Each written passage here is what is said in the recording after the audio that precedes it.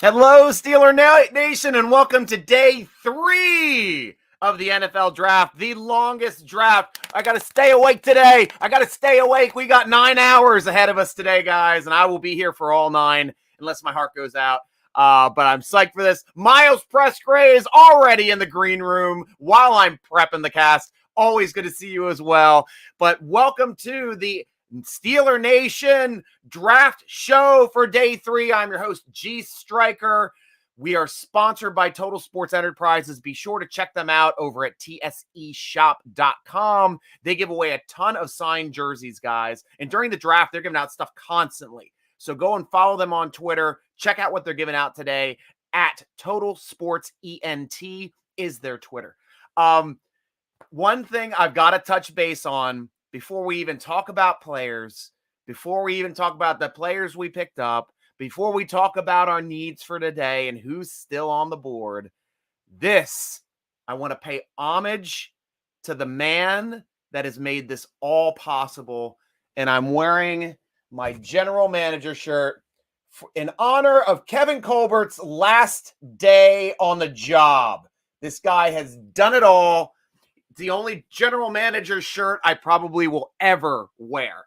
But the guy has just been absolutely amazing with his tenure with the Steelers, picking up Hall of Famers, creating incredible defenses, picking up Ben Roethlisberger, now picking up Kenny Pickett in his last draft. So I know a lot of people are like, well, this kind of sucks for the next GM in because Kevin Colbert now just picked up the quarterback that's going to be tied to that GM, and it's not going to be that GM's guy. But that's not the way it works in Pittsburgh, guys. We are not a rough shoot, idiocy run football team. We are family owned. We know how to do things right. And in this situation, Kevin Colbert and the drafting squad and the scouts have been working all year to this moment. So it made zero sense to get rid of him. This is essentially the best time to get rid of a general manager because of all the work done all year, all the research, all the pro days, combine, going and meeting with players, having them into the team. It all culminates on today after the draft when they pick up their 10 or so undrafted rookie free agents. And then his job's done. He can get on with his life's work. I don't know if he's going to continue in some capacity as a vice president of football operations above the new GM. And it may be an internal hire anyway. It may be a guy that's here on staff. It might be Khan, might be Hunt. These guys know and have been sitting there with him the entire time. And what a great resource to have if Kevin Colbert decides to stay on in some capacity, which I believe will be offered to him. I would not be surprised at all to see him be the vice president of football operations or something like that. And we have a new general manager where he's just there to advise. He's not going to tell you the new general manager what to do. The same way the Rooneys don't tell the head coach what to do. And the Rooneys don't tell the general manager what to do. I mean, they tell them what they like. They tell them things they like to see, maybe targeting specific direction. Like we need to stop the run. We need to run the football. We need to stop the run again. And that's what we did. That's all last draft was running the football, stopping the run. First 4 picks, running back, tight end, 2 offensive linemen. Bam. Commitment to run. Check. Done. Now we got to stop the run. We just brought in a highly drafted 3rd round defensive end that helps us out there as well because I don't know what's going on with Tuitt. If Tuitt's there, it's kind of like a nice luxury pick to have and an extra developmental guy that we can have with Loudermilk when one of these guys starts leaving. But hopefully having Loudermilk and the newest pick, Leo, just right there behind Tuitt and Hayward would be ideal. Absolutely ideal. Though I still like Chris Wormley. Chris Wormley has done nothing but his absolute spot on best and has played better in the city of Pittsburgh than he ever did in donning the purple and black in Raven Stadium over here where I live in the Baltimore area. Phenomenal guy and somebody that should really be celebrated with the amount of work he's been doing on our team and doing a good job too as well. Guys, as you know, this is your podcast. Comments, questions, concerns, who we going after, what we going to do, what do I think about players? We're going to be here a long time. Or even just crazy stuff like, I'll talk about beer yesterday. I talked about whiskey. I talked about jobs I've had. I've talked about situational conversations and travel in Ireland. And we're here for 9 hours. It's not just going to be football. It's more like a baseball broadcast because we're strictly Pittsburgh Steeler focused, but we're going to have fun. We're going to communicate. We're going to talk back and forth and have a great time. And I even invited a couple of my podcast friends where I've been on a couple podcasts, Gridiron podcast. Stacy over there is a huge fan of the Rams. And we had a big Rams fan on yesterday as well that participated excellently with all of Steeler Nation. I mean, you don't have to be a fan of just the Pittsburgh Steelers to enjoy this draft, follow it, and hear conversation that you would never hear on broadcast television because we're just too damn entertaining. We had too much stuff to talk about, including Miles Presgrave being in his green room when I was prepping day 3 in this. That's it. I love the enthusiasm, Miles, as always. I always enter the jersey giveaways. I will win it one day. Yes, you will.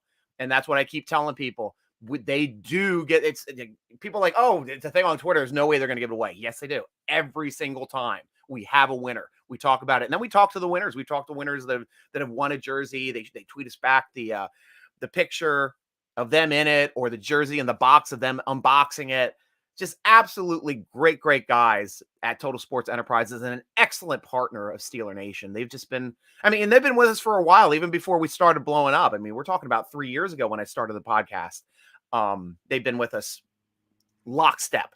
Awesome guys.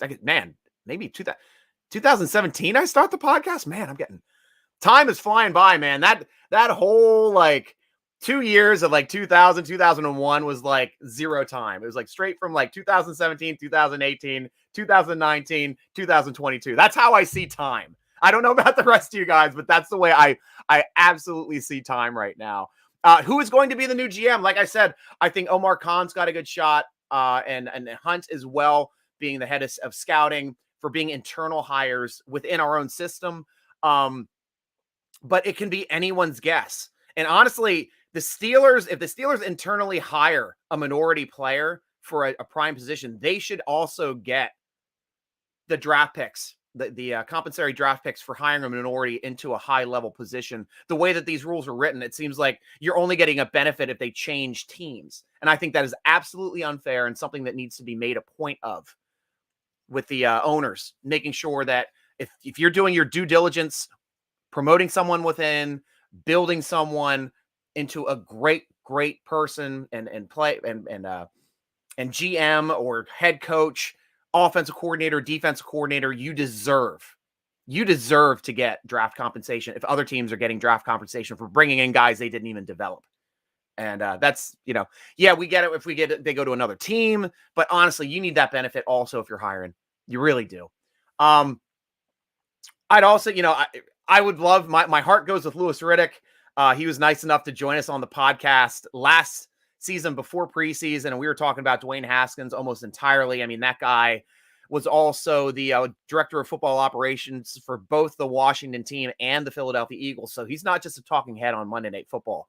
Guy is an incredibly bright NFL mind, and he's been very, very quiet. He's excellent at responding to my texts and my emails. I get zero from him now. Nothing. I mean, he told me once, he's like, I'll get to you. I'll get back to you. Can't do it right now. I got that once from him right when he was first interviewing for the job. And that was months ago. Bupkis. So maybe Louis Riddick might be offered that position. I don't know. It would be interesting to see, though. Highsmith is going to be great this year. And I agree with that too, Miles.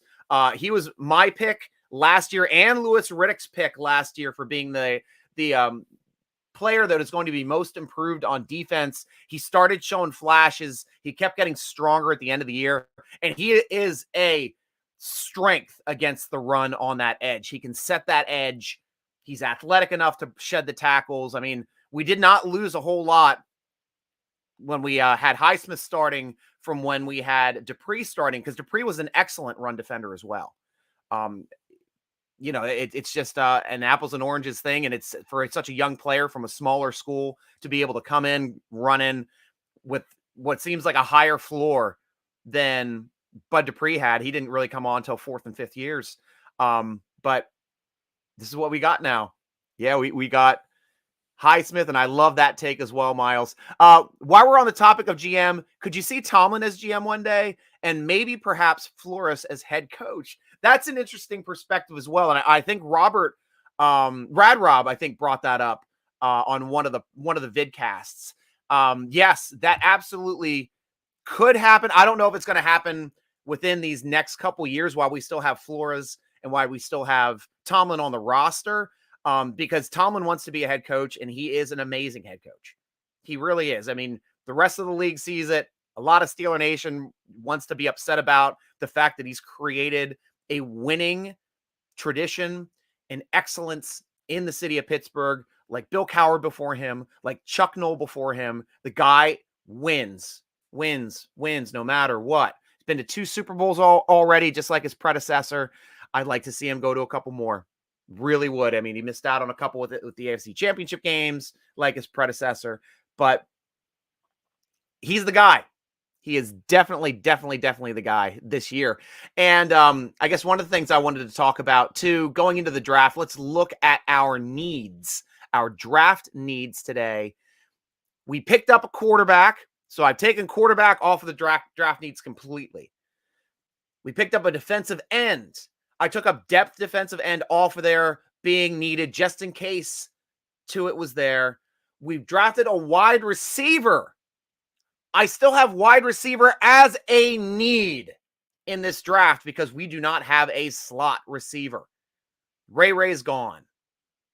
Juju's gone. Unless they want to make Gunner, if they're expecting Gunner to be the slot, or maybe Miles Boykin, because they drafted Pickens, who's essentially the same player as Boykin, and essentially the same player as Claypool. They're all Z guys. I'm expecting Boykin with his excellent change of direction that he had in the combine. He was number 2 in all receivers, number 2 or number 3 in the 3-cone out of all of the receivers the year he came in, number 8 like in running, but he got a 4.4 40, but he's a 6'4" guy. That's that side speeds ratio. If you're hitting 4.4, you are blazing at 6'4". Also had the best high jump, jumped out of the building in the high jump and in the long jump. I think he was only a half inch behind being number 1 for long jump as well. So a lot of great metrics on Miles Boykin that I really like. So that made this a little bit of a head scratcher for me because Claypool is supposed to be the starter. We definitely needed to replace somebody with Washington leaving because we didn't have that backup Z anymore. That's what I thought Miles Boykin was. But no, we got Pickens as well.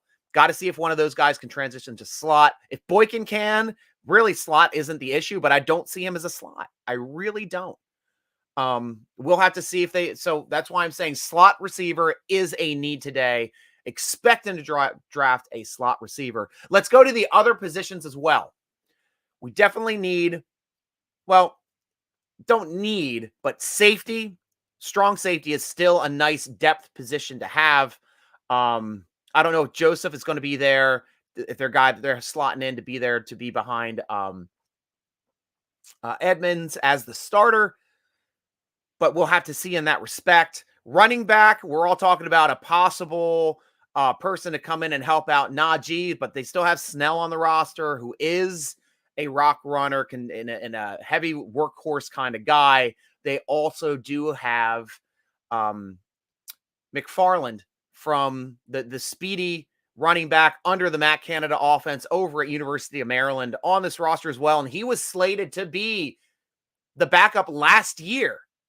Hurt his ankle right before the first game of the season, tried to heal it out, then was put on IR, came back off of IR mid-season and never really got onto the field in any major capacity. At that point, it was Najee Harris's offense. It's going to be Najee Harris's offense again. But do expect them to draft a running back. I expect them to draft an interior lineman as well. Sorry, an edge lineman as linebacker. Why did I say lineman? Linebacker. Offensive tackle could also be good for depth. And a third tight end is needed. We've been talking yesterday about Connor Hayward being that possible guy. Maybe you don't have to use a draft pick on him because if he's an undrafted rookie free agent, he's only going to go to Pittsburgh to be with his brother. There's no choice. There's no choice. And the Steelers already know that. So I'd see him coming in. Maybe we can do the same thing with Lake's kid. Maybe they can do the same thing with Polamalu's cousin. When you have that Steelers connection and a positive experience with those guys, they're more apt to come to the team that made their family members famous, and their family members would be pushing hard for them to come and become members of Pittsburgh Steelers. I know Lake's son is following in his footsteps, but like a safety hybrid linebacker, middle linebacker role, possible money backer. That's a good spot to have. And then Polamalu's cousin, I'm not actually sure on what position he plays. So guys, Steeler Nation on our show, let me know who those kind of people are so we know what's going on in that respect as well. So coming back to the questions. Robert, how you doing, Cooley, man? Always good to have you on the show. Steeler fans just don't know how bad the other coaches out there are. Definitely true. Definitely true. I got to have my first drink of the day. I'm going caffeine today for the most part to start off. Starting off with my Mountain Dew Spark, brand new Mountain Dew. It's raspberry lemonade. I essentially stopped drinking sodas entirely until this came out. And I'm like, this stuff is massively good. Tastes like summer. Robert, safety, cornerback, offensive line, nose tackle. Spot on. Yeah, I didn't even finish my list. Yep, nose tackle as well I have on here. So yeah, that's everybody. That's pretty much everybody. Miles, I know I talked about this yesterday, but I honestly want Smoke Monday. I was watching his play style. He is so physical, and he hits very hard. The Steelers way. Wouldn't be against it. Wouldn't be against a little smoke on this team. We're used to the smoke. Hell, Cameron Hayward even said, bring the smoke with all these new quarterbacks coming into the AFC North. Maybe he was actually saying, bring the smoke and draft Smoke Monday. We will have to see today, Miles. We will have to see. Or is there another Miles to pick up today? Because that would just be amazing. Miles, modern day Ryan Clark, if developed correctly, I would love, love, love that. He was the perfect complement to Polamalu. We needed that perfect complement to Minkah Fitzpatrick to be locked in when we're going to redo his contract this year. Can't wait. Robert, Jerome Ford out of Cincy as a backup running back. Yeah, I'm for that. I know I mentioned in my 7-round draft, I got to look that up. That's probably on one of my sheets here.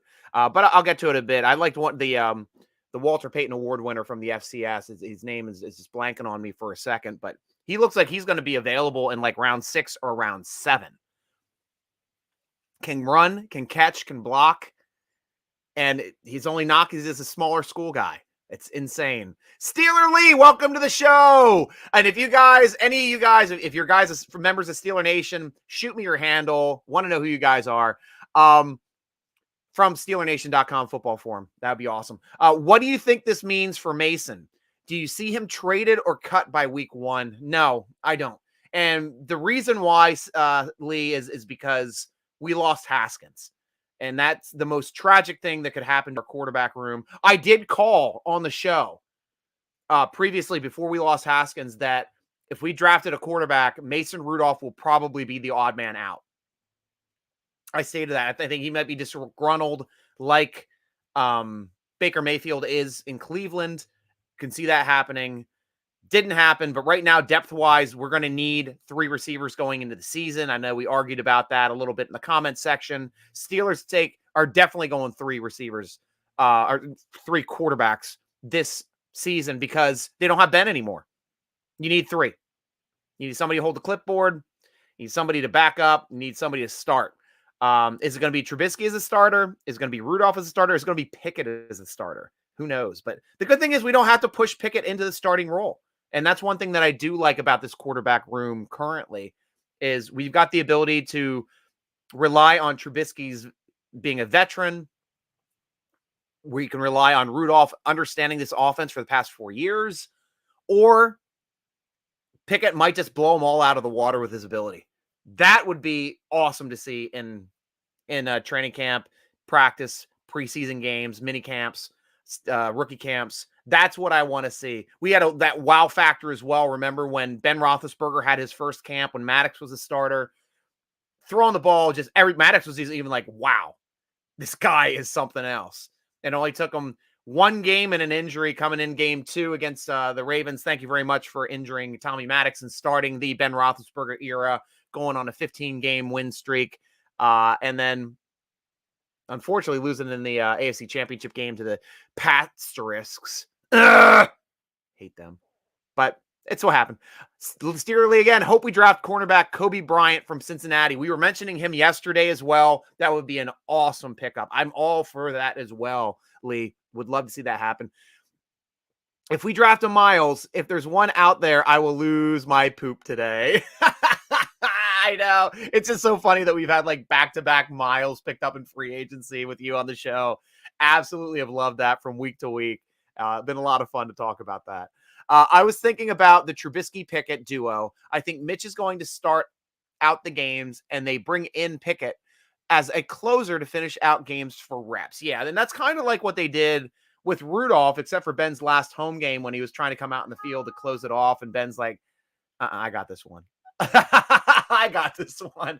And rightfully so, man. Kneel down, last snap, game over, ball in Ben's hands that he got to keep. He'll have that on his mantle the rest of his life. What a special night. And I was blessed to be there. I was just sitting in the it's been like, it's like there was no other game, no other regular season game that I ever seen in Pittsburgh had the emotional effect that Ben's last game against the Browns had on me in that stadium. I sat in that stadium for another hour just watching Ben sit around, and he did it right. He took his time, walked around the stadium, started doing a partial lap, saying the high fives, saying thank you to the fans, came out to the middle of the field and prayed, came over to the sideline, sat down on the bench, got up, walked over, greeted his family who came out onto the field with him. They all hugged right there at the tunnel, and then all walked back through the tunnel hand in hand off to enjoy his retirement as a family. And I love that mental picture. And I just stayed there, and I was just in awe. The scoreboard's just yellow, thank you, Ben, up there on the boards. And I was just staring at it the entire time. Just like it was just so emotional. I didn't want to leave. I just didn't want to leave. Ben didn't want to leave. Ben didn't want to leave the stadium. And I understand that. It was his last moment, his last time to be there. And I'm just like, I don't want to leave either, man. It was that impactful. Ben, I've been a season ticket holder. I started in 2007. So most of Ben's career, I've gotten to see, it seems like 100 games there. I know it's not quite 100, but man, has it just been an absolute treat to watch that guy and his career in Pittsburgh. I guess the draft is starting up, so I need to open up a draft window here so I can follow. I know Cooley's really good as well about keeping us up to date, and I'm sure you're still going to be ahead of us. And I'm going to probably be a draft pick behind everybody today if this is the way it goes. I might have to switch over and just bring up the Steeler Nation Twitter feed. Actually, I think I'm going to do that right now. Let me get some of these windows closed because I am just all over the place today. It's like house cleaning and bad house cleaning. That's awesome. Awesome. Ben McCallion is going to be joining us on the show for the picks. He's going to be popping on and off, and we love having him on the show. Going to have a bunch of different Steeler people coming in and out, maybe some other friends from other teams. I was on the Irish Chicago Bears podcast last year when we were playing the Bears, and had a great time speaking with them and being fans of the Chicago Bears in Ireland. It was just amazing to me. The Overdue Bills are great friends with us. We've been on each other's podcasts quite a few times. I remember him having them on one of our podcasts, just talk about when we picked up Trubisky and to talk about him and Levi Brown. or Levi Wallace, sorry, just being new additions, and they know those players. He's very upset to see Levi leave the team, but was a lot of fun talking with them, and they may be joining us today. Maybe even some Browns podcasters joining us today. They're great guys too. I was on their podcast, very, very civil dudes. And I was civil as well. You know, we just love our teams. We're neighbors, just like Buffalo's not far from us too. It's just Buffalo's not in our division, so there isn't the animosity that we have for the Browns fans in that. Robert, I'm in and out today, so I won't be able to post the picks as the hit. That's not a problem. I can do that, but I appreciate that. General So's Chicken. Where Jenna at? I got to get some. Okay, there you go. We got a racist. Great. Not saying welcome to the show, but I don't find that funny. Miles Pressgraves, have you checked in with Justin to see how his show went? No, I will text him now though. Because that's a great question. It completely slipped my mind yesterday just because I was so into the draft. But I want to get his takes on this draft, and I'll relay it to everybody else as we're talking. And here we go. I'll even do it live. Hey, Justin, I hope your show was awesome, period. What do you think of the new pickups, ? Who do you hoping for today, ? Because the fans want to know and are asking me live on our show. Awesome. That's out to Justin. He'll be tweeting us back. He's a good dude. He's always, I'm sure he's up and ready for the Steelers picks today already. If the Browns podcasters do come in, I'm going to roast them for Watson. We got to discuss Watson. That's the elephant in the room. They were always harping on Ben for his 2 off-field incidents, sexual misconduct. Not 20. Not multiply that by 10, the guy that they just brought in that they love. And he's still got litigation ahead of him. Ben never had litigation. Ben's things never went to even a criminal case. They never even went to the point where they'd even be seen for a grand jury. All of Mr. Watson's class actions have gone in front of a grand jury. But not saying one is right, one's the other. I have no idea what happened with Ben. I'm not going to defend him. He can be a young dude doing dumb stuff, but, I'm not going to defend Watson either. Definitely not. If the Browns podcasters do come up, I'm going to we got that one already. Yep. And if we care about Twinkie Boy. Yeah, which one's Twinkie Boy? I'm not sure. But I want to welcome to the show, fortunately, a man who is not getting married this year on the podcast. His new wife is more than happy to bring him beers while he's on the air. One of our draft gurus, Matt Papiernick. Matt, how are you doing today, man? I'm doing well, Striker. Just getting myself going this morning. I know, man. Well, I'm geeked already because this is like the first night I was actually able to sleep in a little bit. And this is the first draft show where I've had longer than 15 minutes to prepare from coming from work. So I've just been slammed this entire week. My entire hands are all busted up. I like filleted this finger at the first box I pull off the van at the Commanders. Washington Commanders. I always want to call them the Commodores. That's the worst name ever. But the Washington Commanders draft day party that we set up for. Yeah, I'm just not having a good week. They got a flat tire immediately coming out of there. Didn't get to start that show on time. Started an hour late, but I appreciate you and Ben being there for me when I was able to get on. Unfortunately, we only missed like a couple picks. Yeah, if that. Mm-hmm. It's been a long 2 days. Today's going to be even longer, especially with the Steelers having some big gaps between their picks. Right. So I want to know your perspective now coming into the draft. You've had some time to sit on our 2 picks from yesterday, Matt. So I want to hear specifically what you have to say about Pickens and Leo. I'll start with Pickens. Overall, I like him a lot as a wide receiver. There's a lot to like. I think I gave him a little bit of a comparison to Plaxico previously, but he's long, tall, physical. The video of him from the college football playoffs, absolutely destroying Bengals corner safety Daxton Hill, who they drafted in the first. That video Right, that circulating Twitter right now is throwing awesome. him to the ground like Yeah. Oh man, yeah, it looked like a Heinz Ward block. That's Pickens though. He's an absolute physical beast. He's a competitor. He isn't afraid. He's a football player. That's what he is. I don't think he's going to come out and all of a sudden get a 1,000-yard season in year one because he needs to work on his route running a bit and things like that. But he's a great potential there. So I like him a lot. Some people are saying some things about his attitude or off the field stuff potentially. I don't think that's really too big of a concern. I don't trust anyone more than Mike Tomlin when it comes to evaluating players' personalities.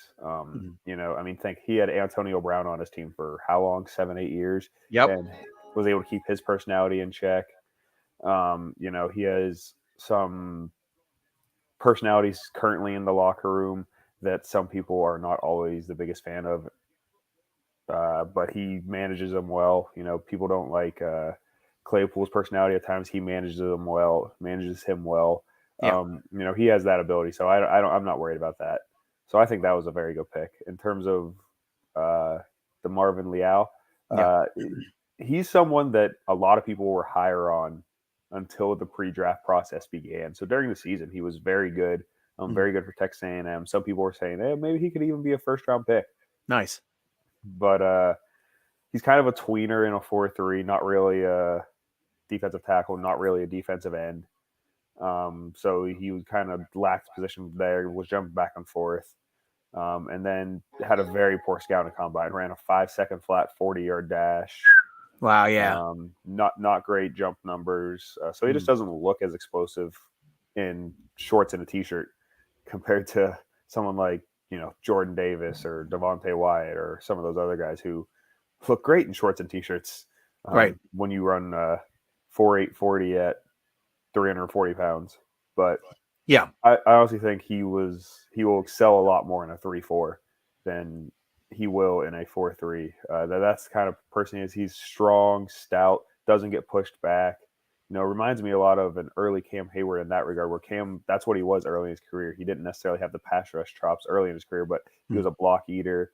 You're not going to push him around. The Marvin Leal is very strong. You're not going to be able to move him off his spot. So overall, that's just a very good get and very good depth when the Steelers have a lot of questions along their defensive line on who will be there. Nice. And who are your top positional needs, or at least what is your top positional needs going into the draft today? Put them in order. I know we're talking about slot receiver. We're talking about nose tackle, talking about depth at edge, maybe a strong safety depth. What do you see? If I had to put them in order, that's tough. So I'll start just naming some of the positions and try to gauge who I think would, or what position would be the most needed. I do think they need to probably add depth at running back. Can't just keep running Najee Harris into the ground. There's too much on his plate there. So do you think Snell and McFarland don't have the ability to back him up? Snell really hasn't shown much in his time with the team, in my opinion. I think he gets what's blocked for him and occasionally a little more, but he's one of those guys. He gets into a rhythm as the game goes on, wears you down, and that's not something that the Steelers need because they already have your featured back in Najee Harris. So that's what's noted at Kentucky. He wore him down over time. Anthony McFarland, he has that speed, but he hasn't been healthy, hasn't been able to get a hat on game day very often. So we haven't seen it. And if they're not putting him out there, then I have to assume that they're not thinking that. Yeah. Granted, some of it's been due to injury, but I think they just need someone who can come in and be a 3-down back for a full series if Najee just needs a breather. I don't think it's, draft in the 4th round maybe, but, snag one later that has that potential because running backs, we all know, can be available later in the draft. Some people last year hated the Harris pick because you can get running back value late. So they need a running back. You mentioned they need a corner depth. They have an interesting group. It's just who pairs where. Does Sutton move back to the slot? Mm. Does Mollett or Norwood still own that spot? Who's the true number one on the outside? Yeah. Because you got a lot of guys with potential on the outside between Sutton, Wallace, and Witherspoon, but Right. none of them have been a number one at any point in their career. So you got questions there. Obviously, strong safety. I know you've hit on wanting to get a safety. Yeah. Because of Terrell Edmonds. Right. You know, only being on a 1-year deal, I think it's good because now they were able to wait on a safety and not have to use an early round pick on one. Yeah, and maybe use this year to develop him as well. Yeah, so that's always potential. And those are the three main positions in my eyes, because they got a lot of depth elsewhere now that they've added a wide receiver, added a defensive lineman. I mean, I also think they might snag a quarterback late. Right. They only have 3 quarterbacks, and the veteran group of quarterbacks out there doesn't look very promising.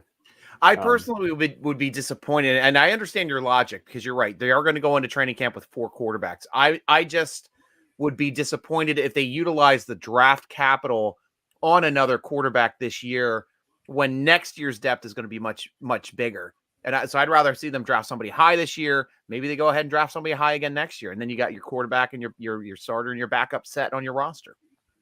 Mm-hmm. Definitely. The reason I can kind of see them drafting a quarterback is because if they did that, I would see them. I'm not saying they will do this. But I'm saying if they did that, I could then see them doing something with Mason Rudolph like they did with Josh Dobbs in the past. Camp comes along. Another team needs a second or third quarterback. They trade a 5th or 6th round pick for Mason Rudolph. Considering he's on a 1-year deal, has experience in the league, to a team probably similar to how Jacksonville traded for Josh Dobbs. You know, have a young quarterback. Let's get a guy who's been around the league a little bit. So if they did that, that's something I would see happening. You know, Mason Rudolph getting moved, not necessarily today, but at some point before the season. And right now, I would like to welcome to the show the other half of our draft analysis team for the NFL, the Steeler Nation NFL Draft Show, Mr. Ben McCallion. Ben, how are you doing, my friend? Back and better than ever, Striker. Good to hear. Home turn here. Yeah, I know that now this is the long show, and I know you guys, obviously you don't have to stay on. You can pop in and out as much as you like and just be like, hey, I'm going to pop out. I'll see you in a bit. I'm fine with that. You guys are setting your own schedule. I'm not going to be like, you got to get on, you got to get off, you got to get on, you got to get off. I'm happy to have anybody to converse with. And as you know, as Ben and I have shown, we don't necessarily have to talk about football the entire time also. And we have some fun with the show. And that's why, like I was telling everybody before you guys got on, this is more like a baseball broadcast. You don't necessarily have to talk about the game the whole time. And it's always 3-2. Right. And we've got our 3 right here now on the team as you do another baseball segue and the pitch. But Ed has somebody say, need to work on secondary now and running back. Definitely. Miles is saying he was watching their clips. They are both dogs. I think that's dogs in a good way. I agree with that too. Brown, Bell, Haskins. Originally, Tomlin is the GOAT in keeping people in check and making them feel welcomed. I know that is something now he's starting to get some credit because it seemed like there was nothing that Tomlin could do that would be right. I'm going to go through the draft here, just touching on it quickly. It has started. Tampa Bay picked up Cade Otton, the tight end from Washington. Houston Texans picking up Damian Pierce, the running back from Florida. Cleveland Browns with another pick, Perrion Winfrey, the defensive tackle out of Oklahoma. And then the Seattle Seahawks just took Kobe Bryant, the guy that we were talking about here on the draft show, hopefully wishing that this guy was going to fall to us in the 4th, because once we get our pick in the 4th, we're not going to have another pick until about the 6th. So want to know what this means for the Cleveland Browns picking up a guy like Perrion Winfrey. Either of you have any info on him? He's scary. Yeah. Quite honestly, he's a massive guy. I mean, him with Myles Garrett, of course, I'm trying to keep my bias at bay here. But just him with Garrett, I mean, they're going to be a headache for offensive lines. he plays more inside. It's Winfrey. He plays more as like a nose tackle, if you will.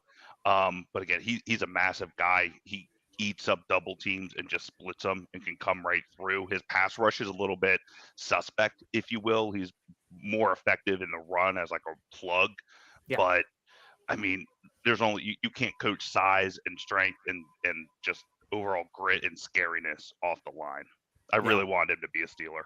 Oh, so and he's more of an interior lineman guy, like a nose tackle. Right. Yeah. Yeah, that sucks because that's still a big need for us. Yeah, he's definitely the only problem I've had with Winfrey throughout the entire time. He's very hit or miss. He either has great plays or he gets lost for a stretch. But when he has those plays, I mean, he could just toss offensive linemen like they're rag dolls. What I'm upset with is I put out an article this morning on Dameon Pierce saying he would be a great snag for the Steelers as a steal. And within the first 2 picks of the round, he's gone like, all right, well, you're right. He was a good pickup, and he's off the board in the second pick. Yeah, I'm like, well, that article was relevant for 30 minutes. The nature of the beast, my friend. I think that was the shortest shelf life of an article I've had. And it's like I put an hour or so into that based on what I knew about him and stuff, and boom, gone. I was like, all right, well, a fart in a skillet. Right. I'm like, well, someone else apparently agreed with me at least. Yeah. That's good. Well, Ian White also would be nice to have a Casey Hampton type guy, defensive tackle in the middle, anchoring the D line. Hope Leo could be that guy, or he might be an edge rusher. Yeah, we're thinking right now that he may be that outside linebacker depth that we were looking for drafting. He may be that player that's going to be helping to back up and fill in for Tuitt if he's not going to be there this year. Yeah, I think it's going to be kind of like a Brett Kiesel, Aaron Smith kind of deal with him and Cam, how they're going to line up and really play off each other. Nice. I think it's going to be very similar to that type of scheme or mentality, if you will. Yeah, because the only other thing that's kind of odd to me was they used the draft capital last year, picked up Loudermilk, a guy that they were very high on. They didn't have a pick in that round and moved into that round, which is why they don't have a 5th round pick today to pick up Loudermilk. And he looked to be progressing very well. He was making plays. He was doing a good job as that opposite to Cam. We needed to come in and spell, and he was starting to get more and more snaps. He looks like he's developing. So it was odd to me to pick up an additional person unless they're just banking on the fact that Tuitt's not going to be there, or the other side of that coin, like we're saying, maybe they're going to convert him to outside linebacker if he's an edge guy. Yeah, and I forget, I think it was Coach Austin said last year after the Loudermilk selection that finding a good defensive lineman is like finding a pretty girl. Everyone wants them, but they're always not available. So if you see them, you got to hop on it. So that's the Steelers' mentality. I think if they see a defensive lineman, whether or not they need him or not, if he's there and he kind of lines up with, how he's projected and where he falls in the draft, I think they're going to hop all over it. Yeah, and also the thing is, I mean, you talk about Tuitt potentially not being available.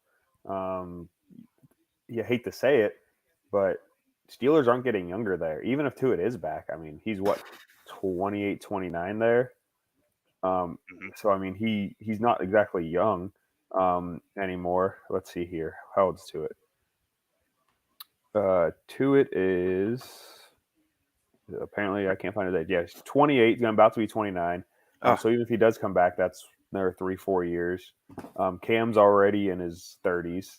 So you need to start developing the guys behind him. I mean, that's why Loudermilk last year was solid, and getting Leal this year. They could potentially become Cam and Tuitt in 2 or 3 years. There's a pick that just came off this board. I got my popcorn ready. Get my popcorn ready for the show today, obviously. A pick just came off the board, and I am kind of floored by it. The Ravens continuing to draft incredibly well. Picked up a guy, Daniel Fa'alele. And yes, I do know how to pronounce at least these type, like the American Samoans, Hawaiian words. I'm all about these guys. I love Samoan football players. But this guy's an offensive tackle from Minnesota, 6'8", 384, 35 and an 1/8 inch arms and 11-inch hands. So just barely bigger hands than Kenny Pickett. Guy's a monster of a man. Absolute mountain of a man. This is like a Jonathan Ogden type pick who was 6'9", I believe, when they took him. And this is somebody that I would have loved to have had on our team as a backup offensive tackle. Does he play left or right? Do you guys know? I think Looks like he's playing left. right. He's their upgrade to Al. I think after Okay. Al's retirement last year, I'm pretty sure Well- he plays left. Matt, you may want to correct me on that. I was playing right last year. For Oh, Yeah. he was? I thought Yeah. he was left. Yep. Oh, No. Yeah, I was watching all the Ravens games too, and it looks like right here on the screen for his they're showing his highlights. He's playing right tackle. Yeah, There you go. So he played a little left tackle at Minnesota, but not a whole lot. And Striker, I thought you said when you pronounce his name, I thought you said I know how to pronounce this guy's name, Daniel. I thought you were going to stop there. I was going to be like, I was waiting for the joke. I would have loved it. Yeah, But, no, that's a great one. Yeah, that's like Fue Matu Maafala. I mean, it's like I love American Samoan names. I just think just pronouncing anything in Hawaiian is just beautiful, and I love being in Hawaii. I've been there 2 times, but extended amounts of times. I've been to like 4 of the islands so far, and absolutely love it there. But yeah, he's a mountain of a man. I mean, Yeah, I don't he's think pushing 400. Yeah, I don't think he plays year one, but he has that banner aspect to him to where he's just so big that you can't ever. He's never going to be an elite pass protector, obviously, just because being that large. Yeah, there is no human being on earth that large that has the foot quickness to 100% keep up with speed rushers all the time. But he has long arms. He has a big body. He's a former rugby player, so he has some athletic ability. So he's not just a big guy that is stick in the middle of the line, right, and make people go around him. So he has some athletic ability. It's just I think he only started learning the game I think as he was a senior in high school. So he's just going to need a little more time this season. But if he ever puts it all together, this is the ultimate upside pick because because he could.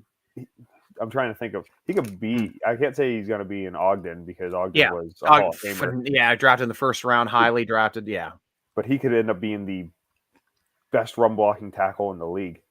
Wow, because of his size and strength. He just has to keep up with Jackson. And right now, that would be on Tuitt's side. If he's playing right tackle, that would be on Tuitt / Wormley / maybe Lyle. Did I say it right? Leal? I think it's Leal. Leal. That's the one I can't pronounce right. You can't pronounce the 4-letter name right. But one day you put 2 A's back to back, a couple L's and E's, and like L'Oreal. But but that's the side they're going to be on. So it'll be interesting to see if we've got to go up against this guy sooner rather than later. Michael Hall, back on the show. Sorry, I'm late to class, Professor. I overslept. By the way, good morning from San Diego. Callie, excited to get the last 4 picks. Let's do this thing, man. Woo! Go Steelers! Love the enthusiasm, Michael Hall. I know it's a lot earlier for you in the morning on the West Coast than it is for us. I got to sleep in for once this week, and I took a shower.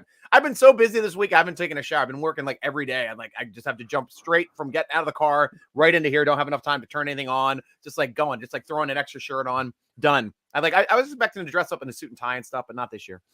That's very European, Striker. I know it was. Yeah, I was smelling very European. Definitely was. And Miles, I still can't believe Shakur is still on the board. What are you guys thinking about this? I mean, this is the name we were starting to throw out in the second round when we were talking about that, right? Yeah, I mean, I'm not really surprised. I had him more so like a 3rd round upside. Okay. I think he's going to get called here in the 4th. Because again, we saw the huge influx of receivers, in the first 2 rounds, I would say. And so obviously that's then going to be backfilled with tight ends, running backs, all the guys that we're seeing now. So I think he's going to get called here in the 4th. I think it's right on cue for where he falls. Nice. Yeah, he offers a different skill set than the Steelers' current wide receivers too, in my opinion. So I think he could be a nice complement. Obviously, I don't think the Steelers are taking another wide receiver here in rounds 2 and 4. It wouldn't surprise me if they take a second wide receiver late. But he does offer. He's more of a he's not the big physical wide receiver that you got with people like Chase and Pickens. He's more of a quick, fast type guy who can get himself down the field and also over the middle. Gotcha. Ian White coming in. Great to see you again, Ian. If I didn't mention your name earlier, we had a great comment before. What do you guys think of our free agent pickups? And which ones do you think will make an impact this upcoming season? Well, obviously, the biggest free agent pickup has got to be Mitchell Trubisky. He's going to probably have the biggest impact in my opinion, but I did keep a spreadsheet, and I do have that open on the guys we brought in this year. And we got to talk about Miles Jack. Getting him at the inside linebacker position, I think that's a huge win, especially with Sherbert, Ben's guy Sherbert leaving us this year. James Daniels and Mason Cole both coming in as interior offensive linemen that are position flexible. They both can play safety. They both can play guard and have done it in the NFL. We got Akila Witherspoon back as our own free agent that we re-signed. Levi Wallace, the other cornerback that we pulled in from Buffalo. Chooks re-signed for us. Gunner, the wide receiver, kick returner, punt returner that we got to replace for Ray. And then, of course, we re-signed a bunch of our own guys like this is Montravius Adams, Killebrew, Mollett, Edmonds, Carl Joseph. Yep. Yeah. Chooks, I mentioned previous. Dwayne, we did sign Dwayne Haskins. Unfortunately, he's no longer with us. Spillane and Allen and Hassenauer all signed their rookie free agent and restricted free agent and exclusive rights free agent tenders. And then we picked up or we claimed technically Miles Boykin, who wasn't necessarily a free agent because he never hit the open market. We claimed him off of the waiver train.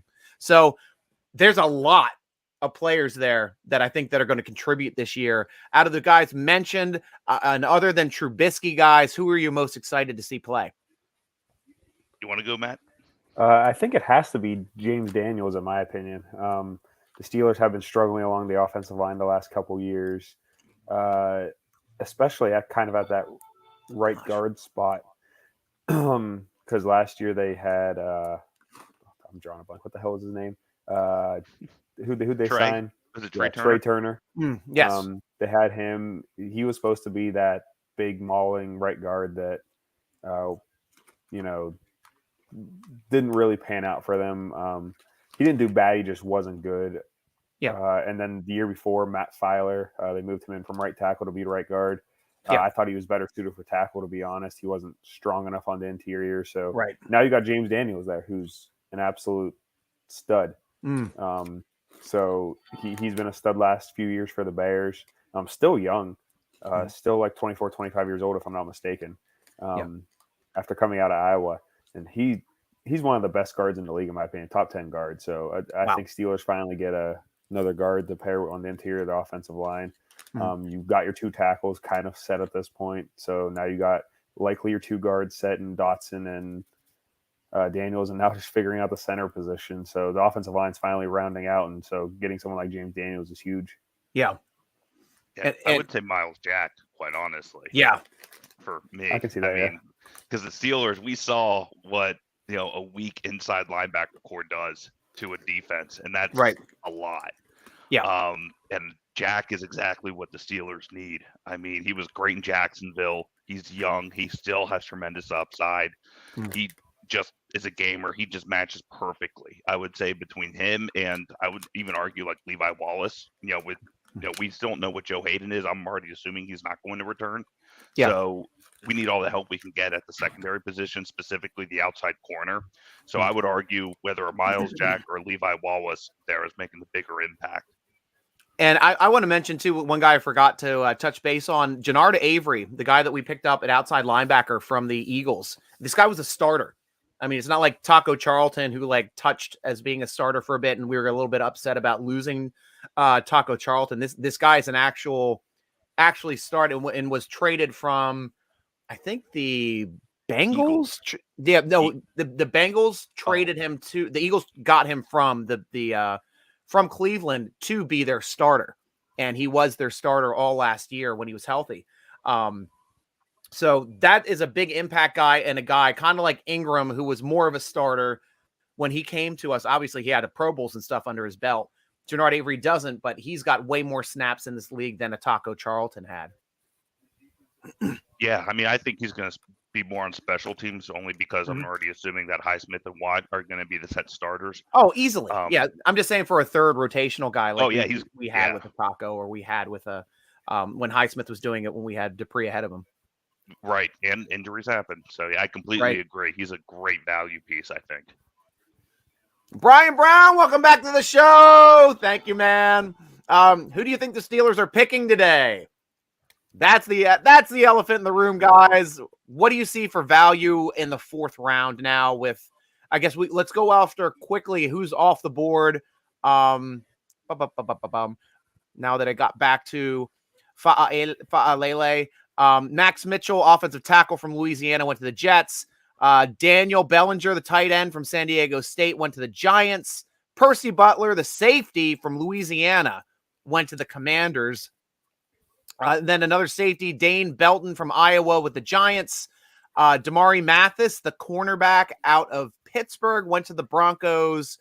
And I'm going to click on this one to get the pronunciation correctly, because this is not a pure Samoan name. This is pronounced Ioma Uawazerike. So African name, beautiful name. And he is a defensive tackle out of Iowa State, just getting drafted here as the most recent pick, at least on my sheet. What would be your value picks now coming up as goodness, where are we at on this? Do we trade down? No, we have the last pick, one of the last picks in the 4th round. Oh, that's right, because it was a comp pick. Right. Yeah, because we traded that pick for one of our trade ups, or for one of the draft pieces. Let's see where I can find that one. I think it's where. Miami got that one, and I think that was that part of the Fitzpatrick trade. I believe so. Yeah, I don't remember. Yeah, it might be. Cool. Yeah. So we got a while before we draft. Yeah, I mean, if you're asking me, I still think though. I mean, I would love to see a cornerback here in the 4th. They still need depth. There's still a lot of talent that I think is going to be there. I mean, I still like Isaiah McCollum, Matt. I know he's out of Sam Houston State, so he probably doesn't get a whole lot of looks from your other Power 5 folks. Yeah. But he's one that I really like. He plays perfect on the outside. He's tall. He's lanky. He excels in zone coverage schemes, which is what the Steelers run.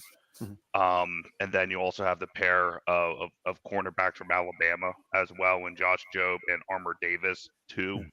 I think any of them are going to be solid ones, and I think all 3 of those guys have a good chance of floating down to where the Steelers are going to be picking here later on in the 4th. Robert C., he's saying, Brian, they're going to be taking Deontay Anderson, the safety linebacker, in the 6th, 7th. Maybe Demarion Williams, the cornerback, also. Our University of Houston guy always chiming in with his pimping his Houston players, and we love it there. We love it there, Cooley. Brian saying Miles Jack was the best pickup. Can't disagree with that as well, especially if he shows that he's a better run stopper than Ben's guy Sherbert. I love that comment, Ben. That was just absolutely perfect. Ben's guy Sherbert. Yeah, he was calling him Sherbert instead of Showbert. Yes, intentionally, but funny stuff. Michael Hall. Well, for the next pick, I was thinking we would get Bryant or Shakur, but since Seattle picked up Bryant, I think it's safe to say we get Shakur if he's available. So would you guys be happy with picking up Shakur at this point? I mean, drafting 2 wide receivers in the top 4 rounds when you have some other depth needed, I think would be a little bit of a stretch. I mean, I wouldn't hate the pick. Yeah. But it would just make it a little questionable on the confidence, I guess, they have in the rest of the roster, considering they would only have 3 picks left after that, and it would be a late 6th and 2 7th. And I know Miles has been talking about Smoke Monday. We touched on him yesterday, Ben. You and I, Matt, do you know Smoke Monday? Is this a guy that is targeted that would be a 4th round target, or would he be targeted later? I think he would probably be a little later. I mean, but the problem is you run into the issue of going from late 4th all the way out to mid to late 6th. So You're stuck in that, okay, well, there's going to be players we're going to miss out on. I personally would probably have him as like a 5th, 6th round pick, but that could leave him as someone that gets picked in between picks. I like him as a safety. He's a big physical safety. he's definitely going to be lining up more in the box. He loves the big hit, and that's kind of was his downfall at times. He goes for bigger hits more so than just wrapping up or actually playing the ball in the air. But I think he could be a good developmental safety if he makes it to the 6th. There's a lot. So I would not take a safety in the 4th.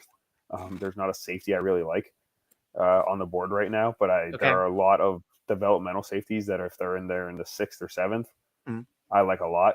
And Smoke Monday is one of those. Nice.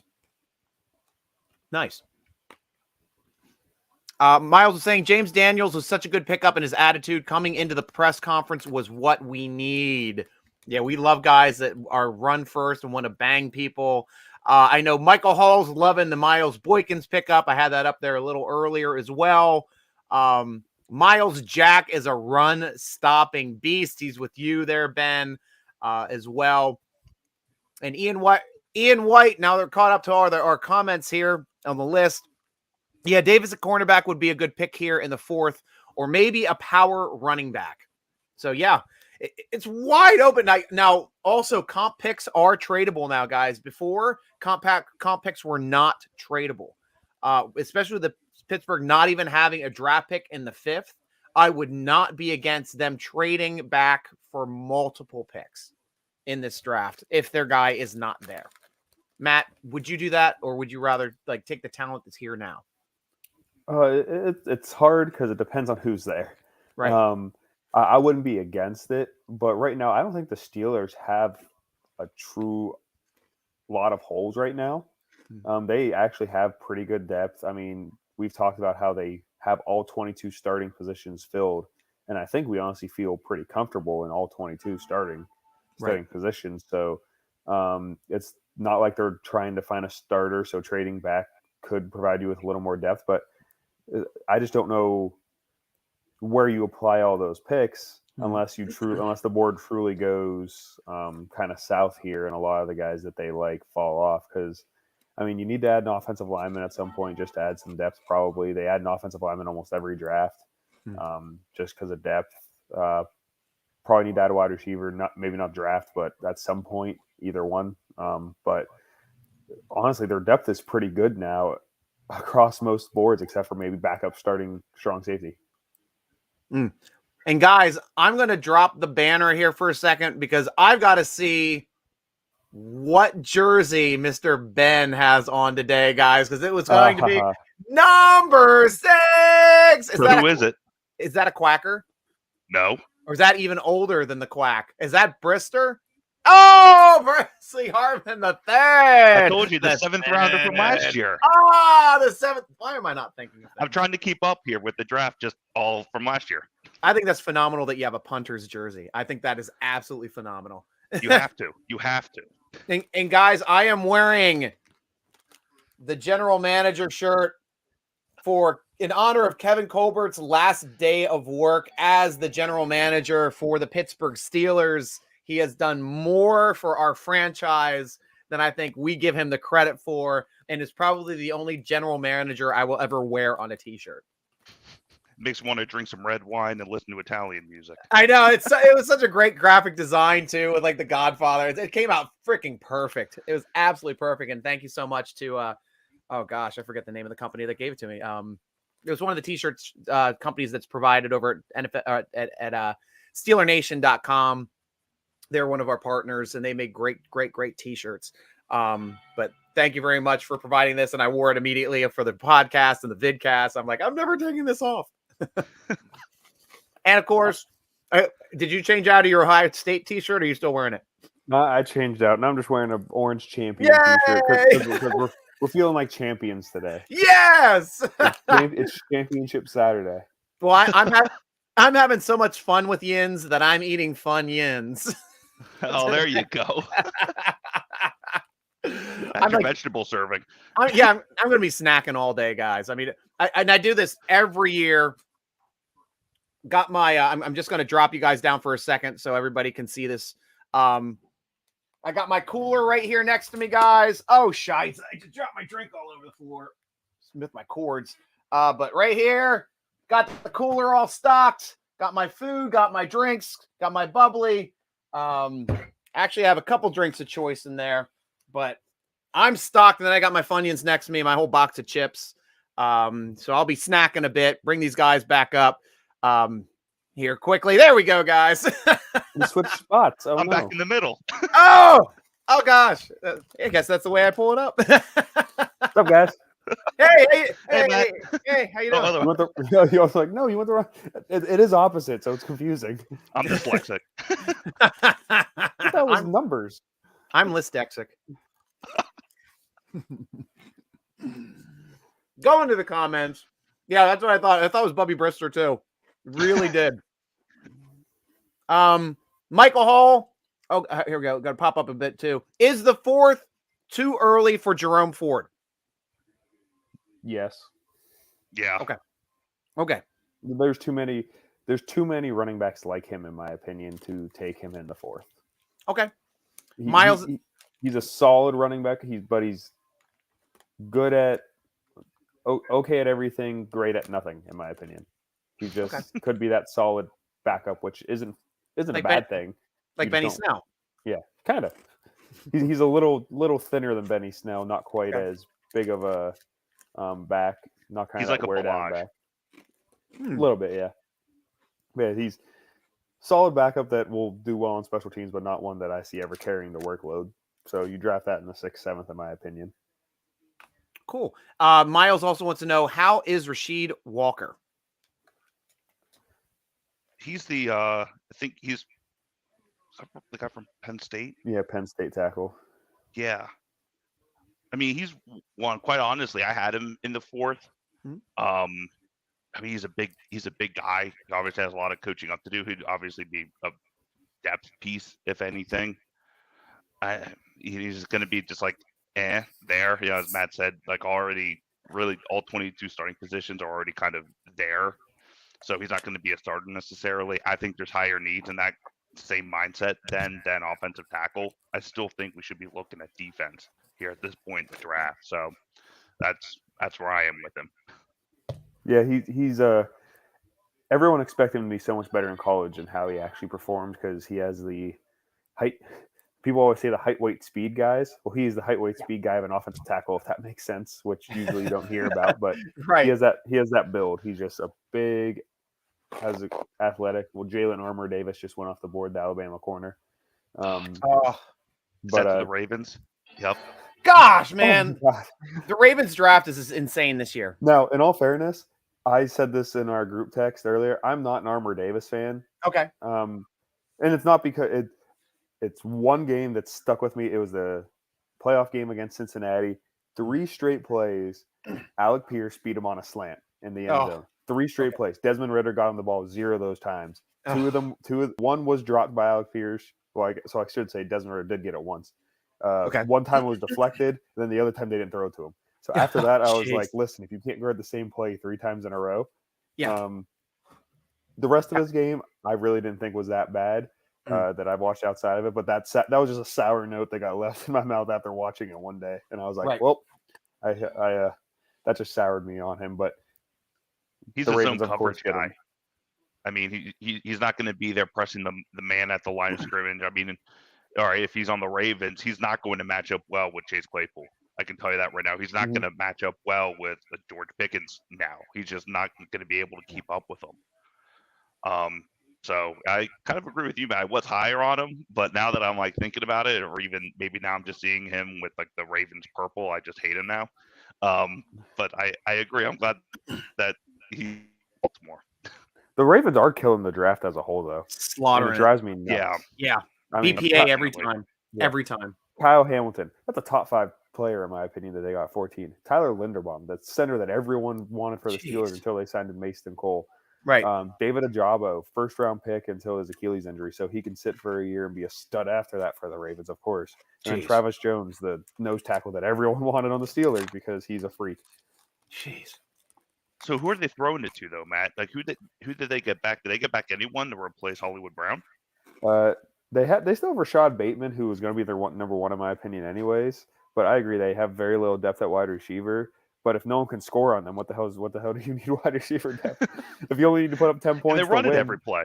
Yeah, they only need to run the ball for 10 points, and because you have Kyle Hamilton in your defense, Ajabo on your defense, and now Travis Jones and Armour Davis on your defense. Screw it. It's going to remind you of the 2005 Steelers when they didn't need Ben to throw it. Yeah. Every game's going to be like a 19-17 or Yep. 13-12.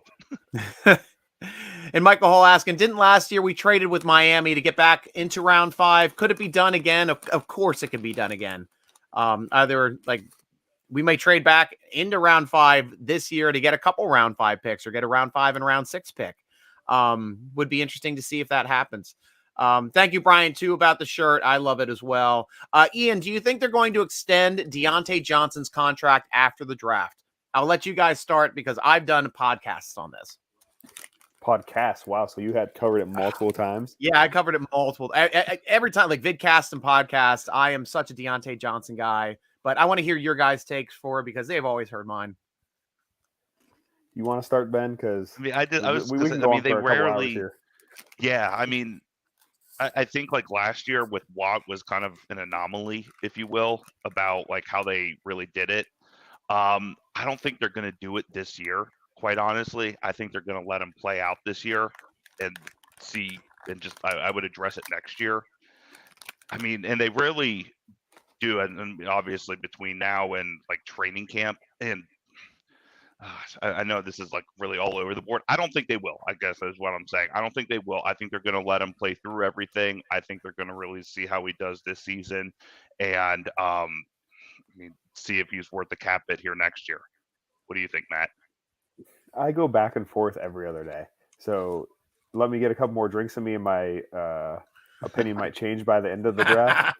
But I think they will come to a deal because from everything I've read, from everything I've seen from Deontay, he is a very reasonable player. He understands that they are not going to give him top dollar. And I think he kind of understands that.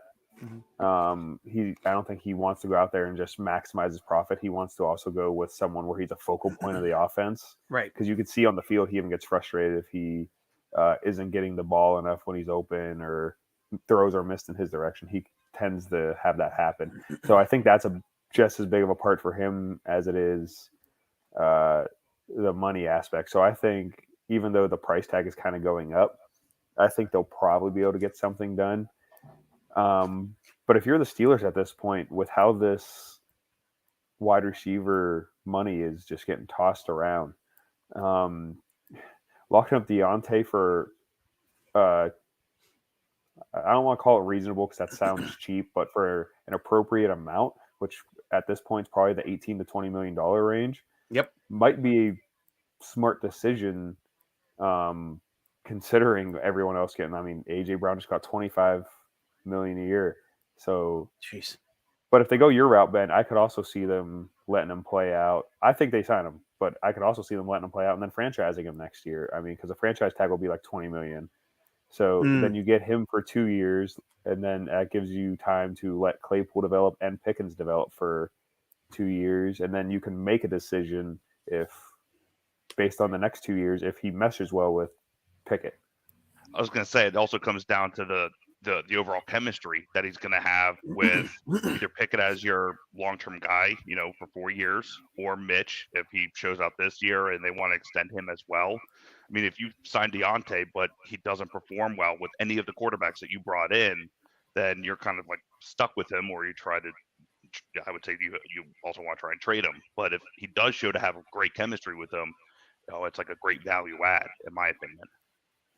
And for me, guys, Deontay Johnson was asking for $16 million a year right when the season ended. I was like, that's a steal. Now he's asking for $18 million a year. Lock him up. Lock the guy up for an 8-year contract. This is kind of like when we signed Antonio Brown on his 2nd-year contract over Wallace. This is kind of the same thing. We let Juju go, and we're looking to sign Deontay Johnson because X receivers to develop in our system take 4 years. He made it Pro Bowl in his 3rd year.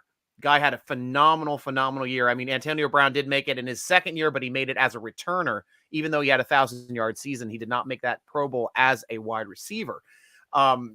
He's got the number one metric on PFF at getting open on the break. The guy is undefendable in short yardage, and that's somebody that we're going to need in RPO. I think the ball's going to be going to him more. And the way that the Steelers offense works, it always works through their X receiver. They're the possession receiver. They're the guy that gets targeted the most. I'm on the side, at least, Ian, where I want him locked up. I want him absolutely locked up because he started to blow up last year. He's going to absolutely blow up this year. And he's going to be a big reason why I think wide receivers like Trubisky and Kenny Pickett can be successful in this offense, is because they've got that safety valve that's going to be getting open on plays more often than not. Brian Brown again. Depth is key for the Steelers on defense. Injuries have been an issue the last couple of years. George is asking, what about Gunter at edge? I'm not familiar with Gunter. I don't know who Gunter is. Don't know if you guys know who Gunter is. Matt, do you know? The name sounds familiar, but anytime someone only gives me one name when I have 400 names. Yeah, guys, if you're giving us names, we need first and last name, and help us out. Give us the team they play for too, because then we can start talking. First and last name, that's so much helpful because giving me one. I mean, I don't know if that's a first or last name. I mean, if you say someone like, I don't know. If you say someone like Ridgeway, okay, well, that's a very I think he's talking about the guy from Coastal Carolina here, so that's where I recognize it. He's here in Myrtle Beach. I mean, I'm in Charlotte, but I don't think that we think of Coastal Carolina as like an NFL powerhouse in terms of the products that they produce. So yeah, I would say he's more of like a 6th, 7th round flyer as opposed to 4th or 5th. Nice. Yeah, Brian Brown, great point here too. When I was flashing through them while we're talking, the Steelers have like 4 centers now. That's 100% right. Both free agent interior offensive linemen can play center. We have Green playing center. We have J.C. Hassenauer now playing center as well. So this might be an odd man out situation. Like, I'm having trouble trying to figure out where Dotson even fits in on the interior offensive line anymore. With all of these pickups and with Green drafted as highly as he was. I still think Dotson is one of the best run blockers we probably even have on the roster. Who do you think is going to be the odd man out between Dotson and Cole and Daniels and Hassan and Green? Out of those 4 guys, there's only 3 bones for those 4 dogs. I personally think Green will be the one. It's going to be whoever loses the center battle. I think your guards are pretty much somewhat set at Dotson and Daniels. I could see them flipping back sides because we talked about previously. They played the opposite sides in college that they play in the NFL now. So yeah, right. Yeah, it'd be nice if they switched back though. Yeah, but now they've been in the NFL for a few years playing those positions, so maybe they're more comfortable now. I don't know, but I think whoever loses the center battle between Cole and Green, because I do think they brought in Cole to be more of a center than a guard, even though he has experience at both. And unfortunately, unless one of Cole or Green really drop the ball, I think that leaves JC on the outside looking in for a roster spot as well. I'm a JC fan. I like him too. Didn't he? He's kind of been on and off the squad here since he entered the league. No, well, the 4 that we're talking about though, it's going to be Green, Dotson, Cole, and Daniels. Those are the 4 for 3 positions. Like J.C. Hassenauer is a backup. There's no question there. Yeah, but my thing was I was just saying that means J.C. might not make up the roster. True. Yeah. Right. Yeah, true. So those 4 are probably starting for the 4 starting spots, but unless one of them really dropped the ball, or for the 3 starting spots, unless one of them really dropped the ball, that means JC's probably out on a roster spot. Wow. Unless he's one of those, unless for some reason they keep extra linemen, but none of those guys can play tackle. So that's the only downfall. If one of them could play tackle, it might change it a little bit, but none of them can. Yeah, a lot of Steeler Nation saying to pay DJ. Brian Brown, if the Steelers can hold opponents to about 3 points a game, I'll be happy. That's fine with me. Bring back some defensive football. Get these studs in there. Hell, pick up Honey Badger so Edmonds can back him up. That's what they need to do, that kind of stuff. Michael Hall, for cornerback between these 2 guys, who is more likely to be the player we will draft? Damari Mathis from Pittsburgh. Thank you guys for doing schools and full names. Stays home like Kenny Pickett, or Roger McCreary from Auburn. And if I'm right, I think IK. I think I guess Mathis I just know. got picked, right? Yep. Let's go down the list here quickly here too, just to see if that's Yeah, even. Mathis just got picked a little bit ago. Yeah, Well, like that would 10 be picks ago, roughly. Yeah. Okay, because I got Michael Clemens coming off the board at numbers 17, picked 117 to the Jets, defensive end out of Texas A&M. Akaleb Evans, cornerback from Missouri, going to the Vikings at 118. Jalen Armour Davis, who we talked about, going to Baltimore. Brandon Smith, linebacker out of Penn State, going to the Panthers at 120. Jack Jones, cornerback from Arizona State, going to the Patsies. Zamir White picking up the running back from Georgia. That was another one that some people were trying to have go to the Steelers late in the draft. Zamir White as a backup to possibly Najee. He's now a Las Vegas Raider. Isaiah Spiller, running back out of Texas A&M, now with the Chargers. And that's what currently I have. I don't have the Browns' current pick, but Miami is on the clock according to my sheet here. So between those two names, both of those names are off the board. Okay. You had already listed Mathis, and Roger McCreary actually got drafted by the Titans. Right. So I would say to answer your question, neither. No. But thanks for the question, Michael Hall, and thank you guys at least for putting full names. This is why today is going to be so strange, because we're never really going to be sure on whether or not like what's going to be going on during this time. It's gonna be like reading a phone book. I know, right? Miles, again, I'm in the process of picking up Pickett for my Madden Ultimate team for my theme team. That is great. Did you pick up all the Miles too? Did you get Miles Jack? Did you get oh gosh, who was the other Miles that we picked up? Oh, freaking Miles Boykin. Yeah. That's great. Jeffrey Gunter, Coastal Carolina. So now we have a full name on Jeffrey. It's Jeffrey Gunter. Oh, I'll wait till you get your. Oh, you don't have headphones. Now you got earbuds. Jeffrey Gunter, Coastal Carolina. Yeah, I mean he's an edge guy. He's one of those where I still think he's right in between like a true edge guy versus outside linebacker. Again, Steelers value, an edge guy who can play in coverage, drop back into coverage. Mm-hmm. That's where, he's kind of a little weak in that capacity. So I still consider him round 6 or 7. Nice. And Brian Brown, Robert C. for sure. I love watching Steelers defense wreak havoc on whoever's offense is in the way. And hopefully that's the one way you can stun a lot of these great quarterbacks within our division is with a great defense. Ian Browns Wright has drafted a kicker, by the way. Yes! The Browns are having the browniest draft in existence, picking up Cade York, kicker out of LSU. Guys, is this considered to be the best kicker in this draft, at least? I mean, he is. He's like, in his career, he's 15 for 19 from 50 plus. So, I mean, he has a leg. Wow. But wow. I'm Yeah, he still does. not taking a kicker in the 4th round. They're trying to take a page out of the Bengals playbook, I think, from last year. They drafted the guy from Florida and ended up being one of the best kickers in the league.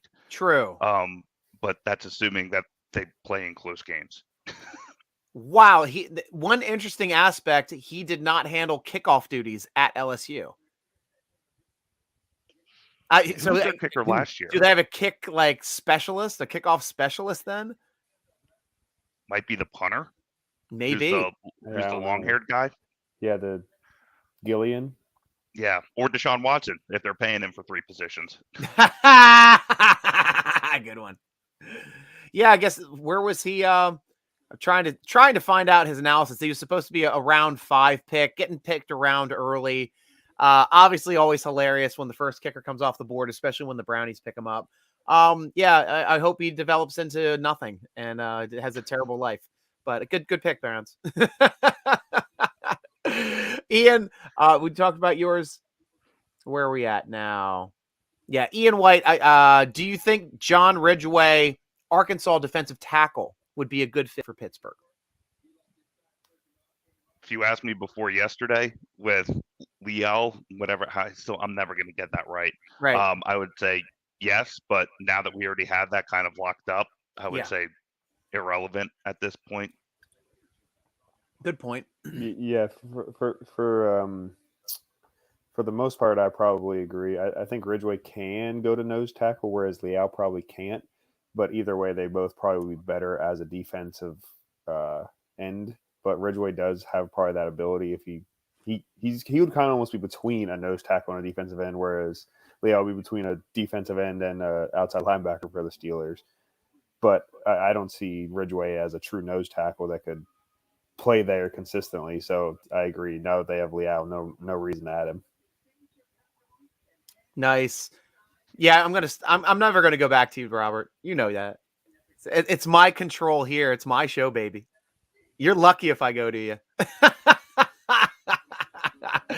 Steven Johnson the third. Here we go, Steelers. Here we go. I like our draft so far. Where do you see Mason in the quarterback rotation now? What's his mind frame now, do you think? Can he not see that the Steelers don't see him long term? And we have discussed that on the show previously. I think we're starting to lean toward the point that he's probably going to be third quarterback on this team. Oh, it might be between him and Pickett, just if they're going to be like, well, we want Pickett to learn a little bit more, keep him as the backup, kind of like what they did with Haskins last year, if they're going to have to go with Trubisky. But it's up in the air. But I was personally thinking if we still had Haskins on the team, I thought Rudolph was the odd man out. I really did. Yeah, I think right now he's sitting 3. I would say of where they are. They're not going to draft a quarterback in the first round, only to have him be really a third string, if you will. And they aren't going to bring in, a vet guy here off a free agency who they want to be able to compete here for the starting job as well. So I think we see Mason here as the third string as of right now. And just so we get back to it, Justin Fabus has gotten back to us. He had a good show last night. He's like, thanks, brother. I'm happy with the picks. I know a lot of people were talking about the wide receiver maybe having an attitude issues and etc. But if there is any coach that can tame that, it's Mike Tomlin, just as we have been exactly discussing on this show. That's why Justin's always a great fit with us when we're talking. I'd like to see them take and make an O-line maybe with the pick. So he's probably looking to tackle as well, since we've been talking about it as well. And I'm just going to thank him a bit. Thanks a ton. We appreciate your comments. I get to read them live here on the air today. Awesome. I need to get a place with better lighting. You guys are so lit up, so perfect, and I'm over here looking like I'm dimmed out. Your first trick when you're doing any type of video, never have a window behind you. Yeah, that's the thing. If my 75-inch TV is here, and so this is my option. Yeah, do you have a side seat on the side at least that doesn't have a window behind you? I mean, so if you look, okay, let's look. Let's take a check. Oh, that's a big window. Yeah, and so I got that corner. Yeah, it's in the corner. But then window. Oh, so yeah. I'd be lining up. My couch is covered by window. Right. I'd actually have my back right on that corner, to tell you the truth. If it was me personally, but I want you to be comfortable. It's not horrible. Yeah, for the video, that would probably be so. But yes, if you also, I've got a ring light too, so the ring lights shine on here. I have a big open window in front of me as well. I can tell that Ben's got a nice big open window to his right as well. Yeah, over there. That's the best I can do here. When it was at night, it was fine because obviously there's no light coming in through the window. When I first opened up my laptop about to join, I couldn't even see my face because I had the window open. And I was like, okay, well, that ain't gonna work. Yeah. Yeah, Brian, great point. Yeah, re-signing Miles Killebrew was a great re-sign as well. Brian Brown with lots of poop emojis and running the gambit of feelings, I guess, right here. Time for a run on kickers. But most importantly, time to ban Stryker from Steeler Nation. You did it last year during the draft, you mother effer. He banned me the last day on the draft, thinking you wouldn't do it, you POS. Yeah, and it was funny. Like he essentially, it was just like a joke banning. He banned me for like a minute, but I was just like, "Oh, I'm banned," and I just went to bed. I drank a lot that show. I needed to get to bed at that point because we're always having fun here. Do you think Mason Rudolph will ask to be traded? Now, that's the perspective we haven't been asked yet. We have been asked, do we think he'll be traded? But if he's not in the running, do you think that will be an ask this season? That he might ask, but where I would be interested at that point, where does he think that he can be a starter? I mean, Seattle is the only team I can think of. Maybe Charlotte here. I guess Carolina. Rather, he's from this area, so if he wants to come and play closer to home, that may be it. But I would argue, what team are you going to start on where you're not given the opportunity that you are here? I'm not sure he's even given an opportunity to be a backup for the Steelers necessarily, though. I mean, you might be the third quarterback behind Trubisky and Pickett. That's the thing. I mean, he wants the opportunity to start, no doubt. I mean, who doesn't? I guess maybe who was that quarterback that signed a big deal with the Eagles, signed a big deal with like the Chiefs, and just played backup for like 7-8 years? It's Chase Daniel. Chase Daniel, yeah. So he's fine being a backup because he's getting paid $8 to $10 million a year everywhere he goes to be a backup. Right. But he might not even be third string. I'm assuming that even throughout the summer, he's probably not even going to get as many reps as the other two because the other two are new and he's been in this offense. So the other two are new, so they're going to need to be getting all the reps they can. So I could see him wanting to be out. And I mentioned the striker earlier. I think they potentially eventually trade him to somewhere that has a young quarterback but wants a more stable backup, somewhere like a Jacksonville. I was going to say Jacksonville. Like how they did with Dobbs. They traded Dobbs there. Granted, Jacksonville cut him. But you think Miami, the Dolphins? Well, yeah, I don't know who their backup is currently. I don't know if they have one. Yeah, I don't either. Yeah, so that's why I think eventually happens with Mason, just for the pure fact that they're not going to carry him as their third quarterback by the time camp rolls around anyway. They have Teddy Bridgewater, so they wouldn't do that. The Dolphins do. Oh, that's right, Miami. Yeah. Yeah. It's figuring out where these quarterbacks go as backups, it's kind of slips your mind. Hi, honey. Here's Devin with some excellent advice here for you, Matt. Get a ring light. Yes. Matt, that's my wife, by the way. So awesome. Oh, is it? Yeah. She's up north in Pennsylvania this week, so that's why I have the whole, my entire war room to myself. That's great. And thank you very much for allowing him to spend so much time with us, because I get crazy with this show. Is it pronounced Devon or? Yep. Okay, so Devin, welcome to the show, and thanks again, like I said, for letting Ben be here, letting him go to the bachelor party last year. We couldn't be here as much. Love you, honey. That's awesome. That is awesome.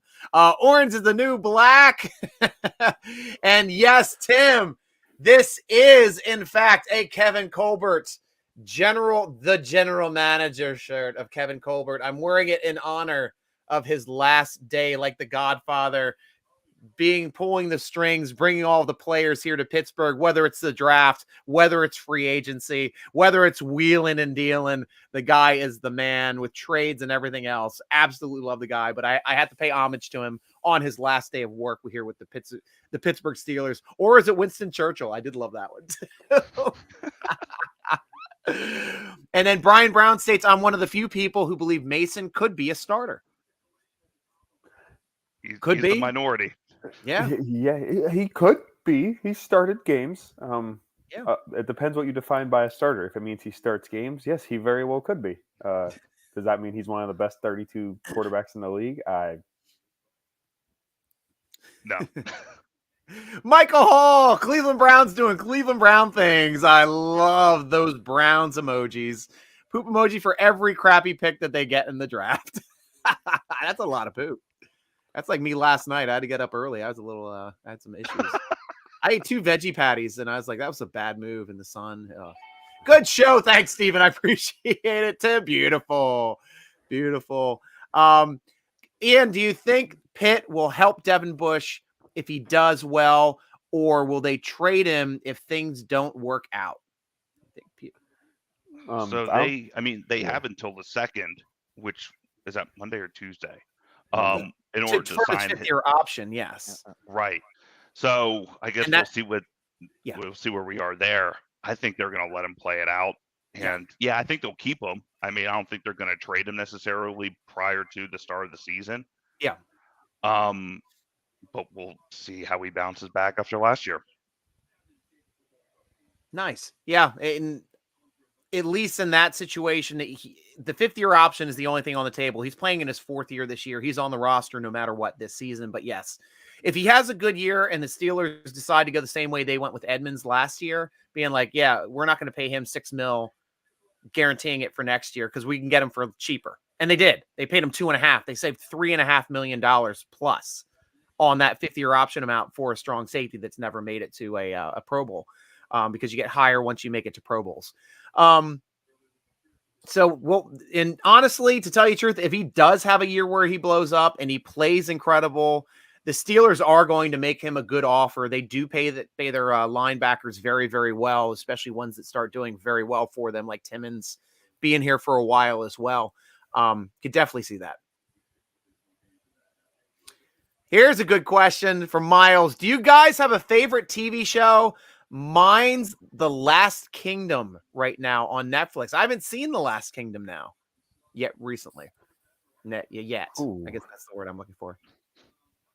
Anybody have a favorite TV show? Or TV shows? Current, I'm not sure because I don't watch a whole lot. If you're talking something that's currently coming out with episodes, I'd have to go probably Lucifer. I'm a Lucifer fan. Oh, cool. But that's the only current one. My favorite show all time is Fresh Prince of Bel-Air. Have you been watching Bel-Air? That's like the more dramatized version of the Fresh Prince of Bel-Air, which came out this year. I have not. I didn't think I would like it, but a couple of my friends from when I was younger who love Fresh Prince of Bel-Air as well watched it and said, don't go in expecting it's Fresh Prince of Bel-Air. It's not a comedy. It's not the same. But a lot of the life lessons are the same. They're like, go in with an open mind, don't expect Fresh Prince of Bel-Air. So I'm going to have to try it at some point. I just have yet to sit down and give that a watch. I don't watch a lot of TV, if I'm being completely honest, though. Yeah, the only time I watch television is when I don't sleep. And so I do watch Better Call Saul. That show I absolutely love. And they're killing it this season. It's right up there with Breaking Bad. And Breaking Bad is one of the best shows I've ever seen. Also catching, I'm pot committed to freaking Walking Dead. So yeah, I've got to watch that when that comes out every week. I started watching the new Halo series too, because I used to play Halo back in the day. And that one's doing pretty well in the short term. I know Rick and Morty aren't putting out new episodes right now, but that's one of my all-time favorite shows. I absolutely love Rick and Morty. I usually like the half-hour shows are what I watch for my lunch break. So I'll sit down for a half hour. I'll watch Rick and Morty or I'll watch The Simpsons and just get that half hour out of the way. There's a great mini series on Netflix right now. Oh, what's it called? Oh, gosh. It's the League of Legends one that just Arcane that just dropped. It's one of the most beautiful, perfect animated mini series. It's 9 episodes. Imagine Dragons does that show, the song Enemy right before their album dropped. I mean, it dropped as the theme song of the show, and they actually play it in the bar and they animate them for one of the scenes. The show is just one of the most beautifully animated things I've ever seen. Excellent plot, excellent character development. It's an insane show. And off of a video game, you wouldn't expect it to be anywhere near as good as what it actually is. So Baker, Striker, as you were talking, FYI, Ravens, they just got their pick, kicker. A punter, right? A punter. Really? They're moving on from Coke. Yeah. Well, he's also like a kickoff guy as well. Oh wow. So well, not like they need another strong-armed kickoff or strong-legged kickoff guy. It's like right. I think Justin Tucker's good. Yeah, Tucker. Well, this is before they moved the kickoff up 5 yards. He was like 2 standard deviations above any other kicker in the league about getting balls into the end zone. He was like still getting the balls in the end zone every time on kickoffs back before they moved it up the 5 yards. Now he's just kicking it into the front row. I love the fact that you use standard deviation. I use that at work all the time. And most people, like, if I say that to like my wife, she's like, I have no clue what you're talking about. Exactly. And well, what that means for layman people, of course, Matt knows about it, statistics and things like that. When you take stats and econ and all that kind of stuff in college, it's like 2 separations above what the normal that you see for the rest of the league. Like the rest of the league at that time was getting maybe like 10, 15 touchbacks. And he was like up around like 40 touchbacks before they moved the kicking line up another 5 yards to make more freaking touchbacks. But yeah, it's just, I can't believe they signed a kicker though. 2 AFC North teams are signing kickers in the 4th. In the 4th. The 4th, Hey, yeah, that's the thing there. They've had so many picks already. It seems like they're already in the 6th round, to tell you the truth, the way the Ravens have been pulling guys off the board. And at least got their position of need and the top punter in the draft. It's true. Yeah, so here's a receiver that was taken at pick 20 by Miami who would have been the pick that we were slotted to take. And that is Eric Azsun Coma. So he's out of Texas Tech again. A lot of Texas Tech guys in this draft. Pretty good one. 6'2", 209 guy. Pretty good size. That to me is what I always like to call the Jerry Rice metric. It's always like the gold standard for receivers is 6'2", over 200. And that's where he's sitting right now. Not saying he's Jerry Rice, but got a good broad jump. I don't have any 40-yard dash times, but his 20-yard shuttle is a 4.38, which is very, very good. It's going to be like him and Tyreek Hill there in Miami just running open. Wow. Oh, that's right. Hill did go there. Yeah. And just a matter of Tua can hit him. Jeez. And Jalen Waddle, right. And who's their quarterback? Is it going to be Tua this year? Tua or your boy Teddy Bridgewater. The Bridge quarterback that I wish we had. That's right. I did like me some Teddy Bridgewater. It's one of my favorite jokes. And what we got coming up here, Colbert. I thought Tomlin ran the draft and free agency and made every football decision. Nope, he makes most of the coaching decisions. I'm sure he's got some input, but it's always our man, the general manager. I'm gonna get you a player you cannot refuse. We're gonna put him in the black and gold, and we're gonna put him on the field, and you're gonna use him this Sunday, or else we're gonna have some problems. Okay. That's a great Brando impression. Very good. If I close my eyes and you say that, it's like I'm right back there in 1970s. Let me get my cat back on my lap. Hey, Lexi, come on back. Michael Hall, all in favor of Stryker as the next Pittsburgh Steelers general manager. Say aye. No. I'm not qualified to be a general manager. I have opinions. I'd much rather do the entertainment version as opposed to being the one responsible for everything. But there is one aspect of football that I think I would do well as if I could be hired by the Pittsburgh Steelers. And that I think that is like an in-game manager to help out with the coach that's thinking about other things, just to help them with clock management, to help them with when to do replays. If they see something that's off, you can throw a red flag, things like that. And I think that's needed in the NFL. I think Flores being on the team is really going to help us out with that this year. And I think that's absolutely. Yeah. So, Stryker, you being as GM, I don't think they would let you drink a beer every time they selected someone. I think they may have to ruin that tradition for you if they got you in that role. Well, if I couldn't do that, what if I did something like this and brought my Steeler Nation flask? Huh? I like it. Here, I have a Steelers colored beverage as well. This is my my glacier. Turn the can. Melted glacier water. Oh, there you go. Yeah, your apple juice. Yeah, apple juice. That's beautiful. Is that our drink of choice today? Yeah, that's my drink of choice. So I don't know if you ever heard of Sesh. Session IPA? No, just Sesh. It says cocktail meets seltzer, so it's essentially a cocktail in a can, but made with seltzer water. So everyone's going everyone's going to the whole seltzer thing now. Yeah. Well, they'll do like mojitos, palomas, Moscow mules in a can. This one's a spicy mango margarita, and they're decent because they're 6%. They're light, only 100 calories, but they're delicious. Nice. I don't even like some of the things. Like I don't like palomas, but guess what? I like their palomas. Huh? I've never had a paloma. I don't think. I'll try it.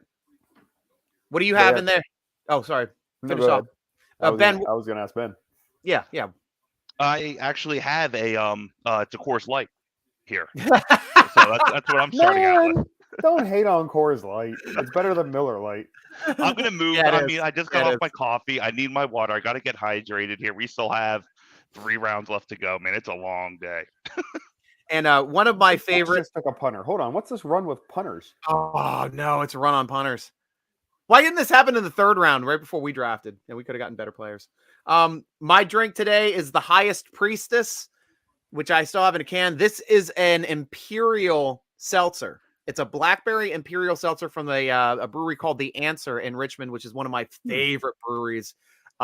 They do awesome dessert stouts with like cocoa nibs and frickin' coconut and chocolate. Just gorgeous, gorgeous stuff.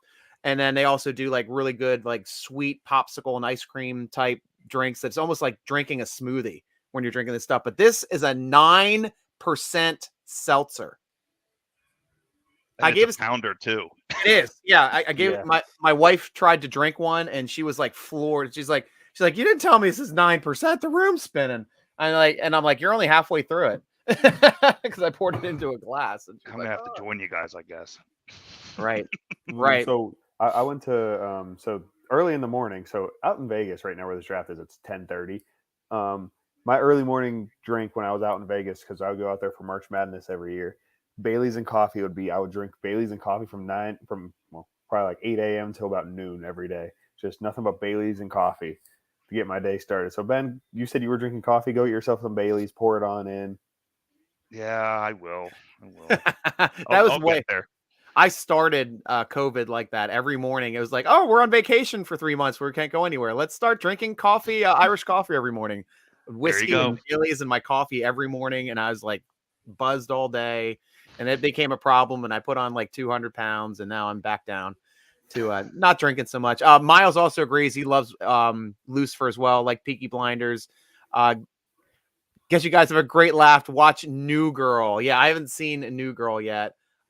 Usually I don't get into the comedies too much, to tell you the truth. I like watching the dramas for the most part.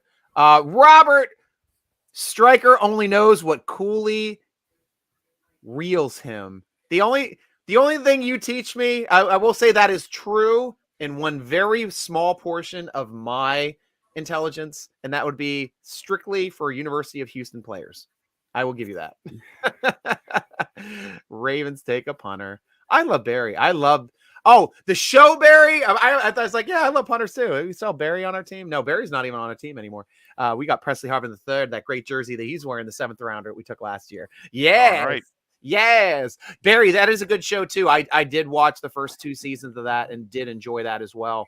Haven't not been able to start watching it again. I see it's back up, but I'll have to binge it sometimes once I get to a not so busy part of my season. George, I watch the Steelers and Steeler podcast. That's awesome, George. Yeah, we just had to drop the podcast ourselves today because DK dropped the ball and had everything into them 6:00 in the morning on Friday. Did not post our podcast, and I'm bent. I'm a little bent about that. So, we posted ourselves so that we premiered it right before the draft day show. It's all about Kenny Pickett. I go really in depth on a lot of the reasonings behind Kenny Pickett, not the stuff that people normally talk about, my own stuff. Compare him with Dan Marino as well with their college careers in Miami and how they are. You can make a definite comparison with the guys, and it's an interesting listen. So go check that out over on our Facebook channel or whenever, or not Facebook, the YouTube channel when you're finished up watching the draft for a nice quick 20-minute podcast just to pull it in. Mighty, I always wanted to watch that, but I don't have a streaming service. Michael Hall, Dirty Bird's got a punter. Nice pick, Mike. Mel Kiper. Yes.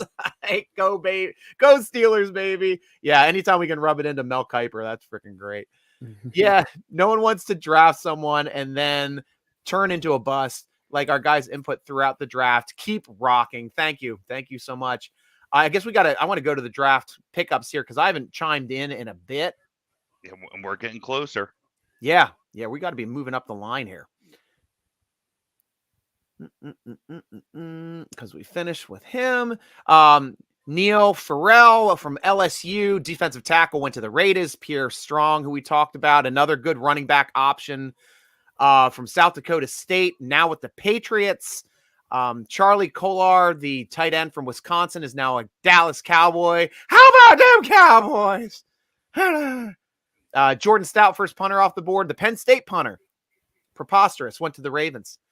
Hassan Haskins, running back from Michigan. This is a run on running backs too, right here. Going to the Titans. Romeo Dobbs from wide receiver from Nevada, going to the Green Bay Packers. Then, like we said, Tampa Bay took a punter, Jake Camarada from Georgia. Spencer Buford, guard from Texas San Antonio, going to 49ers. And Joshua Williams, the cornerback from Fayetteville State University, going to the Chiefs. Bengals picking now, then the Patriots, then the Steelers, then the Ravens. This is like nearly the entire division in these next 4 picks. So this will be an exciting time for us to actually kind of pay attention to the draft now. Yeah, and the Chiefs drafted 2 cornerbacks in 4 rounds of each other. That seems like looks like they're really looking to rebolster their secondary, I guess. Yep, definitely.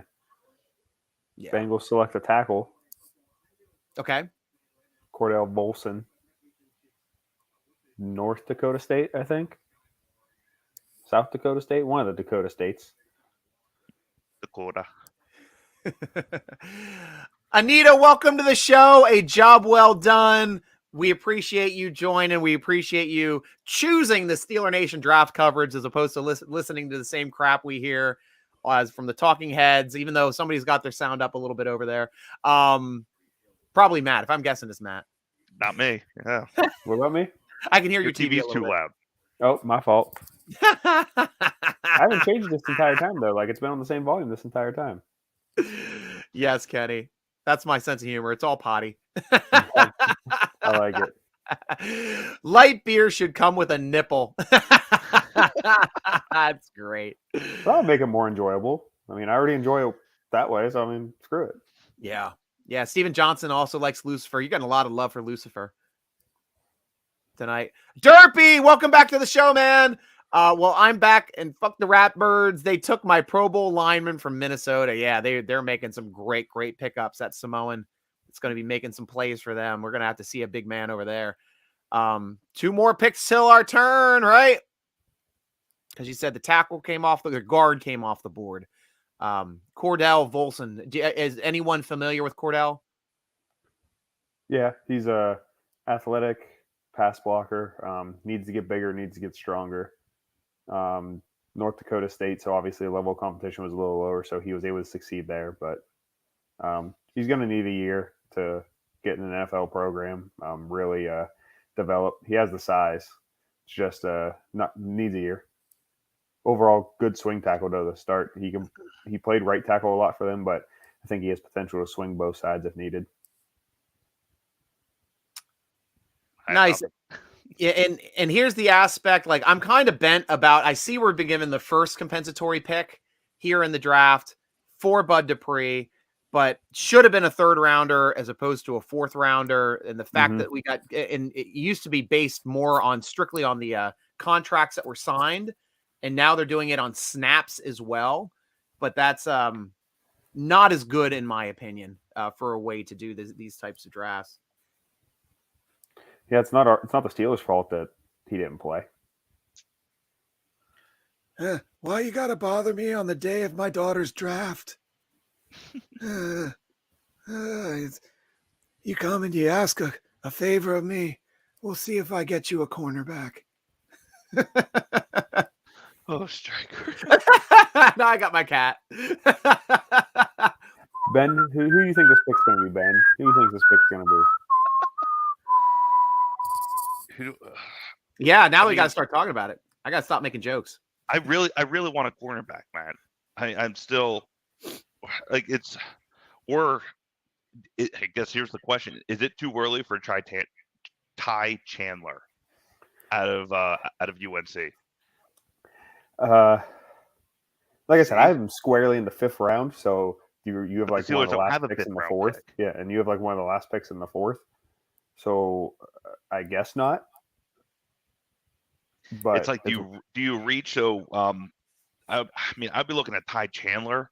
Mm-hmm. He's one where he's like a discount version of Deebo Samuel, if you will, where he's a return man. He lines up in the backfield. He can also line up in the slot. He's like a gadget offensive guy, a do-it-all.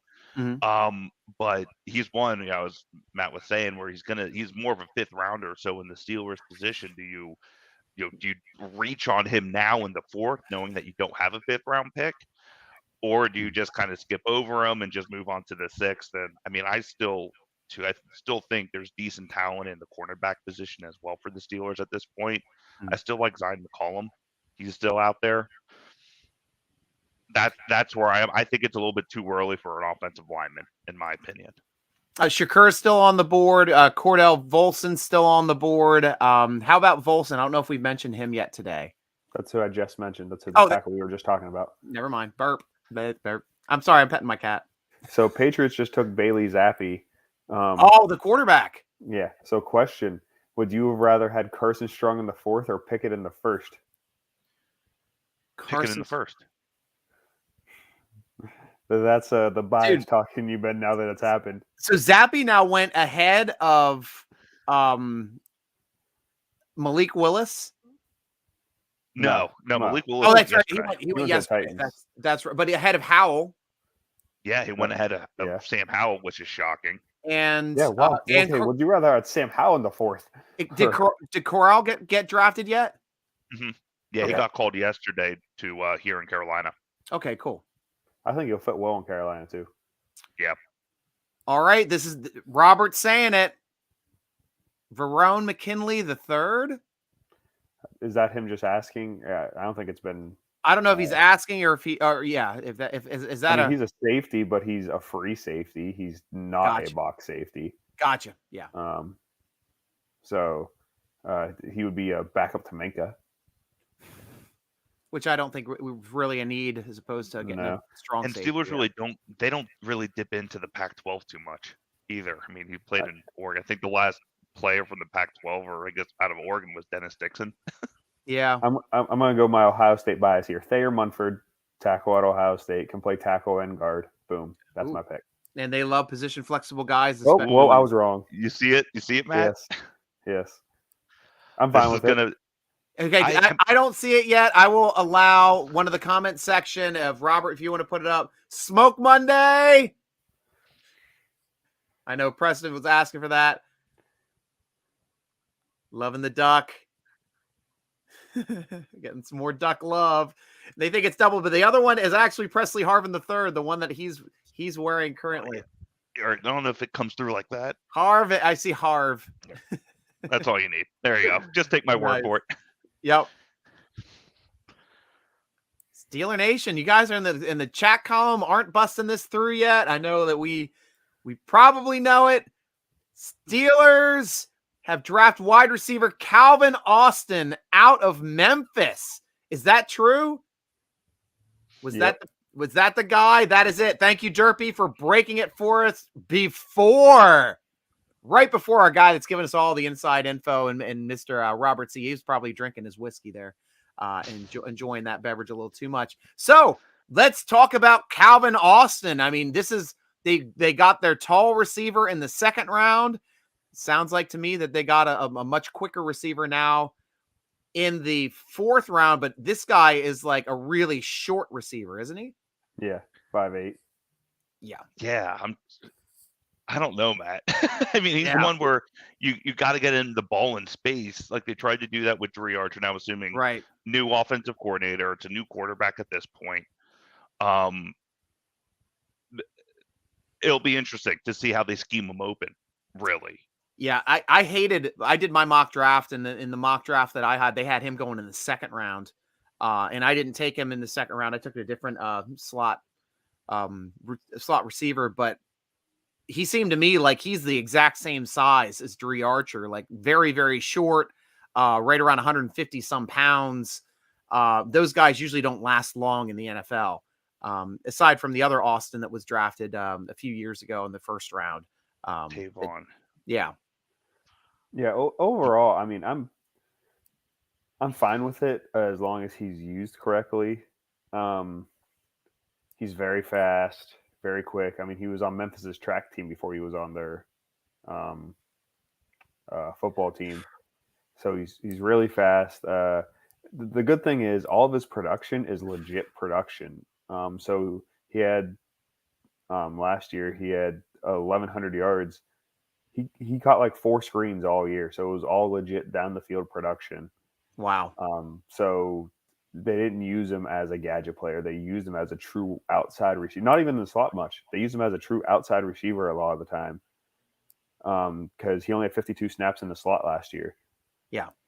So that's what I like about it. Because he really can be an outside guy, or at least experience there. His size may not show that, but his versatility, how they use him will be interesting. That's my only thing. They got to use him right, but he has experience as a true outside receiver, even though he's 5'8", 170. Yeah, it's a Jerry Rice model, right? He's close to it, right? he's close to the Dree Archer model, Chris Rainey model, and that's what I have the most reservations about. Is the small stature guys, like even Hollywood Brown is like one of those smaller guys as well. But he's done fairly well with Baltimore now, getting traded for a first round draft pick for some reason, going to Arizona. But, it is what it is. Like this is the first pick that I have not been excited about, to tell you. Najee Harris is in Mexico City making the pick. I know I'm on a really long delay. Oh, nice. That's what he's doing. He's wearing like a poncho in Mexico City. But he's fast, runs a 4.3 240. Got a good broad jump too for a short guy, 135 inches. That's over 11 feet. And that's pretty amazing for a short guy. Vertical jump at 39 inches. Wow. It's going to be interesting to see him in the slot. He's definitely going to be their slot guy, I would think. Yeah. But he hasn't played there. That's the thing. That's why I'm so confused. Like, and the Steelers like their physical slot guys. I mean, they have Juju, and then even Ray, even though he was small, he played with physicality. He wasn't fast. Yeah. I mean, Ray is a 4.5 guy. He's not fast. So he played with physicality. I mean, he's more physical than Deontay. But so it's weird that I just don't know how he fits 100%, if I'm being completely honest. That's my biggest concern. He's a good route runner. Look, I'm just watching him here. I mean, he's a great route runner in space. If he gets the ball, they'll watch out for Yak. He's able to make some contested catches, but that's assuming it's like a smaller size corner. And then, again, I could see him in like a Mac Canada where he takes, like a reverse pitch, like what they tried to use with Chase Claypool and failed miserably at. But it's just a matter of scheming him open, which is going to be difficult, I think. And he looks like he can run the football as well. They had to utilize him on some running plays. Is he a kick returner and punt returner? He's done some punt returns. Okay. But he's being drafted as a receiver. Okay. But on that same notion, though, if they bring in Gunner as their primarily like their Ray, right? He's their return specialist. That's where he may be in special teams in some capacity, but he's going to be more of an offensive contributor, which it'll be interesting. That's a weird one, I think. I'd rather have Sky Moore over George Pickens at that point. I'd rather have a cornerback at this point, but that's why I'm here and not the GM. Yeah, I will say, though, their offense is what needed help. Their offense needed speed, too. Neither Deontay or Chase Claypool are truly – I mean, they got speed. Don't get me wrong. Claypool's definitely got speed on the edge. They have speed, but they're not the true deep burners. Yeah. So, I mean, George Pickens – that's why they got Boykin, though. Oh, yeah. He's the same. He's in the same thing as Pickens. Boykin and Pickens, actually. That would be a great comparison. That long, lanky, physical, long striders. So not the true, like, not like Austin. Austin's track speed. This dude, I mean, I would love to see his 100-meter time. I might actually look that up because I'm curious what his 100-meter time is, because I'm sure it's pretty damn good. And 100 meters is longer than 100 yards. So that's good. You can run less then on a football field. Kayla, he's 5'7". Welcome back to the show, Kayla. Loved your input yesterday. Keep it coming. You always have good points. Calvin Austin could be opposite Najee. You think they do that as like a double backfield type thing? Because I am seeing some highlights where he is in the backfield coming out as well on certain plays. He could not run in between the tackles. That's not a man that running in between. Yeah. I mean, maybe. But also, too, I'm also thinking of like the Pitt offense, with Kenny Pickett. Yeah. And I could see him kind of playing around with it and just getting him just do like a quick, like a 5-yard out, like on a play action, almost like an RPO, if you will. Yeah. And just get him the ball and have him just turn it up the sideline. Yeah.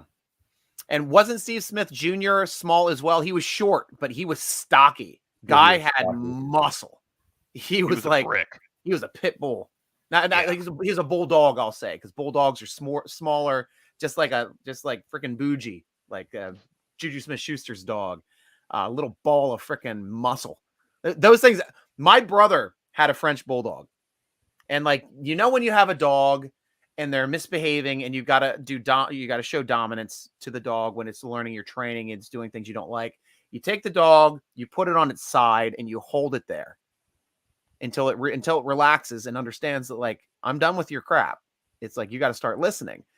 I tried to do that to my brother's damn dog. It was like trying to hold down a wet barrel. It's like there's no side on this dog. It just like rolls like there's no way to immobilize.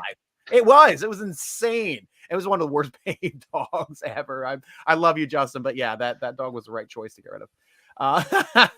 It's just like a bowling ball. You walk in the door, it's like a bowling ball. Comes straight at you as hard as it can, knocks you over. Oh my gosh. There's no disregard, that he has no regard for knees, ACLs, MCLs, tibias. Yep. So that's Steve Smith Jr. in a nutshell. Yeah. Maybe we'll get cornerback next round. Well, I hope so, Steel City Savage. I really hope so. If a cornerback is not selected, that means Hayden is coming back. What would you guys think if Hayden comes back to the team? I don't know. Depends on for how much. And it depends on what his role is going to be, because way less than that 10 mil we were paying him, or the 11, 12, 13. In all fairness, Hayden, if he was working 20 yards and in, he was fine last year. If anyone tried working down the field on him, he struggled. He doesn't have the speed anymore, which is fine. I mean, he's 33 now? Right. So, I mean, it's fine, but that'd be my only concern. And you got 3 other corners that want to play outside, and Levi Wallace, Witherspoon, and Sutton. That is true. So I agree with Matt, and I think too he's already kind of made it clear he wants to see other options. I would argue he may even just kind of retire, just kind of right off into the sunset here at this point too. But yeah, I don't think it's worth really bringing him back for a roster spot, especially with, if they didn't go out and sign Levi Wallace, I would say, yeah, all for it. Yeah. But that Wallace signing, I think, really just closed the door and really locked it behind him. Robert C., no worries. I spoke to Colbert. They're targeting Demarion Williams in the 6th. Must be the Houston guy, right? Yep. We'll see. Now we have a long way, by the way. Yes. That's why, guys, now we're going to start talking a little bit more about movies and stuff like that, because I'll get to your question there, too, in a second, Miles. Ian White, do you think in round 5 they could go for Darian Kennard at guard for added depth? What would be your pick in round 5? Well, unfortunately, my pick would be no one, because we don't have a round 5 pick. We got to trade up to get into round 5. And if we do, like we did the previous year with Loudermilk, it's going to take a round 4 pick next year to do so. So don't want to see this happen again to the Steelers. I think we're done, hopefully, with these trade up scenarios. And, this is the way it goes. And the 1.2 I want to make on the Austin signing. A lot of mock drafts that I saw had him going in the 2nd round. So the Steelers obviously have a higher draft grade on this guy than a 4th round pick. And they think that somebody fell to them in their lap in the 4th that they were probably had as a 2nd round grade or close to a 2nd round grade. So that's one aspect of this pick, at least, that I can at least get a little bit more excited about, but still small bodied guys. I'm just not if they're smaller than me, they shouldn't be in the NFL playing receiver, in my opinion. Houston guy went to Baltimore, by the way. Uh-oh. I don't know Williams. How are they going to keep all these guys? They're just throwing everybody at the wall at this point. I mean, they had 6 picks in the 4th round. Have they still not taken a wide receiver? They have not. No. They're dumb. They're going to be so deep at every other position. Right. They're just going to line up 5 tight ends, 7 offensive linemen, a quarterback, and a running back and run. I think they're just going to run the triple option every play. They're just going to run the veer. That's what they're going to do. The old West Virginia. You're going to look like Remember the Titans out here. Yeah. Right. Demarion Williams. Now, how do you feel about that, Cooley? Demarion Williams going to the Ratbirds. Zach Tom, the center out of Wake Forest, went to the Packers before them. And then Isaiah Likely went there as well from tight end from Coastal Carolina. So the Ravens with 2 picks. They're the ones that always bank the most freaking comp picks as pieces of crap. Can't stand those guys, man. What do they have, like 20 picks in this draft? This is insane. Absolutely insane. It is ridiculous. I don't know how many they have, but they had 2 in the first, 2 in the second. Just doing a full overhaul of their roster. And they had a roster. That's the problem. Yeah, right. And they have J.K. Dobbins coming back this year. Yeah, Ian, we just don't see room on the roster for another guard. I mean, they already have 4 starters competing for 3 positions with Dotson and Green and Cole and was it Jenkins, the other one? There's just no reason to pick up. And plus we have another backup in JC Hassenauer that can back up all 3 of those positions as well. Like somebody's odd man out in this scenario. And we might pick up a camp body, an undrafted rookie free agent to come in at guard or interior line. We don't even need a center. We don't even need a backup 4th string center anymore. We got 4 guys that can already play center. That's absolutely insane. Hate it. Of course you do. That's crap. I'm sorry your guy went there. That's absolutely horrible. I guess he's dead to you now too. And where is Miles? I'm trying to find your other question up here, Miles. Yep, there we go. So we talked about TV shows. Do you guys like movies? I'm a huge TV and movie guy. I could watch them for hours. Do you guys have any specific movies or I always like watching the new stuff out. I usually don't sit down and rewatch movies anymore unless something's on. For the most part, like I'm just watching the newest stuff that's on and coming out. I personally make sure to try to go see all the Marvel stuff that comes out. Superhero stuff is just fun for me. I love the Star Wars movies. Like watching those. I wasn't as big of a fan for the 3 that just came out most recently, but it's still something to watch. And I do enjoy the storylines of that. You guys have any preference with movies? I'm more of a movie guy over like a show guy. Right. As a kid and growing up, huge James Bond buff, all about it. Still am. Yeah. And even like a little like the classics. Like I love Goodfellas.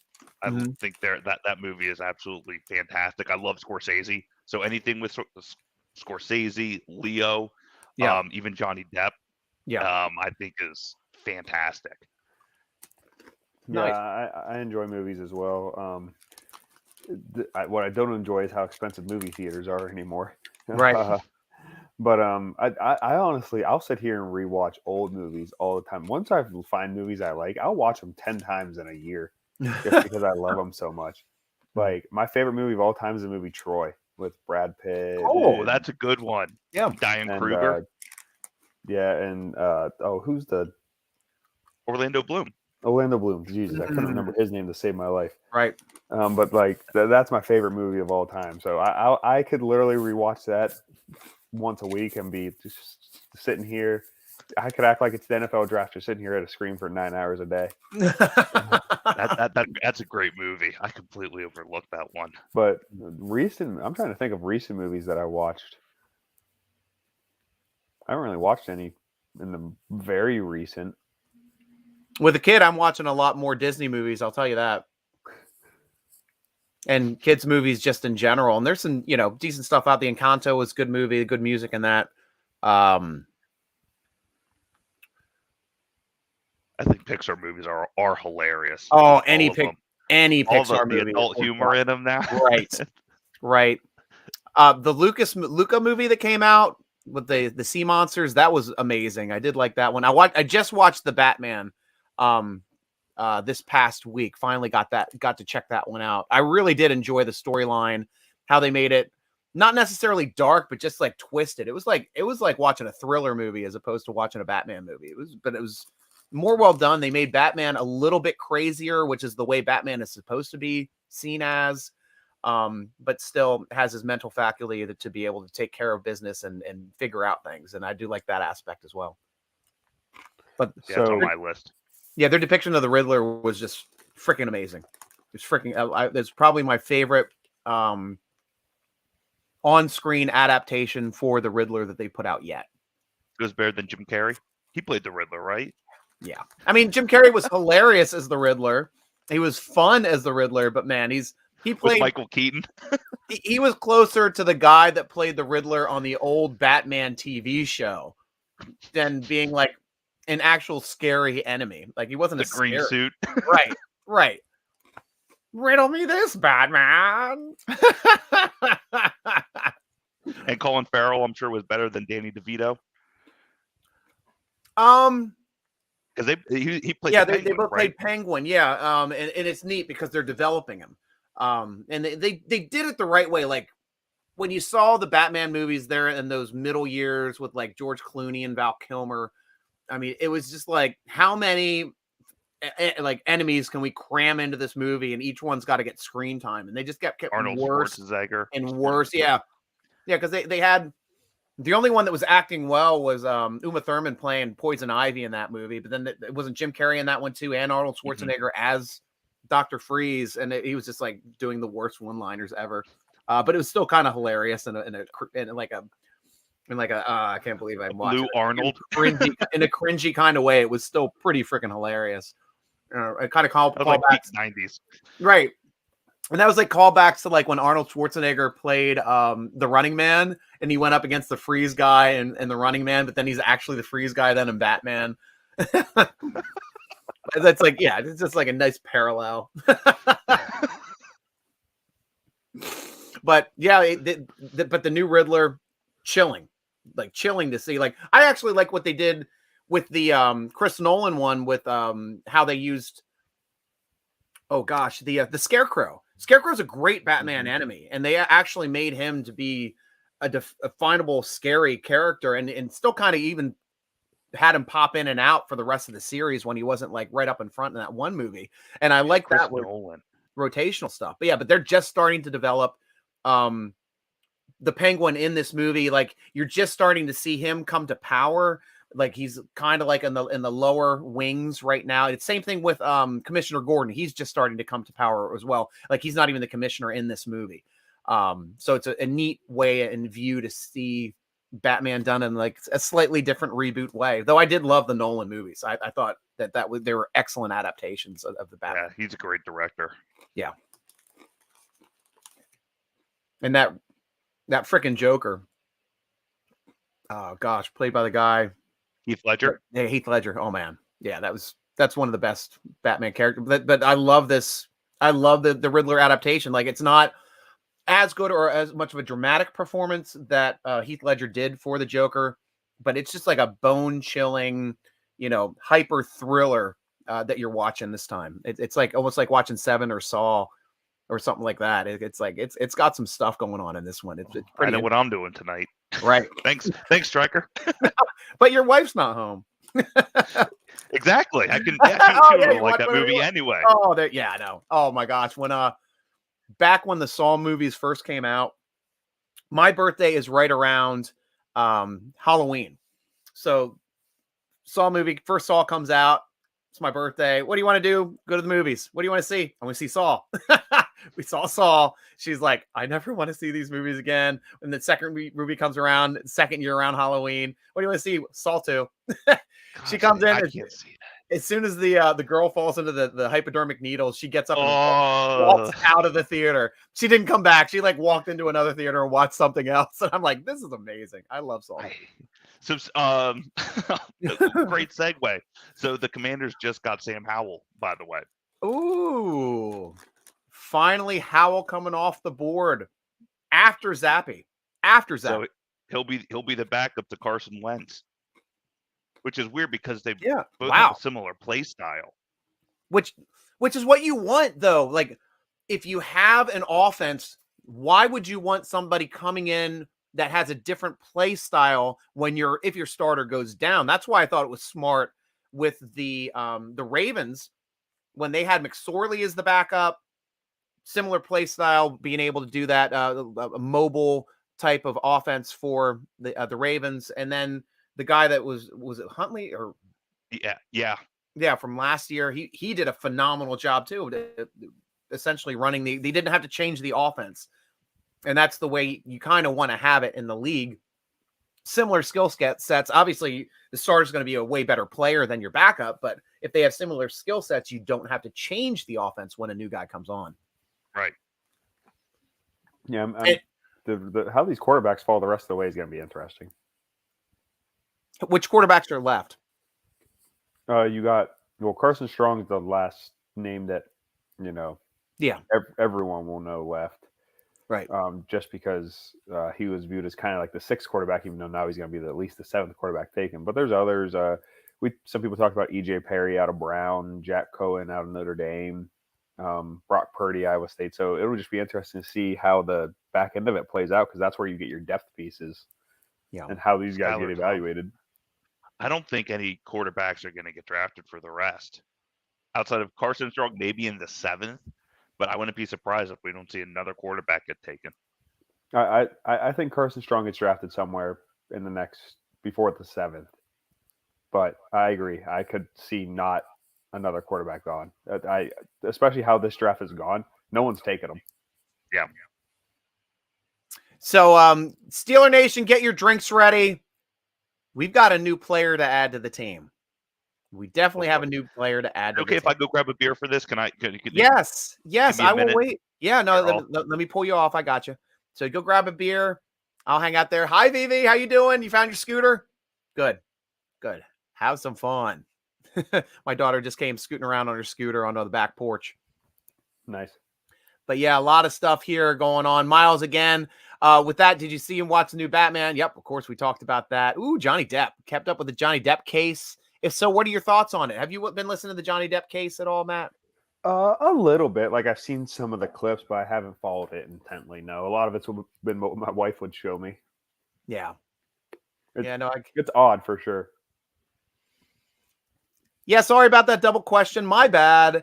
Watching the draft while watching your stream, Striker. What do you guys think will be the last few picks? Well, we're thinking they're going to take an offensive tackle, hopefully a nose tackle. Like, I personally did not have cornerback in my list of needs. I didn't. It would be more of depth thing, but we've already got some depth there. I mean, Justin Lane is still on the team. So we do have depth in place at these positions. So, to me, cornerback would be a luxury, but we definitely should add somebody. If they're not going to use Lael as the edge option, they need to pull in an edge as a depth piece. Maybe, but that's the thing about their free agency. They do such a good job of filling holes in free agency that they really don't have to draft for need. And that's the thing. Other than like with Haskins passing, that definitely meant they had to draft a quarterback and draft one high. Oh, Matt in the middle now. Yay. All right, guys, it is time. Steeler Nation, get your drinks ready, because we are now going to invite Calvin Austin, the newest member of the Pittsburgh Steelers, to the team. Congratulations, Calvin Austin. We're looking forward to seeing you play on Sunday. Cheers to you, our friend. Welcome to the team. Cheers.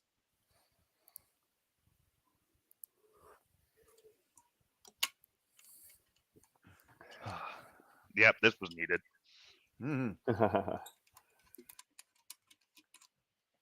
I think if I keep the new players to nips, I can make it through the show. There you go. Modest. That's spicy.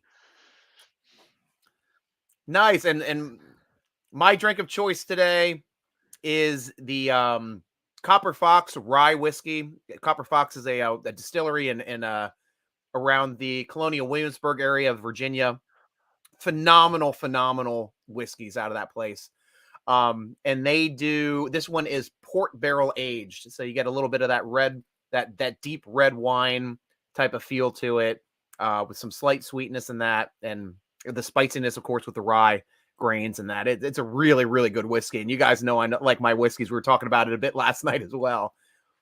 Yeah, and as what you taught me, the spice mixed with the red grapes would be Yes. a great balance. Did you try that? That sounds good. No, I haven't tried it. Yeah, I don't have anything in the house spicy enough to really warrant that. Quite honestly.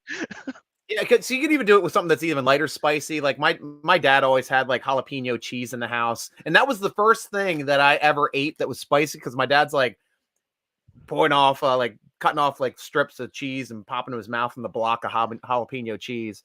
And I'm like, I want a piece of jalapeno cheese, Daddy. He's like, hey, okay, here you go, kid. Slice me off your beard. And I'm like, my tongue's on fire! The uncles, everybody laughing at me. And now I'm eating the stuff where I'm like, hey, Dad, try this. And he's like, my tongue's on fire. I'm like, payback's a bitch. Well, but I love my dad. He grows the crazy stuff now for me, like the Reaper and the ghost pepper and stuff. It makes me my own stuff. I love my dad for that. Well, guys, I'm probably gonna hop off here for a little bit. Alrighty, Matt. I'll jump back on here in a little bit. I gotta stretch the legs a little bit. Please do. Yeah, I don't know how to do this kind of stuff. And speaking of stretching legs, my cat is currently underneath the table with legs like this, licking itself in the groin region. So yes, I see how you could need to stretch your legs too. Go ahead, Matt. See you, Matt. We'll talk to you soon. Thanks, guys. All right, bro. Never a dull moment on the Steeler Nation Draft Show where we don't necessarily have to talk about the draft because we are Steelers centric. We are Steelers fanatics, and screw the world. We'll get to the draft eventually. Points don't matter. No, points don't matter. Kyle Gates, Tariq Castro Fields, cornerback from PSU, still on the board. I like him. I definitely. He's a bit undersized, I think, for what the Steelers are looking for. He's one where he may start. He can play inside or he can play outside. He's kind of like a jack of all trades but master of none. But yeah, I love him. I'm surprised that he's still available, but I had him as a 5th rounder, so with more like a 4th round upside. Hopefully, if he's there in the 6th, I would think that the Steelers are looking at him hard. Nice. I just got some food delivered to me, so I'm excited. I have a meal. Yeah. I'll get to it eventually. Thank you. Miles, of course, best screen villain performance will be Heath Ledger. What a legend. Unfortunate that he did not win the Oscar that year for that performance. And then funny enough that it went to someone actually that played the Joker later on with that great performance as well by Joaquin Phoenix in The Joker. Yeah, and I was hoping to see him come back in and maybe play the Joker, maybe in this new Batman. I think that would be neat to have him tie back in. So Colbert said their fallback is Deontay Anderson, safety linebacker out of UH in the 6th. I'm going to mute you. My birthday is Halloween. Kenny Beamer. This is why we get along so well, man. Yeah, your birthday is Halloween. My birthday is midnight on Halloween, November 1st. We can party like it's with all the ghouls and ghosts and goblins and have a great time, man. That's why I always love Halloween. I get to dress up for my birthday. What do you want to be this year? Maybe a vampire. Maybe Adult Halloween is awesome. Yes, it is. It's my daughter's favorite holiday too. So we always make costumes and have a good time. Yeah, Washington drafted Howell. We talked about that a bit. Safety number 1 right now, Kenny Beamer. I can't read the emojis. I have no idea what these things are. Oh, they're beer. Cheers. Thank you, Kenny Beamer. My eyesight is going in my age. It's weird. As soon as you hit 45, eyesight goes like this off a cliff. I'm still trying to power through it because I can see far away really well. You're still young. You're in your early 30s, right, Ben? I just turned 30. Yeah. That's as early as 30s as you get. Fresh. Nice. Kenny Beamer drinking Uncle Jack D. Awesome, man. I'm having a pork soda. Timmy, I know we love our Primus, man. That is amazing. Love that, man.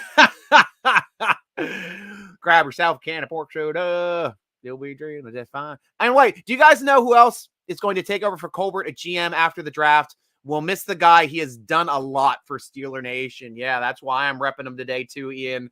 And I love your beard as well. That's a beautiful beard you have as well. Yeah, we've got taken after Ben and I were talking about it earlier in the draft, or Matt and I as well, about maybe promoting from it within with Hunt or with Austin in there too, being an Khan. option. Yeah, Omar Khan. Oh, definitely Omar Khan. Yeah. Okay, he's been talked about, those guys possibly leaving and going to other places to be GMs as well. So if it's internal, it's going to be one of those two guys, Hunt or Khan. That sounded a little dirty the way I said it there. But yeah, I personally, I love Riddick. I had him on the show. He won't talk to me right now on social media yet because I'm thinking maybe because he's still in the mix here. Maybe because he's still in the mix. Kenny Beamer, a young 39. You're a puppy. You're a puppy, Beamer. I will grow to my grave with this. I want Smokey. Oh, now I'm gonna start Monday. Just another smoky Monday. Oh, whoa, whoa. Wish it was Sunday. Oh, whoa, whoa. Because that's his playing football day. I guess Hopefully that's his fun day. Right. Sandman, welcome to the show, man. Hopefully Ty Chandler will be there for us in the 6th round. Let's talk about Ty Chandler a little bit. Yeah, I hope so too. Again, he's one where I have him like 4th or 5th round, like right around this time, actually. Also too, FYI, it looks like Shakir, he just got drafted by the Bills, FYI. So another name that we were looking at. But just to go back to Chandler, he's a jack of all trades. On the offensive side of the ball, he could be a return man, but again, he's again, I always word them as almost like a discount version of a Deebo Samuel. Okay. Or Ty Montgomery or a Cordell Patterson out of Atlanta. That type of offensive player. Okay. It's just a matter of finding the right offensive scheme that he's going to fit in. So that really feeds into why we're talking about him now and not yesterday. Yeah. But I would love him as a change of pace back. I would love him for the Steelers with him and Najee in the back would be amazing. But that's assuming that they are not playing with a fullback as well. So that's the trade-off. Yeah, Khalil Shakur was the guy I wanted instead of Austin in my mock draft. I thought he was a much bigger guy, not as fast, running a 4.43 as opposed to a 4.32, but has the height, 6 foot, 196, very close to having some Jerry Rice metrics there. Also, he's like a big slot. He's like would have fit more of that Juju kind of role. As opposed to being this smaller, bit diminutive slot that we have now. But his NFL comparison, the reason why I liked him the most was Antoine Randall L. And if you're compared to Antoine Randall L., that's pretty damn good in my book. That guy's one of my favorites. Basically God, honestly. Right. But it's weird because the Bills don't really need a wide receiver at this point. It's odd that they took one. Yeah. But I mean, they need more secondary help, I think. They need more, I guess, offensive line help. Not really. They have Dawson Knox as a tight end. But I'm shocked that they took a wide receiver. Yeah, it's kind of outside of the line of what they really needed, too. I haven't talked to my guys yet that I have invited, the Overdue Bills, but it would be interesting to hear back from them to see what they'd have to say over a pick like this. We'll see if they end up joining the show a little bit later or something to that respect, but we never know who's going to join this show. Anybody could join the show at any time. Usually it's Matt and Ben, but anybody could join the show at any time. And yes, Striker, the eyes go in your 40s. I have to use reading glasses here at 54. Yeah. And the interesting thing now, Ian, is like I basically use my cell phone as reading glasses. I used to take pictures and like open them up on menus, especially in low light, because I'm that guy now. But now I can just like bring up the camera over top of the letters, and they're big enough for me to read and bright enough for me to read for the most part. Something to look forward to, Matt. Another 10 years for you. Probably 12 years. I'm going to get LASIK soon. I can't have that. Yeah, I'm with you too. Mighty Guru, yeah. Our Antoine Randall L. was a beast. Nobody did a better job of maneuvering in small spaces to extend the sticks for us on third down, man. That guy was a third down beast, getting us first downs, getting us touchdowns too, close to the end zone. I know we tried to run like that inside slot screen to Juju Smith-Schuster last year. It seemed like it got stopped every time last year. Mhm. But Antoine Randall-El, it seemed like it never got stopped. Like, even when guys were there, he'd like get down real low and just dive through legs. I mean, the Right. guy was just like such a smart, good athletic player. Ben, why did you take your jersey down? I don't know, just showing now, just going back to Duck, I guess. I don't know. I mean, that was more of like a celebration here of the first round, but we still have 4 picks today. So it's more of, Right. okay, now we got it in our back pocket. I saw the jersey right here next to me, quite honestly. Here it is. Nice. So it's still, it's riding shotgun. Yeah. And that was Pickett's number there at Pitt, right? Was 1. No, he was number 8. This is just Okay. a Yeah, that's generic, just like a Nike jersey. Oh, I got It's still their authentic jersey. It's just number 1 because Gotcha. it was before the NIL. Yes. Yeah. I have a Penn State number 1 jersey. I'm a Penn State guy. Of course, I kind of like fell out of football in 1994 was the last time I was pot committed to football. That was the year that Penn State went undefeated and Nebraska went undefeated. And they chose to give the championship because that was back when they decided, oh, this team won the championship. Why? I don't know. We're going to give them the championship. Yeah, with the girlfriend beating criminal that didn't last in the league because he was too aggressive to being a human being. Unfortunately, that was Phillips, I think, was their quarterback. But then that Pittsburgh team had everybody on it. I mean, you had Collins, who was in the league for years as the quarterback. Joe Jaravicius was on that team. Man, I'm forgetting. He won Heisman that year, didn't he? Not Jaravicius or Collins. It was Jaravicius. Did he win? I don't know because he would have been a wide receiver. I would think I would have remembered that. I don't think he won it for that year. But they had a lot of great players on that team that did well in the NFL, were the NFL for a very long time. And then it seemed like every year after that year when Penn State was snubbed for being a co-champion because they didn't have co-champions before then, it's like the next 3 years they had co-champions. I'm like, it was John Cappelletti, by the way. That's okay. A long last name is what I was thinking. Oh, well, yeah. I'm trying to think. I don't know. When's the last Penn State Heisman winner? I don't know if it was Cappelletti. Oh, it was Cappelletti. Okay. Mm-hmm. That would have been a while ago, yeah. Yeah, I think for Pitt it was it Tony Dorsett, I think? Yeah. Make room. Well, you don't hang up just the standard 1 jersey. Because I've got my Pittsburgh jersey that just says Pittsburgh Steelers on it. And I usually wear that in the preseason just for fun, but actually, you don't put that one in the frame. My Duck one is going to be taken down. I just got a signed Franco Harris jersey. So this one's probably going to get dethroned. This one's more of just like a memento for me. Probably going to go on my other wall here. So, have you gotten that Hodges jersey or the Connor jersey signed? Oh yeah, they're both signed. Okay, that's awesome. Same with my Watt and my Minka. I got the one from Duck. He was here in Charlotte on St. Patrick's Day, and I was out wearing his jersey, and I had a Sharpie with me. So there he is. St. Patrick's Day in Charlotte is no freaking joke. Yep, and it was right before COVID hit too.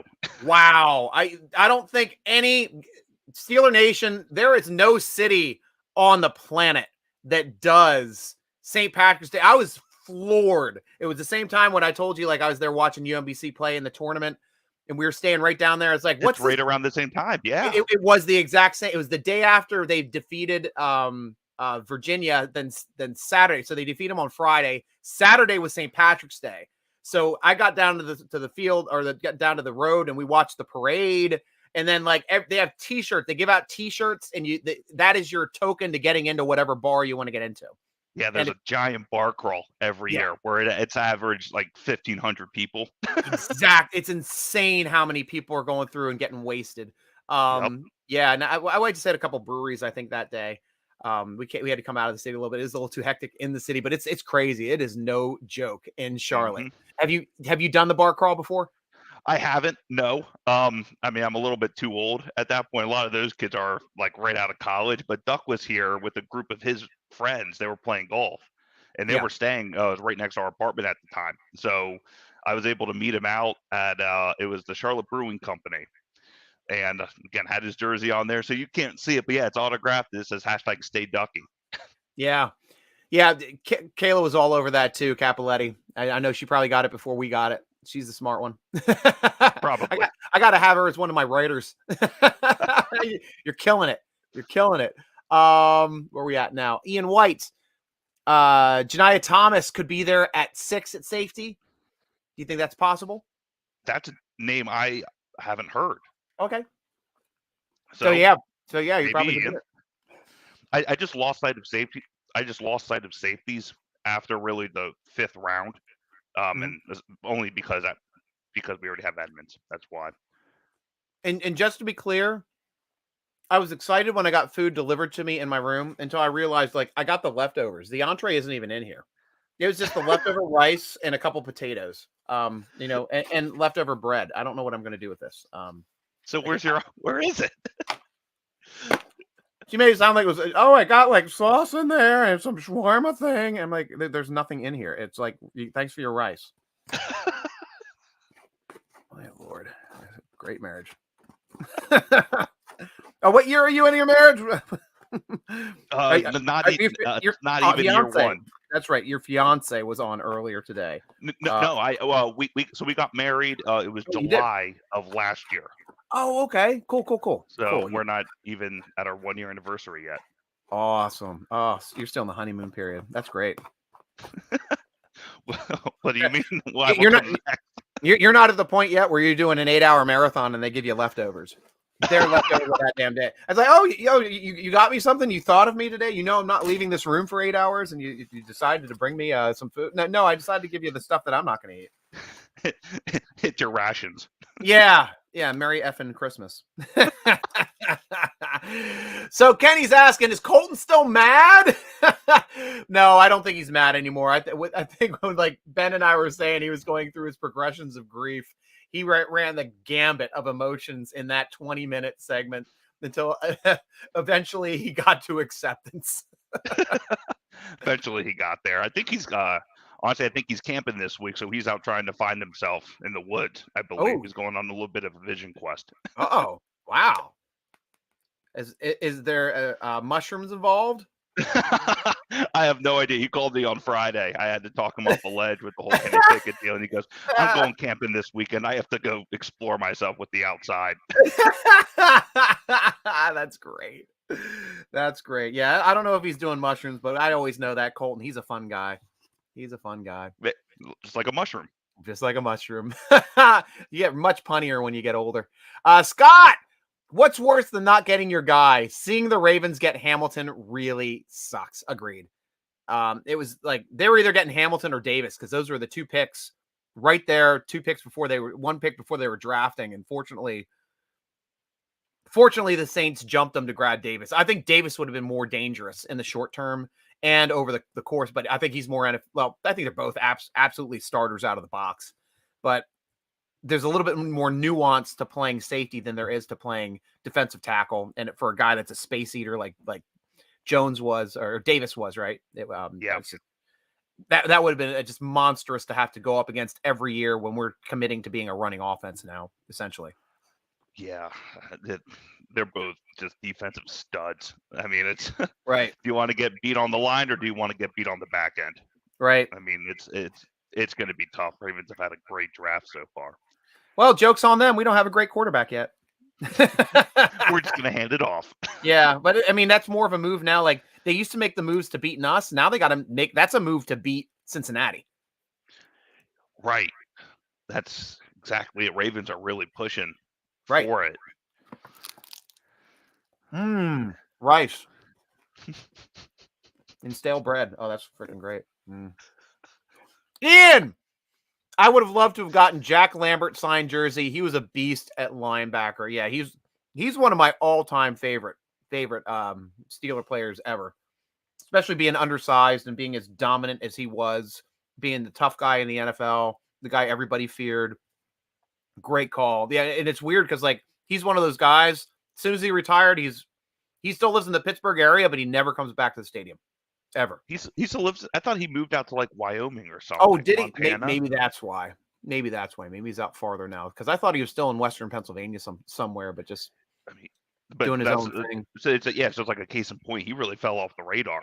I mean, he Yeah. kind of just rode off into the sunset, which is awesome. I think. Right. Just lives on his own ranch. Right. We're done. NFL Right. got my money. I'm retiring. Done. So yeah, smart move. Respect. Thanks for the rice. Yeah, I know, right?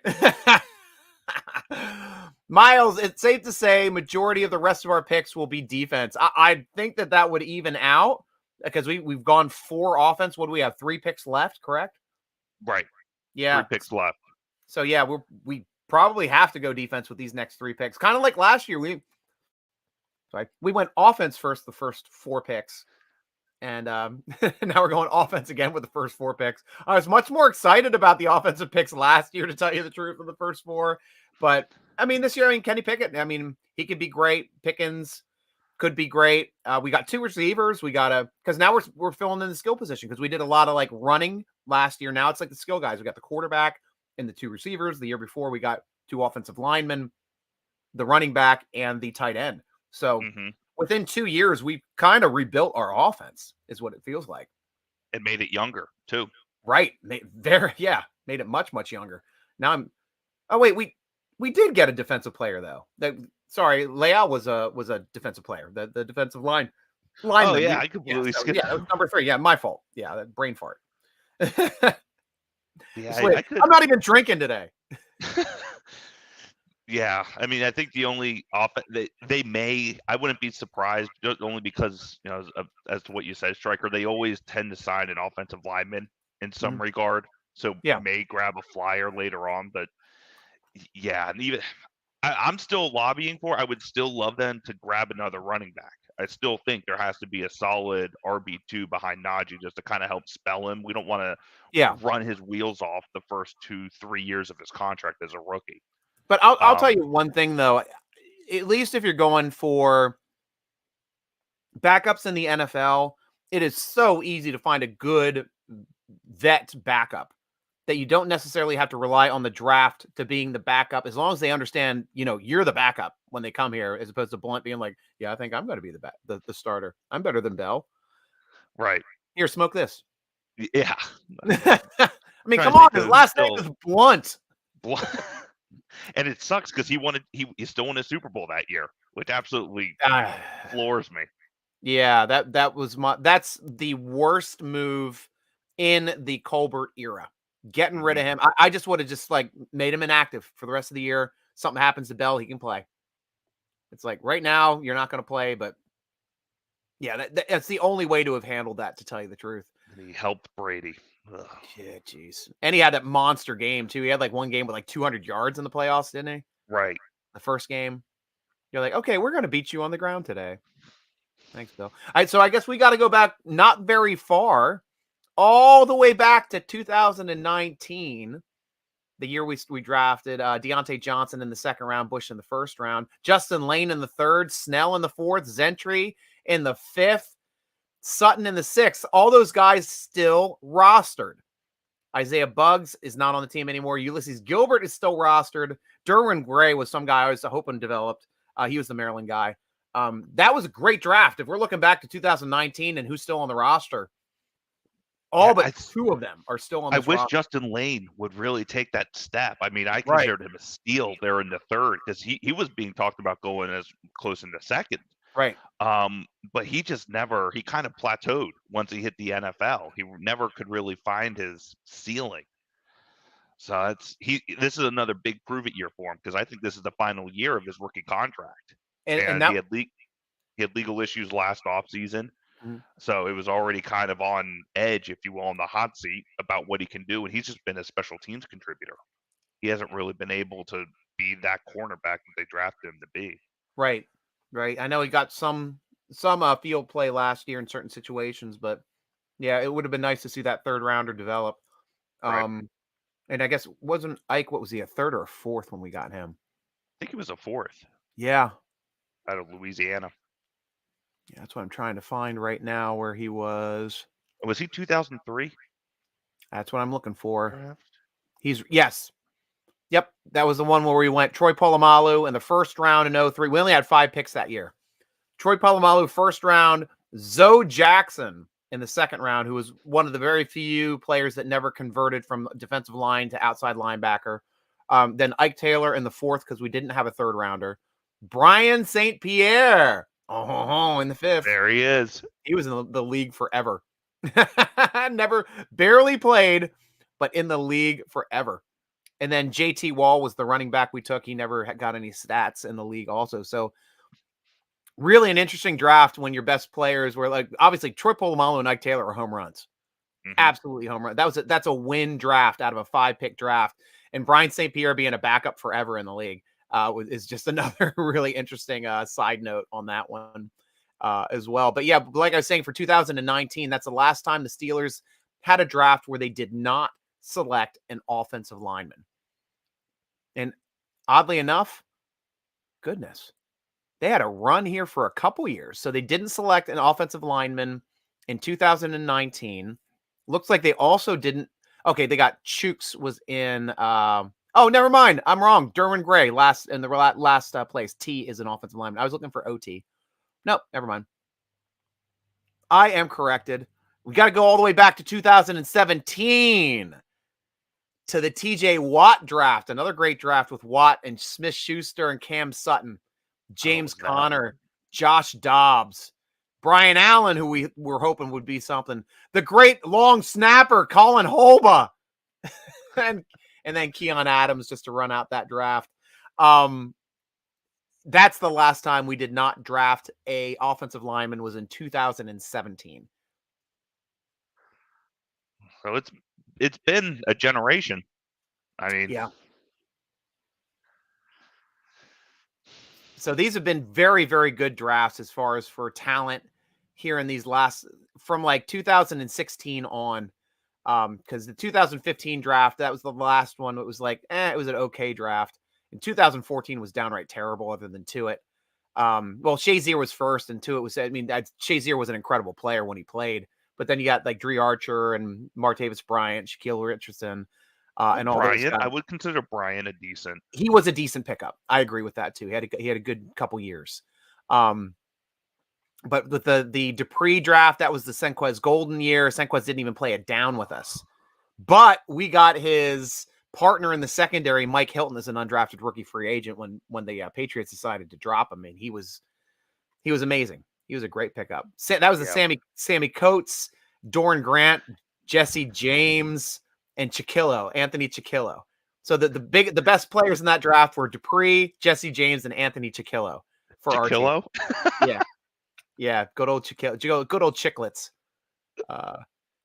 Then the next year, Artie Burns, Sean Davis, Javon Hargrave, Gerald Dawkins, and Tyler Matakevich were the big guys that year. DeMarcus Ayers, that University of Houston guy, never became anything. Cooley. And then Travis Freeney as well, the outside linebacker. I remember the Colts poached him off of our practice squad at one point.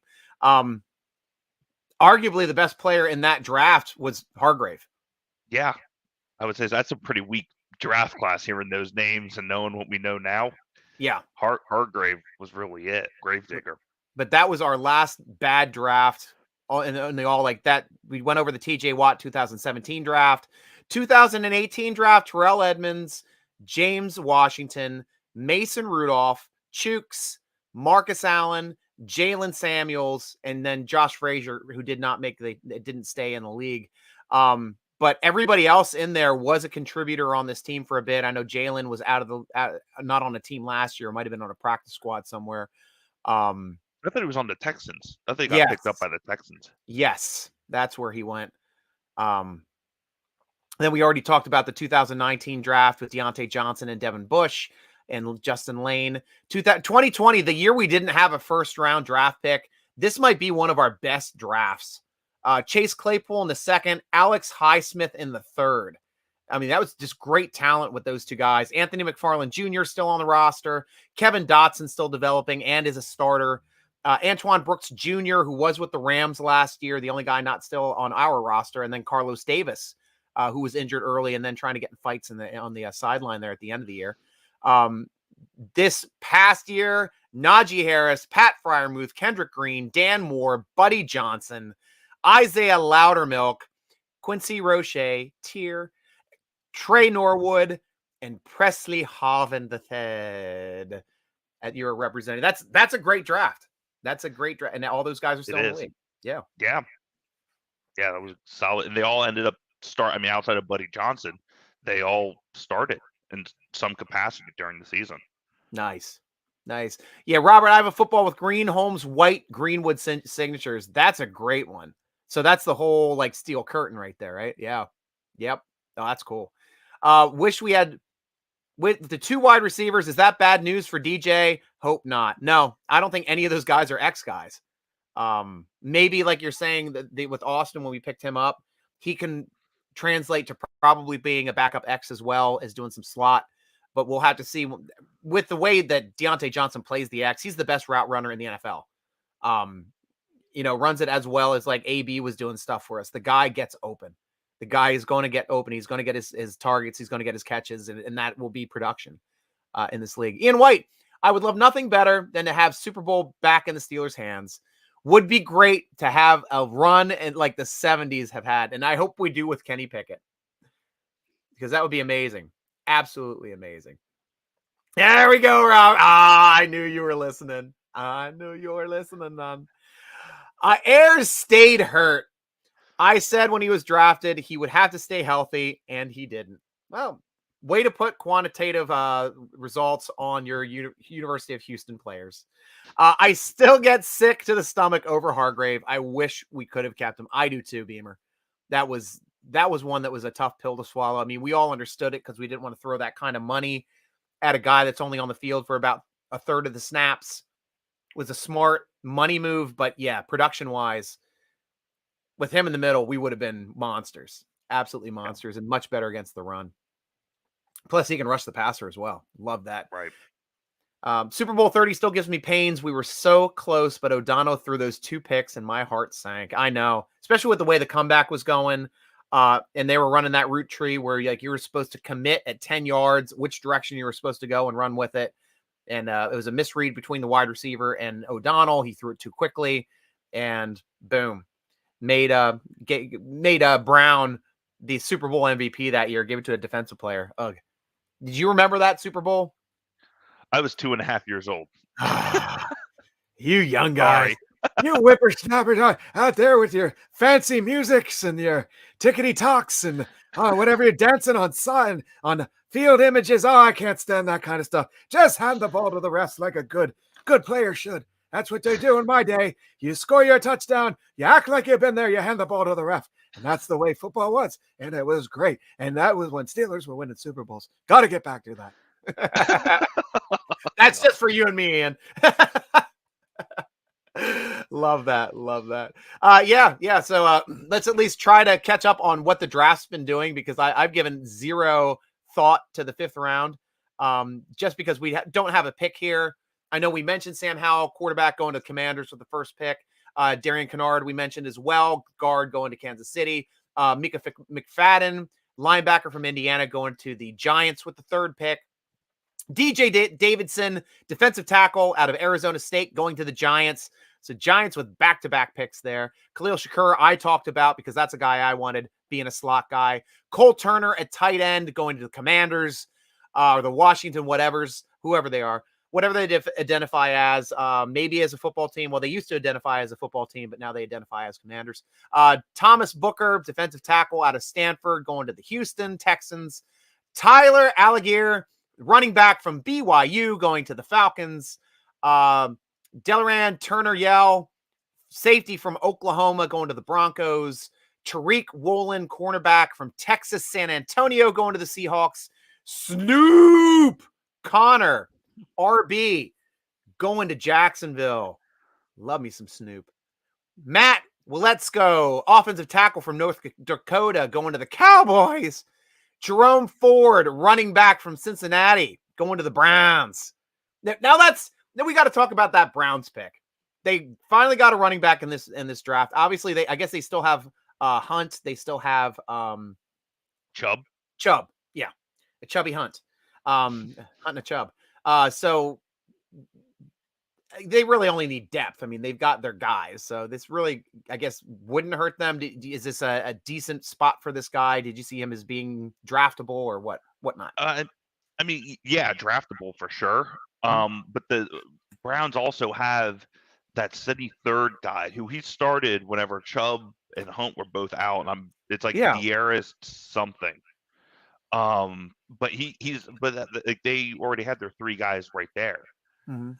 So I mean, bringing another guy in Ford, I think it's just the Browns that go kicker and then a 4th string running back. Yeah. I mean, in the 4th and 5th rounds, Browns are going to Browns. But I mean, Right. Ford's he's one where he's never going to be a starter in the league. He's going to be a third down back as a best case possible. Yeah. I'm more closely looking at the pick right after that one, Striker. This guy was Yeah. high on my list. Yes. The Zion McCollum, the cornerback out of Sam Houston State, going to the Bucs. Yeah, talk about him. I mean, he's a great outside corner. He's tall. He's lanky. He's going to fit in really well with their scheme. Todd Bowles knows how to. He's one of the best defensive coaches in the league. He knows how to really work his cornerbacks. Nice. He's going to fit in right well. I really wanted the Steelers to really get him. I knew he wasn't going to be available in the 6th round. It was one of those where the Steelers were either going to have to reach him here in the 4th or just completely pass over him, except he's not going to be there in the 6th. So right where I had him going, it's just unfortunate. I really wanted him. And then there's another name here that we discussed when we had Matt on the show. Seattle Seahawks taking Tyreek Smith, the edge from Ohio State. Yeah, that's Matt's boy. Yeah, and that's a guy that Matt was even considering maybe even going higher in the draft, but he did really like Tyreek Smith as well. Right. Yeah, and I that's his bias. I think he is. He fits better in a 4-3 and not a 3-4, and that's just really what it comes down to. Steelers see that edge player as more versatile, as different than like the Seahawks with their 4-3. So then we have the Colts picking up the defensive tackle out of Missouri State, Eric Johnson, and I don't want to butcher this name. The Chargers. See it, Striker. So I'm going for the phonetic spelling because I just don't want to do this. Atio Abonia. That's actually not as bad as I thought it was going to be. Yeah, Atio Abonia, the defensive lineman, defensive tackle from UCLA. Another, fairly decent sized guy, 6'4", 324. But Chargers obviously trying to help that line so they don't have the Raiders beat them in the playoffs. Yeah, I mean, and Bosa needs help there as well. He's a big boy. He's a big boy. Right. And we're all caught up now, I believe, in the draft. We're still the 5 minutes between picks, so these drafts are running along. What are we about? There's 36 picks in this round because there's only 1, 2, 3, 4 compensatory picks this round. So, yeah, we're rolling. We're rolling for this draft. I thought we'd be averaging about 2 hours each round. So I think we're a little bit ahead of that right now. Wow, and then Steelers, they're at 208 next. Right. Wow. That's it. Yeah, we got a while. So kick up and relax. Right. Well, that's the number 20 spot, though, I guess, in the 6th round, right? I think it's 30. We're that far back? Was that a traded pick? Son of a gun. Steelers? Yeah, it was a traded pick. Yeah, it's at 30th. Son of a gun. And 30th would have been... I'm trying to think of who they... No, 30th. From KC, because when KC lost to the Bengals in the AFC Championship game, they were in the 30 slot. Was that the one for? Was that the one for Melvin? With the Steelers traded them for Melvin for? Was that their return? For Melvin Gordon? No, Ingram. For Melvin. Melvin. What was it? Isn't this the 6th rounder that the that we got? Yes. Right. Yes. That's spot on. Excellent pick. Yep. Yes. So that's it. That is exactly. That's the reason it was worth it.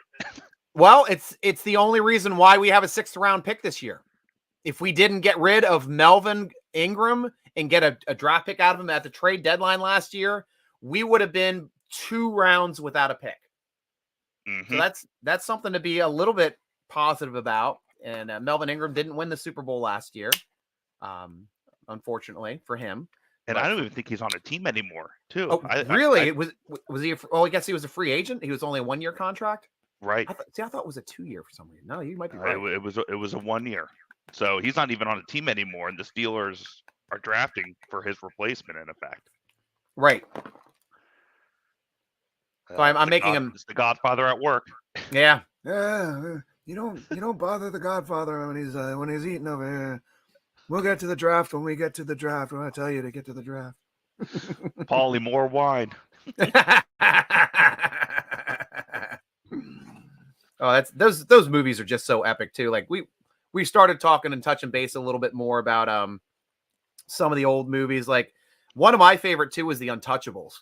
Like I used to watch that one all the freaking time.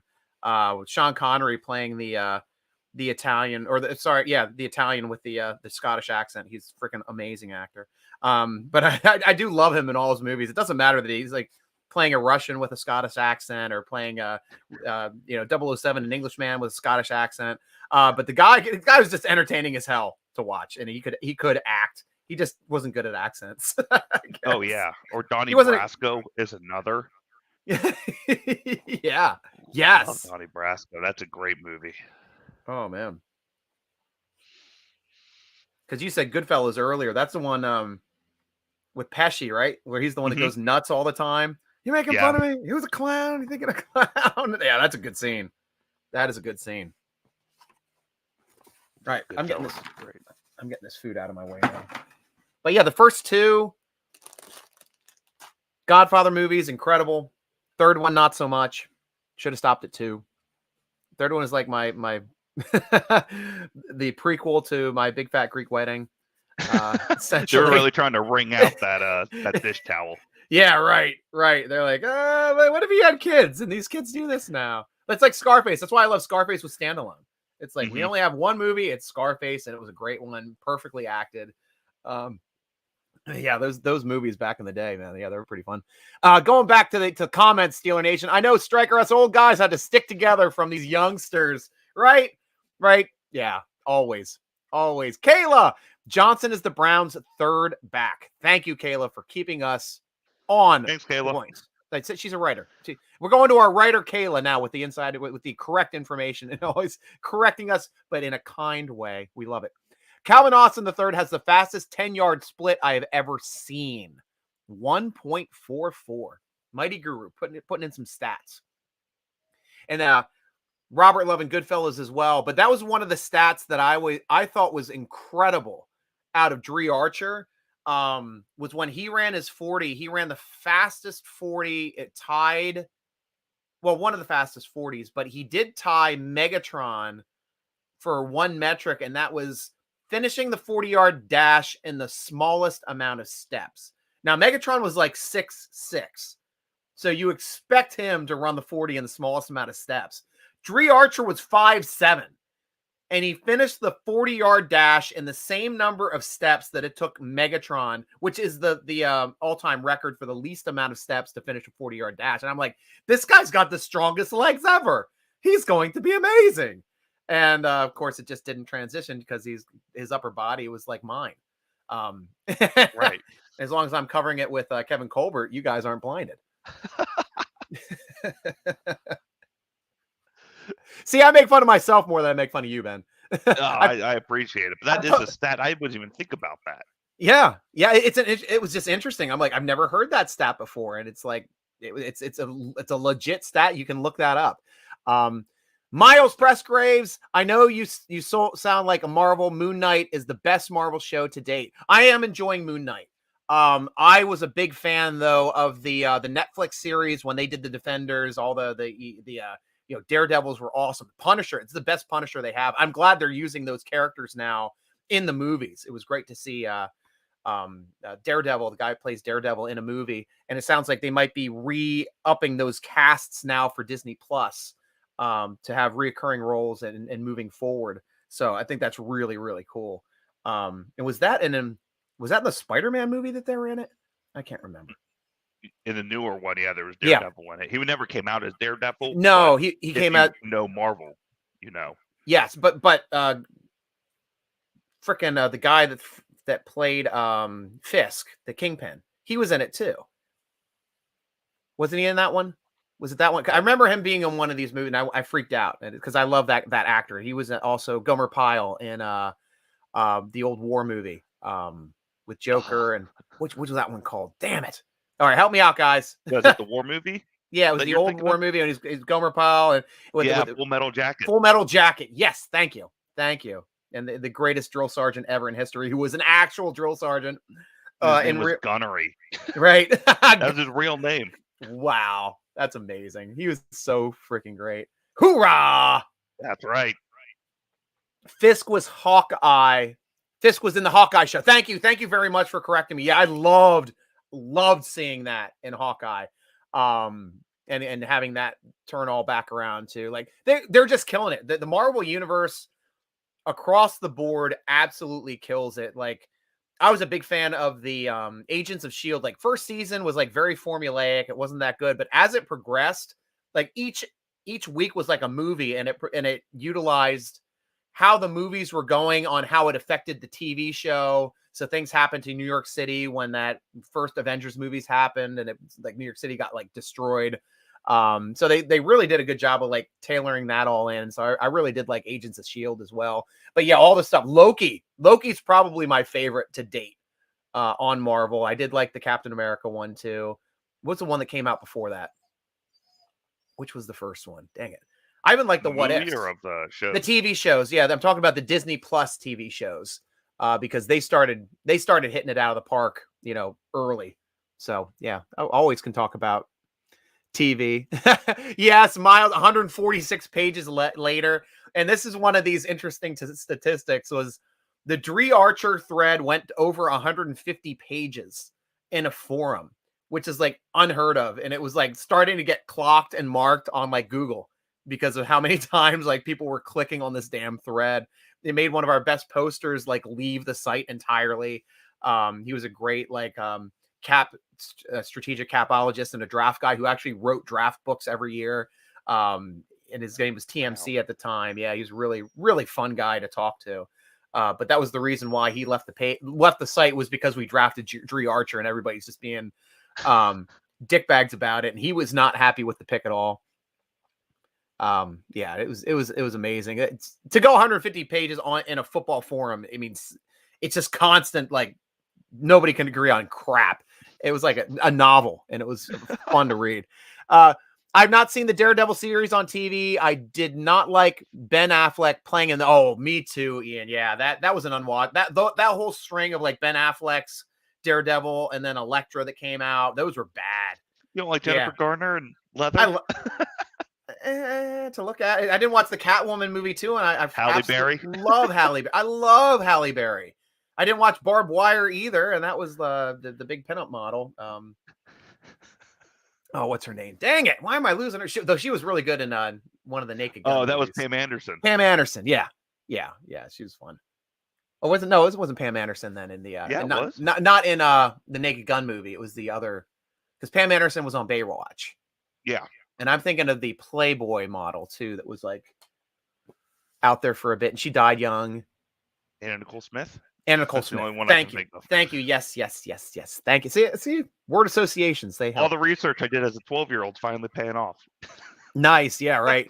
And Miles is saying, Moon Knight is my favorite. It's such a nice change of pace in Marvel that shines light on mental illness and the mythological side of Egyptian gods. I do love that aspect of that show too, Miles. I think I'm 4 episodes in on that one because I watch everything on Disney Plus. We only have Disney Plus for streaming. So like, yeah, all the Star Wars stuff, my daughter and I went through and watched all the Star Wars animations and all the movies and stuff together. So she's all up to date and she loves Ahsoka Tano. So I know that new show's coming out. And when she got to see Ahsoka in live action, it was just amazing as well. So she's like lost her little mind. She's like, runs through a room for about 2 minutes, runs back out in her Ahsoka Tano outfit with lightsabers. I'm like, oh, here we go. Because she's like one of those, like, if you remember back when the Star Wars movies came out again, like after the first run, there were the first 3, it was the 3 prequels. Mm-hmm. and people would be in line for these movies, waiting like days to watch them, but they'd like have the movie on and then they'd reenact the scenes as the movie's going on. Like, this is what my daughter does watching TV. She is like it's like a full aerobic exercise when she's watching TV, because she likes to pantomime and dance and jump and do the exact same things that they're doing on the screen. I Like, used she to got do that with old Western movies. I used to do exactly that. The Outlaw Josie Wales, old John Wayne. That's what I used to do, and I had like my own like a cap gun. So hide behind the sofa, do the exact same thing. I remember that's that. Cool. That is cool. Yeah, making television and movies interactive. I love that aspect, and people that can do that. Yeah, and then my wife told me that I had to grow up at 28 years old. I mean, that's not fun. I'm kidding. Yeah, right. That's a good continuation on that joke. Love it. Last season of Daredevil was great. Yeah, I like the Defenders as well. Luke Cage was a good series. Jennifer Jones is pretty good too. But absolutely love the Punisher. Like, his portrayal of the Punisher is the best portrayal of the Punisher to date. To absolute date. Absolutely did an awesome job. What do you think of the new Batman movie, Stryker? I talked about this a little earlier, Ian. I loved it, but it didn't feel like a Batman movie. It felt like we were watching Saw or we were watching Seven. But I do love the adaptation and how they made the Riddler just like that, more like a Kevin Spacey and Seven type of player, but with a mask and stuff on. But I just love the way they kind of changed it up, and it's way better than the kooky, crazy Riddlers from the 50s and 60s TV shows, and Jim Carrey, of course, taking that up a notch. That guy's already like well round or tightly wound. Then you give him a role like that. Is the draft still going on? I'm not sure. Punisher is so amazing. Yeah, I forget the name of that actor. He was also in Walking Dead in the earlier seasons. That guy's just fantastic in everything he did. He played Shane in Walking Dead. I'm on the wrong round because I went back and I was reading all the stuff that was going on to see when we were drafting. But yeah, DeMarco Jackson, linebacker out of Appalachian State, went to the Saints with the 18th pick in the 5th. Montrell Washington, wide receiver out of Stanford, going to the Broncos. Kyle Phillips, the wide receiver out of UCLA, going to the Titans. So many wide receivers taken this year. We got to be over 20 by now. Absolutely. Oh yeah, I would say so. Yeah. Yeah, because it would be like seen as an insane drafted when like 23 would come off during a draft. We're the 5th round. They're just like keep falling off the board. Kieran Williams, running back out of Notre Dame, going to the Rams. I didn't watch much Notre Dame this year. Did you watch much, Ben? Yeah, I mean he was their starter. I think he would have been a great mix with Harris for Steelers. It was one of those where, again, this is right where I saw him falling, where way too early in the 4th, I think, way too late in the 6th. So right here, I think he'll do well with the Vikings. They have Cam Akers, or I'm sorry, not Vikings, the Rams rather. I mean, they have Cam Akers. I think that Sonny Michel now is a free agent, so they need that RB2. He's going to be right there, I think. Nice. And then the Minnesota Vikings drafting locally from Minnesota, the defensive end, Asazi Odomewo from right down the road. So I always like it when people draft local. Like us drafting Pitt players. I always want to get more Pitt players than we get, but now we got one this year. That's right. Because usually like the good Pitt players end up going before we draft. Yeah, I think, Aaron Donald, LaShawn McCoy, Dion Lewis, and Tyler Boyd is another one there. He's with the Bengals now. He was the one I really wanted the Steelers to get. But yeah, it's just how it is. John Berthal's his name. Yeah, thank you for giving me the actor's name. I have a tough time remembering names, but I can rattle off everything that they were in. That's how my brain works for that. Ian White, my favorite Joker will always be Jack Nicholson. He did play an excellent Joker. The only thing that I didn't like about his portrayal was when what's that guy's name? The old guy that played Two-Face in like the next movie. Yeah. He's in everything. His last name is Jones. He was in Men in Black. Yes. Why am I not remembering his first name? The Fugitive. Yeah, so The Fugitive was where my mind was right there. You got the wrong guy. You don't have to do that. Why am I blanking on that? Something Jones. Man. You don't use it, you lose it. This is what 3 days on a live stream does to you. Right. But he went over the top and was like, when he played Two-Face, he played it as being more jokery than the Joker. And Two-Face is like supposed to have a split personality. Like one side was supposed to be nuts. One side is completely calm as hell. Like just a normal person, like a smart, educated lawyer. Mm-hmm. And he boned that role because he played it as an over-the-top Joker the entire time. So it wasn't even Tommy fun. Lee. It was Tommy Lee Jones. Thank you. Yeah, I wasn't sure who put that up.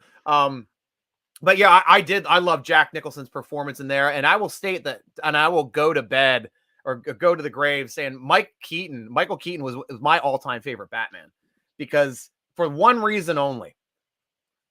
He played. No, well, besides that, two reasons. First one, obviously, but second reason is because he's the only person to play Batman and Bruce Wayne as an actual crazy person.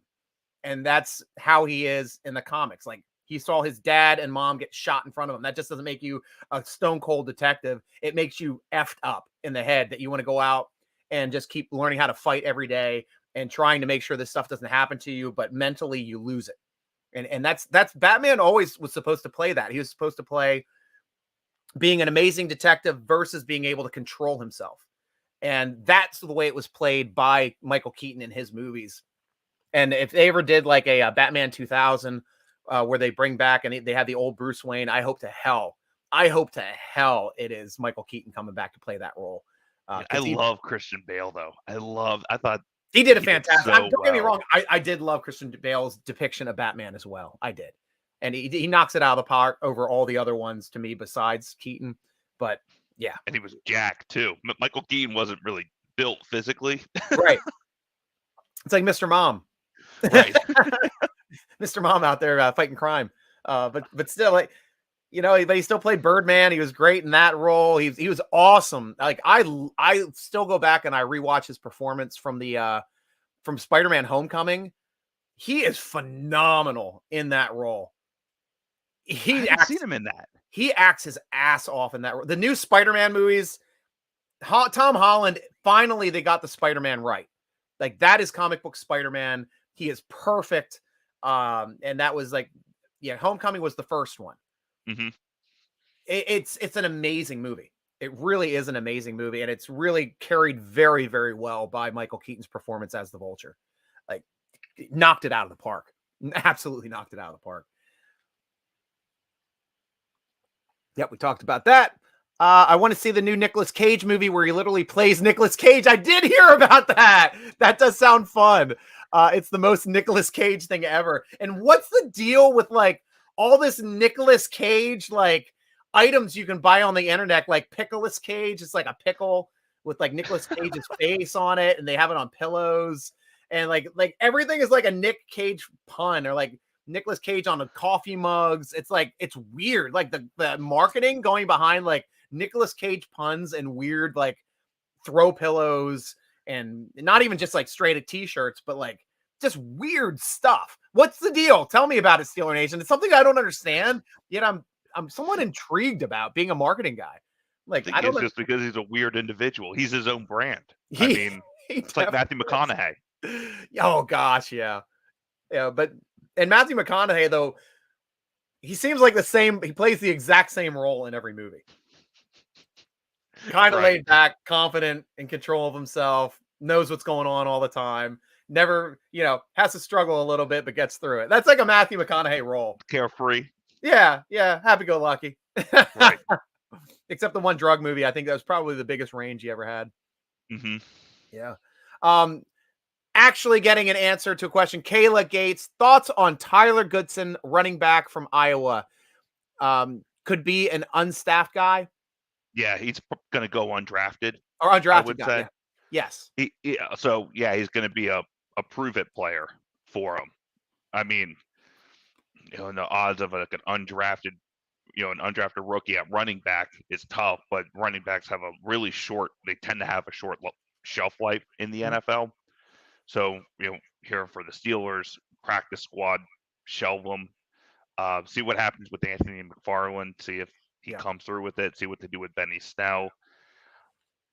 That's really about it. But yeah, I agree. I don't think he's going to get drafted, unfortunately. Yeah. Miles, Nicolas Cage is just a very weird icon. Definitely is. Robert, I love this one. Cage was hilarious in Raising Arizona. Did you ever see Raising Arizona? That's like early on in the Cage career. I have not seen that. It was an amazing movie. And now I get to go back in the striker mind history of what it was like to live in 1984, 85, 86, around these times when Raising Arizona came out. We were living in Hershey, Pennsylvania. My mom was going to med school. She's a freaking brain, by the way. My mom is like one of the smartest people on the freaking planet. She has doctorates in genetics and pharmacology and just got her master's in weed just this past year. University of Maryland. She went and got her master's in THC because they run a CBD company down in Baltimore. She's just an absolute like smartest person in the room. And if you met her, you wouldn't know it because she's from that time period where women couldn't be smart. So she plays like she's just like, oh, nice and cordial and fun and funny, but like absolute brain. But anyway, we were in Hershey because my mom was going to med school or going to get her PhDs there. And we lived in the housing complex right next to the apartments right next to the medical center. So across the street was the Hershey Lodge and Convention Center. The Hershey Lodge and Convention Center had a free movie theater, like not a free movie theater. They had a movie theater. You had to pay for it. But it always had like one movie and you can go in and watch those movies. Well, we had to pay for it. That was like my cable. That was like how I went to go see movies. But what I did, I was a tiny kid, it's 4th, 5th, 6th, 7th grade. I had tiny fingers and I could stick them into the exit door slot, pry the door and just walk in and watch movies. And that's what I did tonight. It's like, I'm not going to see a movie tonight. There's a movie playing. Got to see Beetlejuice like 6 times. Got to see Short Circuit with Ali Sheedy and the robot. That was like, I saw that like every night it was out. Great Mouse Detective. Raising Arizona was one of those too. When they re-released Snow White, I saw that there. The Star Trek 4 when they're going after the freaking whale back in time. Like I think that's what I did at night. It's like, I'm not going to watch TV at night because TV sucked in the early 80s or mid 80s. So I'm like, I'm going to see a movie. That's what I did. Walked across the street. Or else I just pretended to be like, because I was a small kid, like a family would walk in because they had a ticket booth outside, but they didn't have anybody taking tickets inside. They just had the concession stand there. So the concession stand would try to watch for people, but I just walk in with a big family and pretend I'm with them sometimes too. And just like, I gotta go to the bathroom, Dad. And the guy's like, huh? Just walk in. Oh God. Was that in Briarcrest? That's right. We lived in Briarcrest, both of us like years apart, right? Well, I mean, I was in Rosedale. It was Rosedale, Hershey, yes. it was the Hershey Villas, I think, back in the 80s, or the villas at Hershey. Yeah, Briarcrest was right there too. Briarcrest was in between because I remember I had a lot of friends in Briarcrest. We lived in Rosewood, which was a little bit more central in Hershey, but I lived in the apartments right there, the ones that were just to the left of the medical center. Yep, that's right. Rosedale. I thought Rosedale was interior, like that was on like down closer to the 7-Eleven. You said because we were in the ones because you had to be in the medical center or be going to school there. So that is Briarcrest. Yes. That's okay. right. Okay. Cool. Yeah. So that's where I stayed. Yeah, and it was just a quick walk right across the street, as you knew too. Like, did you have a season pass as well to go to the Hershey for Park? summertime for Hershey Park? No, because I mean, it's like living at the beach. The same exact thing. Like you only really like the beach if you don't live at the beach. If you live at the beach, you travel away from it in the summertime because you don't like all the tourists coming in and taking over your city. Hershey's the exact same way. So I was one where I was like, get out of my way. I got to go to the giant food store to get my groceries. What are you here for a concert for? Well, another big plus about the Lodge and Convention Center being across the street from our apartment complex was they had the free shuttles that went from the convention center to Hershey Park and back. And I had really? Yeah, I had a free pass. So me at 4th, 5th, 6th, 7th grade, my mom's at work. Like, I'm going to the park today. walked across, jumped on the shuttle, took it to the park.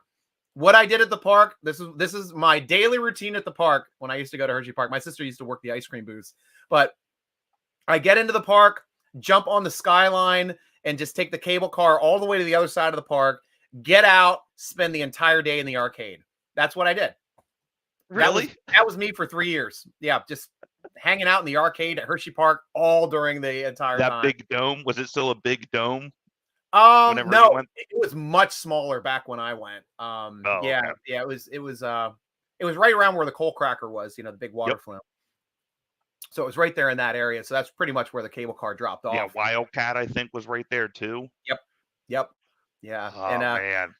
So that was it. That was my day. Back then, the big video games were like Double Dragon and 720 came out. Mike Tyson, or it was just called Punch Out. It wasn't Mike Tyson Punch Out, it was for Nintendo, but the original Punch Out came out. I was playing that, playing Tapper, playing all these old school games. That's what I did. Just hung out. Elevator action. It didn't matter. I was in there for it. The little G Striker. I don't know why, but I still imagine you having a fully grown beard as like an 8-year-old. No, bowl haircut. I was like, my mom was like a big fan of the Beatles, and I was the running joke of the school there for a while because we moved in, and I had a bowl haircut for the first year. I was there, everybody making fun. Oh, your mom put a bowl on your head to cut your hair. I'm like, oh, people don't like my hair. They're like, at least you have Ringo. Yeah, at least you have hair. I was like, doesn't even make sense. Everybody has hair in a freaking elementary school. It's not like the kid with cancer. We just make fun of him. But it was I think it was in 5th grade. I finally won the conversation and got to do like the buzz cut with the spikes, the hair spikies that went up. So I was like a predating Bart Simpson. I essentially had a Bart Simpson haircut from like 5th and 6th grade, using mousse to like slick it up and it was like be spiky. Oh gosh. Yeah. Oh, I went through some years. I had a mullet year, and when I was wearing black one year in I think it was 9th grade. Yep. 9th, my first year in high school, I went like dark, Cure, Depeche Mode, all black all day, and I had like a mullet with like spiky hair and a mullet. Oh my gosh, it's a great freaking. I laugh every time I see the picture. Drive a Pontiac. I couldn't drive back then. Yeah, that's freshman year of high school. Yeah, but last year of middle school, I looked like Ralph Macchio, like wearing like Ocean Pacific bright colors and had like looked just like Ralph Macchio. And so like I lived with a bunch of my friends from middle school and high school. When we were in college, we shared a house together, and they slapped that picture on the wall, and we always referred to that picture as Ralphie, short for Ralph Macchio. And always like they gave me just relentless harassment about that picture. I'm like, that's what it was. but I referred to that guy in the third person. I was like, oh, Ralphie, that wasn't me. Screw that Ralphie kid. What a geek. Oh. Ian Stryker, which Steelers Super Bowl was your favorite? For me, it has to be the one where Lynn Swann makes that awesome catch where he got drilled and comes back and plays and wins MVP. Yeah, unfortunately, like I've only seen those Super Bowls as replays. I was born in '74, Ian. The only Super Bowl from that year that I remember was the 79 year that they played 1980. I was in kindergarten. My dad was swearing at the television screen the entire time because, like, I think Bradshaw turned the ball over like 3 or 4 times in that first half, and he was losing it, absolutely losing his mind. Understandably so, but my biggest memory of that Super Bowl was mushroom pizza. That's how I relate that Super Bowl. And didn't really like, so my first real Super Bowl was Super Bowl 30, where we lost the freaking Dallas Cowboys. I'm like, yes, we're the Super Bowl. We're gonna... No, Neil. Yeah. That was too bad. That sucked. But so my favorite out of 05 and 08, just the drama of 08. I do have the, that's the longest return in Super Bowl history. That's right up there. That's Harrison's return. But over here, I have the 05 Super Bowl, and that's the longest run, Fast Willie Parker, in Super Bowl history over this shoulder. Love both of those Super Bowls, to tell you the truth. But just the drama of that 08 Super Bowl, the way it coming back and the way they won it, that was just so exciting and fun. So that's going to be my favorite Super Bowl. Even though I went to the one that they played against Green Bay, I actually went to that Super Bowl and spent a lot of money. And, Green Bay fans were actually awesome, though. We got along. We partied with them. We tailgated with them. Good fans because they're down home guys like we are. They're relatable. It's the exact same type of person. I Yeah. think. It's just like steel and cheese. It's the same thing. I mean, that's just the way it works, I guess. One you can wear on your head. The other one you don't want to get hit in the head with. Miles CBD is goated. I have the rub I use when I'm sore. Yeah, they make it too. It's RX Remedies. So if you guys want to check out the stuff that they do, and it's all scientifically, like they do scientific tests on all their stuff. A lot of these fly-by-night CBD places just throw stuff together. There's no checks and balances on the quality and the amounts of CBD and the stuff. Everything is perfectly tested, and that you will always get the most consistent. It's like when we're talking about scotches, how single malts are the most consistent because it's always the same batch that they're pulling from. Their stuff is always consistent. You're always going to get the same dosage. RX Remedies, rxremedies.com, I believe. They're out of Baltimore, but they do the stuff really, really well. Also have CBD for dogs. It calms down your dogs. If you got it, like, of course, they have a picture of like a Australian Shepherd on the front of it because that's always the most manic dog in existence. But you pop them a biscuit, they'd start to chill out a little bit. Actually start to chill out. Was I adopted? My sister told me I was when I was young. Oh, but that hurt. That was a tough bathtub. We were in the bathtub together when she told me that. I cried. But no, I wasn't adopted. Ian White. Yeah, I was born in 68. And I grew up watching the 70s Steelers play. You're so lucky. You really were. I know you're pretty lucky for the young when the Immaculate Reception happened. That would have been 72, so you'd have been out 4. But by the time they winning their next 2, that's right at that age where like kids are starting to get into sports, I'll bet. But tell me how you even reacted to the first 2 Super Bowls, if you remember them, or if you even remember the Immaculate Reception in 72.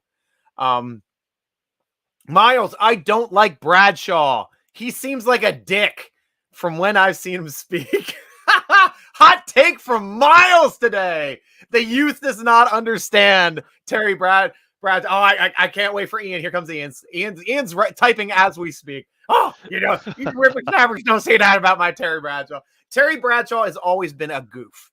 Like that was always like his thing. He's always been like shown as the country bumpkin. That's the way they like to portray him, even as a football player. So when he got out and he became an actor for a little bit in Hollywood, he was in Cannonball Run 2.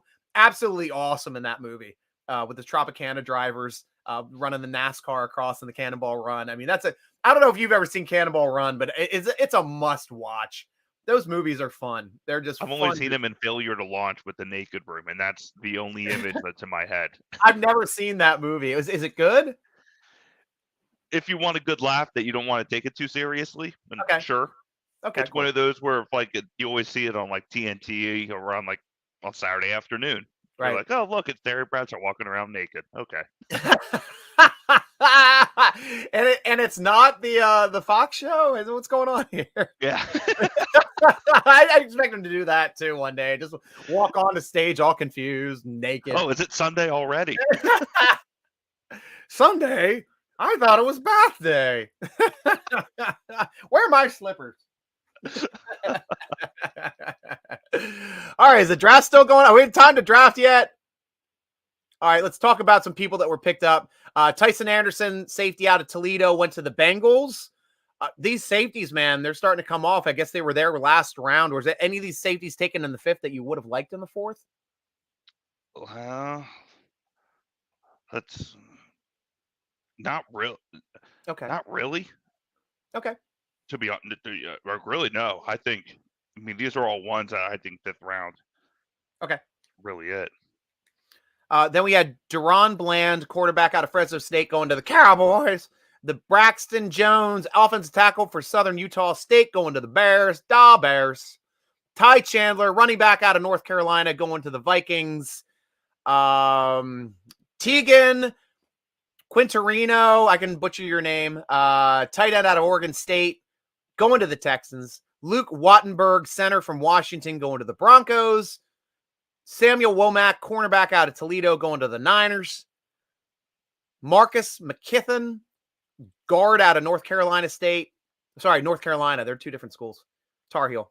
going to the Giants at pick 30. We are now exactly one round away for us being able to pick at pick 30 next round, with Dominique Robinson, the edge, coming in from Ben Roethlisberger's alma mater, Miami, parenthetical notation, Ohio.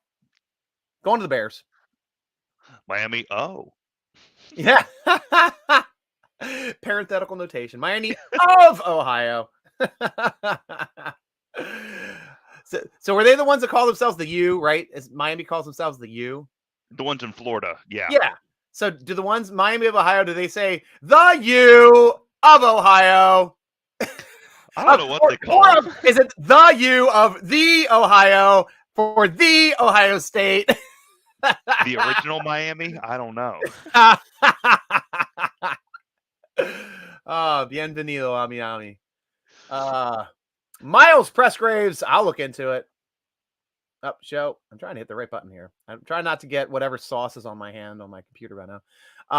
Smokey will be ours. Oh, I'm starting to jump on the Smokey wagon just because I want to see you freak out. I do. I want to see you freak out. Yeah, Franco's catch will always keep you on the edge of your seat when you watch it. Everyone used to think Bradshaw was not very bright, but true fact, he had a 4.0 at Louisiana Tech. That is something I didn't know, and that's a good point. I think it was just his laid back attitude, being a country guy, was the only reason why the press had a field day with him, and why the Emperor Chuck Noll didn't feel like he could really relate to the kid.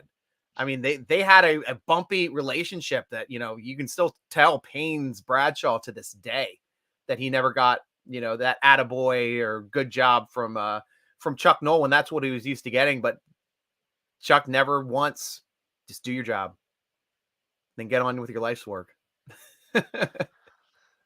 See, so as I'm thinking now more, sorry, just going back to Ian's original question of like our favorite Super Bowl, and you said 08, I would argue 05 is a big one, because I don't know why I consider that, aside from the drama that we saw in 08, but 05 was much more of like a monumental.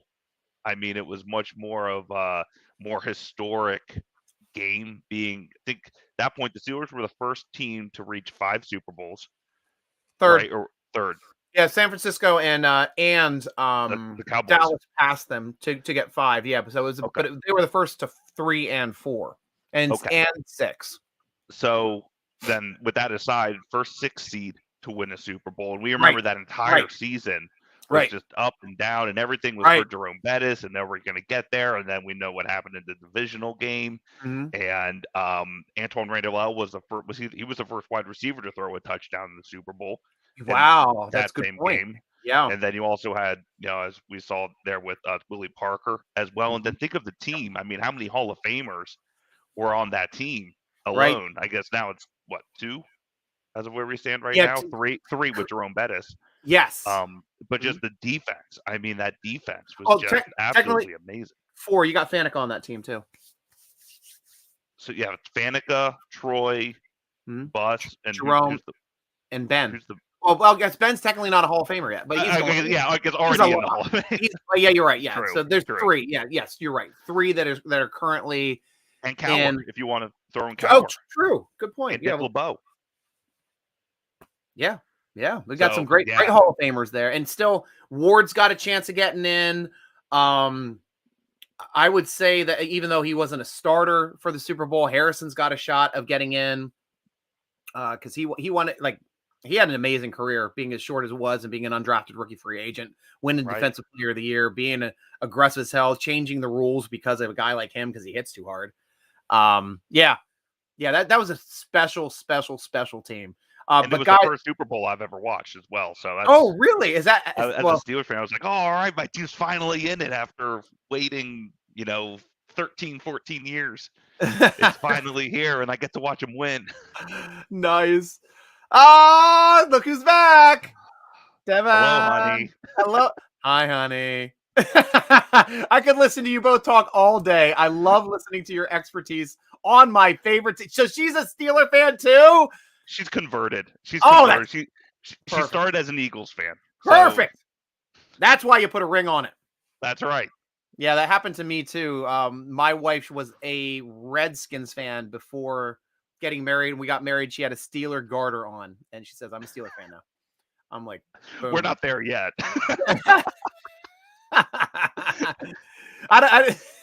Well, I can talk some Eagles too. I know a little bit about Eagles as well, but I do like the black and gold hearts too. That's a nice touch.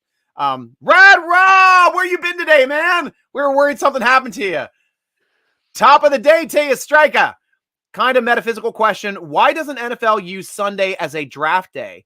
More viewers available than Thursday and Friday. And I think the only difference is, and I did love that too. Like Rad Rob, I love that when it was Saturday, Sunday, and you're sitting in front of the TV all day, both days. And that was my favorite way to watch the draft. Absolutely loved it. But prime time, you get a lot of views at prime time, just like NFL makes a lot of views on Thursday night games. College makes a lot of views on prime time Friday night games and Saturday games too. So it just came down for exposure, spreading it out for 3 days. I mean, you think they go Friday, Saturday, Sunday, but no, they went Thursday, Friday, Saturday, because they think the prime time is more impactful on Thursdays and Fridays for the show itself, and then essentially use their Saturday as their Sunday. But people like to do stuff on the weekends. I mean, fanatics like us like to watch the entire draft and comment and talk about stupid things, not necessarily draft related, but it's our passion. It's our passion. And if you're traveling too, people don't want to take an extra day off of work as well. They're all true. That's like that Sunday being the travel day. And why the F have they not figured out how to change at least Super Bowl Sunday? Make that a Saturday. To tell you the truth, I need a day off after the Super Bowl. I do. Or make it a national holiday. Exactly. I mean, make the Monday after the national holiday. I was always for that too. Just like nobody's going to work on Monday. At least a 2-hour delay. I mean, a reasonable 2-hour delay. That is great. I love that analogy. Because no one works anyway. The Monday after the Super Bowl, no one works. It's always talking about it. Yeah, true. Yeah, those guys do excellent service for the country. Awesome. Ian White. Yeah, I have the DVD of that Super Bowl run to Detroit. It was a great run for sure. I do too. Like all those games were fun to watch, and they have some neat moments. One being, of course, the two big moments. I guess I remember. I went to the. Was that the game? Yeah, the Christmas Eve game in Cleveland, the 41-0 game. Oh, yeah. Yeah, that was the Harrison body slam. Yes, the Harrison body slam. And we were down there on the sideline where he did it. It was amazing. It was absolutely amazing. And then the other game where Harrison is Monday Night Football playing the San Diego Chargers, and on the interception, he hurdles LT on the return because he was playing. I think Porter was hurt that night, and he had a good game. He had a really good game, starting to show the kind of athleticism he had on the field in that game as well. And that playoff run was just fantastic. Every single playoff game, we had a trick play from Malarkey playing the Bengals. Unfortunately, that his knee got destroyed in the first half by his old teammate, Kimo von Oelhoffen. Yeah, it used to be the Cincinnati Bengal. But that was just great just to rub it in because they won the division. We got the division title hats. We got the Super Bowl. Kick them out first round. And they ran a reverse X pass in that one too. Oh yeah, and that was to Cedric Wilson. Right. And then was the next game the Indianapolis, the one at the Colts. That was a huge game. That was a fun one. People still talk about my parties. I used to run a party every year for 10 straight years. It was MLK weekend parties because it's like the only 3-day weekend that anybody ever has where no one makes plans for. No one has like a party or a barbecue. You don't go to a family's house, and it's a 3-day weekend. So I do an open house. I'd start on Friday night at 7. The party ended at noon on Monday, and it was an open house. Whoever wanted to drive up, come stay as long as you want. You can crash on the floor. You can crash in the guest room. And that's what we did. We watched football all day. Saturday morning, we'd stumble down and we'd play football at the end of the field. We'd play touch and just have a blast and just drink and play video games and watch football all weekend. Because that's usually the weekend where they have at least 4 games on TV. But that was the weekend they had they were playing the Colts. Our power goes out an hour before the game. No power. So we're like, crap, we can't watch the game. So I went outside. Since I run promotions, I grabbed one of my generators, went outside, turned on the generator, flipped on the TV just to see if the cable was still working. Cable was still working. So I turned off the generator. We watched we turned on as soon as the game came back on, I turned it back on. We watched the whole first half on generator. Then the power came back on in the second half. Indianapolis started coming back. We turned off all the lights in the house, turned the generator back on, watched the rest of the game on the generator. We won, off to Denver, kicked the crap out of Denver. Ben's like, I'm going to throw the ball this first half. And he destroyed Denver. Absolutely destroyed Denver. So on that same, so on our, as a kid, we would always watch at our neighbor's house. All the neighbors would come together, Steelers party. It was our Sunday. And, if you thought like they were teetering there on the cusp of the playoff bubble, if you will, within like 3 weeks left of the season. Yeah. And for some odd reason, the way it worked out, every single Sunday, there was a birthday. It was someone's birthday in the group. So we would have a cake and we would sing to them at halftime, do the whole thing. Yeah. And we saw like, wow, every single time we have a birthday celebration, they win. And then there was one in the wild card game. We're like, okay, cool. But then we get to the divisional round. We're like, it's no one's birthday. Whose birthday is it? One of the guys, his late grandma. It was her birthday. It was like her 101st. So we had a cake for her. She had well passed. They're like, happy for 101st, and they won. And we did it again for the actual championship game. It was someone's dog. Happy birthday. So we had birthdays straight up, and they would also too. They had another thing of they would line up. The only beer people drank was Iron City. Yeah. And once they drank the beer, they would line up the beer can. We had a whole line of empty icy lights in front of the TV with a lit Steelers candle. So you could say we're a little weird, but it worked. So that's awesome. That's awesome. Part of the this experience for MLK Party on Sundays, we do the Bill Cowher Power Hour to get the day going. Now I had a music thing set, so it changed every like 60 seconds. We did 60 shots of beer, getting the day going. That was one of those, playing a lot of like beer pong. We actually changed our rules. We called it Beirut. So like you had to catch the ball. If the ball hit the floor, and you didn't stop it from hitting the floor, you had to give it back to the team that shot it. It became like it's like a sport. It's like not just like I'm throwing a ball now. How do you remember the games though after that? Oh, it's insane. It's so fun. That's a game you only play drunk. So it worked out well. Kenny Beamer, wow, I just found out I won a Hines Ward jersey.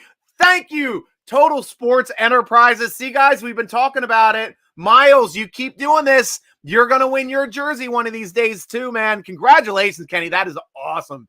That is a signed jersey that I own as well. My all-time favorite wide receiver to play for the Pittsburgh Steelers and one of my all-time favorite football players in general, Hines Ward. Oh, that's a great, great jersey. And congratulations to you. Thank you so much to our sponsors, Total Sports Enterprises, too, for putting on these great jersey giveaways for all of our Steeler Nation fans, friends, family. And guys, if you're not following them already, at Total Sports ENT on Twitter, go to their store online, tseshop.com for Total Sports Enterprises. You can buy stuff right there off there. There's already signed stuff that you can just buy right now. I'm sure they got a whole bunch of stuff going along. Did you win it just right here with the draft going on, Kenny? Let me know, because I know they're giving away a ton of stuff right now.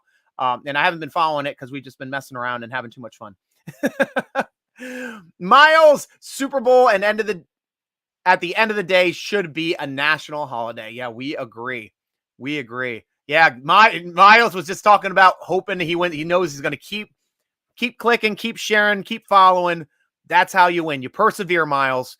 Kenny's done it. Big member of the show. You're a big member of the show. I see you doing it soon, man. Keep it going. Lucky Duck. Is that a Hodge? No, that's right. That's right here. You lucky duck. Ian White. I think that was the year we played Cincinnati 3 times. Yeah, if you're playing them in the playoffs, you definitely play them 3 times. Yep.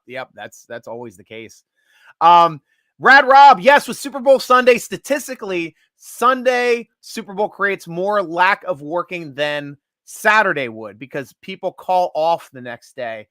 Yeah, you can call off the next day or you can just have it off. But I guess you have church on Sunday, and then you have to be kind of like try to be sober to go to church, and nobody wants to do that.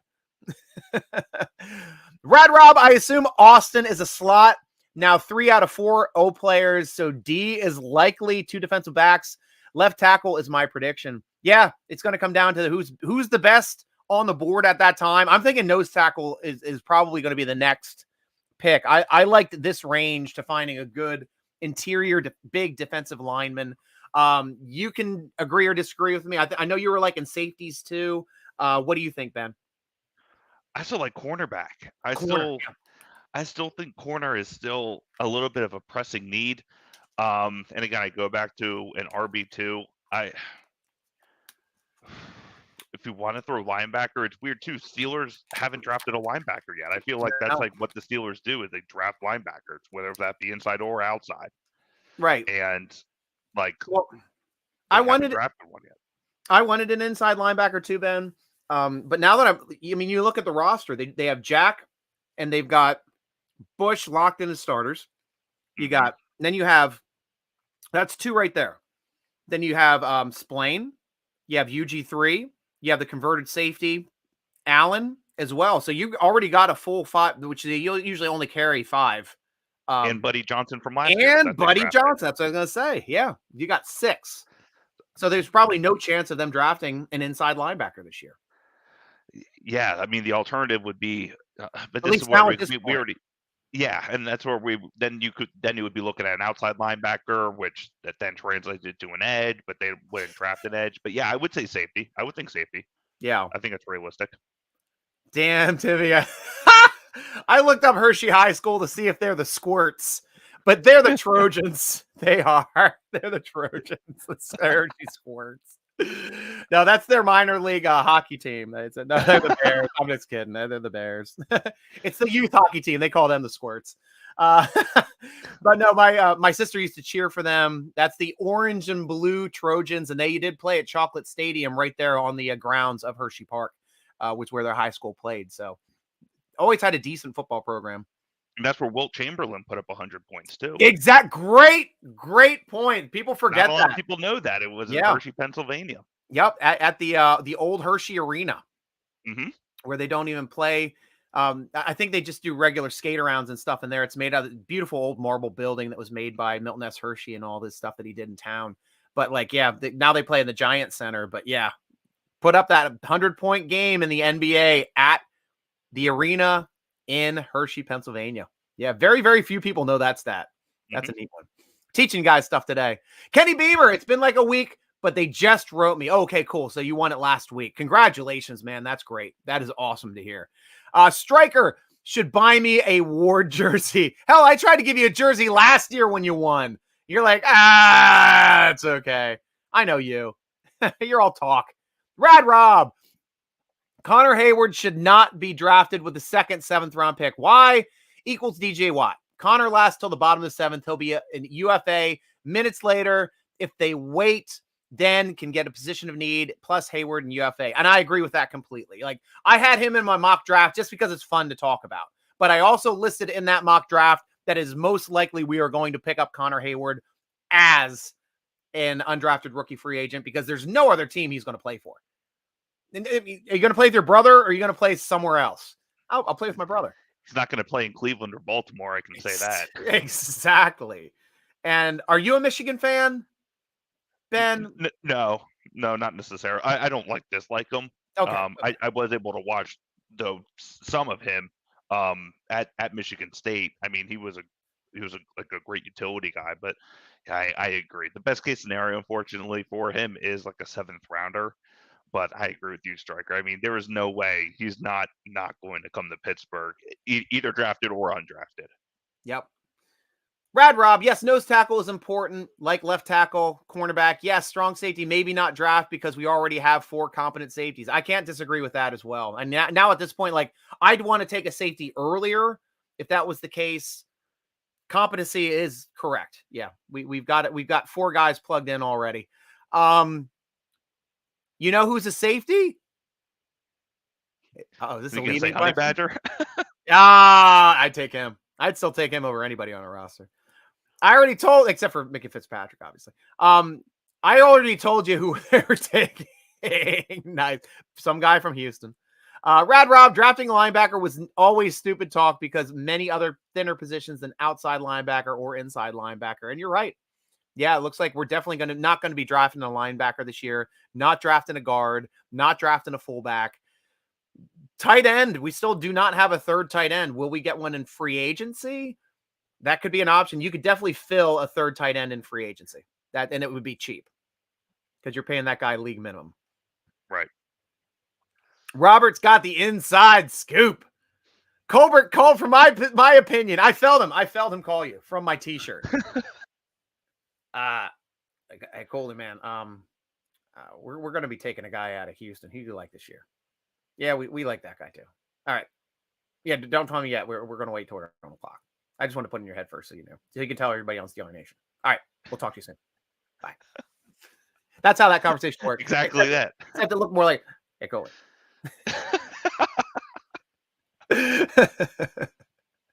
Rad Rob PS, would it make you jealous or make you feel sorry for me that I was not on before now because I'm waking up just now? Cheers. Hey, it's the way the day goes. That sounds like you had a great night, Rad Rob. You can tell us about it a little bit later, man.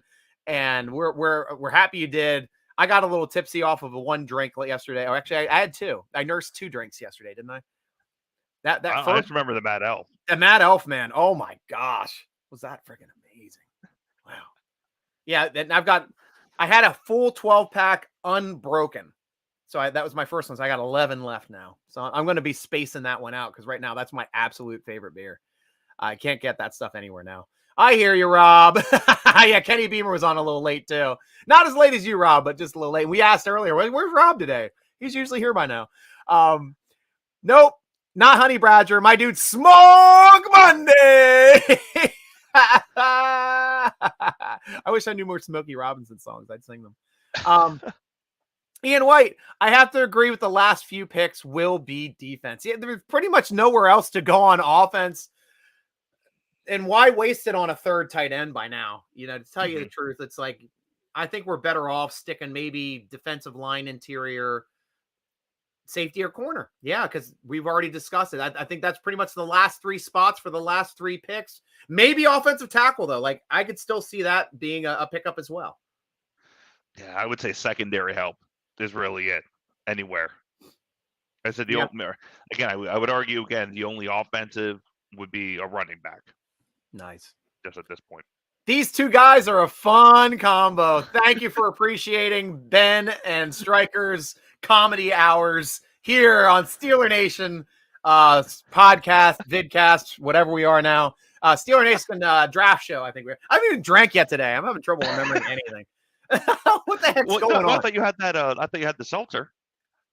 No, I showed it and I put it back in my thing. Okay. I was waiting. I still don't even know if I'm even going to have that. I did have my nip. You're right. I did have a nip. Because I'm doing nips now. A wee bit of a nip. I mean, yeah, something that I'm still completely lucid because nips go away quickly. I'm not going to be drinking the full thing. But yeah, it's what else are we going to do on draft day? Like, what do you want to hear me say? Like, talk about every single player that we don't give a crap about that we're never going to see, and most guys aren't even going to be on rosters in a couple years. I mean, you can do that, or we can talk about movies. We can make dick jokes. So that's when I realized I was allergic to peanuts. That's a good dick joke. I like that one. And my dad's name is truly, this is no joke. His name is Dick Stryker. My dad's name is Dick too. We're just 2 son of a dicks. We came from dicks. Yeah, we did. That explains a lot, Ben. That explains a lot for the both of us. That's why we get along so well. Both in the same apartment complex in Hershey. Both sons of dicks. Could be the same guy. Who knows? I guess technically every man is a son of a dick, but we're more the literal case. Maybe that's more literal case. I don't know. Depends on how you identify male genitalia. Kenny Beamer, that's what happens when you put 3 cases of Bud down. Wow. 3 cases of Bud? Hopefully not by yourself. I've done case races before, and I need help to finish a case race. Hell, a power hour is only like 5 beers. And you like 5 beers in an hour is still a butt ton of beer. Don't get me wrong. Mhm. But 3 cases? Wow. That's a lot, Kenny. I'm not even mad. I'm just impressed. All right, Miles. Miles, Ben, I want to challenge you to Madden game eventually. That would be great. We got to share Twitter handles here, guys. St. Claw 69. St. Claw 69. There you go. That's my name on Madden. Sorry, what is it? St. Claw 69. So that's SANECLAW 69. The S and the C are capitalized. SNC. Do they have to be capitalized? I think it is. Okay, I'm doing it Sensitive. just so it is. I'm gonna pop this out and put it It's down only for me you on guys. Xbox. It's not me on Twitter. That's me on Xbox. Yeah, that's Xbox. Great. So I'm just shooting that out. You can write that down. Find them. Add them. Be fun. Ian White. Congrats, Ken, on the jersey win. Yeah, everybody's happy. Steeler Nation, when we win one right on the air, that's so great, man. So great to hear. Rad Rob, love the Colbert shirt, Striker. His loss will be great, but may not be noticed the next couple of years is that he'll still be an outside advisor.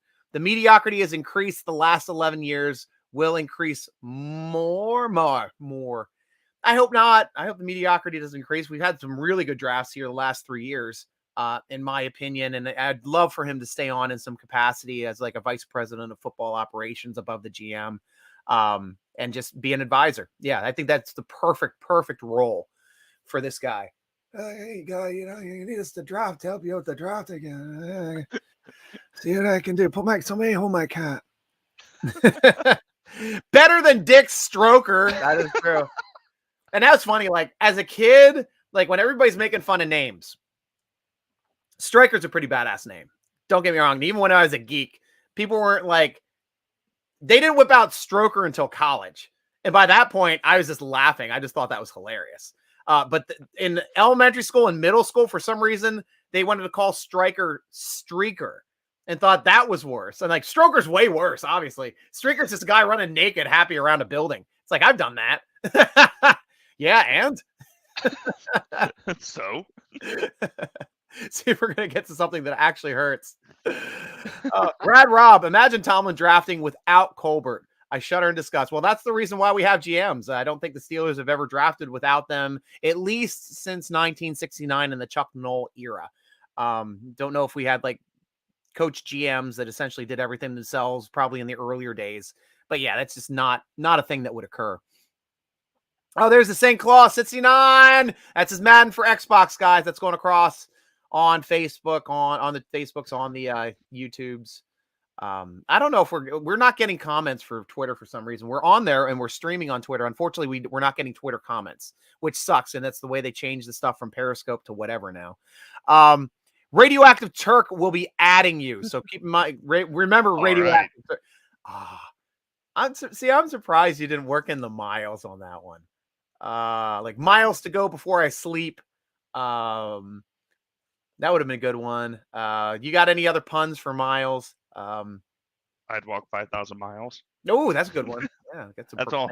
Or 1,000 miles. 1,000 miles. 1,000 miles would be a good one. 1,000 miles, just like straight 1,000 miles with MYLES. I think that would be a great handle as well. Yeah, that's it. That beats mine. You win. Thanks, man. There we go. Oh, thanks, Ian. Yep, that's that Ian, not man. I'm pretty new to the podcast. What's your favorite pick so far? That's a good question. It's either Pickett or Pickens is my favorite pick for me so far. I was not happy with the Austin pick. For you, who's your favorite so far? I'm tied in between Kenny Pickett, obviously, and Leal. Again, I'm still not going to say his name correctly until probably September. Right. But the defensive end as well. I'm still not a fan of the Pickens pick. I don't know why. I just don't like it, especially knowing that Sky Moore. Keep in mind, Sky Moore was available at that spot. Right. So I guess we'll see. But I would say Kenny Pickett, being a Pitt fan. I mean, we already know. Right. Yeah, and I'll have to go with that too because they're going for their quarterback of the future. It's probably the one I'm going to be most excited about. I was kind of confused that they went with a tall speed guy since they have 2 on the roster, as opposed to going slot like Sky Moore or somebody else in that instance. But they know better than us. I'm interested to see how they're going to put this team together because now Ben's out of it. We have quarterbacks that can run an RPO. We have quarterbacks that can line up under center. We have a quarterback that can run a quarterback sneak, which has been completely out of the playbook. It's going to be a trick play. Honestly, anytime we run a quarterback sneak, I'm like, it's like a trick play because no one expects us to run it. What's that guy under center doing, moving the football forward on the ground? But I have never seen that before out of this team. That's crazy. Yeah. Riley loves Leal as well. Being the pick. Loves the Pickens, man. He has some juice. He does. Kenny's saying Twitter is comparing our new wide receiver, Calvin Austin III, to Tyler Lockett. Do you think that's a comparison, a fair comparison? He's smaller. He's smaller than Tyler Lockett. Right. But sure, yeah, just in where he lines up in an offense, absolutely. We'll have to see how his hands are being. So he's 5'7". I don't know what his catch radius is going to look like. For Tyler Lockett, he can make he can make any catch right on the sidelines, no matter what. But yeah, we'll see what Austin can do if he gets. Oh, he got T-Rex arms. Yeah, I got my catch radius, guys. I'm open. I'm 5'7". No. Hit me, I'm open. I'm here. So one of his knocks was he's a small target. It's like, yeah, the 5'7" guy is going to be much smaller than the 6'4" guy that we just drafted, or the 6'5" guy that we just picked up off of waivers from the Ravens. Have him stand behind Claypool and see if you can see him. Right. Miles Pressgraves, I think no matter the picks with receiver, with Austin's Pickens, our offense is going to be electric. That's a great point. And also, like, that's a great point too, because like, what is isn't Claypool like 6'4" also? Yeah. It's like, This was always the thing. Like, Ben always wanted a tall receiver since losing Plexico Burris, and then we went with Tyler. Sorry, I've said the wrong guy. They had Nate Washington. Nate Washington was pretty tall. Not 6'4". He's like 6'2". Yeah. No, I was talking about like the guys they started drafting. It was Sammy Coates, and then Martavis Bryant.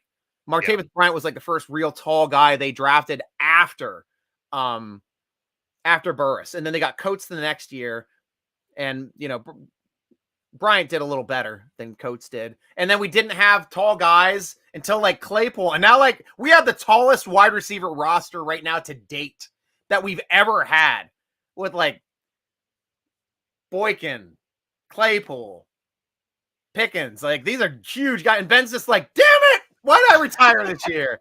Son of a bitch. They're probably trying to lure him out. This is the offense I always wanted, damn it. That'd be hilarious. Ben's coming back this year. Everybody's like, mother effer. Rad Rob, the us fans standard lowered along with Art 2, and Tomlin fibbing about Stanford standard still being the standard. Art 2, Kenny won championship, and we want championship, but Kenny did not win the championship. Okay, well, we did win a championship with Tomlin in that, and we made it to another. Hopefully we make it to another, maybe with this new Pickett. Ian White, I can only play Madden in franchise coach mode. I am not that great at playing league play. My skills are not that sharp anymore at my age. Yeah, that was the interesting thing. I think like the first game to come out with coach mode was Tecmo Bowl. Because I remember that was like, why would anybody play coach mode? It's like all you're doing is calling the play and then they run the play. But it's kind of fun. Like now, especially since progressed to Madden and all that stuff, I think that's a really neat way to play a video game. Yeah, I've never played it like that, but that's just me. Yeah. Riley, maybe in the division, I'd have to look. All righty. Kayla, I always love when you text. It's like usually we said something wrong. No, we had Lima Swede before. Well, did we have Lima Swede? Or did Lima Swede have us? And the worst part about Lima Swede too, Kayla, was like, I loved the fact that he was always open. Like literally, he was always wide open. He just couldn't catch the ball. He had great separation. Yeah, he had awesome separation.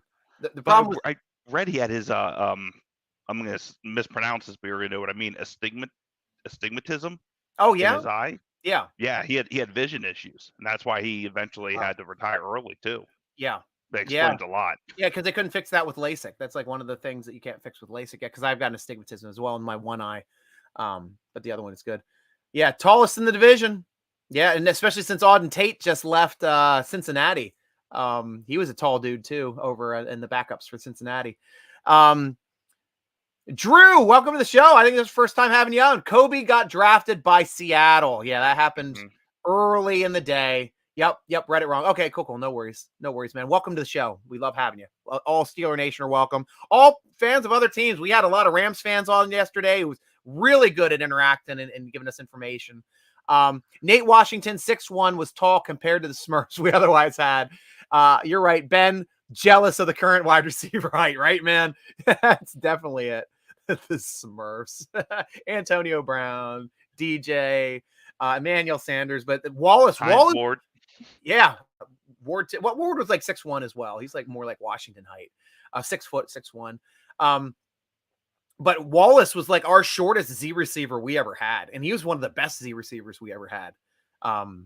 He could get open. That guy was short and fast. The one trick pony. I always love that Tomlin called him a one trick pony, but it's a good trick and people can't stop it.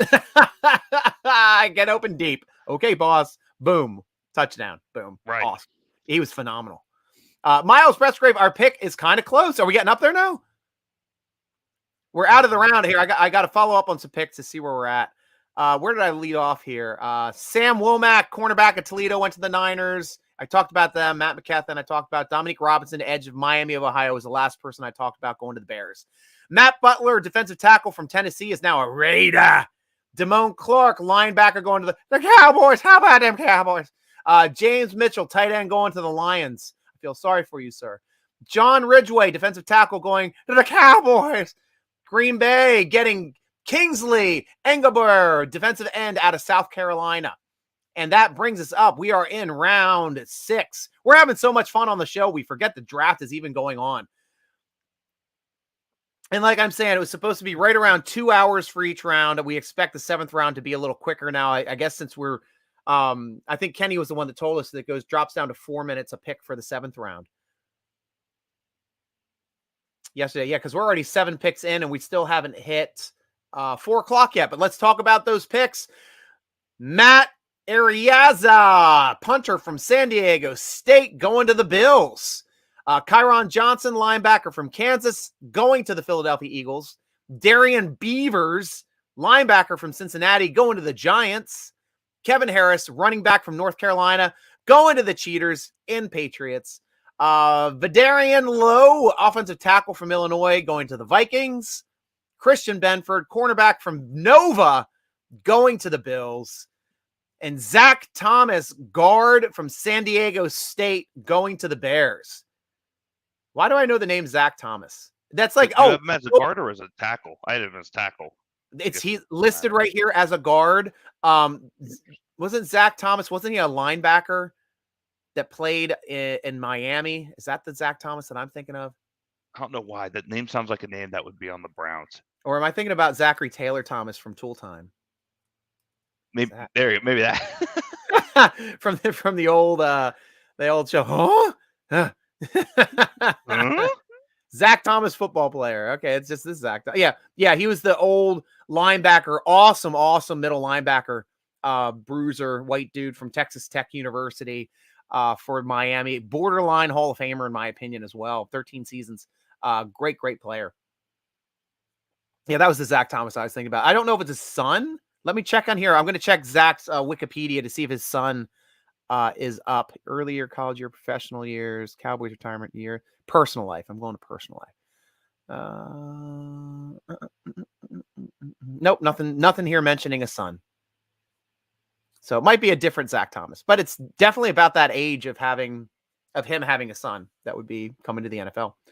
And we have Plexico Burress. He was tall as well. Yeah, he was like the only tall receiver that Ben had that he loved. They loved each other. Although Calvin and Deontay are Smurfs, yes. Oh, yes. They're not Smurfy. They're pretty Smurfy players if you had to ask me about what the Smurf they're doing on the field. Zach Thomas, linebacker, Miami. Yep, you remember him too, Ian. Yeah, he was a good player. Yep, Kayla, thank you. Yep, Kayla always knows. She's got all the facts. For the Dolphins, yes. For the teal and orange, the Dolphins. I still love their colors, man. And there's certain teams out there that should never have changed their colors. Absolutely should never change their color. Be it like the baby blues of San Diego Chargers, the yellow and baby blues. That's just amazing jersey. Absolutely amazing. Even jersey. the Seahawks. What, their bright green color rush jerseys? Well, no, I mean just going back to like the old ones, like with the the throwback Boz, those types. Oh gosh, like back when they drafted Brian Bosworth. I'm trying. Oh, the blue, yeah, the all blue jerseys. Yes, yeah, that was a while ago. Oh man, yeah, I repressed those jerseys. I mean, yeah, we had some good choices like Denver Broncos fixed their jersey, made their blue darker. Work better with the orange and blue. I love the Eagles Kelly green. Oh, me too. Oh, great call. Yeah, somebody mentioned that on the show yesterday. Bring back the Eagles Kelly green. Yeah. I have a Kelly green. Oh gosh, who was the tight end that used to play for the Eagles just a few years ago? Brent Selleck. Yes, I've got a Kelly green Selleck jersey that I won in a blind auction. So. Yeah, I was working an event. You got some tickets. I spent $5 on like 6 tickets, and you drop them in buckets. And came up Kelly green. And I do have like I know your wife is a Eagles fan. I have a black jersey, a white jersey, a green jersey, and a Kelly green jersey. And Selleck's my Kelly green. McNabb's my green jersey because I did autograph signings with him, and as payment for that gig, they gave me a signed McNabb jersey. Solid. Yeah. My white. She has a black Kelsey jersey. He's the center. Travis Kelsey's brother. Oh, yes. Jason Kelsey. I got her a black stitched Eagles Kelsey jersey. Both Kelseys played for the Eagles too, didn't they? Nope. No, okay. They both played. They both went to Cincinnati. Oh, Travis Kelsey, the tight end from Kansas City, is who I'm thinking about. Yeah. Never mind. Yeah, the white jersey is the running back. I think that's Shady McCoy. But my black jersey was my favorite. I bought it just to rub it in because they went nuts when they got the guy. It's a black Michael Vick jersey. They lost their freaking minds, and I wore it proudly, just watching them lose their minds. I had a friend that stopped to watch, like, biggest Eagles fan I ever knew. Like, his basement, he's an amazing like the contractor. He's an electrician by trade. Put in a tile Eagles head in his basement, like cut it all out, the little pieces of green tile, white tile, and silver tile, and made an Eagles head out of tile. Looks just like the Eagles logo. It's gorgeous. It's absolutely gorgeous. But I guess he's not moving out of that house.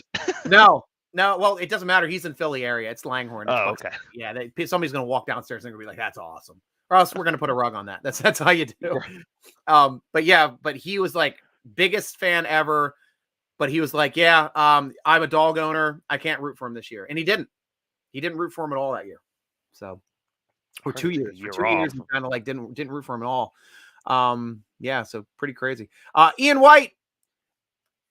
They say great players, you can find a dime a dozen, but those legendary players that can change the game are once in a lifetime. And you'd like to think that they're once in a lifetime, but the way the Steelers draft, they get legendary players, it seems like at least once every 3 to 5 years, they find somebody that's just a game changer. TJ Watt being one of the most recent. What a phenomenal draft pick he was. And we're going to be having Matt Papiernick back on the show here soon. You finish getting ready there, Matt. I'll have you on here in a second. Just going to go down a few picks here. Nick Zakalej, offensive tackle from Fordham, going to the Niners. Malcolm Rodriguez. I can't even read now. Malcolm Rodriguez going to linebacker, Oklahoma State, going to the Lions. Amare Barno, edge player, going to Virginia Tech going to the Carolina Panthers from Virginia Tech. Great. Now that I completely botched those 3 picks, the Falcons are on the clock. We are 19 picks away from our next pick. So I guess that's why Matt did the smart thing. He's like, I'm not going to be staying on this crazy phone call all day with Stryker making dick jokes. Once Matt gets home, we may have to do a changing of the guard. I'm being beckoned by my dog again. That She is hasn't been fine. out I in will 5 hours. I will let you jump and we'll swap. Matt, welcome. Oh, that looks delicious. I'll be back in time though for the next Steelers pick. We'll see you in a couple seconds. All right. Cool. Thanks, Ben. Welcome back to the show. What are you eating? I'm eating some leftover boneless wings from the brewery down the street. Let me turn my TV down. Hold on. Nice. Yeah, my wife got we were at the brewery last night before we came home for the draft. Yeah. And she had some Mango Habanero boneless wings there. Nice. And I needed some fuel to get ready for this home stretch. Well, I'm eating rice and I'm eating tofu today because, damn it, my cholesterol won't allow me to eat chicken anymore. Damn it. My dad had the same thing. He had high cholesterol on that for a bit and changed his diet, and he's fine now. So now I'm starting on that path, and I look fairly fit. All my numbers are awesome except for my bad cholesterol is like twice the amount, like a full doubling with the number it should be. and like I'm like at 200, it should be 100 or whatever it's supposed to be.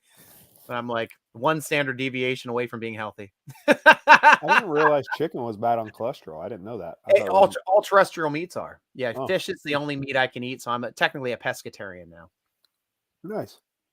I have to look. I haven't looked those strictly into like game and like rabbit. There's certain game meats that are like venison. I might be better for me. It's a leaner meat than say steak, which is a really fatty meat. Of course, chicken as well, and stuff like that.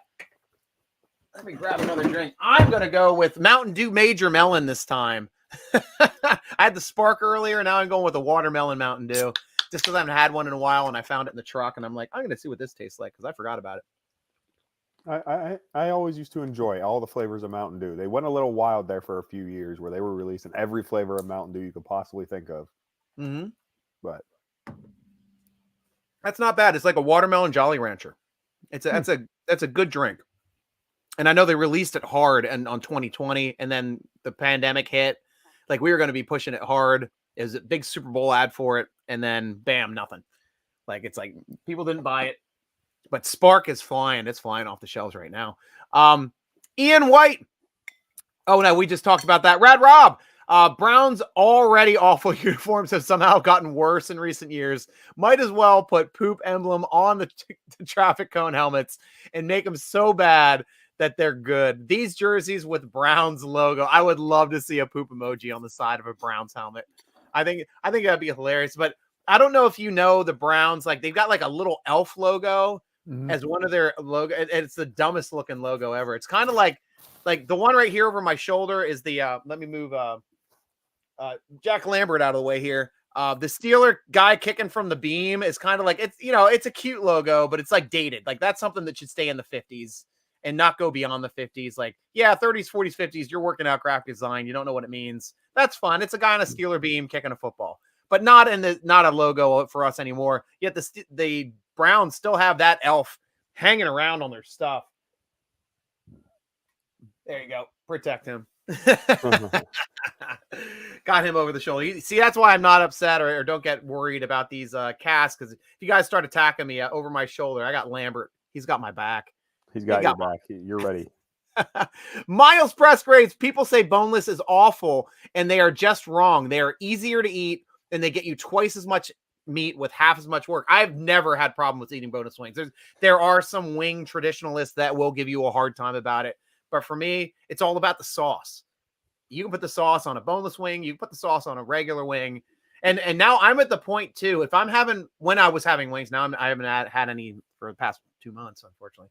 But I used to be a drumstick guy, like drums and wingettes for the two styles. And now if I got to have a wing, I'm going wingette because it's like a more tender, moist meat where the drumette's a little stringier, a little tougher to get off the bone, a little tougher.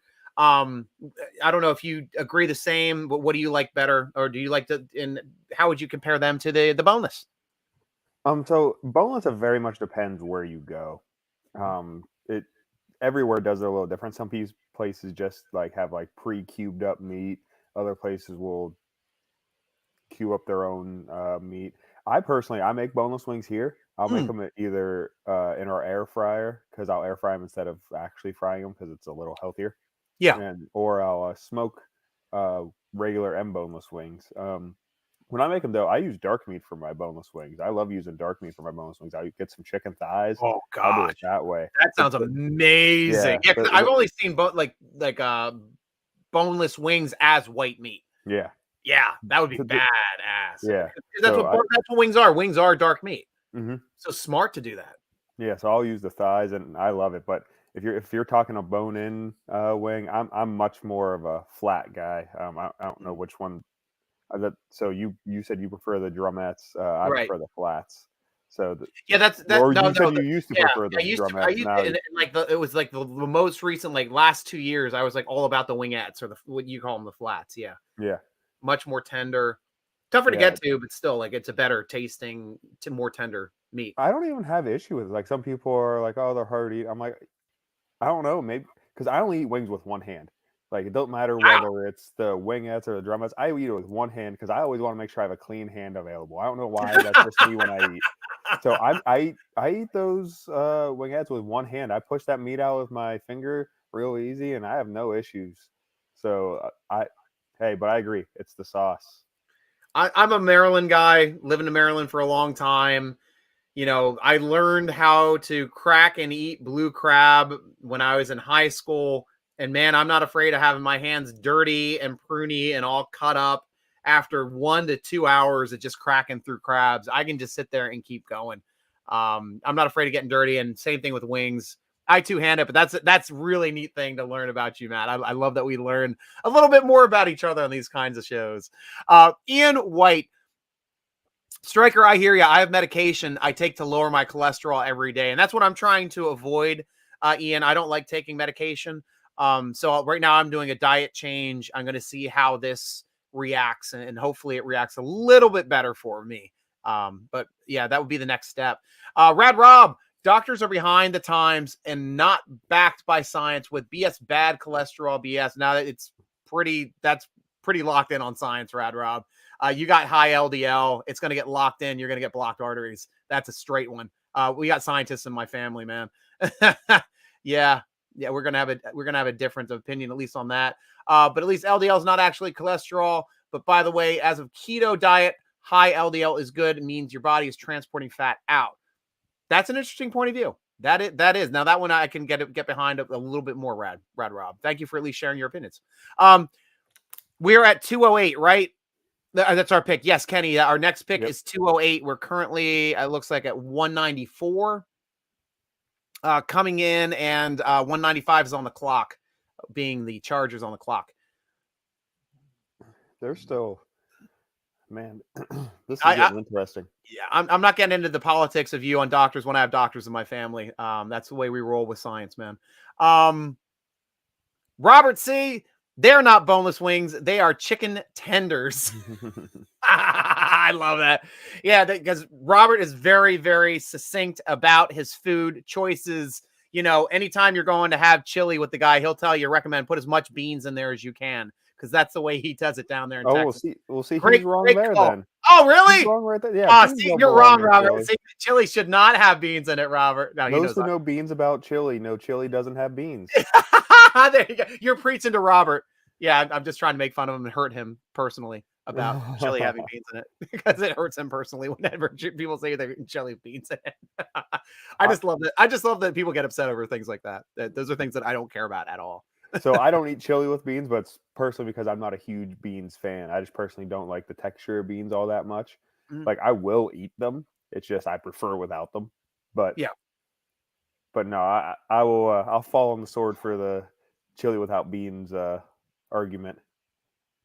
Awesome. So will Robert. He'll fight there with you. He'll battle that one with you. Miles, I agree with pizzerias. I will always go traditional, but if it's Buffalo Wild Wings or Wingstop, I will always go boneless. Flats are the best. Oh, so I'm with you except for the Buffalo Wild Wings part. Buffalo Wild Wings. I don't like. I'll tell you the worst wings on the planet for me, Hooters. I think they are the most disgusting wings ever. They're always way too oily. I end up leaving there with a headache if I eat too many wings at that place. Well, Wait, they have wings? Yeah, right.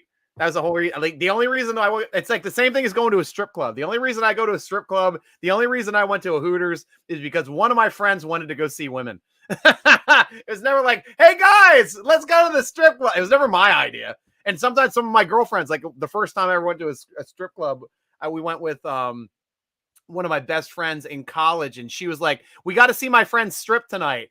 I'm like, okay, cool. We're gonna see naked people. That'll be fun. And I got to go with a whole group of girls. And we watched girls strip, and it was fun. We had a good time, especially when it was our friend doing it too. But it was kind of weird seeing her naked because I wasn't banging her at the time. At the time. I had to quantify it.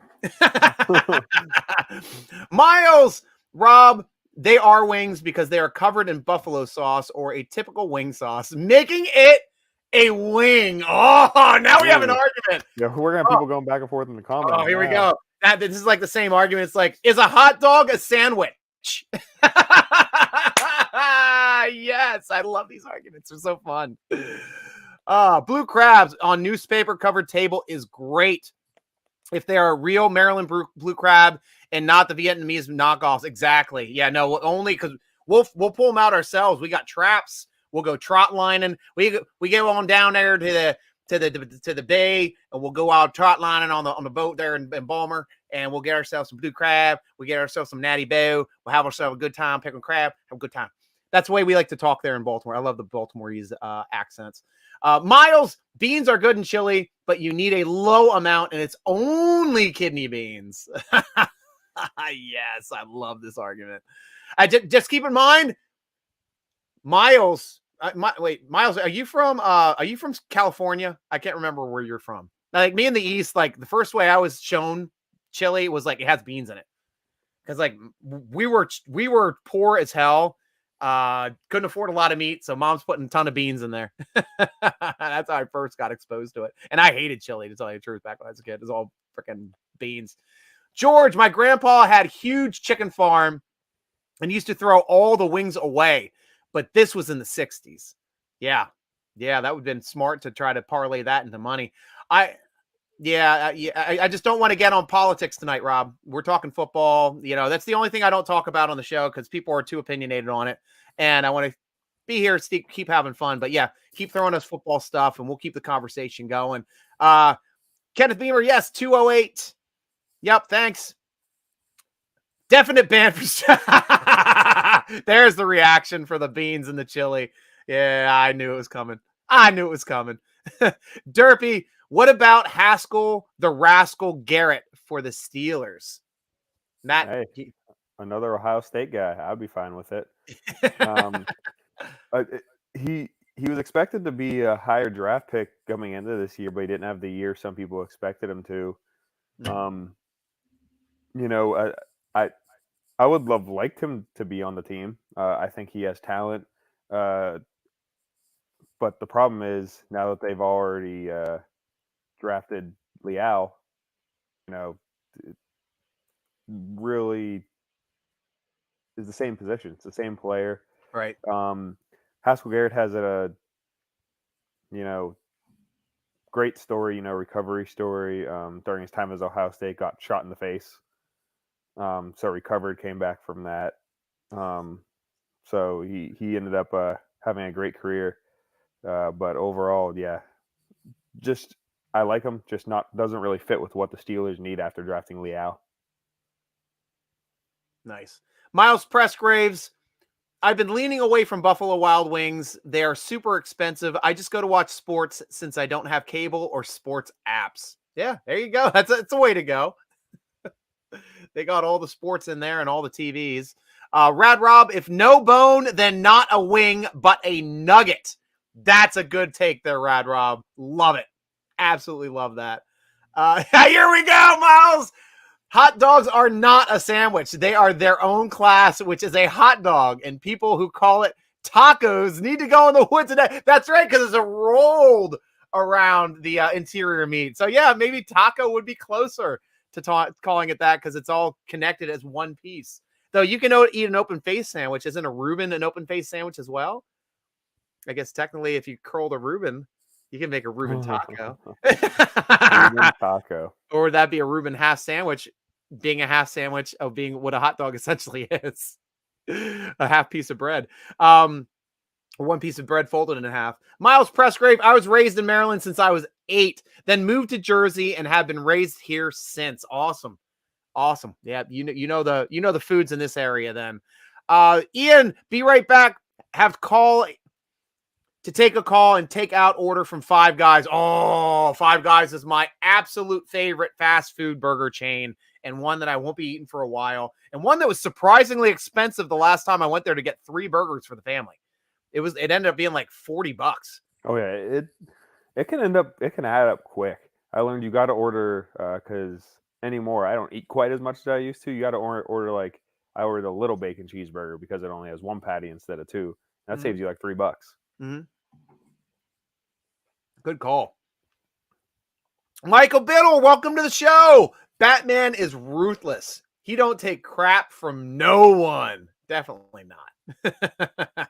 Miles cannot stand Five Guys. Greasy and overpriced. Now we got a battle. We got a food fight going on here on Steeler Nation's draft show. This is great. Let's get caught up here with a couple picks that have come off the board since the last time we covered the top 10. Number 11, Justin Schaefer, guard out of Georgia, going to the Falcons. Justin Naylor, wide receiver from Michigan State, going to the Vikings. Andrew Ogletree, tight end from Youngstown, close to Bloom there, that area and stuff there where Ben went to school.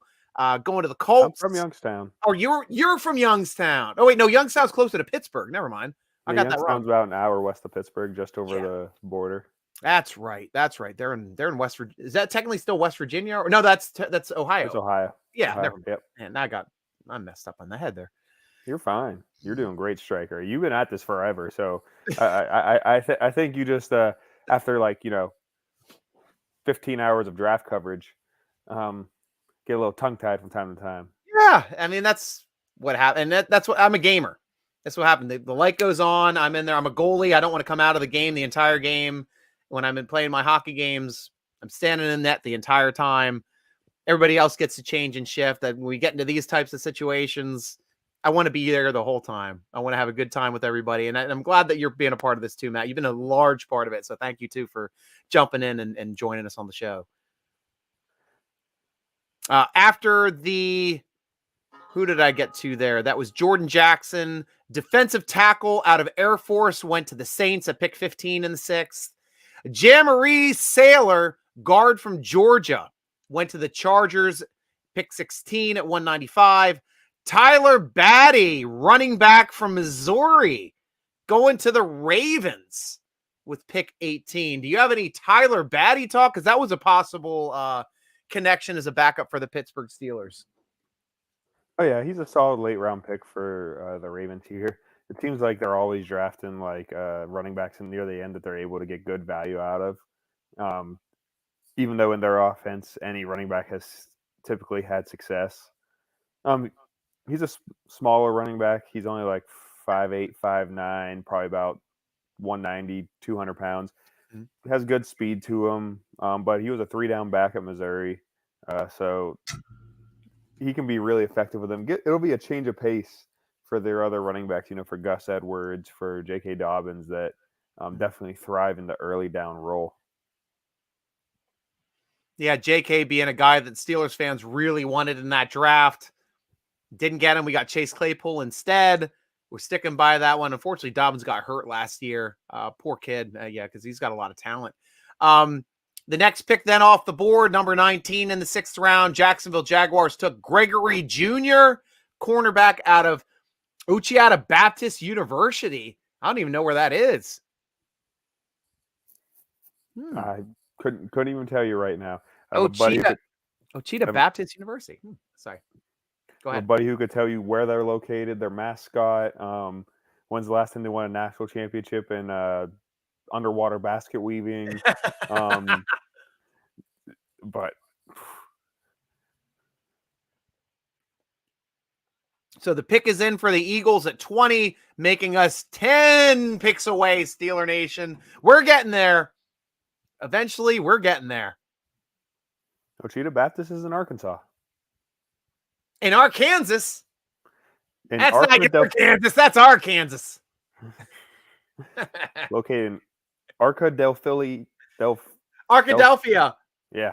Yeah, I just drove through there bringing my RV back from Austin, Texas, and I took that route. I drove from Austin due north to Dallas and then across through Arkansas. And to me, it felt like Arkansas was like a theme park for all things Ark. And it was like first Texarkana crossing the border. And then I drove through Arkadelphia. I'm like, where's Noah's Ark? It's like somebody's got to name something Noah's Ark in this damn state. I'm sure there is something there. Or at least call it Noah's Arkansas. You got to go open something there called Noah's Ark now. Definitely. Yeah, I think I'm going to call it Noah's Arkansas. It's going to be a brewery. And we're only going to have wings that don't have bones in it. Oh God, you're going to get yelled at. And chili with beans. Everybody's going to hate me. So, welcoming back to the show, the greatest dog dad in Steeler Nation, taking care of the fur babies, Ben McCallion, back on this podcast. How you doing, my friend? Yeah, you heard that, Matt. You heard that. I was going to say, like, come on now. Thank you, Striker. Thank you. Yeah, you're welcome. He was like, but Zeus and so they're currently outside playing. See, I let my dogs outside to go out. I don't have to just sit here and wait. I let them outside to go play. I mean, they've been outside for 20 minutes now. They're just loving life. Oh, they're good puppies. They're good puppies. I've been keeping the door open today. The cat's just been going in and out all day because when I don't, she just screams at the door for me to open it. Yeah, that's what mine are doing. I had to lock them up. Otherwise, you would see them like staring deep into your soul through the camera. You would, they'd be all over the place. Oh, that's great. That is great. Kenneth Beamer, Striker is the godfather of Steeler Nation. See, that's a job I can take over general manager. I will take that. See, when you come here to Steeler Nation, I'll tell you who we're going to draft, and then I mumble a lot, and you might not want to say it, but we'll get it through it together. Now try and do that with a German accent. All right, let me try. That's tough to do. That's tough to do because like you got to go the guttural with the German or Irish. Yeah, the Irish. No, I'm completely off with this. I got to work on those. That's funny. Combining accents is tougher. Miles Pressgrave, I have a crazy yellow lab named Hamilton, and he rings a bell to tell me he wants to go out. That's great. Yeah, that's lovely. I have a Vizsla that does that as well, and then she just like randomly ring the bell because she wanted to go outside. That's what it became. And then we're like, we're not taking you out right now. Ring. Like, yep. Damn. Or whenever she wants attention. Right. It's like, but now at least she's at the age, like she's just starting to hit 2. So when I sit down on the couch and I've got my laptop on my lap, she knows I'm going to be there for a while. So she'll curl up next to me, but she tries to like get her nose under the blanket because I'll throw a throw blanket down and she likes to be under the blanket. So I have to like lift up on the blanket and she curls around underneath of it and drops. I just drop the blanket and there I got a dog. She a good pup. Oh, she a good pup. I miss my puppy. She's upstairs. She doesn't come down to the podcast room because this is the cat's room. Catching up in the draft a little bit here, guys. Grant Calcaterra, tight end out of SMU, going to the Eagles.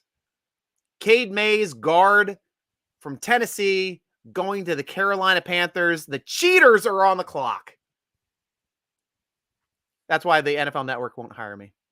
And did you already talk about the guy who got drafted by the Jaguars? Oh, Gregory Jr.?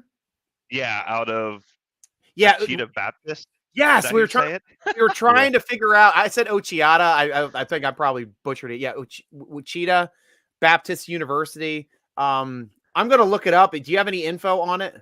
None. Nope. That's why I was asking you. I've never even heard of that guy, the school, anything. Baptist University. It's in. Yeah, that's right. Matt did look it up. It's in Arkadelphia, Arkansas. Okay, that's where I came in. Gotcha. Yes, that's when we were making our Arkansas jokes. And not a single one about Bill Clinton, which is surprising. Yeah, he's the only person I know from Arkansas. It's like, when have you, like, honestly, like, I'm trying to think if I've ever met a human being in this country that's like, oh yeah, I'm from Arkansas. I've never once met a person I met people from Kansas. I've never met anyone from Arkansas. Yeah, isn't this weird? Hey, Steeler Nation, if you are, hopefully we've got Steeler Nation members obviously in Arkansas.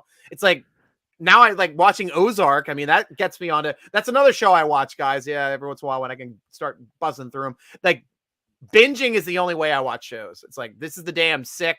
When I had like, when I got COVID, and when the first quarantine started, I think I buzzed through what's it, Parks and Rec. So that's, I got to see the all the Ron Swanson stuff, and yeah, that stuff was amazing, because that's a show that I've never watched, and that's why everybody's like, Striker, you drink Lagavulin, you need to watch the show. And I'm like, I'll get to it someday, because I'm not a sitcom guy. Usually I just don't sit through sitcoms, but it was a great show. It was a great show. And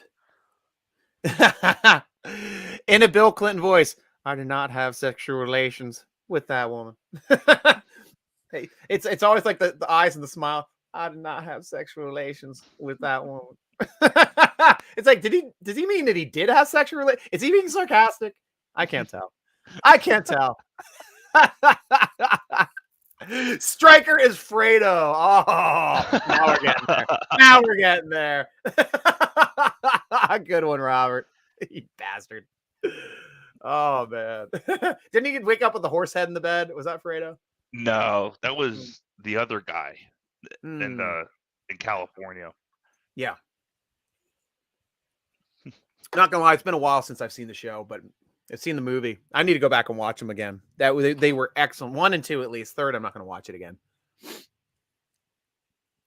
Unless I'm treating it as a prequel to My Big Fat Greek Wedding. My Big Fat Greek Wedding. I think that's the only way to watch that. And you just say that Godfather 3 is the prequel to My Big Fat Greek Wedding. And what was the sequel to that called My Bigger, Fatter Greekier Wedding? I forget what that was called. Or I thought there was one that just came out. 4 Weddings and a Funeral. Maybe all those movies that have weddings and funeral names in them, they all kind of blend together. Sam Roberts, Northwest Missouri State. That's who's next off the board. Yeah, to the Patriots, defensive tackle. What is it with them and drafting guys from small schools now? What is Bill Belichick doing? They've always kind of done that later in the draft. That's usually how they picked up like your Bloomsburg guy that they had on their offensive line for Super Bowl years. I guess, but that's weird. Yeah, they tend to be the type of drafts for them. They usually draft bigger schools first and then small schools later. So even their first round guy was out of Chattanooga. Oh, University wow. of Tennessee, Chattanooga. Wow. That was their first round pick. Jeez. That's it. It's Bill Belichick being Bill Belichick. Oh, here's a good question. Go draft someone from Blue Mountain State. That's what we need to do. Go get someone like Alex Moran to be the quarterback. So whatever you do, don't draft anybody from UMBC. That's my alma mater. We don't have a football team. That would be poor. But Striker was a center. Boy, could he catch. Yeah, too bad you can't send centers out on pass patterns in the NFL. Hey, Pouncey would have been a great receiver. Yeah, he would. He definitely would have been. Miles, if you guys were able to go back in history to a time period, would you go back? I would go back to ancient Greece or the Revolutionary War. Interesting. I would not want to be anywhere near the Revolutionary War. It was dirty. They didn't have running water, did they? That's freaking disgusting. Not really. I'd go back to the 70s and watch the damn Super Bowl games and enjoy the Steelers on Sundays. Honestly, that would be my dream. If I could just like go back, watch some concerts, go to some Beatles concerts, go to some Kinks concert, Rolling Stones when they weren't walking skeletons, that would be freaking awesome. That'd be a good time to be alive. I was gonna say I'd rather go back starting like 2004 and just play sports bets. Invent Google, Amazon. Right. That's what I was gonna say. I'm like, take me back to like 2014 and let me just invest in Bitcoin. Right. Bitcoin. I don't understand. Is it real? Can I hold it? Can I pull it out? I got good on this. No, I can't. It's not a real coin. It should be just be called bits. Itsy bits. Can't call it a coin. Can't bite it. It's not a coin. It's definitely a boneless coin. It's a boneless coin. What sauce is on it? Dude, Blue Mountain State is so hilarious. The cooling stick killed me. Oh, gotta cool his core.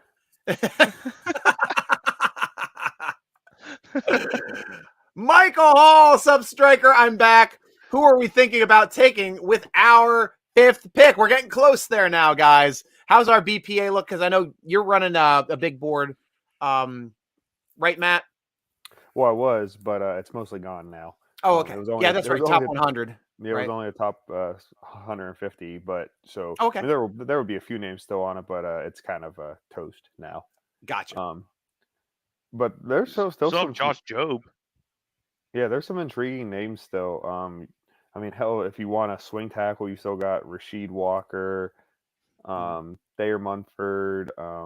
There's people that could be that swing tackle guy and that developmental tackle guy. I'm surprised some of these guys have fallen that far.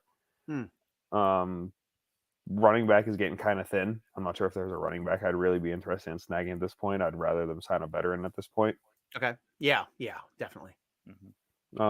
Corners, though, he mentioned Josh Jobe, Mario Goodrich out of Clemson. If you want a high upside guy, Darion Kendrick out of Georgia. Former wide receiver who was a top 5 player in the country before switching to corner. So there's options. Nice. Carson Even Strong. How do you feel about the guy out in Nebraska, that JoJo Daman? I feel like he's almost like Marcus Allen. He's like, is he? Because he's listed as an outside linebacker as opposed to edge. He's listed as an outside linebacker, but he played kind of strong safety as like a box safety for Nebraska. He kind of was used all over. So he reminds me a lot of like Marcus Allen, Miles Killebrew, that guy that a dimebacker. Yeah. That's what I kind of see him as. Considering they already have, similar people to that. It's like I feel like you're just taking Marcus Allen's spot off the roster and replacing him with JoJo Domann. True. He's too small to be a true outside linebacker. He's only like 6 foot, like 220. So he would never hold up in the Steelers defense. And Justin Ross is still available, who he was one that they were looking at, I think, pretty heavily instead of Austin. Mm-hmm. So it's like, would you rather have Austin in the 4th or have a chance at Ross here in the 6th? Yeah. Or Tariq Castro Fields. He's also there. I'm looking at some pictures here, guys, coming across our feed. I gave my tickets to the draft party over at the Pittsburgh Steelers facility today to our photographer, Jordan. And he's got some pictures of Kenny Pickett up there being interviewed and part of there hanging out with his fiance, Amy.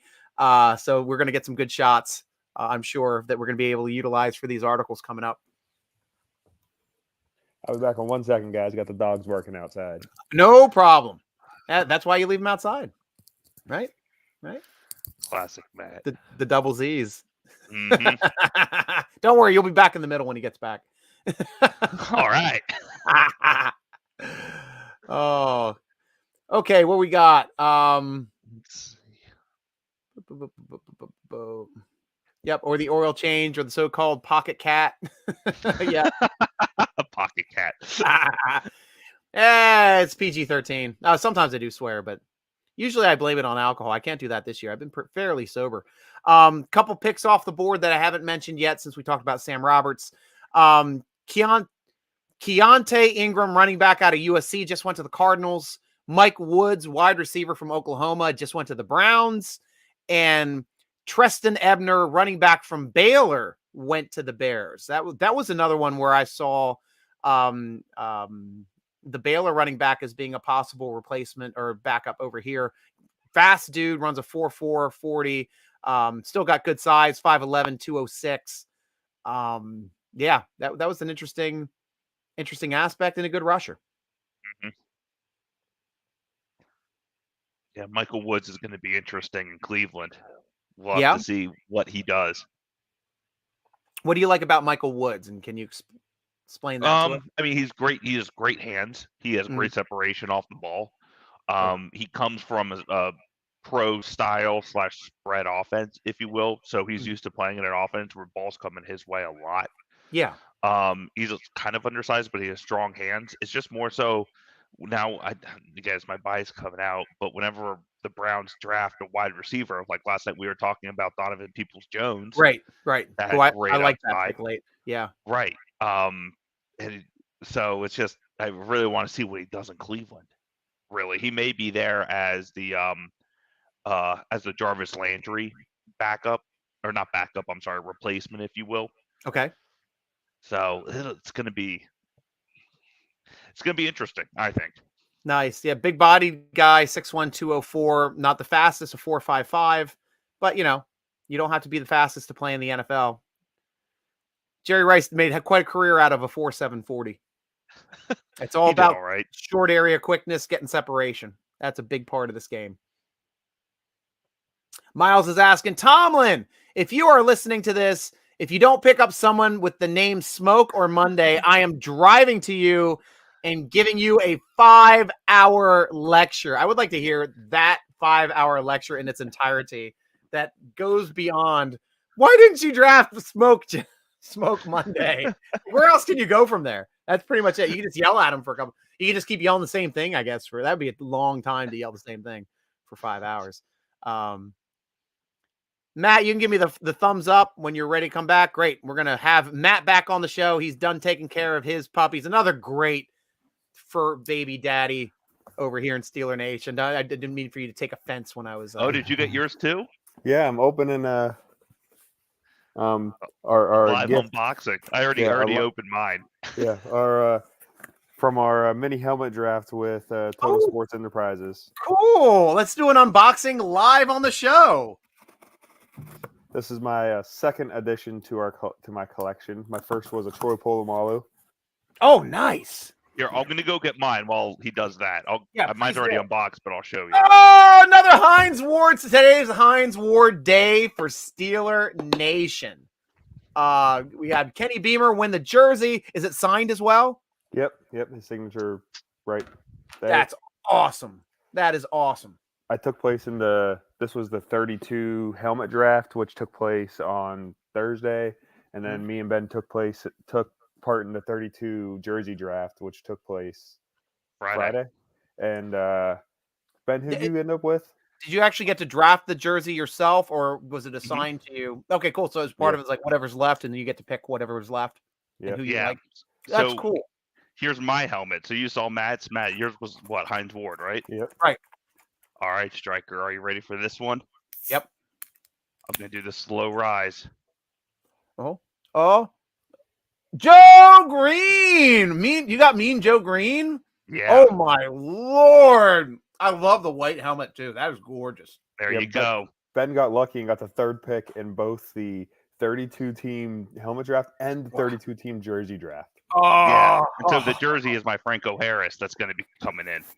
Wow. Did you have to pay in for that draft as well? Yeah. Yep.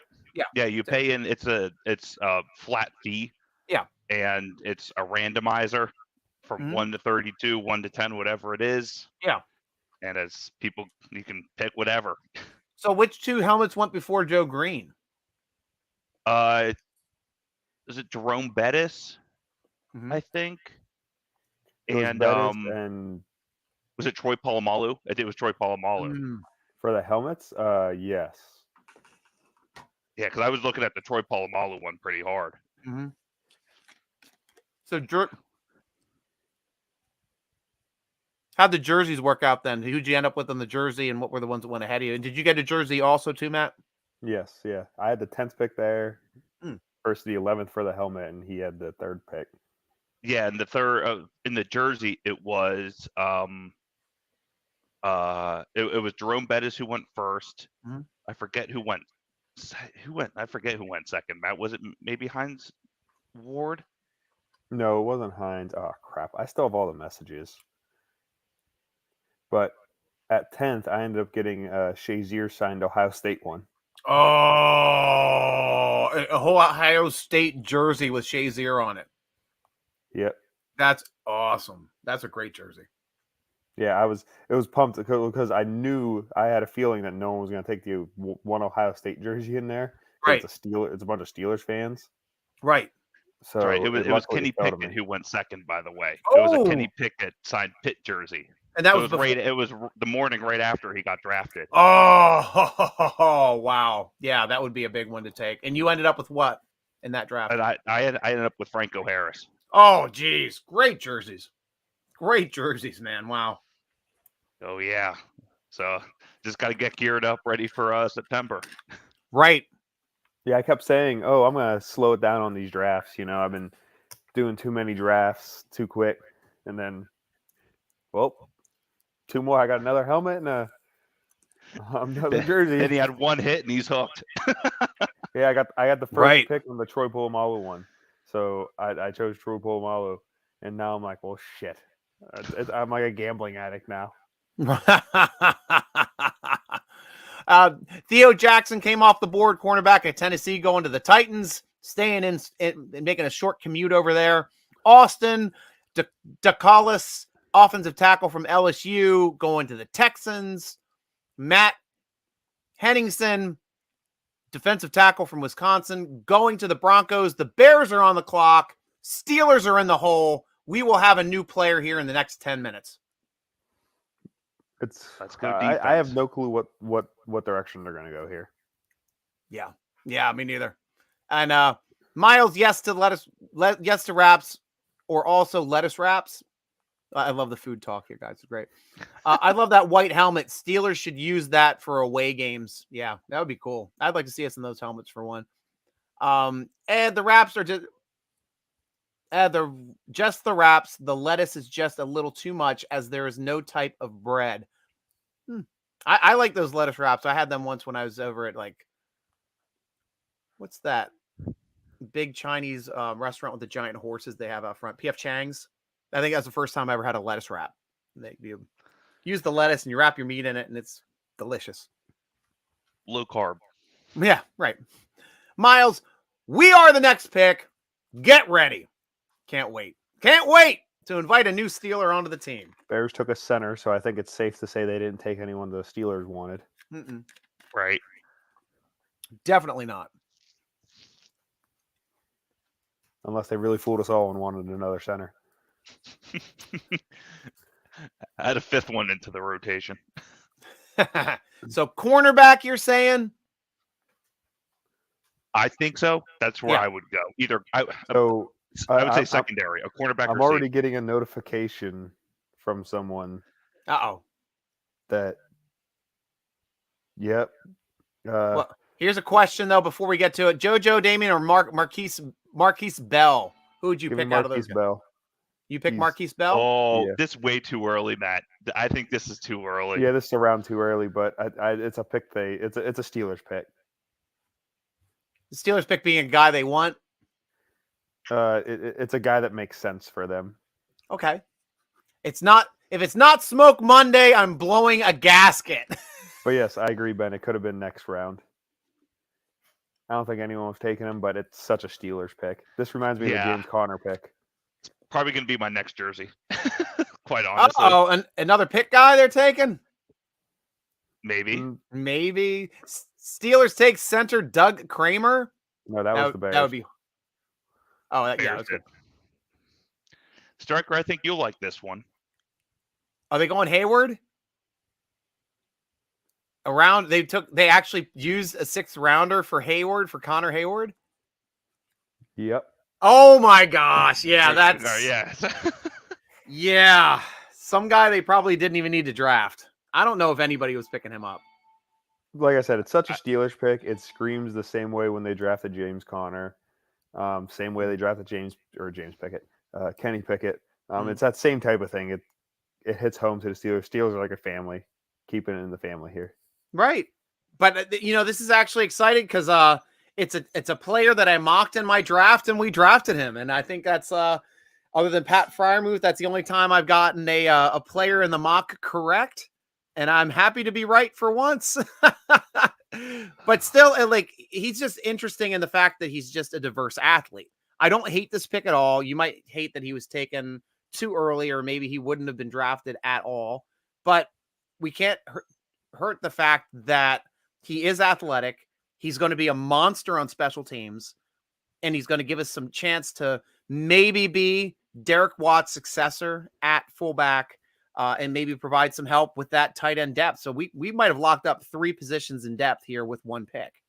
I was going to say, yeah, and this it goes back to what we've been saying, is that Steelers aren't in need of a guy who's going to compete for a starting spot where we are right now. Like, we kind of already have those kind of buttoned up, so it's just a depth position.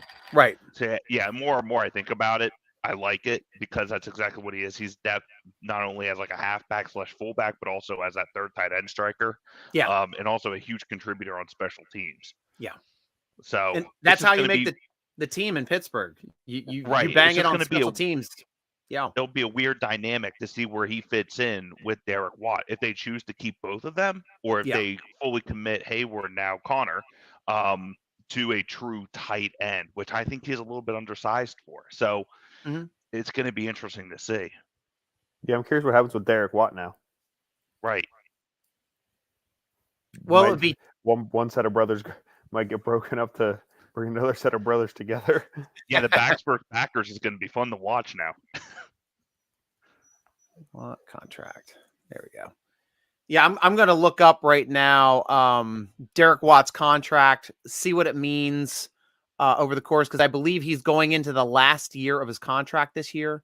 Yeah, 2022. Right.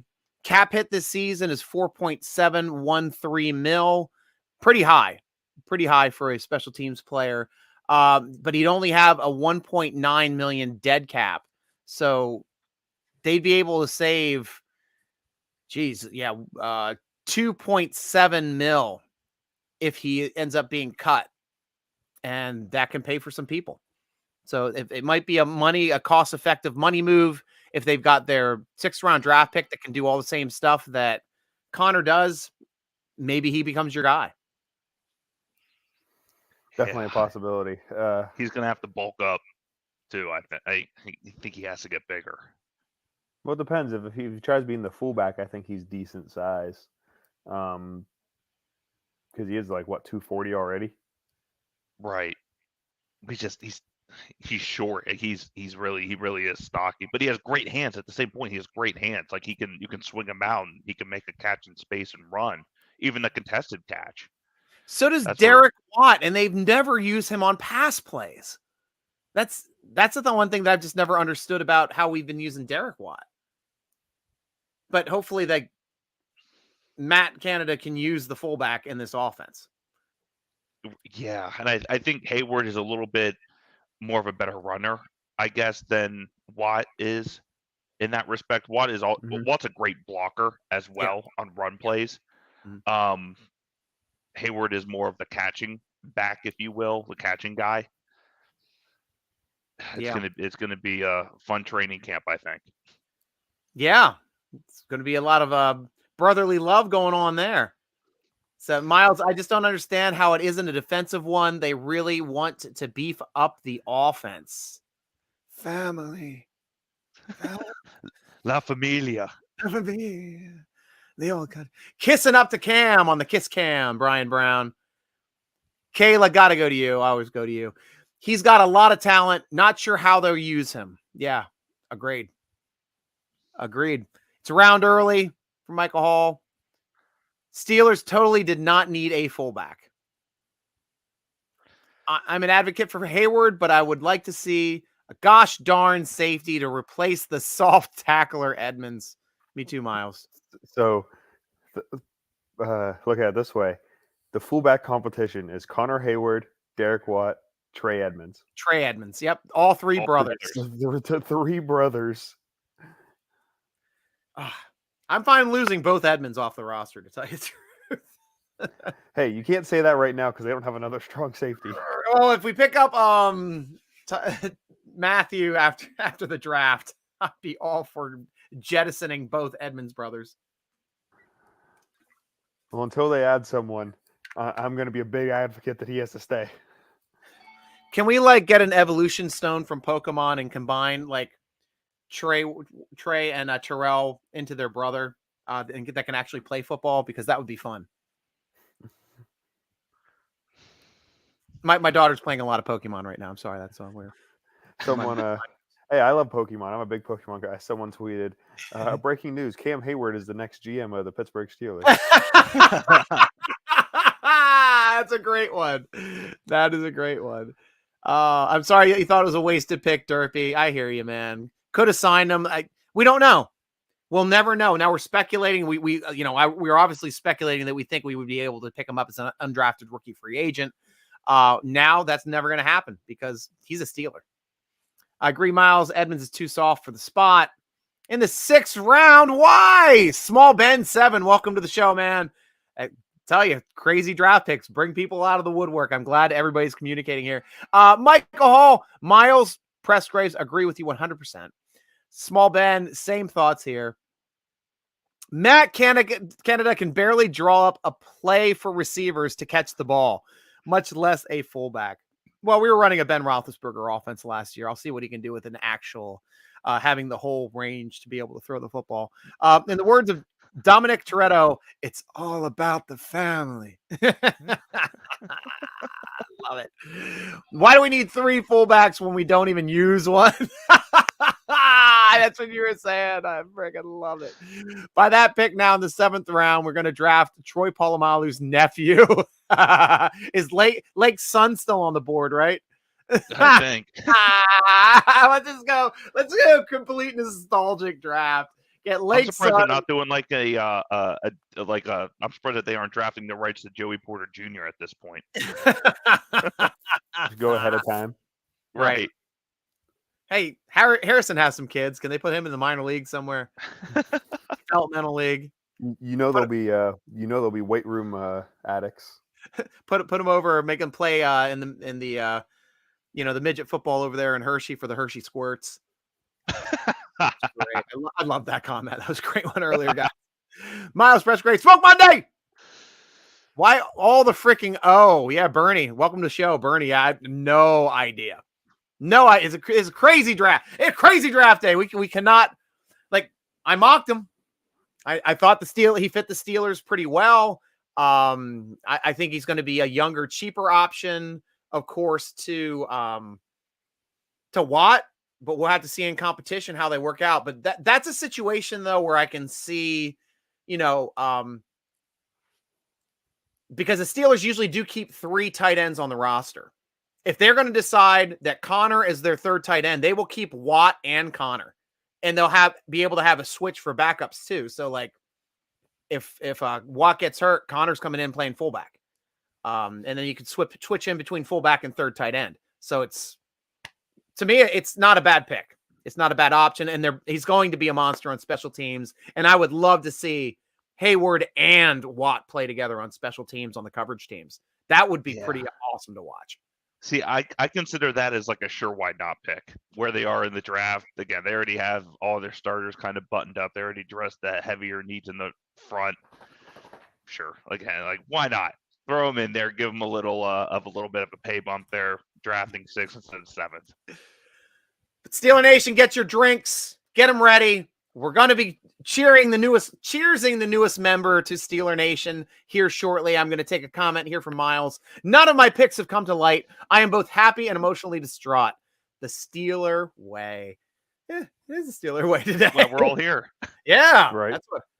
Talking the drive. Everybody got their drinks. What are we having? I'm pulling out the Nippa. Got Miller Lights. Another water. I'm pulling out a Yoo-hoo. That's like Hershey Squirts in a can. Yoo-hoo. That's hilarious. All right, Steeler Nation. Cheers to you, Steeler Nation, and cheers and welcome the newest member of Steeler Nation to the Pittsburgh Steelers. Brother? Is it brother?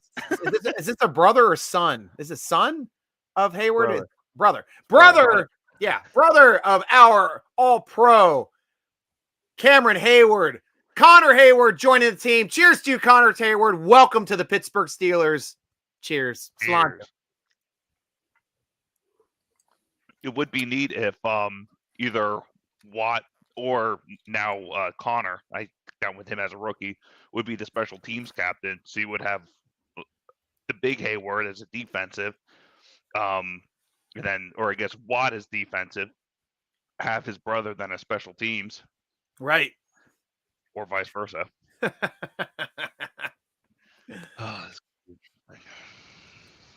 Why can't we just get all three Watts on the same team? We don't have enough wattage on this team. If we get JJ with TJ and DJ, I'd be all for that. That's like, and that's the amazing thing. I don't know why Derek doesn't go by DJ, because he does have J as a middle initial. I looked it up live on one of my vidcasts and I lost my mind because he wants to stand out. Right. Yeah, he does. But he's an athletic dude. I mean, I thought Derek Watt had the potential of being a third tight end type of player too. I was surprised that he's never come over to sit in the tight end room to learn some tight end stuff, because he played that in college. He played that in high school too. Really athletic dude.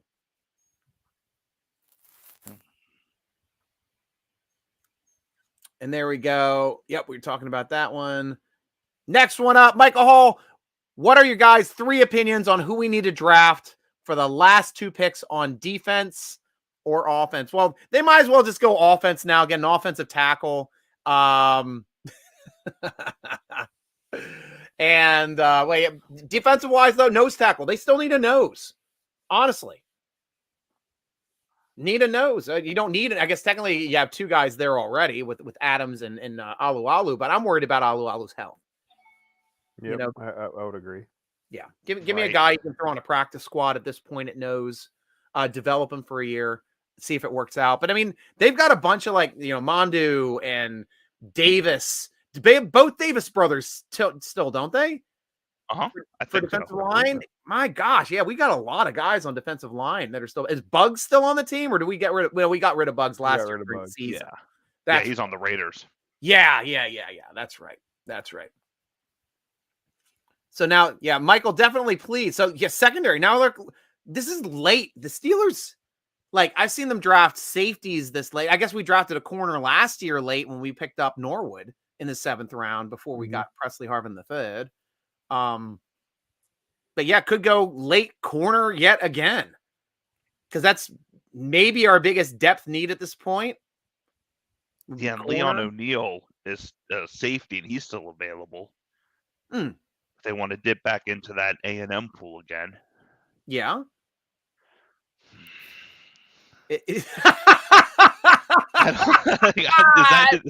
I love the way you sighed at the end of that. Because I could read your mind on that sigh. It's like, why the hell did we just take him there? Because Connor would have been there in the 7th. That's exactly what that sigh was. I'm actually also at the point is no matter what I say, I'm going to be wrong. Yeah. Well, unless you're Mel Kiper, then everyone else is wrong for not doing your draft.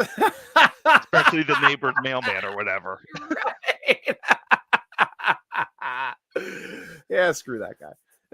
Now go get JJ. I love that, Michael Hall. I honestly talked about it last year before the season started. I wanted the Steelers to trade to it for JJ, and that was before his brother died. I didn't know anything about it, but roster wise, that was the thing that made the most sense, because JJ Watt's franchise value and Tuitt's franchise value was about the same. And it's to have them playing together with brothers and being 2 monster brothers with JJ and TJ would have been awesome. Though TJ might not have won a defensive player of the year. They've been like, well, his brother's playing there, so that's why he's so good, because he got his brother playing there. His brother won 3 defensive players of the year, so I can't vote for that guy. Nope. No, TJ Watt's a freaking monster. That's my impression of people who vote for defensive player of the year. They sound like Goofy. Yeah. No, we can't have that guy. You know the word. He's not another Watt. Is that JJ? Oh no. Yeah, that's mine.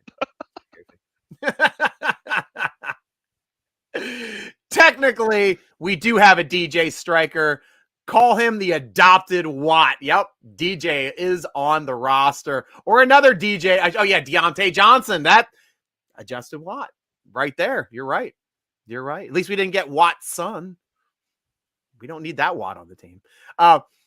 3 sets of brothers now. Kayla joining in. You're right. The Edmonds brothers, the Watts brothers, and the Connor brothers now joining the team. Are there any other brothers that we want? Who else is in the league that we can bring into our team, into the Steeler family with all these family reunions going on? I guess we could bring another Edmonds to this team. We could bring another Watt to this team, have triplets instead of and twins on our slot side. Otherwise, I'm just trying to think of in the league who else has brothers play. Well, the Pouncey's retired, so we can't get them. Though we were looking to target his brother the following year in that draft when Miami grabbed him early. To be their guard center. I can't. Mike Pouncey. That's one that I can think of off the top of my head, but he's out. But they're out of the league now. They're retired. There's the Diggs brothers. We have the Davis brothers. The Diggs brothers. Yeah. Stephon and Trayvon Diggs. Could always pay an arm and a leg and maybe a couple of Lombardis, and we might be able to afford both of them. Yeah. 4, forgot about the Davis brothers. There's another brother on the team. Yeah. So we have the Davis brother. Oh yeah, both Davis. Yeah, Khalil and freaking Carlos. Yes. Yeah, I had him on the show once before. Awesome. Yeah, great call. Yeah, forgot about the Davis brothers. Steelers going to go Mark Robinson late here. Mark Robinson. What position does he play? I don't watch a lot of college. The linebacker. I run a show and linebacker out of Ole Miss. Oh, the guy that you guys interviewed. Yeah. That could be a possibility, if not a undrafted rookie free agent. Yeah, great call. Or the quarterback from South Dakota State, Chris. Something. Yeah, good luck with that one. Have fun saying his name. I would rather pick him up as an undrafted rookie free agent. Like whoever is going to be the next quarterback on this team to add, it's probably a guy that's just strictly going to be a camp body. And like I said, I'd rather not use a draft pick for another quarterback in this draft. But if we do, Strong is still available. Who is Strong? Carson Strong. Really? He's still up there. This is such a crazy draft for the quarter. Man, how the quarterbacks have fallen. This looks like a 1970s draft. The way that like quarterbacks weren't even like highly rated. And you watch some of those drafts, like no quarterbacks taken to like the 2nd, 3rd round. It's just like absolutely different time then. It is. And now it's a quarterback-driven league, so it's weird to see them all falling. Mm-hmm. Right. But they were assessing that it's.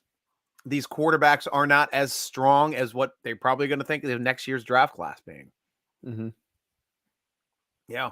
Michael Hall, I might get some heat for this, but I think we might have blown this draft after the Pickens pick. I don't know. A lot of us like Leo as well. I wasn't as happy with Austin. Now Connor. So that was our picks today. Is this Austin and Connor so far? Yep. Yeah. I don't hate the Connor pick at all. I really don't. I mean, some of us can argue maybe that's too early for him. Maybe he would have been an undrafted rookie free agent. We will never know. One thing is for sure, he is a Pittsburgh Steeler. That's one thing I know for sure. Right. And that's I completely agree with you. Like, yeah, I really wanted him. The only argument I have is it's too early, but as you said, hindsight's 2020, and that's gonna be it. Yeah. Like the only other people we made those arguments for was like Edmonds when we drafted him in the 1st round. People were like, well, he'll be there in the 3rd. We don't know if he'd be there in the 3rd because we took him in the 1st. Mm-hmm. Obviously, hindsight in that one, we probably shouldn't have drafted him because now we still have him on our team. But and his brother. So, but not the one that can play football. and as a starter, but he can play football. These guys are athletes. I mean, don't get me wrong. I'm not poo-pooing these guys because it's actually absolutely incredible that you can come to the league and you're good enough to play football and you're in this league, playing in the same league with your brother, let alone the same team, which is just a dream come true for a family. And their parents have to love that because, like, now I only get to go to that game or those 2 games because they're both 3 sets for those other ones. The Davis brothers, you got families just going to 1 game. Mhm. Now the Connor brothers, you got families going to 1 game. That's much, much, much easier for them.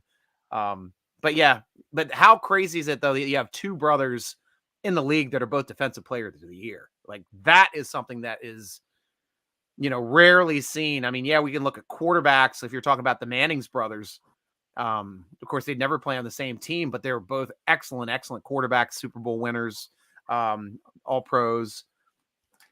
Peyton being the better one of the 2, but still very, very productive. When it comes down to winning's all that matters in the NFL. And one of those brothers got 2 Super Bowl rings. Manning only had the 1. No, he got 2. That's right. He had 1 of each team. Yeah. All right. What snack am I going to go with, Steeler Nation? I finished my Cheetos. I finished my Funyuns. I finished my cheddar smart food. I've got Ruffles. I've got Lay's. I've got Fritos. And I got Doritos. Got your Doritos. We got your Fritos. Got your All Lay's. the O's. Yeah, all the O's are down here. I think that's pretty much it because I wanted to have something new. I just don't want to keep eating the same stuff. I already had some Cheetos, but now I'm down to my Fritos and my Doritos. Doritos. Oh, another one. Cool Ranch Doritos. Cool Ranch Doritos. I'd be leaning toward Cool that. Ranch Doritos. It's Cool Ranch Doritos. Awesome. Thank you guys for making decisions for me. In the words of the Olive Garden slogan, when you're here, you're family. But in this case, when you're a Steeler, you're family. Literally family. Truth. Miles, throw them all out. Strike that. Take the Doritos. Done. I'm just going Cool Ranch. I like the roulette Doritos. Have you guys ever had that one where every once in a while you pull one out and it's spicy? No. They're fun. They just made a Cool Ranch version. And like everything they're doing, like Flamin' Hot. Like you can get Flamin' Hot Doritos now in all different shapes. Because now that Takis came out, like Takis are insane. They're like, if you've ever had Takis, they're like rolled Doritos in like a tube, but they're like really, really spicy. They make your hands red. They have so much red pepper on them, and they taste like essentially like hot sauce, slightly sweet, and tobacco. That's the only way I can describe it. It's Tobacco Not or sound Tabasco? enjoyable. yeah, it doesn't like the first one tobacco. So it's like you chip into it, and you're like, oh my gosh, these are disgusting. I need another. It's like the episode of The Simpsons when they raise the crossbreed the tobacco plants with the tomatoes and they make tobacco, and it's like, oh, this is disgusting. Can I have another one? Tobacco. Takis are so good. Yeah, I mean I've had my fair share. The lime is very, very lime too. Now I'm remembering for Takis as well. Big burst of lime when it first hits your mouth, almost like Fruit Loops when you're first touching it, and then you start chewing it, and then I get like a tobacco aftertaste. It's like weird. It's like, I don't know if I like these, but I want another one because my mouth is on fire now. And it's like that. I remember that lime part. That lime part was pretty fun. That's kind of like Fruit Loops. It's probably the nicotine that they put in it. Right. I wish we could be like turn of the century. Maybe go back to 1900s where we can get cocaine and actual Coca-Cola. I like how they're playing that off. They're like, oh, we're the family. We're the family. What wasn't your main ingredient cocaine? Isn't that why you're called Coca-Cola? Isn't cocaine called Coca in South America where you invented this drink? We don't like it. Ixnay on the cocaine K. You can tell I work for Pepsi. I know you can maybe see that as the other angle. Like Pepsi, why didn't you put cocaine in it? Well, they had Britney Spears. That is true. And Michael Jackson at one point. Started that downward trend. I'm going to go back here to the draft, get us caught up, see what's going on, because now we're going to be entering the 7th round here quickly. And this is odd because, like, even though we're going quickly, I've still mentioned everyone's name in this draft. Because now we had Connor Hayward coming off the board. They're listing him as a tight end from Michigan State. That's the way he's being listed in this draft. Is that a correct assessment to you guys? Yes. If you're looking at how his snaps were fractioned, he did more as a tight end as opposed to a fullback. Great. Yep. Yeah, he would occasionally actually operate as their running back versus their fullback. Wow. In that offense, that offense was a very power running offense. So he didn't operate as the fullback much. He was a tight end or their running back. Wow. Right after we picked, Luke Tenuto came off the board, offensive tackle from Virginia Tech to the Bills. Chasen Hines, center from LSU, going to the Cheaters. Quentin Lake, there's Lake's son, safety from UCLA, going to the Rams. How do we feel about Quentin Lake going to the Rams now? Was that even a viable option of the Steelers picking him up as a safety, or would that be more of like a family pick? I don't really think it was a viable option, especially too. Like, Steelers don't like the Pac-12. That's what it comes down to. Outside of Troy Polamalu and Juju Smith-Schuster, I think they all came from the same school. They just don't like. Outside of them, they don't like the California guys for some reason. Rams having back-to-back picks after taking Lake's son. They take Darian Kendrick, the cornerback out of Georgia. Wow, a Georgia corner being able to pick one up in the 6th. That's pretty cool. Going to the Rams. Atlanta Falcons picking up John Fitzpatrick, tight end from Georgia. Another Georgia player coming off the board back-to-back. Jasir Taylor, cornerback from Wake Forest, going to the Chargers. Lecitus Smith, guard from Virginia Tech, going to the Cardinals. And Curtis Brooks, defensive tackle of Cincinnati, going to the Colts. We only have 1, 2, 3, 4, 5 more picks before this round is over and we enter the last round of the draft. People are getting married at the draft. If anyone's watching the ESPN feed that I am. What? Is it like an Elvis Vegas wedding? Is it an Elvis? Is like Elvis officiating? The officiant? Brad Newman is singing in the back. Who knows? Well, guys, just so you know, we're only 8 picks away from our next pick. 225. We're picking 4th in the 7th round for our first pick before getting our normal slotted pick at number 20 at number 241 in the 7th round. Then that's it. Yeah, then that's it. I don't see us trading back into the 7th round this year for any reason. Don't want to lose picks. No, not at all. What a crazy draft. You guys are getting quiet now. I think this Connor Hayward is throwing you guys for a loop. Even the chat box got quiet. I mean, come on, guys. We're drafting in 8 picks. It's been a long draft. Right. And then we might get to the point where, like, well, I would have taken him in the 6th instead of the 7th, but at least he fell in the 7th to us, and I would have taken Connor the other way, and that's the way you can flippity flop at him. That's the way I felt when we did the Dree Archer and then Martavis Bryant picks, because I'm like, well, at least we still got Martavis Bryant in the 4th.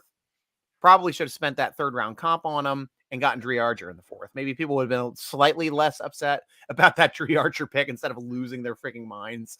It's absolutely crazy. That draft was crazy. He was fun to play with in Madden.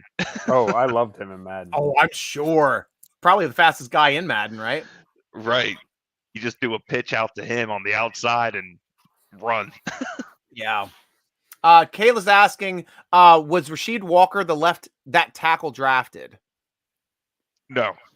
Okay. No, not that I think Walker's still on there. Yeah, I'm pretty sure. Cool. Michael Hall. Yeah. Okay, so he is. Okay, thanks, Kayla. In the words of the Olive Garden. Oh, wait, we talked about that one. So I got Doritos. We got the Doritos. Takis. Oh, wow. So here we go. By process of elimination, the only good safety will be Smoke Monday. My day will be made. Where does Smoke Monday play? He's from Auburn. Okay. So he's an SEC guy. Yeah. Steelers need safety. Strong safety help. Strong safety help. I agree. I wanted to. Well, if it fell the other way and we got Hamilton in the first round, probably got Pickett in the second. Would have been a different draft. Gosh. Or even Trent McDuffie in the first. Oh. And then did Kenny Pickett in the second. Right.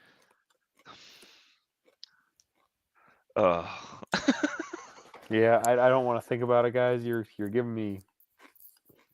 I don't like it. Don't bring up those thoughts.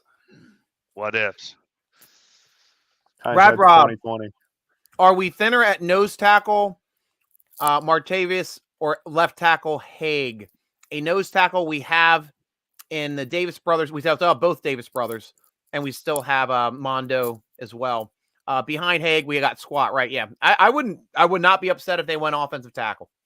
I honestly wouldn't for depth. Is Leglue still on the team? Leglue's still. Yeah, he's a tackle, right? Yeah, yes, he is. He plays both guard and tackle.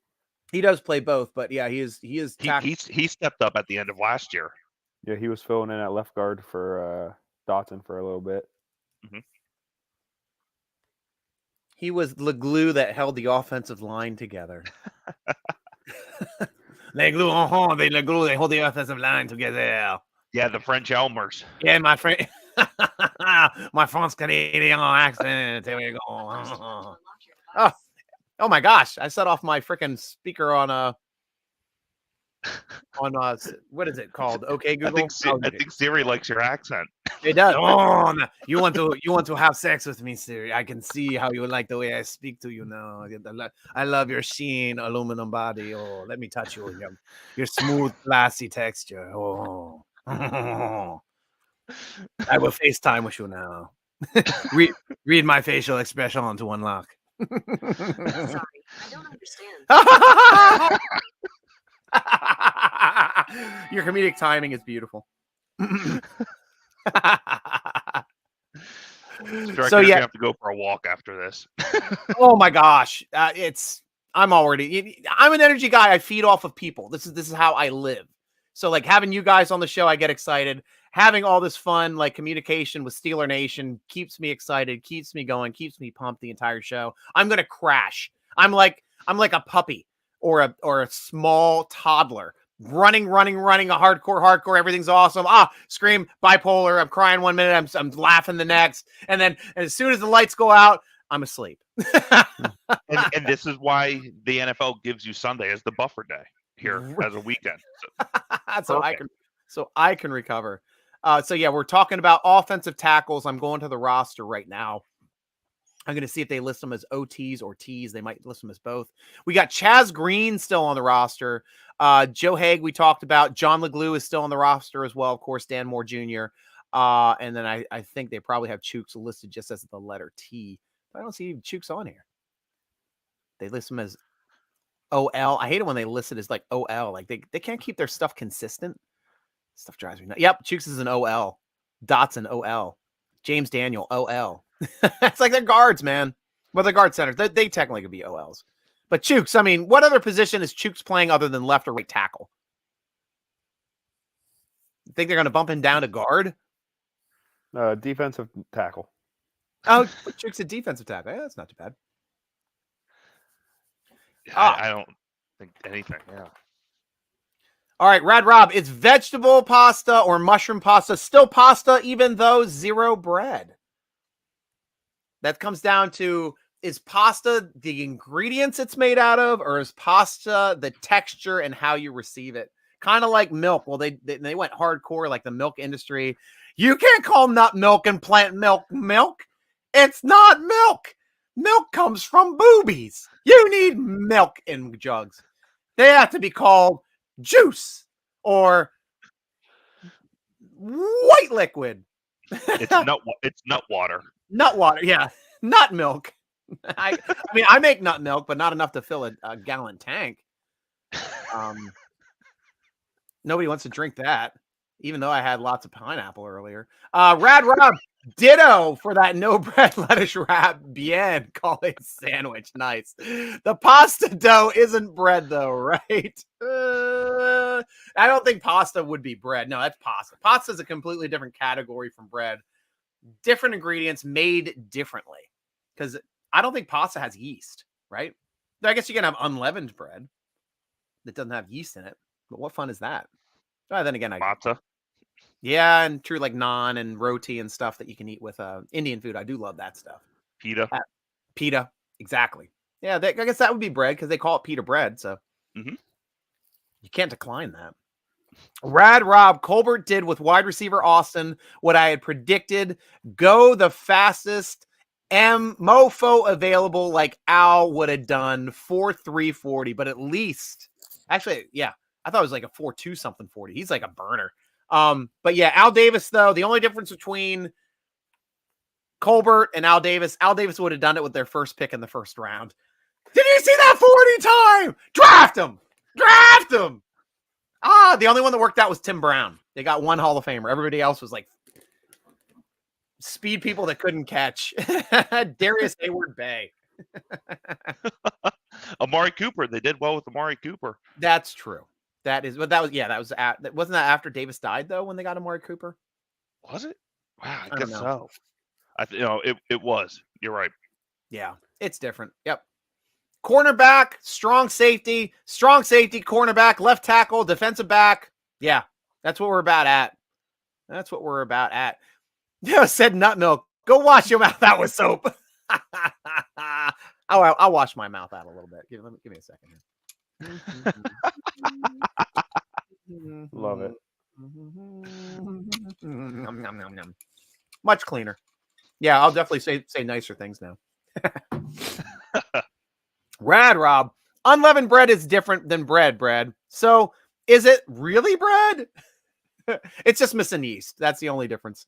That's when we get into like the difference between, I guess I could see a comparison, unleavened bread to bread, the same way beer to malt liquor is. They're just each missing one ingredient. Malt liquor is missing hops.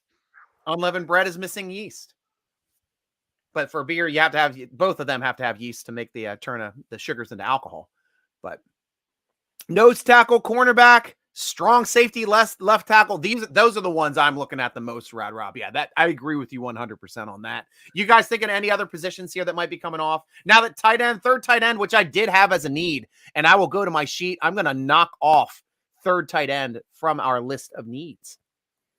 Quarterback and running back are the only two I could see being added besides that. A quarterback? Come on now. Hey, I ain't putting anything out on the quarterback train simply because they need a fourth quarterback. I don't know where they're going to add it, whether it be a veteran, an undrafted free agent. Oh, yeah, I think undrafted. I don't think they're going to draft one necessarily. Yeah, I have every single need and depth need already accounted for. Now we're just going for like offensive tackle. To me, I'm looking at running back, nose tackle, and offensive tackle as possible needs. Though still, I mean, I can see nose tackle and running back even being luxuries with who we have on the roster and who we're drafting at this point. But yeah, offensive tackle to me would probably be my biggest bet on being a pick here in the 7th round. You still got any good offensive tackles left? We got another Villanueva defensive end that we can convert to offensive tackle. Everyone from here on out's a large projection at tackle, in my opinion. I mean, like large. Like they're big guys? Guess that's one way to take the way I said that. Literally. I took it literally. I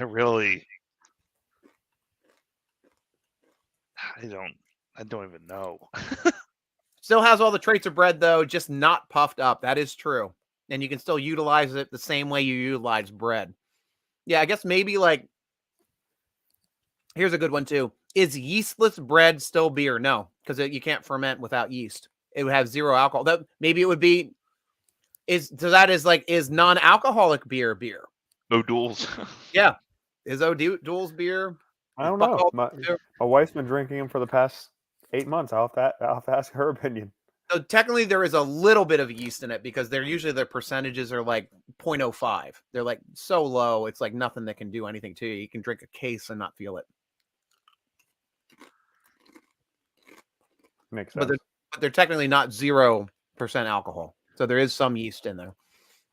If not, then how is yeastless bread still bread? Okay, I see that argument. But like I said, non-alcoholic beer still has a very small amount of alcohol, which means there is yeast in there to change some sugars into alcohol. Small amount. You do not need yeast to make bread. The yeast just puffs it up. I like this argument. This is getting spicy now. It's getting feisty up in here. Oh, I like this. I like this one. Quarterback would be super dumb to waste a pick on instead of cornerback, left tackle, strong safety, which are way more important. Yeah. Offensive tackle. I'm going offensive tackle now, Rob. But like you said, you don't know if one's available or one would be even necessary at this point. Quarterback will be cut without injury or trade, so complete waste of draft pick to get fourth string quarterback. Now here's the one argument I will make, and I can see your point too, Matt, about quarterback.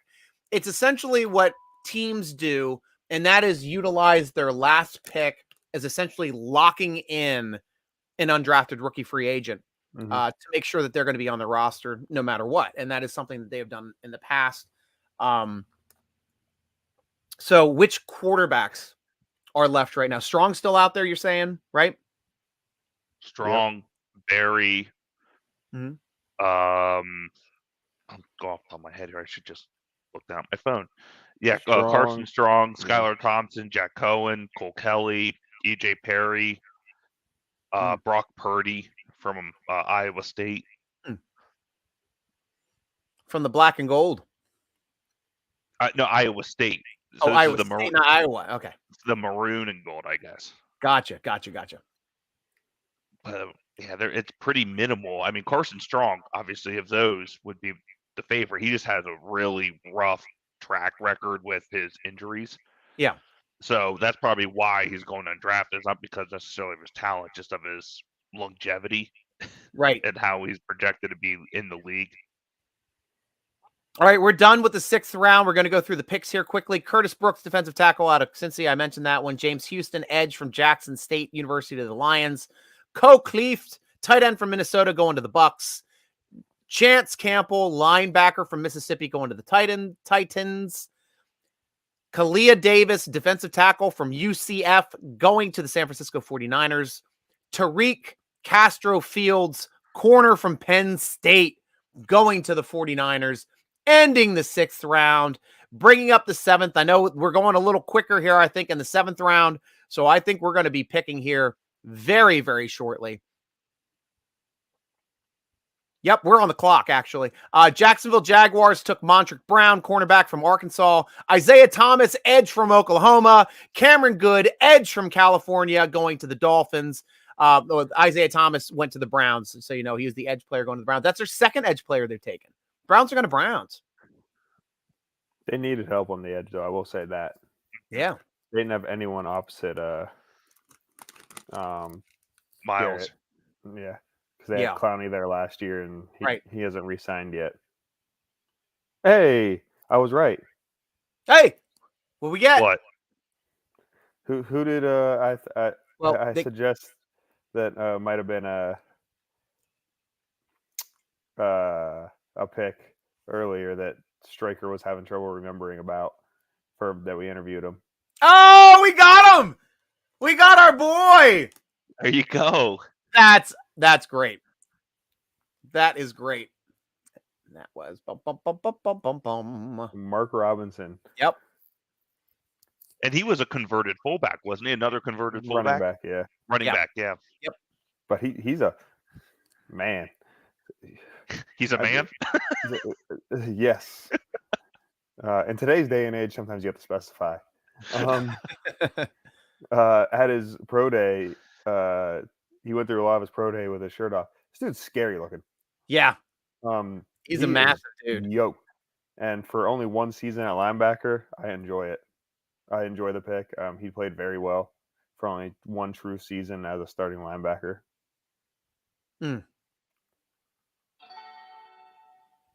Interesting. That is great. And this will have another pick after this, by the way, too. Yeah, by 7:45 or something? Yeah, it's later. feel like teams should just be forced to turn in your pick like immediately at this round.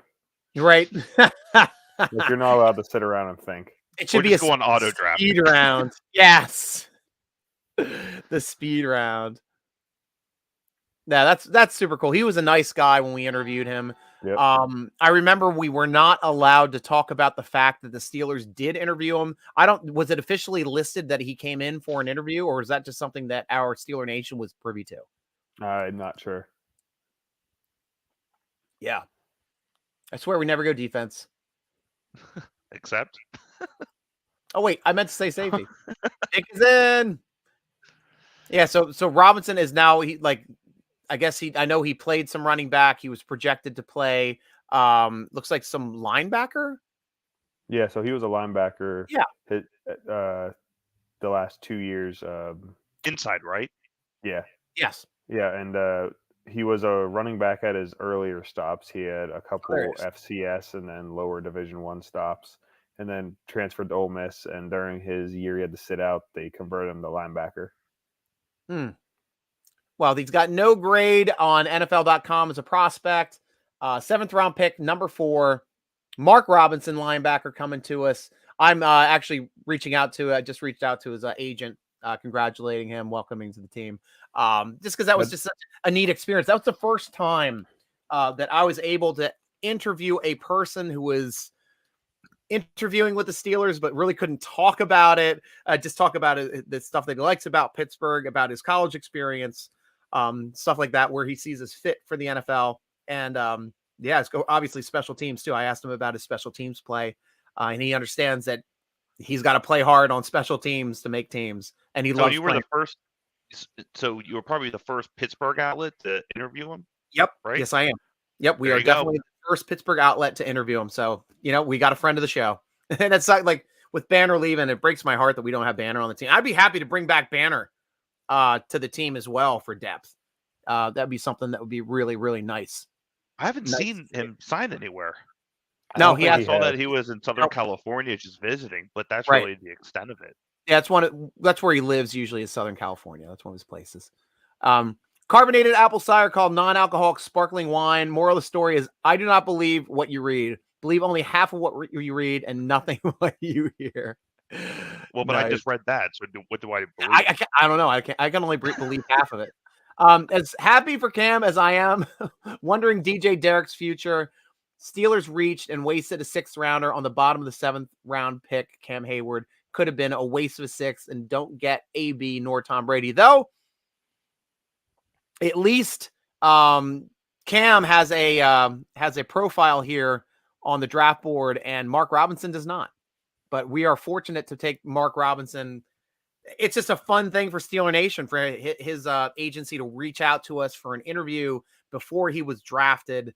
And now with him being on the team, it's neat. And you guys can watch that interview. I believe I have it I uploaded it here to YouTube channel as well for Steeler Nation interviews. Check out that Mark Robinson interview because it's an exclusive now and I can post it. Yeah. Justin, re-put the profile I did on him and our interview with him on the Twitter. Perfect. Twitter. Oh, that's perfect. And talk about your profile on him then, if you want to get a little bit more in depth. Okay, I'll put. He's one of those guys, being obviously converted from running back to linebacker. He has a good feel for how to attack holes, where he's going, things like that. So he understands where the holes are going to be. Yeah. Kind of from the other side. He does need a little bit of work in pass protection. He's very raw there. He never had to do it until a year and a half, 2 years ago. So he does need to do a little work there. Not necessarily the best moving away from the line of scrimmage, but he has the ability to blitz, has the ability to stuff the run. He hits so hard. He's one of the hardest hitters I've did a draft profile on this year. He isn't afraid of contact. Probably why he works so well on defense. Yeah. But yeah, if he makes it on defense early in his career, it'll be attacking the line of scrimmage. Kind of almost reminds me of Vince Williams a little bit. Great going forward. Ask him to go backwards. You might not want to do that too often. But he did a lot of special teams at Ole Miss too. Did very well there. So I think it's a good combination there that he'll be able to play off of and probably earn his roster spot that way. How does he compare then to Buddy Johnson?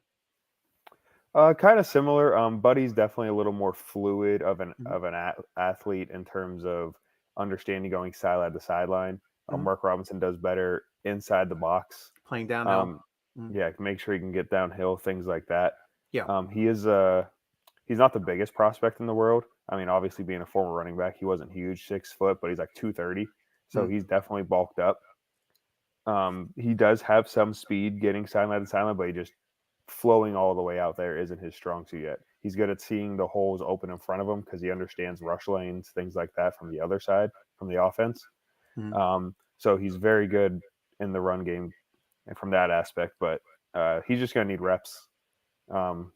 That's the biggest thing. Getting him reps will be huge. I think him and Buddy Johnson could be a good tandem backup that both contribute on special teams, and seeing who eventually is one of them who can develop into a potential 3-down linebacker in the future. And it'll be interesting to me because that'll mean that one of our interior backups is probably going to leave the team, and that's probably going to come down to either Marcus Allen or Ulysses Gilbert III. So I think it'll be UG3. Yeah, honestly. Yeah, Same. unfortunately. The super athletic potential, big sparky guy, just not turning into a player that the Steelers expected him to be when they drafted him. Interesting stuff, guys. Rad Rob, by not wasting their 6 picks, Steelers bypass a chance of getting another AB or Brady. They don't happen every year. You don't get a Hall of Famer and in the 6th round every year, but they got some players. As happy as I am for Cam, wondering DJ's future. Steelers. Oh wait, we already talked about that. Yes, we talked about that. Love the Haywards. Ian White, striker, I'm back. What pick did I miss? You missed, might have missed 2 picks. We picked up Connor Hayward, Cam Hayward's brother, who I had in my mock draft. We picked him up a round earlier than I had him. We also just picked up Mark Robinson, the linebacker out of Mississippi, who we interviewed just a few short weeks ago, which is an odd situation. It's the first time I interviewed a person that never was directly associated with the Pittsburgh Steelers in some way, shape, or form. Yet now he is, and we had the exclusive interview of Mark Robinson before he was drafted. Oddly enough, I was not allowed to talk about him ever being a running back. That was one of the other things that is that his agent said. Is like, you can't talk about him being a Pittsburgh Steeler, and you can't talk about him being a running back. And it's like, go ahead, Striker. Now, I was allowing him to lead the conversation. So essentially, like, sometimes we talked about that kind of stuff. We more alluded to the fact about him being a running back in high school, but didn't really talk about any college stuff. And just it's like just how he grew up playing the game. And go ahead, Matt, and you can add. Yeah, we alluded to it just a little bit, how it's helped him become a linebacker. It's because most people were talking about him being a linebacker or interested in him as a linebacker in the NFL.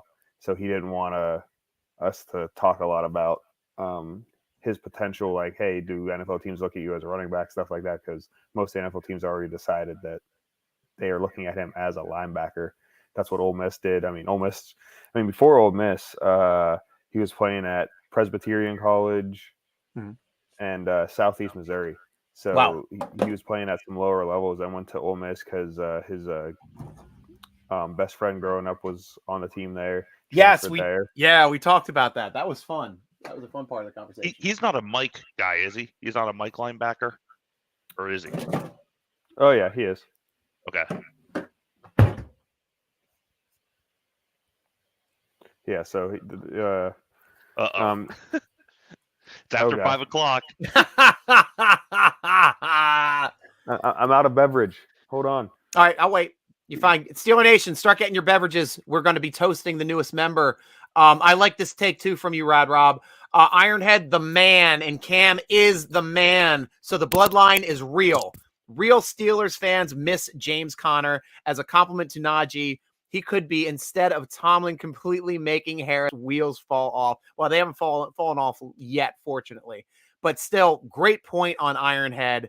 Ironhead Hayward was an awesome running back for the Saints in the NFL.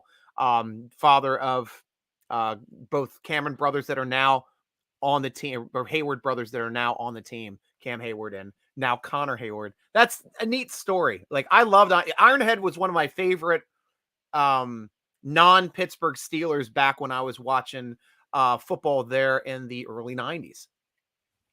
Did you get to He was before my time. Okay. Just making sure. Did he go to Pitt? Do I remember? He might have. Checked that out for me. Miles, if the next pick is offense, I am going to seriously think an interrogation is just looking at a page. An orangutan is just looking at a page of offensive names and pointing to one. I love that. Yep, he went to Pitt. Hayward went to Pitt. Ironhead. Nice. So there you go. All Pittsburgh. Another great Pitt player. So at least Steelers got Connor with Pittsburgh connections back. Yeah, like Connor, the Connor behind you on that jersey. Connor, tomatoes. Well, yeah, maybe that Connor can name their son Connor, and it could be Connor, and then Connor can play for Pittsburgh. After it goes to Pittsburgh, it come play for Pittsburgh Steelers, and then we have a Connor Pitt connection coming to the Pittsburgh Steelers. That would be fun. That'd be a lot of fun. So Steelers, now time. Grab your beverages. Cracking my Imperial Seltzer, the highest priestess from the Answer Brewery in Richmond, Pennsylvania, whereas Bud Light from Anheuser-Busch in St. Louis, Missouri, and we have Miller Lite by Miller Brewing Company. Miller Lite. Yeah, Miller Lite. Cheers, Steeler Nation. Welcome to the team. Mark Robinson, I'm happy to know you already. Can't wait to congratulate you again on the air. Hope to talk to you soon, my friend. Cheers, Steeler Nation. Welcome to the team. Had to switch back to my Bud lattes. Uh-oh. Is it good, Striker? Undrafted rookie free agency is going to be really exciting. I'm curious where Carson Strong's going to end up. Like, that's like, I don't think the Steelers are going to take him. I never realistically thought the Steelers were going to draft a second quarterback. I just always bring it up because they need to add one somewhere. Right. But right. he's the name I'm most interested in because he was talked about as like a third, fourth round pick. Mm-hmm. But these quarterbacks slid a lot further than anyone anticipated. Right. Like Ben, I know that you talked about maybe some dropping to the third round, but I don't think you ever thought Sam Howell was going in the fifth. No way. Not at all. Yeah. I mean, I thought Carson Strong had a chance to fall to the fifth and someone would get lucky, but I never thought he'd go to the seventh. I never thought Bailey Zappi would go ahead of him. Well, yeah, right. I just thought that the Panthers were just so desperate for a quarterback, and no one just as their coach ruled. I thought they were going to be all over Malik Willis. They're at 6, which I thought that was way too early for him, and it turns out that the NFL really valued these quarterbacks accurately. Quite honestly, Ian White. So I guess we have added new depth to the tight end position, or will Hayward be a running back? I'll say both. We were talking about that a little earlier, but yeah, we definitely had a need at third tight end. That's off the board. He's on the team. And he can also serve as a very serviceable backup tight end. He's going to play special teams next year, and that is his best chance of making the team. Riley Dunbar, no one drinking IC. Shake my head.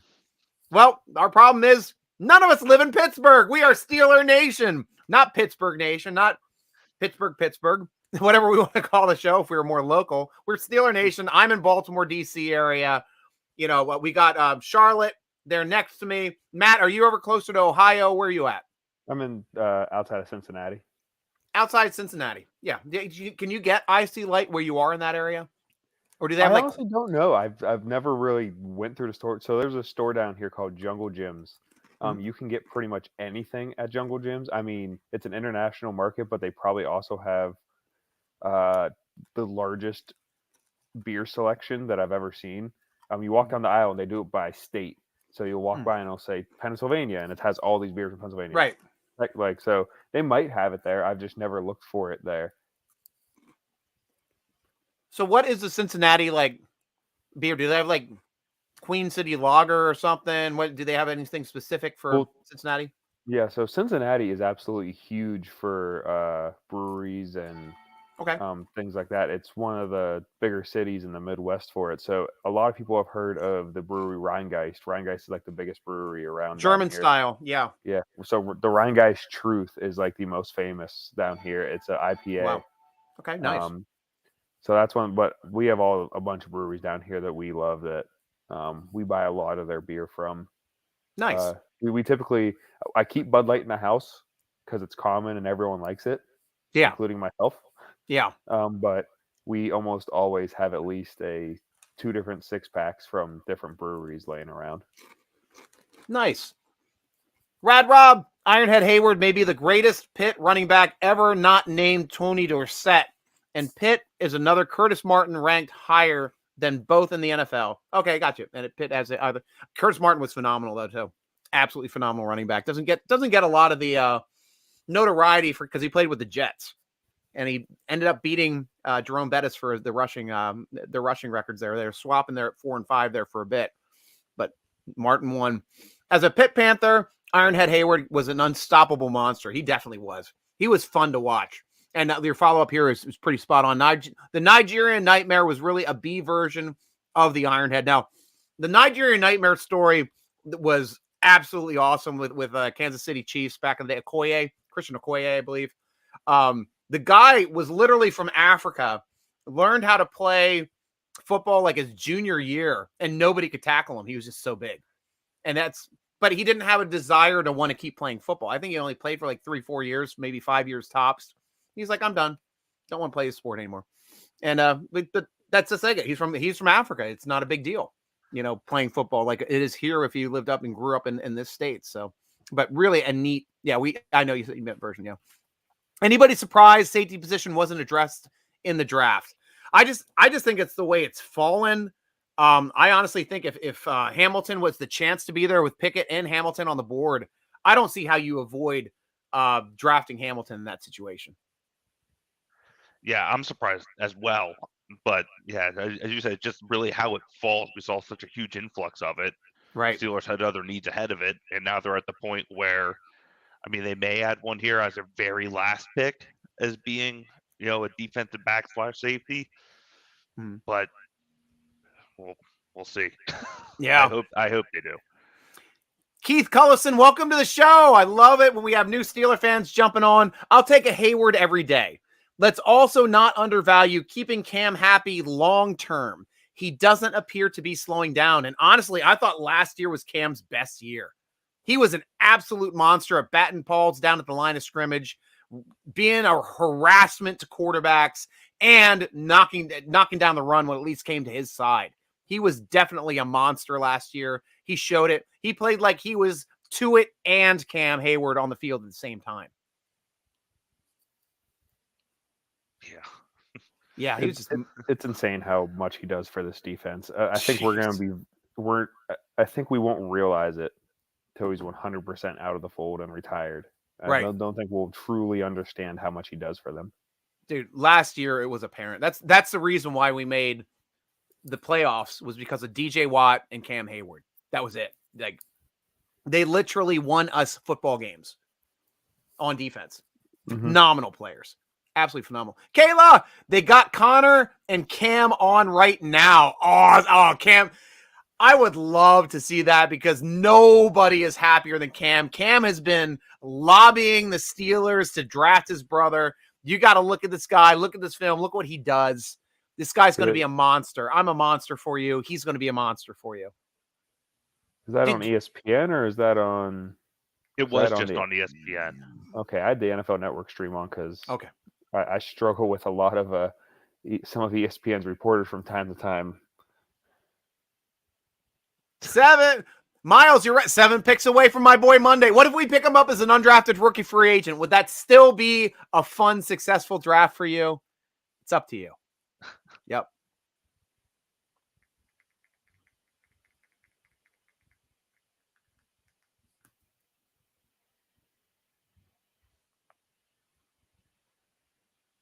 I'd like Banner back too. Decent depth and a fun guy. Yeah, he's a good dude, man. Does a lot for the community. Really, really cool dude. I would be happy. All the wrongdoings would be washed away. Awesome. Get Man Monday as an undrafted rookie free agent. I'll put my call in to Mark Robinson. I'll tell him to talk to Colbert about it. So we get that going. And we'll go over the draft here quickly. Gonna touch on the most recent players that have just come off the board after the Steelers took Mark Robinson, because we just stopped talking about the draft at that point. But we'll be coming up on another pick here soon. Jatre Carter, guard out of Southern, went to the Bears after that pick. Then Nick Muse, tight end from South Carolina, going to the Vikings. Tariq Carpenter, linebacker from Georgia Tech, going to the Green Bay Packers. Bo Melton, wide receiver from Rutgers, going to the Seattle Seahawks. Washington Commanders pulling in Chris Paul, not the basketball player, not the guard in basketball, but the guard in football from Tulsa. Buffalo Bills, Balin Spector, linebacker out of Clemson. Denver Broncos taking Phelan Hicks, cornerback from Wisconsin. Seattle Seahawks taking Derek Young, wide receiver from Lenoir Rhine. Is that just a city in Europe? It sounds French. It does. Oh, from Lenoir Rhine. Oui. Yeah. I don't think it's too far away from you, Ben. Drake Young, good at a football player is what they say. Not the football with the white and blue, white and black ball, like we normally play. We call the World Cup of football, but the football that they play in stupid Americans. Derek Young, he gonna be good football player. We see him. We work him from New York. Okay, Green Bay Packers pick up Jonathan Ford, defensive tackle out of the U. Why is it called the U? Because they can't remember the name of their place. Los Angeles Rams, Daniel Hardy, defensive end from Montana State, and the newest pick off of the board, Los Angeles Chargers. It's so weird for me to call them Los Angeles. I still can't get my head around that. Deanne Leonard, cornerback from Mississippi. Mark Robinson's teammate just got taken by the Chargers. I'm sure he's texting him right now, welcoming him to the league as well.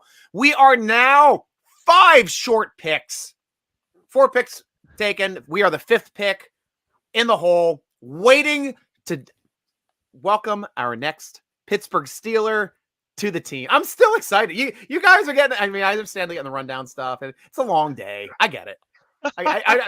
I know people are like, how does he keep his energy so much? Is it crack? Is it bathtub crank? Is it cocaine? Right now, no, it's just caffeine and me being excited about Pittsburgh. Like, Pittsburgh Steelers get my heart going. It's weird. Like, watching games, I'm always like, what are you doing? I'm like the biggest idiot watching games. It's absolutely hilarious. I should just live stream them, to tell you the truth. What's this? Yeah, we need Banner in camp. 100%. Would love that. Absolutely love that now. Appreciated, Striker. Thank you, Miles. No problem, man. Rad Rob, problem with Banner is that he can only play right tackle. Truth. All tackles are better than right tackle than left, but Steelers are in dire need of left tackle, which Banner doesn't play. But if Banner did come to the team, that would mean Chooks would move to left tackle. We have depth at left tackle then in that position, and they both can swing. Like, everybody else on the team right now that we have, LeGlue, Haig, I'm not sure if Moore can swing. I think he might strictly be a left tackle. Would you guys correct me on that if I'm wrong? He was actually the right tackle, I think, and he was practicing at right tackle before Banner wasn't fully healthy. Oh, wow. Yeah, but they put him back at left tackle because he was more natural at left tackle, and Chooks played right tackle the year before. Mark Robinson, inside or outside linebacker? He's an inside linebacker. And welcome to the show here too, Mad Gun 20. Love having Steeler fans on here. Ian White, they might take a safety or cornerback with last pick. Could happen. I'm thinking offensive tackle. That's the only position of need not addressed yet. French Striker. Was that Canadian French dialect you were doing? Yes. Hey, I do French Canadian because I don't want to go with the too French because I like it to be a little rougher. I played lots of hockey with the NHL, but now they got ECHL in lower leagues. It's like sled hockey. Like they the hockey on the ground. The blades that look like hockey, but it's rolling wheels. The good guys. You guys do any impressions, or am I just going to do them all night? I can't do impressions, unfortunately. My favorite impression is I can copy Joey from Friends. He can do a great Southern accent. And the South will rise a gunman.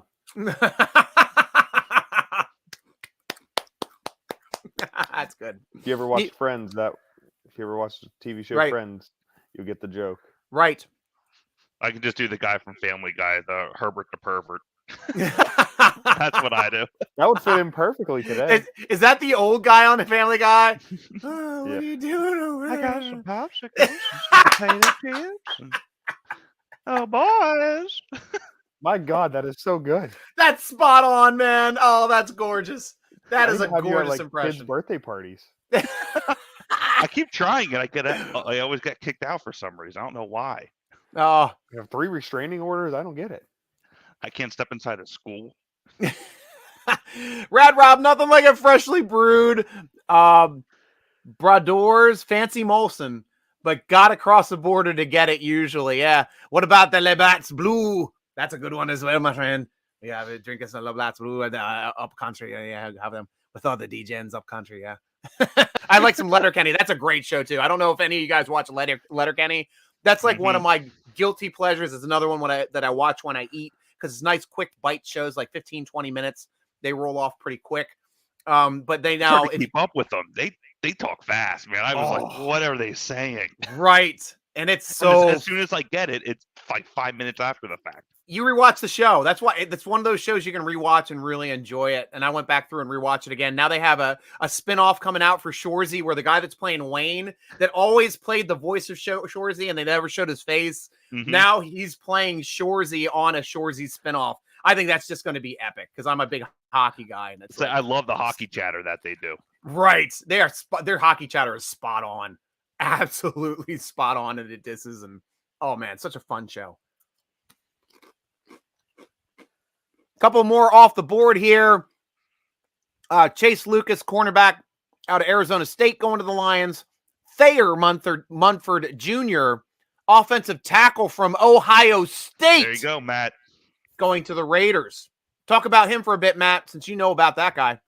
He was a left tackle for 2 years at Ohio State, moved to left guard this year because it let them put the best 5 offensive linemen on the field. So, I mean, he ate his pride and said, hey, I'll move inside to help, put together a better offensive line because they didn't have as good of guards to step up, but they had better tackles to step up.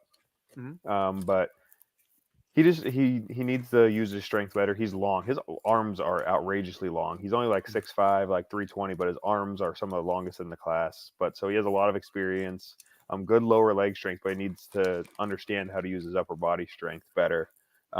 But he has inside-outside versatility, probably better as a guard long-term if he can get that strength up. But he's one of those guys, you can have him on your team and he can back up 4 positions. Nice. I think this is a little later than I expect him to go. I expect him probably like 4th, 5th round, but still, he's not a day one starter by any stretch of the imagination. He has the experience, but... Yeah. And Ian, I'm with you there, man. Loved watching Great White North show on SCTV. Pretty funny. Yeah, what was that? Strange Brew was the movie they did with the Great White North guys. That was a funny ass movie too. That's an old school movie. 2 guys always sitting around talking hockey, drinking beers. I found a mouse in my beer. Can I get a case? Can you place it with a case of Molson? And that's the whole thing was about. Like, it's like trying to get a free case of Molson beer was essentially what the entire movie's about because they bred a mouse. Tiny, stuck it in a bottle, kept feeding it so it got big. So they had this big mouse in the bottom of a bottle of Molson that they couldn't get out. And they try to use that as an excuse to why they should be getting free beer. But that's a funny movie. It's all over the place. I think Rick Moranis is in that one. I think he's one of the 2 guys. Correct me if I'm wrong, Ian. I forget the name of both of the guys in that one.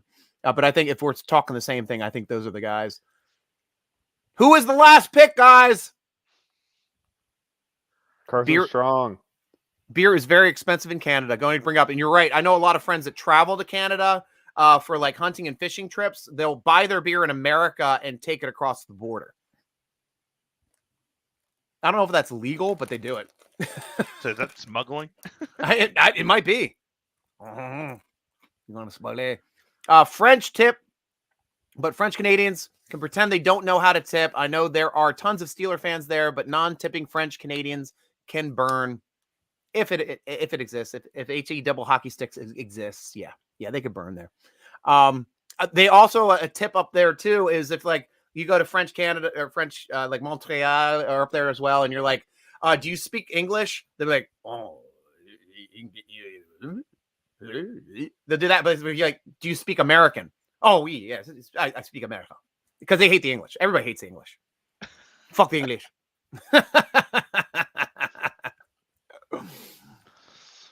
Freaking great. Hey, we're on the clock. We're on the clock. We're on the clock. Commander's pick is in. I know we talk. Oh, we got an Ivy Leaguer, Rodney Thomas, defensive back from Yale, joining the Indianapolis Colts. It's gonna be a crazy pick. All right, we got to think of the craziest thing now. That It's not going to be a punter. It could, I don't know, like because like last year at this point, this was punter. Harvin. Yeah, no, it's definitely not going to be that. Is Polomalu's nephew still there? Yeah, I would think so. Yeah. the way this draft's going, I'm leaning that way.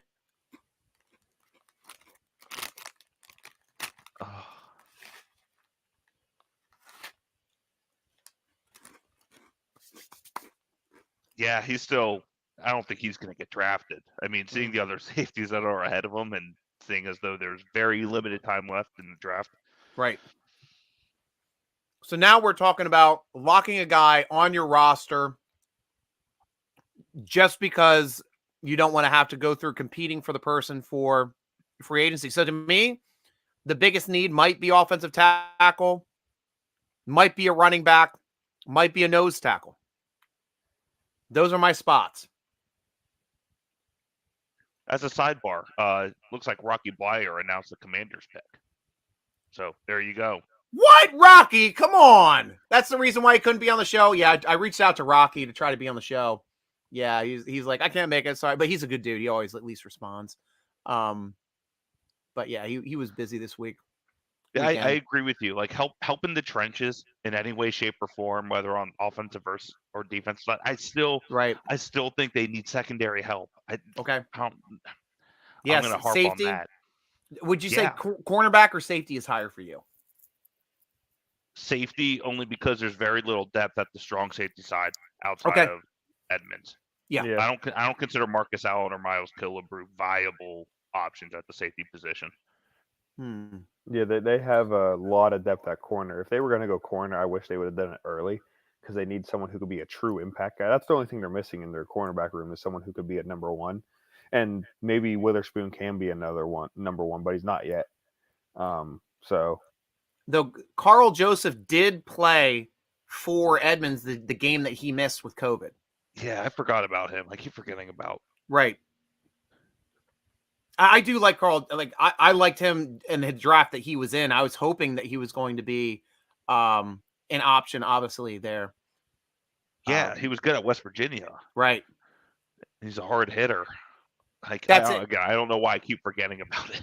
Yeah, it's one case per person without charging duty. I was half right. Oh no. Uh-oh. It is a quarterback? Yes. Oh my God. It's not Carson Strong. But it's not Carson Strong? Are you kidding me? Oh my. EJ Perry? It is not. Wow. Malik Willis? Please not Jack Cohen. It's not. If they don't take Jack Cohen, I would have been so mad. Yeah. So they really drafted 2 quarterbacks and 2 wide receivers. This was the last pick of the Kevin Colbert era. The last draft pick ever. Gosh. Oh, goodness. Oh, where's my screen? It dropped. Oh, there it is. Pick is in. Christian Holmes, cornerback from Oklahoma State, going to the Washington Commanders. we're waiting for the official. Let's check out the Steeler Nation comments to see who's on it.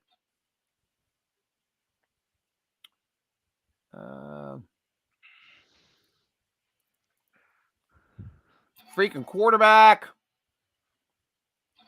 All right. I knew it. Didn't I call that? I totally called that, Matt. Oldacoon. Chris Oldacoon. Yeah. Yeah. It's to talk to us about Chris, the new quarterback now. Our second quarterback taken in this draft here, Well, Ben. he was floated to Pittsburgh for an interview, so that trend is maintaining there. He is one where he is more, I would say, of a dual threat. He is good on his feet. He started out at the University of Central Florida, I believe, either South or Central Florida, and then transferred to South Dakota State, where, I mean, he has a strong arm. He was really the only one outside of Strong, who was the running back there, who was actually at his pro day. Yeah. But he has a really strong arm. He can fit the ball in there. He's versatile again in terms of rolling out of the pocket, making plays happen on the run, and he really can like flick it down the field, and the ball just kind of soars. Weak spots is, accuracy is suspect a little bit, and his progressions they need help. Usually he doesn't go through all of them. He looks at 1, 2, they're not open, so he scrambles out and he tries to improvise from there. So he'll have to get coached up in that way.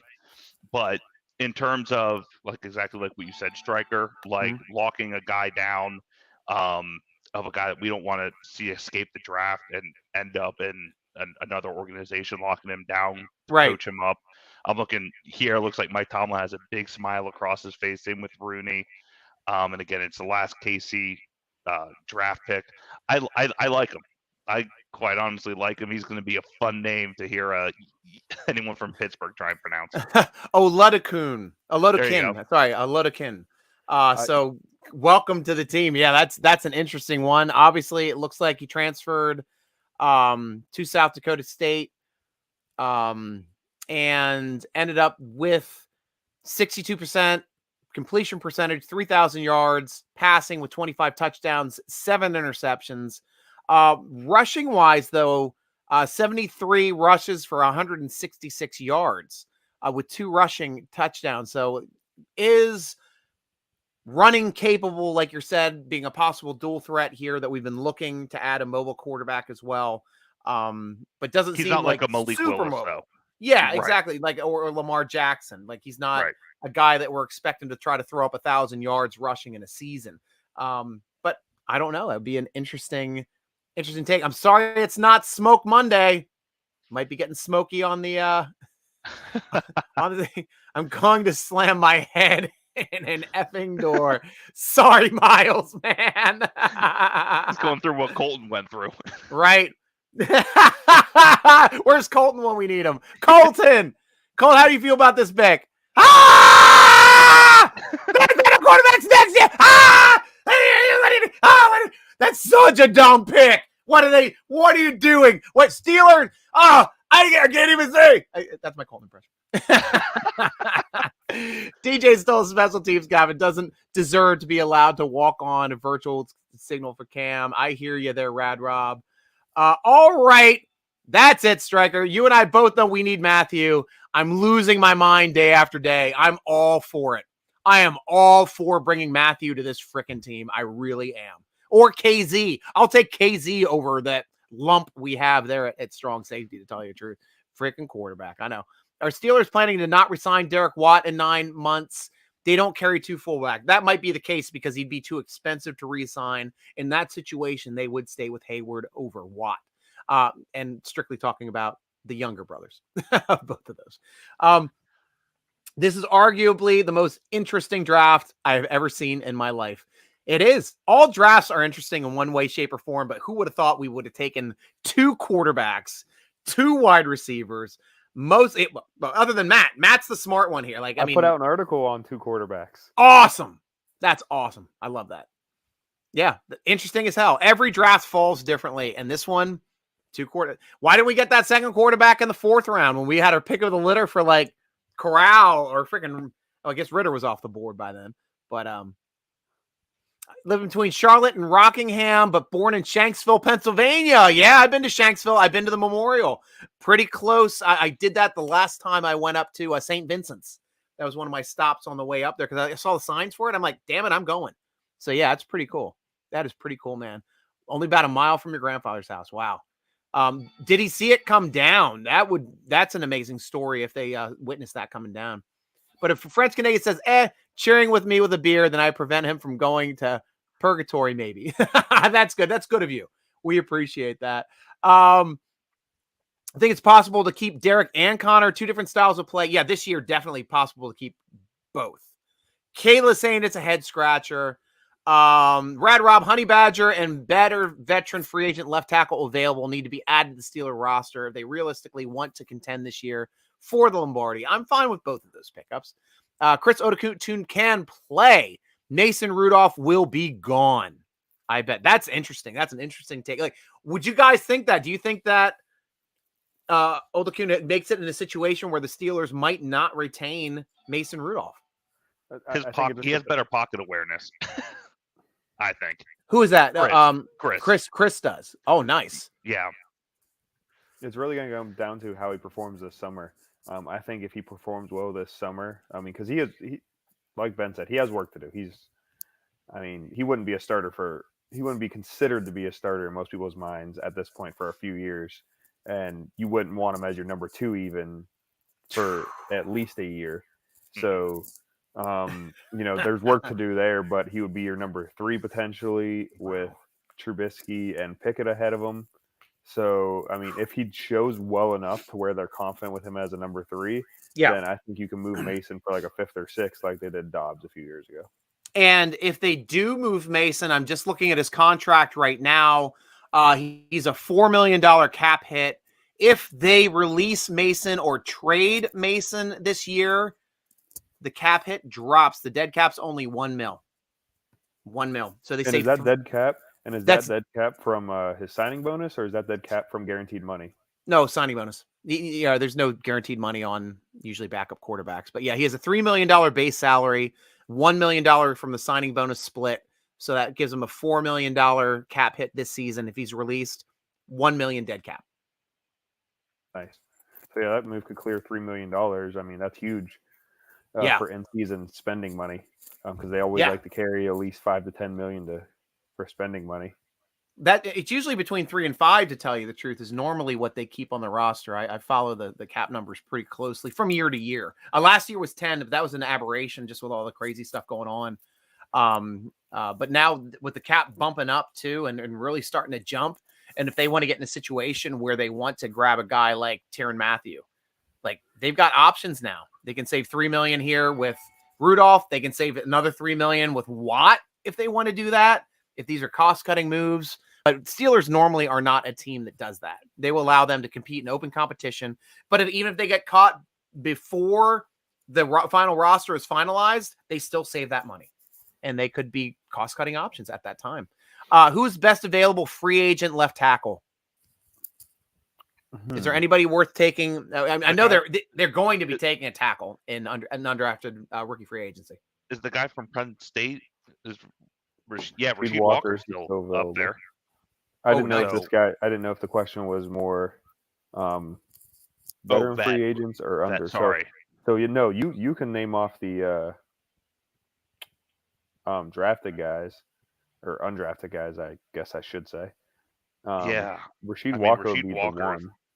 Right, and I'm not seeing the next really considerable one. Obina Aziz rather. Sorry, there we go. From TCU, but really outside of that, pretty thin pickings. It's no pun intended. Pretty Kenny Pickens. I mean, Slim Pickens. Yeah. There's some okay options. Kenny Pickett. Wasn't Pickens the second? He was the second guy who got. Oh man, now I'm getting confused.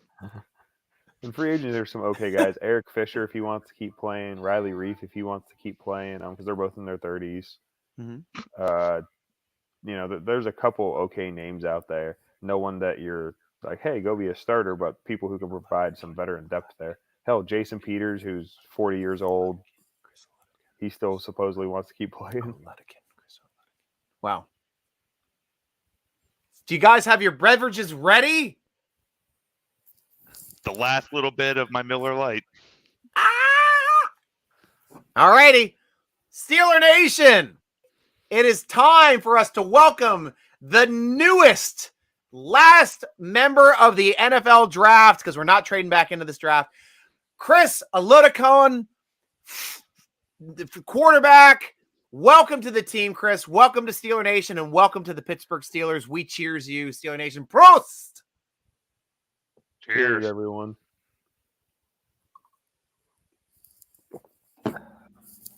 Awesome. We're going to have a lot of cheersing coming up. You guys, I don't know how crazy you are. I'm a nut. I'm sticking through the draft. Usually it takes about an hour to get all the undrafted rookie free agents. Don't know if you find that as interesting as I do, but I will be here on the show, and you're more than welcome to hang out with me if you would like. We're getting to the point where we're doing more baseball talk anyway than draft talk. So Chris is a cross between Ben and Cordell as a quarterback, asks Chris Ian Cross. White. Chris, ooh, I like that. They'll make you jump. Wow. I I love mean, it. maybe I wouldn't say that same caliber, Yeah. but I'm trying to think of a quarterback like maybe a Dennis Dixon. But he has a stronger arm than what Dennis Dixon had, but he's not as mobile as Dennis Dixon. For those who remember Dennis Dixon, Yeah. not really a Josh. I remember. Like kind of a Josh Dobbs, but with the he has a strong arm. Maybe Yeah, like a Ryan He can Tannehill. fling it. And Dennis hung around the league for a bit too. Yeah, he went to the Ravens after the Steelers. Yes. Yeah. And he got some play there. Did Dennis Dixon go to Buffalo too? Am I don't remembering that think correctly? so. I don't know. I just remember him. might be wrong on that. I just remember him on the Ravens. Yeah. They always take our back. They took Cordell Stewart. They always take our Sloppy cast-offs. seconds. Yeah. Here you go. Hey, Baltimore. Here's a new quarterback for you. See how he works out for Smoking a cigarette. you. My name's Dennis Dixon. I sing jazz down New Orleans. Well, that opened into Creole. Wow, that was a nice one. Miles Pressgraves, I'm happy this draft is now over. My disappointment in this last pick. We better trade Mason and get draft capital for next year. That would be ideal. We'd save $3 million, get draft capital. That would be the best possible scenario, in my opinion. I like that call. And we still have a chance of getting Monday as well here on Saturday. So we'll have to see and wait here a little bit after the draft to see if he ends up joining the team. Yeah. Hey, Striker. So what's the deadline on that? I'm not familiar with the timeline of the undrafted free agents. I thought that was done here tomorrow. Nope. Or It's is it quick. immediately after? It's quick. It's right when the draft ends. Cause like people are on the phone right now with players saying, if you don't get drafted, we want you. This is what's happening right now in the draft. So it happened last year. Everything was done within the hour after the draft. All of the undrafted rookie free agents were signed. That's why I stay on for an extra hour. And is it 10 or 12 players? It depends on the COVID rules. It's normally 10. Normally. Okay. But we'll have to see how many people they get. Doesn't it also kind of depend on how many you already have on your roster, like how many people you already have on your roster a little bit? Because you're allowed how many, 90 throughout the summer? Well, it used to depend on like you had like certain players, if they're international players, you got exemptions. That's like Christian Scott Williamson, which we talked about yesterday a little bit there, Ben. He was an exemption on the roster, and we carried 11 from that year for undrafted rookie free agents. It just comes down to filling out your roster to 90. You are correct, and it can affect the amount of draft picks that you have. But we still had 7 picks, so that's the normal amount. So it should be about 10, somewhere between 10 and 12 undrafted rookie free agents. But with COVID, that number did bump up a little bit here the last couple years. I don't know if it's still continuing to stay up, though, as well. Gotcha. Yeah. And Robert Mason, at least your guy didn't immediately go with the Pats or Ravens, right? Sorry, not Mason. Miles, or at least your guy didn't go straight to the Pats. Yeah, those are his picks went there, or Tampa Bay, right? To play with Brady. Tom Brady! He's the best ever. Miles Pressgraves. Rob, if we don't draft him as an undrafted free agent, I'm going to call the Steelers organization. I love. This is Miles was the first person to post. He posted before I even started the show. He's been in the green room. Miles has stuck it out today like a freaking champ. I'm calling you out today, Miles. You've been amazing. But the most amazing part of your post today is how you each passing round, how much more you grow more and more irate at the fact that we have not picked up Smoke Monday yet. It's entertaining to me, and I love it. I hate that you're feeling pain. I honestly do. But man, am I getting some entertainment out of that. I'm not going to lie. Moore Jr. did way better than we would predict for a 4th round rookie. He is a proportionate 9-10 ratio size of the best left tackles, more like a 6'7", 330. But Dan Moore did well in that game against Pro Bowl guy. Yeah, he did very well against both games against Cleveland. You got to give him credit for that, because that's a guy that they were talking about being the preseason defensive player of the year, and Cleveland fans couldn't wrap their heads around why a Pittsburgh outside linebacker could be better than their guy. Yeah, it happened, but try not to brain another quarterback with their own helmet next time. Problem is 0 depth. Truth.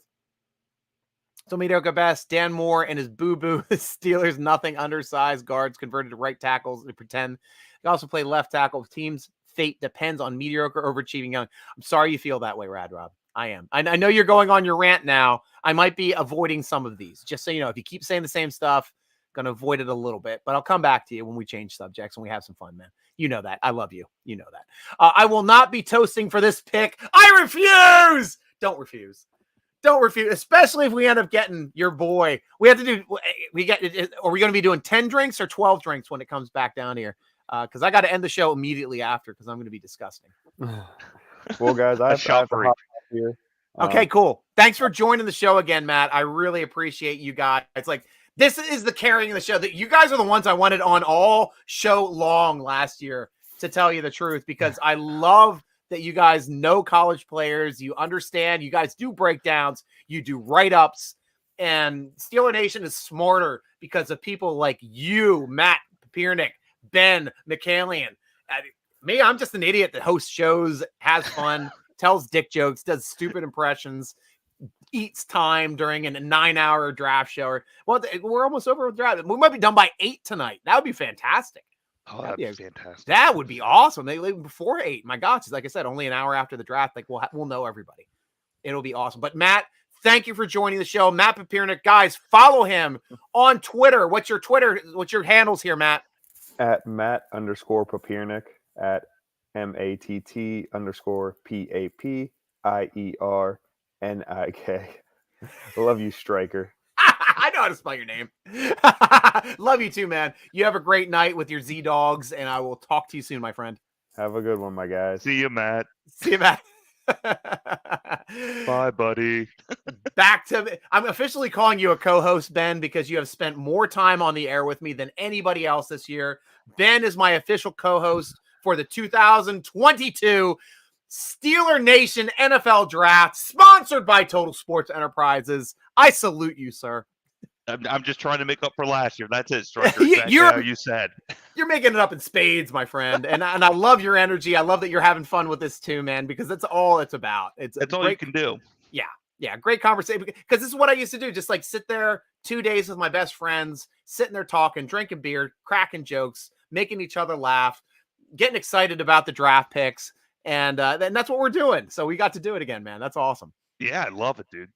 Cool. Robert C. asking, must have UDFA, Deontay Anderson safety, David Aneth outside linebacker, Cody Rusty settle, Jake Haslow wide receiver, Mubakar running back. Yes, they are. Of course, we know they're all UH guys. Why wouldn't they be? Oh man, that's awesome. That is absolutely awesome. I think it is 48 active, 7 inactive, and 16 practice squad. Yeah, definitely is. But we're just talking about the 90 roster, which is unofficial roster before rosters get broken down. But you are correct as well. It started with a cross. He is now gone. I switched to Monday, and I want him. We hope you fish your wish, man. We hope. Thanks, Matt. We hope you fish your wish. I agree that I said was harsh. I take it back. Welcome new quarterback. It's fine. Yeah.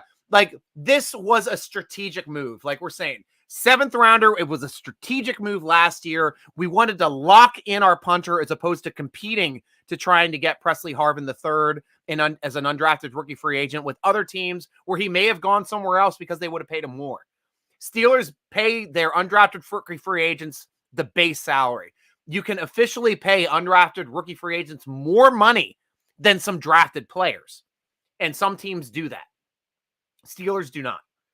That's why we thought maybe those connections with the Haywards would make it so he's just going to come to the team. Maybe that connection with Robinson probably would have made it because he did a visit. He could have came to the team as well. But they locked those guys down. Those guys wowed them when they met them. Obviously, they love Cameron Hayward.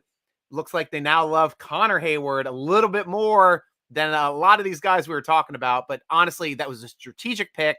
Picking your quarterback that you were talking about as opposed to waiting for him and have to try to compete with other people on the open market to lock him down. Absolutely. I'm still, too, as an aside, just going back to quarterbacks, still completely shocked the Seahawks. They didn't draft the quarterback at all. I'm still baffled. Steelers drafted 2. Right. They only needed 1. Right. Seattle needs to draft 2. But that's why we're Steelers fans and not Seahawks fans, I guess. Well, that's why we're going to trade Mason Rudolph to the Seattle Seahawks this year for a 4th-round draft pick. Yeah, for DK Metcalf. Oh, that'll work. I'll take that pick. Oh, I will give them Austin and Rudolph for DK Metcalf. That'd be wonderful. Yeah, all for it.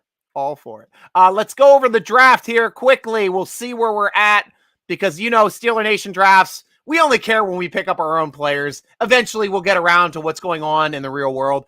Kalen Barnes, cornerback out of Baylor, went to the Carolina Panthers. Jalen Watson, cornerback out of Washington State, goes to the Chiefs. Another corner. Chiefs are ripping up corners, man.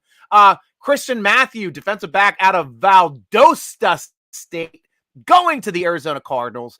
Andrew Stuber, offensive tackle from Michigan, going to the Pats. Dawson Deaton, center from Texas Tech, going to the Brownies. Skylar Thompson, quarterback. There's another quarterback off the board not named Strong. What the hell is up with Strong? What is the negative keeping him off of every team's draft board? His knees. Ah. His knees. I think he's had maybe 3 or 4 knee surgeries in college. Yep. So one hit down low and gone. Done. Yep. From Kansas State, going to the Dolphins. Andre Anthony, linebacker from LSU, going to the Buccaneers. I am sorry, Kayla. Rasheed Walker, offensive tackle from Penn State, now going to the Green Bay Packers. They are locking their guy in before undrafted rookie free agency. Britton Brown, running back from UCLA, going to the Raiders. Isaiah Pacheco, running back from Rutgers, going to the Kansas City Chiefs. The pick is in on the Bungles. We'll have to see who they take. We got 2 picks left in the official draft with 1, 2, 3, 4, 5, 6, 7, 8, 9 compensatory picks left. So we are 10 more picks, 40 minutes max from finishing this draft and getting on with the rest of our Saturday. It's the race to Mr. Irrelevant. Yes! the last year was an incredible Mr. Irrelevant. Robert C. picking up a guy from University of Houston as the last pick of the draft. That was a fun one for that one because we were talking about that on the Steeler Nation football forum. Guys, it is free to join at SteelerNation.com. I highly, highly suggest you join the Steeler Nation football forum. It's always a lot of fun to talk with all these knuckleheads that are on this draft show as well. And we get to know each other. I've been on there since 2005. I've been on there for a very, very long time. Oddly enough, I used to post as Striker. Then I used to post for years as Cope. And then I went back to now posting again as Striker because our owner, Justin, thinks it's better that people know me for my name. And I don't know if people want to do that, but, it makes it easy. I'm like, I see what you're saying. I'm fine with that branding.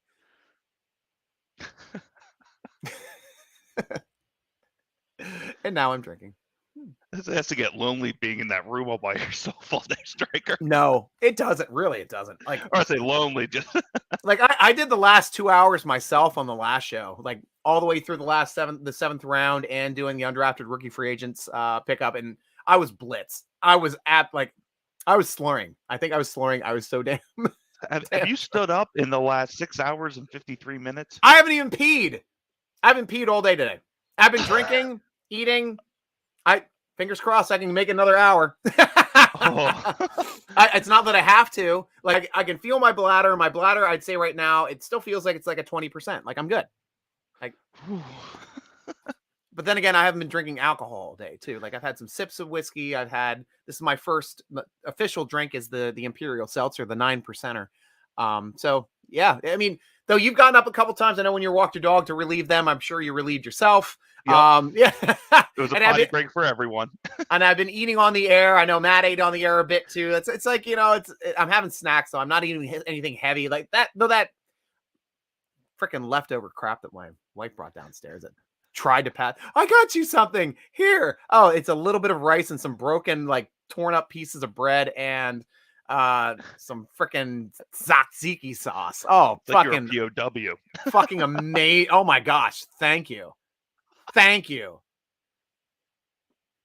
20 years of marriage. Okay. Getting back to the quotes here. Finally, Stryker was right. He is an idiot. Thank you. No. Oh no, we bust each other's balls all the time. I love Cooley. He's a fun dude. Since our draft is over, what are the grades overall on the 7th round draft pick?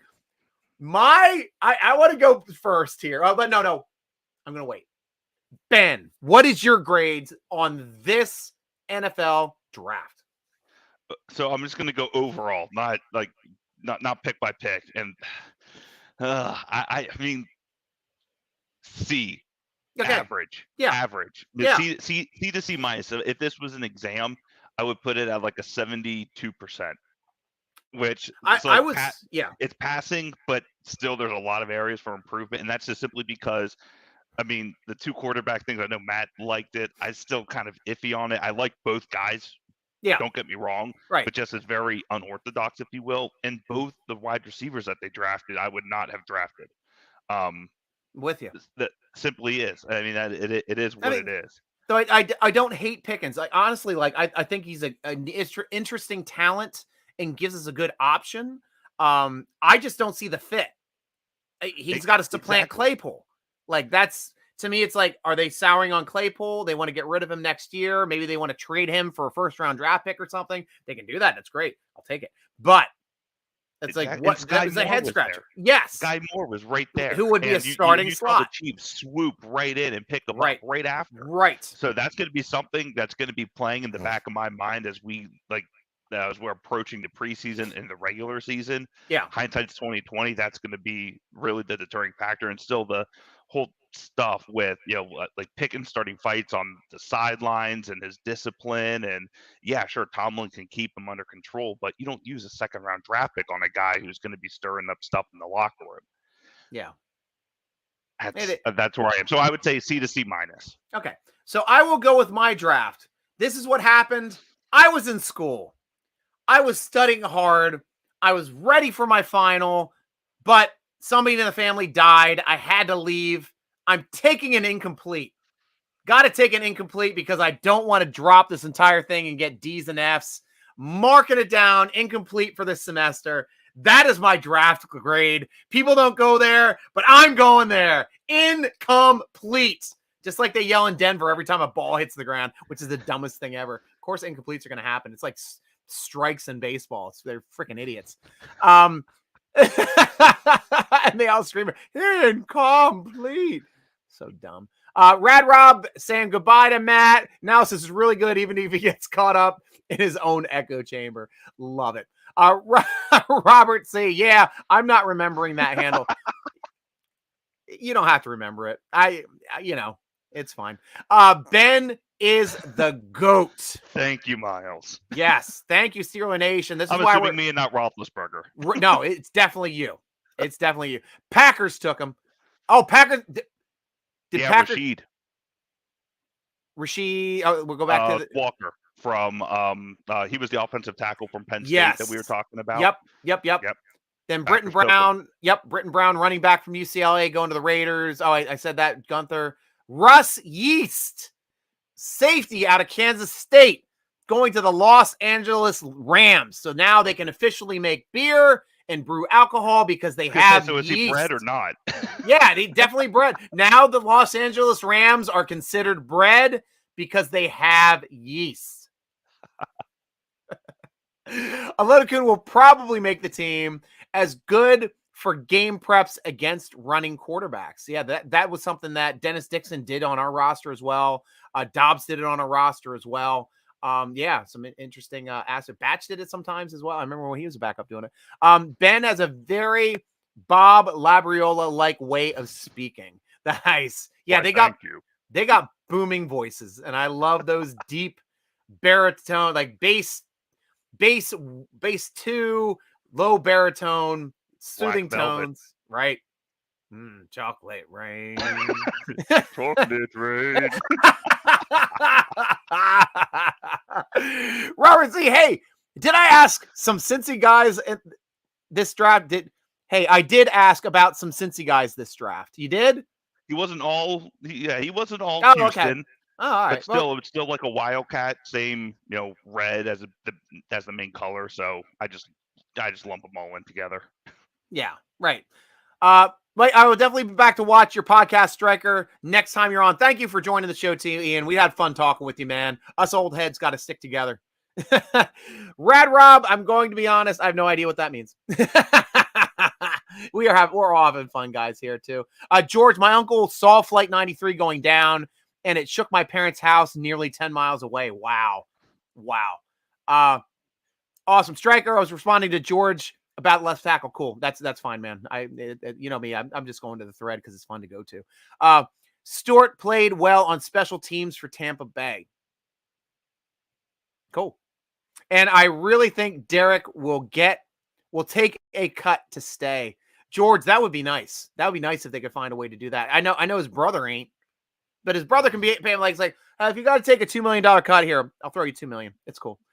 That could work. Exactly. Yeah, just move in together. Right. Except Derek has a family and TJ doesn't yet. I think they can form a compound. They'll be okay. They could buy Pittsburgh. Really? Yeah. Robert C., they actually drafted UH guy Stewart at the end of the year last year. Yes. And Logan Hall last season. Yeah. And we remember that. Ayers as well. Yeah. They know the University of Houston does exist. Corey Frank, welcome to the show. Wow, late in the show to be able to get new people, but we love new people. Steeler Nation, thanks for chiming in. So, who y'all want to see a repeat of 2004? We lose the first game, and the Kenny Pickett era starts, and he leads us to a 16-1 record. Yay! I'm for that. That would be fun. I'd be ecstatic. Uh-oh. Robert C. Striker's wearing his Depends. Yeah, now I just have a big prostate. I don't have to worry about having to pee all the time. My prostate is strong. I'm not getting up in the middle of the night yet. Rasheed Walker yet. Yeah, I know. A couple years. Ian, how are we doing?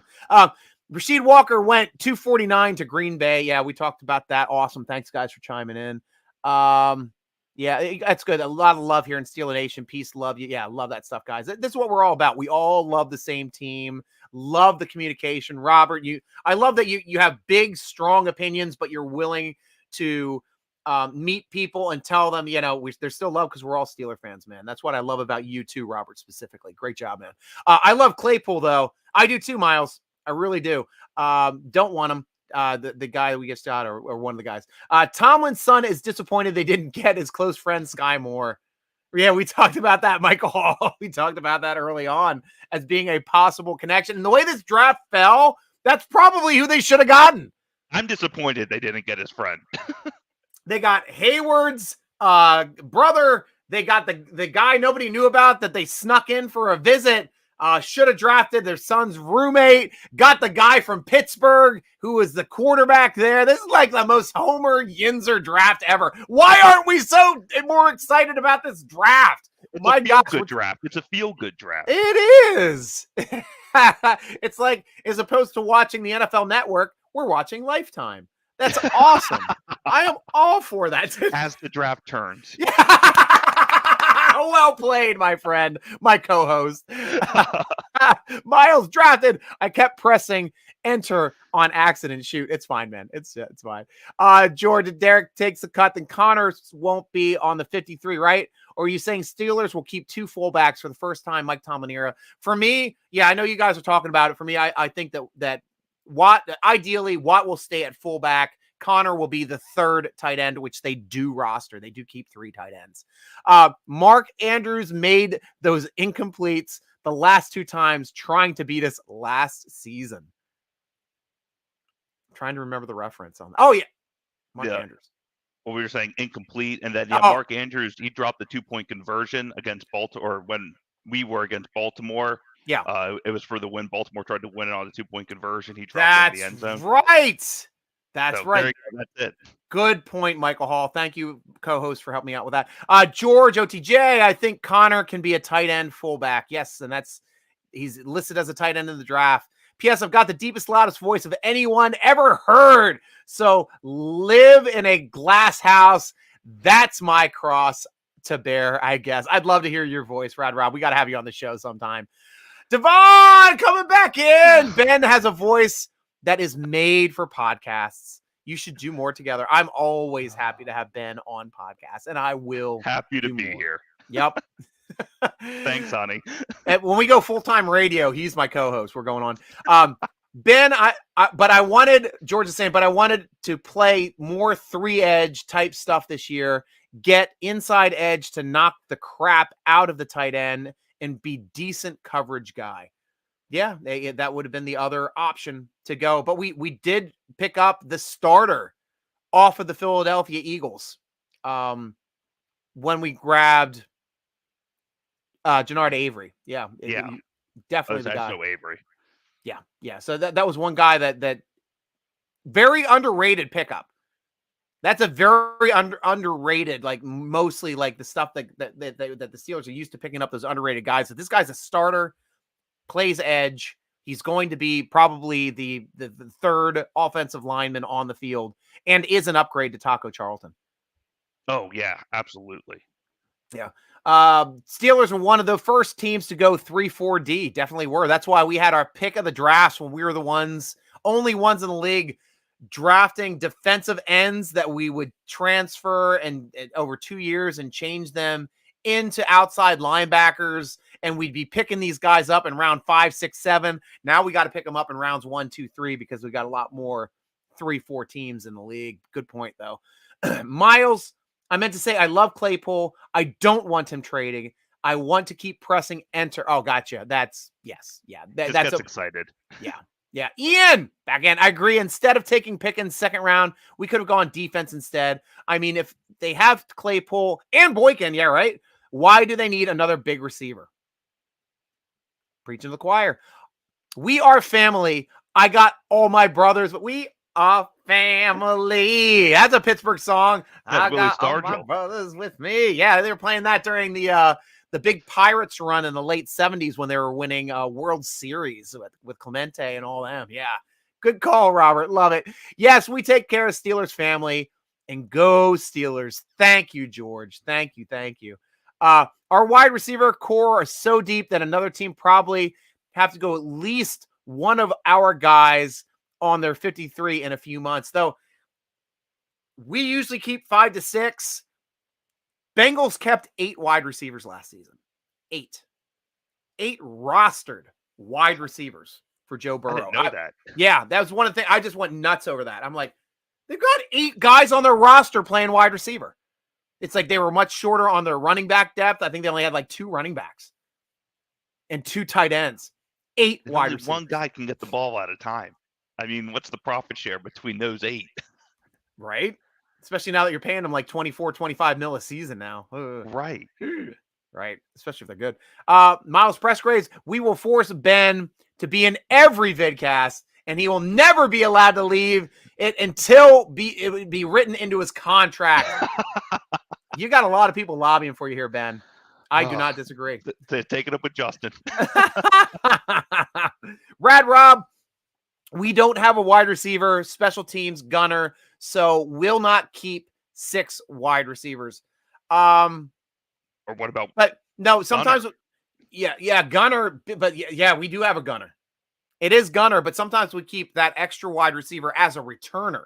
That has happened in the past as well when we keep 6 wide receivers. So we'll have to see if that changes. It's going to be between 5 and 6 this year. But somebody else is going to be taking a hit on the roster once that occurs. So now going back to the draft, we'll see where we are. We ended with Yeast. We come back with Elijah Hicks. I hope he doesn't get infected over there in LA. Elijah Hicks, defensive back out of California, going to the Chicago Bears, starting the compensatory picks. Trenton Gill, punter from NC State, going to the Bears as well, back-to-back picks. Gill and Hicks. Jesse Lacada, linebacker from Penn State, going to the Cardinals. I knew I recognized that name. Marquise Hayes, guard out of Oklahoma, going to the Cardinals. Cardinals with back-to-back picks. Green Bay Packers taking Samori Toure, wide receiver out of Nebraska, still grabbing wide receivers, still trying to figure out how many wide receivers it's going to take to replace Devontae Adams. The pick is in on the Kansas City Chiefs. Chargers are on the clock. Only 4 total more picks to call. The last one going to the San Francisco 49ers, Mr. Irrelevant. Who do you think Mr. Irrelevant's going to be this year? Smoke Monday? Yes! Yes! Man, the only reason why I don't want it to be Smoke Monday is because I don't want to see Miles just head explode. And we want to see him on the Steelers at some point. We want to see him as an undrafted rookie free agent to the Steelers. If he gets picked as Mr. Irrelevant in the draft, that would probably be the worst draft ever for my boy. I can't quite a turn. Yeah, it would be. That is an epic plot twist in the drama today as for Steeler Nation, for all you guys joining in. And this is why this show is so fun, guys, because we've got lots and lots of fun things to talk about because of you guys. Absolutely because of you guys. Rad Rob, striker, we better not do what the Bengals do. If they keep 8, maybe we should keep 4. Though I have old-fashioned bungles thinking the blanked out with what Joe B did last year, selective memory. Yeah, they're giving weapons to Joe Burrow, and Joe Burrow throws the deep. He's not an RPO guy. He's not a short pass guy. Strong arm, put it anywhere on the field. That's why they got wide receivers. You can only have 4 on the field at a time. They have 8. They have 8 on their freaking roster. Last before I leave, I want badly to improve running back depth. We're definitely taking a running back as an undrafted rookie free agent, George. Hopefully it's a good one. Hopefully we get another Fast Willie Parker, or was that Foster? Adrian Foster was the undrafted rookie free agent that the Texans got, and he was a monster for years for them. And Philip Lindsay as well. Yeah. Yes. So there's some great chances to be able to get some great running back talent as an undrafted rookie free agent. We will just have to see how they fit in the Steelers. Rad Rob, if Dan Moore Jr. does not have yeast, then is he still a left tackle?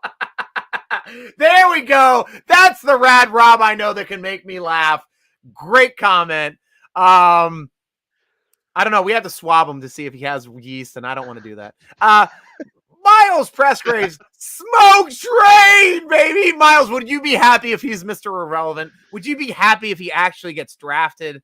Or would you be happier if he becomes a Steeler undrafted rookie free agent? You let me know. Rad Rob, what if Dan Moore Jr. is wrapped with lettuce? Still a left tackle in a hot dog bun shape? Moore Jr. still a left tackle? Yes, he is. He's delicious. He'd be a delicious left tackle. I mean, I think that would spell CTE, right? If you take the L and the T out of lettuce, CTEE. So no, we don't want that. No, we don't. That's a good pickup, man. That's a great one. Oh, Ian White, I really do hope Stephen Tuitt comes back to make another playoff run. I am with you too, my friend. Oh, my phone's starting to blow up a little bit here. I've got to start clearing out some stuff here just so I can get the polls. Nope. Yeah, trying to sweep everything off here. I'm going to sweep the group me just because I'm not reading 44 messages, and I'm sweeping all 28 tweets because I want the fresh footage coming in. I'm going to be following it on the phone pretty much. Once we figure out who the undrafted rookie free agent smoke are going to be coming up here. You know, we're not saying specifically who it's going to be, but it might be a guy but by the name of Smoke. Might be. We never know. We never know how it's going to shape out. Keeping DJ Mapletron Pickens faux show. Who are the other two wide receivers we keep? DJ, Connor, Pickens. Miles Boykin. Yeah, Boykin's probably going to make the roster then. It's going to be between Boykin and Anthony Johnson. The guy Sims is actually an X too. Sims is in the mix as well, and so is Gunner. Well, the new guy that they just got from Memphis. Wasn't he mentioned on here? Oh, I thought he mentioned him on there. Yeah, so they've got some good competition for the season. They also do. They're still carrying solid depth on their practice squad from last year. Yeah, well. Yes, that's why I talked about Anthony Johnson. That's why I talked about Sims, who used to play over with Washington as well. And Austin that we just talked about that got drafted the second time. I love receivers. They're usually ones I can link in my head pretty quickly. Rico Bussey. I love Rico Bussey. Nice.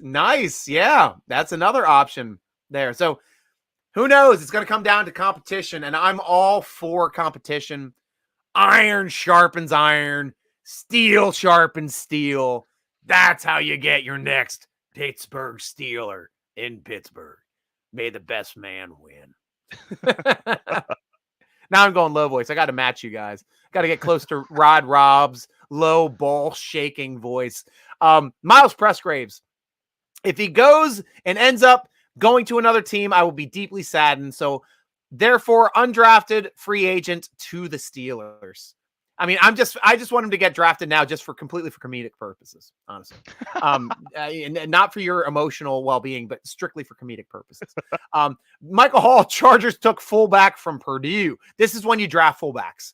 7th round, you can draft fullbacks. You can draft punters. You can draft kickers if you don't want to compete on the open market. But don't ever draft a long snapper ever again. Ever. Whole bunch. Never.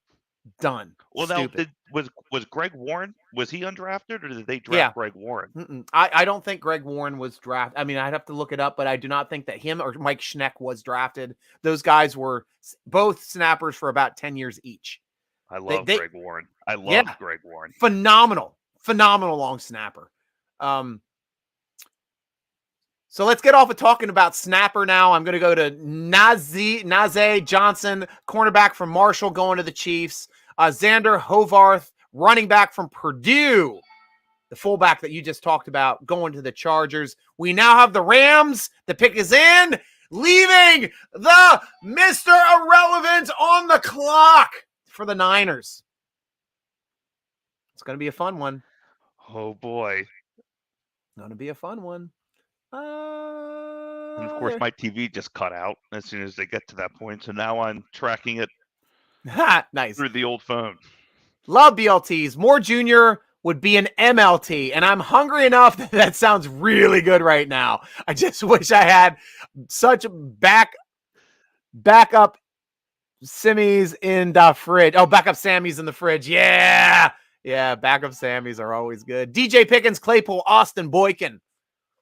1, 2, 3, 4, 5, right? DJ, Pickens, Claypool, Austin, Boykin. I think Gunner's it's going to come down between, but they don't have a kick return. Well, kick returner, you can it's easier than punt returner. That'd be Gunner. That's the only reason why they brought Gunner in. Right. And he's a Pro Bowl returner. So Steelers take their special teams very, very seriously. I think we're going 6 wide receivers this year. I like your call, Miles, and I think they're going to add Gunner to that. I do. Solid lineup. Yep. That's a solid one. 4 our receivers. Yep. That's definitely it. Ian, I don't think the Steelers want another situation like they had with AB. Well, they drafted Pickens. What was his fights like? Was he just getting frustrated in the moment? Was he doing it in practice? Both. The one that really sticks out to me is against Georgia Tech this past season, which was the last game of the season for him. Yeah. And it was against the corner, and the corner was just playing really aggressive coverage. It wasn't illegal. It was just very aggressive press man coverage. He got sick of it, and he grabbed him by the face mask and threw him into like the wall, like the actual side, like through the end zone, and threw him against like the back end of the wall. Yeah. It's just things like that. But also too, they drafted AB. I think AB really got the Vontaze Burfict side. That's when he really took a downturn. Yeah. With this, yeah. So we'll see. I mean, he has first round talent as well. Mm. And he's Nice. really skinny too, so we should call him Slim Pickens. I think. Nice. So that's yes, it. That's his new I nickname. completely agree with you, Ian. Yes.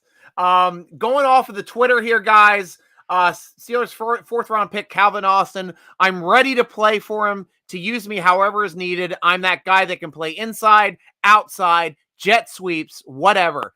I can do all of that. Whatever role they need, I will be excited. And then wide receiver coach Friesman Jackson said more on Austin. I saw a guy on tape that's a track player that plays football. He's a tough dude. You see the track speed, but you see the football player in him. That was important to me. I saw the toughness and the competitiveness. And he continues on, drafting 5'8" wide receiver. He goes and attacks the ball in the air. Those combat catches, 50-50 balls, he goes and makes those plays. He plays like a guy that's 6'1", 6'2", as far as when he jumps and attacks the football. And that was something, like, I did notice that his jumping, his vertical is a fantastic, fantastic number. He also continues, we are excited to get him on the board. We think he adds a different dimension to our offense with his perimeter ability and his ability to slot, to make some plays for us. I can't wait to get him here and get coaching him. That's great. I'll take it. If they're high on him, I trust them. Yeah. Yeah, they're very high on him. The team that supposedly drafts well at strong safety. Alfredo Roberts says he sees value in Connor Hayward being a tight end. That's where they'll focus on him. So that's why they drafted him, guys. Like we're saying, we had a need for third tight end. We don't have a third tight end really on the roster. Rader's like practice squad guy. Those guys are probably not going to make it, though he's been on the show before. I love Rader. I understand his limitations. I do. But that was coming from Brooke Pryor. Thanks for that one, Brooke. We appreciate the tweets. Scrolling quickly, and I'm down to the end. So that's it, guys. And Mr. Irrelevant is off Mr. Irrelevant. the board. Rams took A.J. Akriri, offensive tackle from Michigan State. Mr. Irrelevant, quarterback from Iowa State. The guy you mentioned going to the 49ers, Brock Purdy. Talk about Mr. Irrelevant. He's not pretty. He's Purdy. He's Purdy. I mean, he is a big strong. He's a Big 12 guy, so he's used to throwing it all over. And the elements where they play in Iowa State are not favorable. So, I mean, there's a reason why he was drafted last. I'm surprised he got drafted alone. But it looks like he's going to be the backup, you would think, to I'm blanking on the young guy's name now. San Francisco. We played at North Dakota State here. Someone is probably going to remember it. I don't know why I'm blanking on it, but so he's going to be a second string now in San Francisco. So we'll see. He's a completely different skill set than the other guy in San Francisco. Again, I'm blanking on his name, and I apologize, but completely different skill set. Debo? No. Again, he played in San Diego State. No, not San Diego State. North Dakota State. Oh, the quarterback. You're talking about quarterbacks, right? Yeah. Right. Yeah. I forget. So I know one of you watching. You know. Yes. You know what I'm talking about. Brooke Pryor stated Kevin Colbert says they wanted to get through the draft before making a decision on Devin Bush's 5th-year option. If that's the reason they were waiting on the 5th-year option, I think with this draft, they've decided they're going to probably offer the 5th-year option to Bush this season. What do you think? I agree. Seeing as though they chose to address the inside linebacker position with your friend Mark. Yeah. That obviously is not a sustainable, I think, from a talent standpoint, slide in there instead of Devin Bush. So right. Yeah, they have until Tuesday. So is it Monday or Tuesday? It's May 2nd. Yes. So I completely agree. I think that we'll see some action there in the coming days. Cool.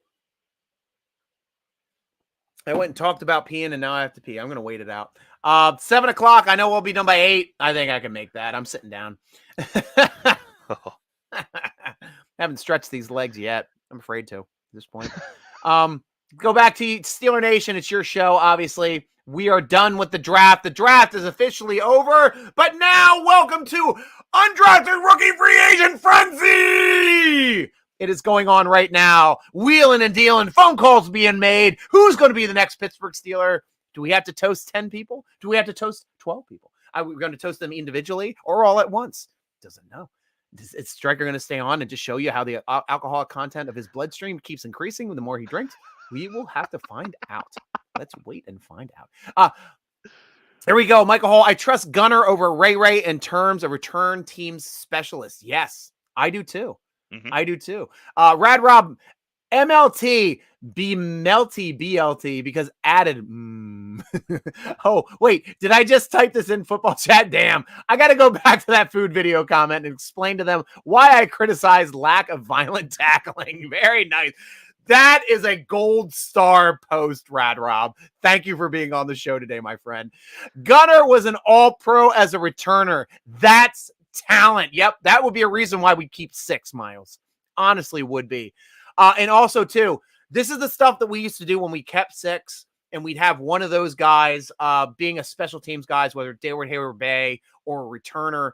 The guy that we usually kept off of the roster was the backup Z receiver. They'd be inactive on game day. We did it with Justin Tucker. We did it with Hamilton, whereas like as soon as our outside guy would go down, boom, they're immediate starters the next game. That's what we're going to do. That's going to be the way it's going to be between Boykin and Anthony Pickens. Miller. Yeah, Anthony Miller there too. Claypool and not Pickens, but Pickens. Yeah. Pickens is also all competing for that spot. So 2 of them will be Z's. 1 of them will be sleeping with his Z's on game day and being inactive unless the starter is injured. And then a couple of those guys are going to be on the practice squad. That might be a reason why you don't promote people like Anthony Johnson because he's ridden on the practice squad before. Why not keep riding him on the practice squad? Brock Purdy, quarterback, Iowa State, last pick. Yeah, fun. That is a fun Mr. Irrelevant, especially if he ever becomes relevant. That's a fun pick. It's quarterback. I think that's the first time a quarterback's ever been Mr. Irrelevant. Yeah, he may be the next Tom Brady. Right. Rad Rob, no tight ends are 6 foot tall, period. That's a funny tongue in cheek. Lance. There you go. Trey Lance. Right. Thank you, Miles. Thank you. Right. Thank you, Miles. Which wide receiver will be on the 53? Steelers will have notable wide receiver cuts. Yeah, we talked about it already. We touched on that. Steeler Nation at Steeler Nation. 4M. Wow. Deebo Samuel's traded to the Patriots. Did that just happen? Rob, I'm believing you because you are awesome at letting us know when things actually happen in real time. Is Deebo Samuel's now a Pat? Wow. Kudos. That explains a lot of the Patriots' moves. Right. Ian White, Jimmy Garoppolo? No, we're not talking about Garops. He started off as a patsy, not as a Lance. Purist. Yeah. Rad Rob, the Steelers did not give Bush a 5th-year option. That would put fire under him to play better. Bush is too cocky and comfortable to be living him in a 5th-year option. Would have more of that. And that it just becomes to play odds. Like the only reason why I'd be leaning toward giving Bush that 5th-year option because I saw him play in year 1 and 2. And I liked what I saw before he got injured in year 2. Year 3, yeah, tough year. But he's got a higher upside to me than Dupree. And Dupree, I saw completely why they would not give him a 5th-year option. I saw completely why they would not resign him as an outside linebacker. Guy can't stay healthy. Still didn't stay healthy. It was the reason why we got a 4th-round comp instead of a 3rd-round comp. Thanks for being healthy. And it's hard to bank on other guys, other studs being available a year from now as well. Right. I mean, you don't know. You really got to play in the now. Yeah. In that perspective. It locks in a need. It does. Yeah. And Michael Hall, after our C-graded draft picks overall, are you, Ben, excited for the season? Are you excited for the season? He definitely is. I know he's excited Of for Mitch course. Trubisky. My gosh. Of course. He had Steeler Christmas when we signed Mitch Trubisky. You've never seen a happier member on the Steeler Nation writing staff than Ben McCallion when we were chatting back and forth when that actually dropped. That was absolutely amazing. It was a great I told you so. That's really it. Nice. Oh, that's great. That is, and I love how his wife completely loves Pittsburgh now. That balmy Pittsburgh weather, getting out of that cold, windy Chicago and that snowy Buffalo into balmy weather of Pittsburgh, Pennsylvania. He thinks he's in California, right? Oh gosh, yeah. You got many waterfronts to choose from. Many waterfronts to choose from. Lots of waterfront in Pittsburgh waterfront. Miles, you played great in his first season, got injured in his second. The year after his injury is the most difficult to get through. This year is going to be fully recovered and going to be a beast. I'm hoping too. Also, Miles. Yeah, I know you're talking about Bush. Yeah, man. Yeah, that's great. And talking about the player, not about the anatomy part. I understand. So moving on. I tried to do that one as straight faced as possible. I'm not gonna lie. I couldn't keep it. That's why I like having you on the show, because it's like, oh wow, a joke occurred. So everyone listening at home actually knew something happened. You're like my laugh track. It's fantastic. But now, yeah, we are just now waiting to see, my boy Kevin Colbert. I'm giving out, guys. It's time for Steeler Nation to give a cheers to our general manager, Kevin Colbert, in his last job, his official title as general manager for the NFL draft. Thank you so much, Kevin Colbert, for giving us such great draft picks, welcoming so many great All-Pro, Pro Bowl, and Hall of Fame talent that was responsible for bringing to our team, mostly by draft, Minkah Fitzpatrick by trade. Cheers to you, Kevin Colbert. We hope you're still involved in one way, shape, or form. Love you. Steeler Nation salutes you. Thank you, sir. Cheers. And now I will drink while everyone can stare at my shirt.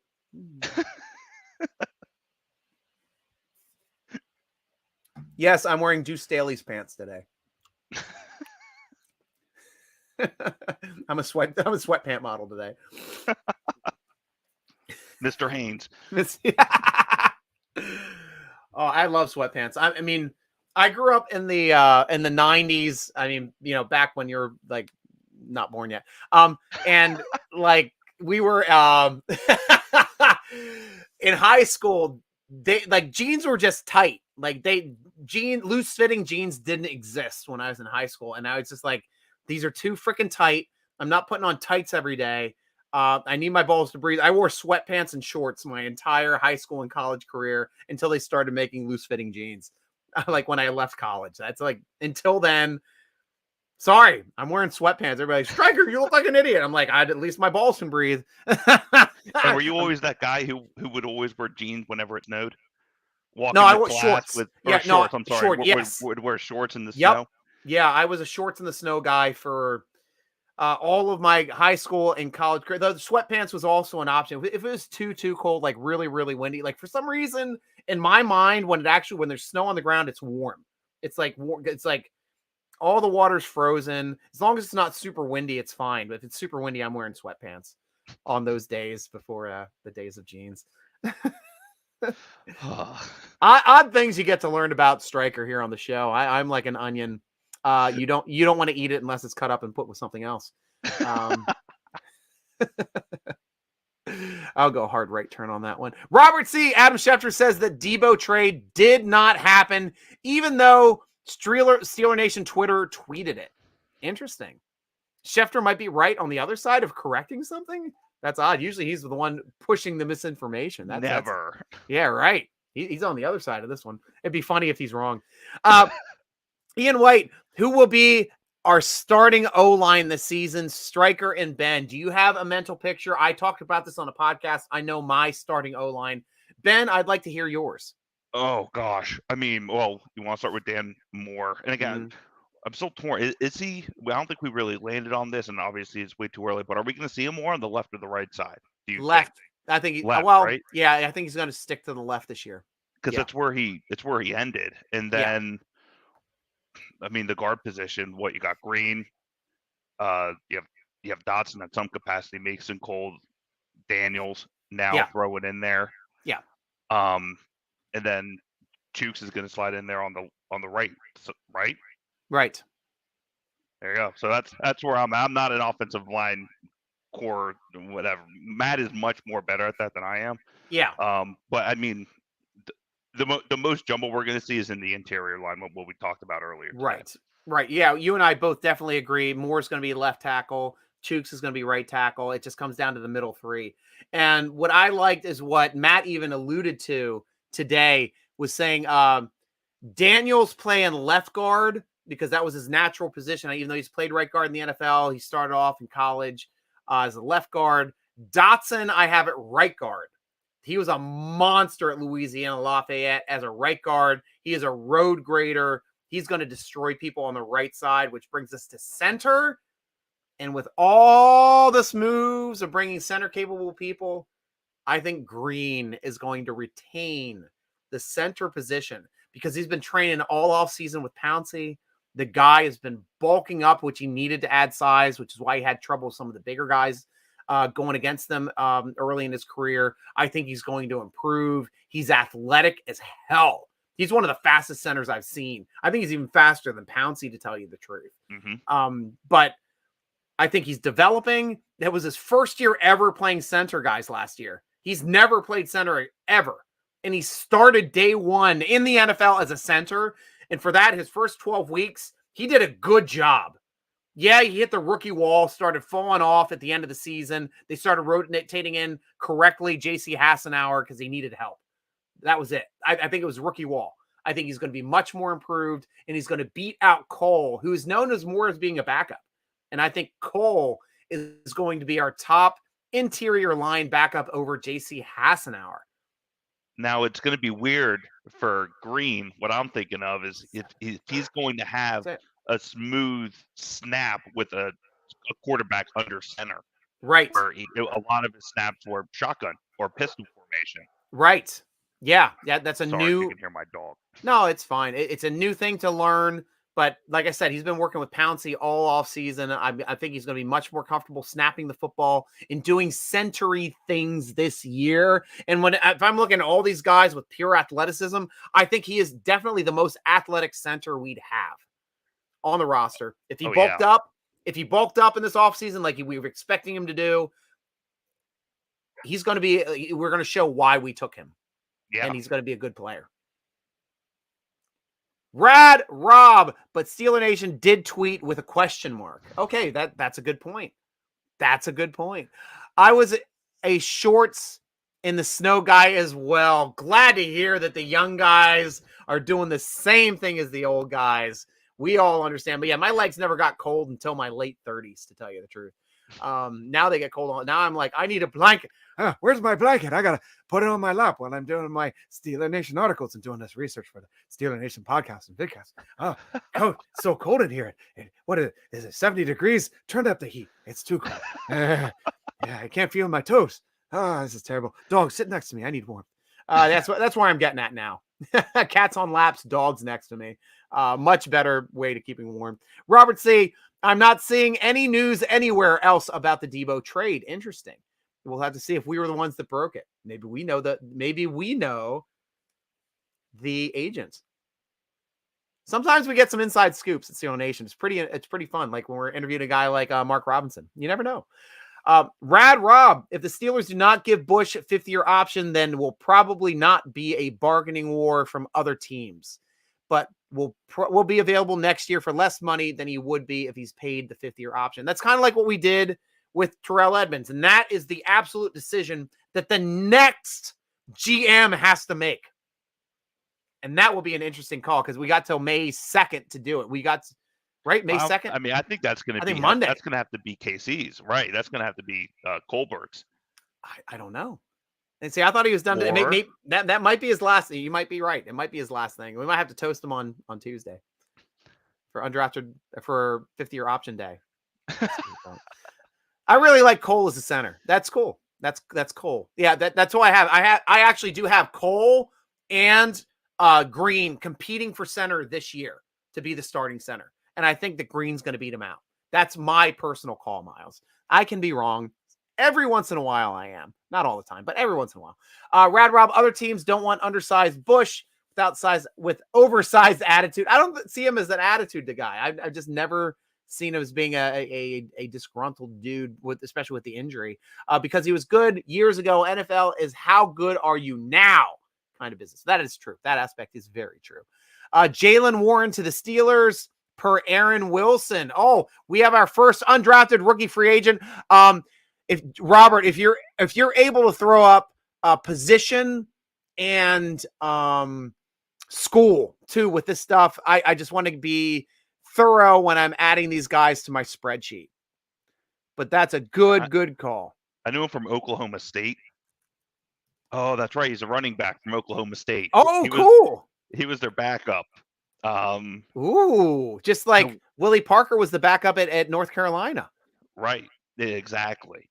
Nice. I mean, here you go. He at the combine striker, he ran a 4.5540. Ooh. 31.5 on the vertical jump. Good. Okay. Broad jump, 119. I assume that's inches. Yes. Yeah. So he broke the 10-foot barrier, which is always at 112, right? He's 5'8", 215. Or 120. He's what? He's 5'8" and 215. 5'8", 215. Okay, so shorter, but stocky as hell. Bowling ball. We talked about French bulldogs earlier. The guy sounds like a French bulldog. Right. Yeah, that's what we're talking about. Cool. So I'll put him on the board. Striker, you mentioned how Bush did a couple years ago when he never regained his speed nor aggressiveness. That wasn't a couple years ago. That was last year. 2 years ago, before his ACL injury, he was fast. He was aggressive, and he was still making plays. Ever since his injury, though, no. Last year, definitely not. I'd agree with that aspect. Bush has zero loyalty to the Steelers or Steelers' way of City of Pittsburgh, so F him. Can't stay healthy for 17 games and visibly underperforms when on field. Sorry you don't like the guy. That's the way kind of like I feel about Edmonds, but he's on the team, so I'm going to support him. I'd have him on the show. I tell him I'm sorry that I don't think you're a good player, but hey, thank you for being on my show. No, I'm just kidding. I wouldn't be that bad of an asshole. Jalen is a running back out of OK State. I remember Jalen Samuels. It was more of a pass catch. How's his pass catching for Jalen Warren? No, no, not very. He's more of like a one-speed back. Just get him. He finds one hole, he's going to blow through it type of deal. We'll see how he does. He was voted Mr. Football in the state of Oklahoma. So awesome. We'll see what that means. Okay, cool. Hey, well, Oklahoma does like their football. Mm-hmm. Even though they're, yeah. Robert, the Steelers are signing former USC cornerback Chris Steele. Steele, the newest Steeler. Chris Steele. Finally, the secondary guy. USC cornerback. Okay, Steeler Nation, time to toast our new players coming to the team. Yes, we're going to do it this way. Jalen Warren coming to the team. Steeler Nation, cheers to you. Welcome to the team, Jalen Warren. Cheers. Welcome to the team, Chris Steele from USC cornerback. Love to have, you can never have too much steel in the Steel City of Pittsburgh. Welcome to the team, sir. You got the name for it. I want a steel jersey. And no sign of smoke Monday. Not yet. We haven't picked up a safety yet.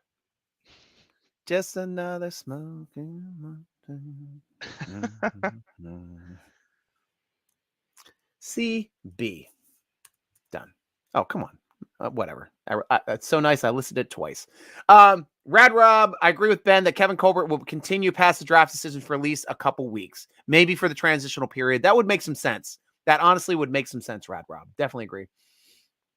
Miles, Bush was great before the injury, but I have to give him a chance after his injury, which now fully recovered. You can't judge him from last season, Rob, because he did push himself. He honestly did push himself to get back for last season. Don't know if his performance really met up, but if he's got the speed back again, that's going to be something else. Michael Hall, this was my first time visiting your Steelers Nation 3-day draft party live, and honestly, it was a very, very good one. Love to see you as always, Striker, on the vidcast. I'll see you the next time. See ya. Thank you so much, Michael Hall. I'll see you soon, my friend. Go Steelers, man. Love you always at the end of the show, rooting along with me, man. Ian White, I think this is Bush's last chance, and they may look to trade him for a high pick for next year's draft. That could be an option too. Really, it could be, Ian. Another thing would be to pick him up on the 50-year option, yet still trade him. Steelers could still do that. And I like that you're still hanging out. You're like, oh, I got to go. Peace out. But like, hey, we're having fun. Striker's getting drunk. Yeah, we got to stay on the show. So we got another fullback striker, by the way. New fullback. His name is Jeremiah Hall from Oklahoma. Jeremiah was a fullback. Was a good fullback of mine. He wasn't a Connor, but some people said he couldn't tote the rock, but he was knocking them on their behind. Yeah! Jordan Jeremiah. All right, Jeremiah what? Hall. Hall. Hall. And where's he out of? Oklahoma. Oklahoma, where the wind blows. I used to do like stage shit and stuff back in the day. Oh my gosh. I had a fun. I'm surprised I got laid in high school. Jeez. Man, I was lucky to get laid in high school. See you as well, Ben. P.S. Ben, be our next GM, please. It's by Michael Hall. Thank you very much, man. Thank you for saying goodbye to the both of us. Me and my co-host, Ben McCallion. Rad Rob Bush never apologized for obnoxious and scrapping social media posts. Dude, I don't care about social media. I'm an old guy. Old guys should care about stuff. What's he doing on the ticket? Is he dancing out there on a logo? He shouldn't be doing that. What does the news tell me to be excited about today? I don't know. I got to find something to be excited about. It's got to be Juju Smith-Schuster. You got to get him. He's got too many names and a hyphenation. Something's not wrong in that family. Yes. Yeah. We know how that goes. Bush is the opposite of Edmonds, regardless of whether you like either guy. And I agree with that too, Rad Rob. Yeah, definitely. Definitely is the opposite of Edmonds because we can at least see potential with Bush. Edmonds, I just see a guy. Dude. We've already seen the ceiling. Yeah, that's he's already busted through the glass ceiling, girl. Go get it. Go get it, girl. Yas. Yeah. Oh, there's my girlfriend. Oh, you go. Oh, there we go. Yas. Welcoming to the team, Steeler Nation, the newest member, Jeremiah Hall, fullback out of Oklahoma State. Welcome to the Pittsburgh Steelers. Cheers. Oh my gosh, I'm just going to keep doing worse and worse impressions and stupid things until this is over. I'm glad I have somebody with me this time because I didn't know how stupid I was the last time. Just you and your thoughts. Right. Yeah, just me and my echo chamber of me. Hard to believe Edmonds was a first rounder. Yeah. Now, hindsight's 2020, and that one is perfect vision. I'm still waiting for a safety. Miles.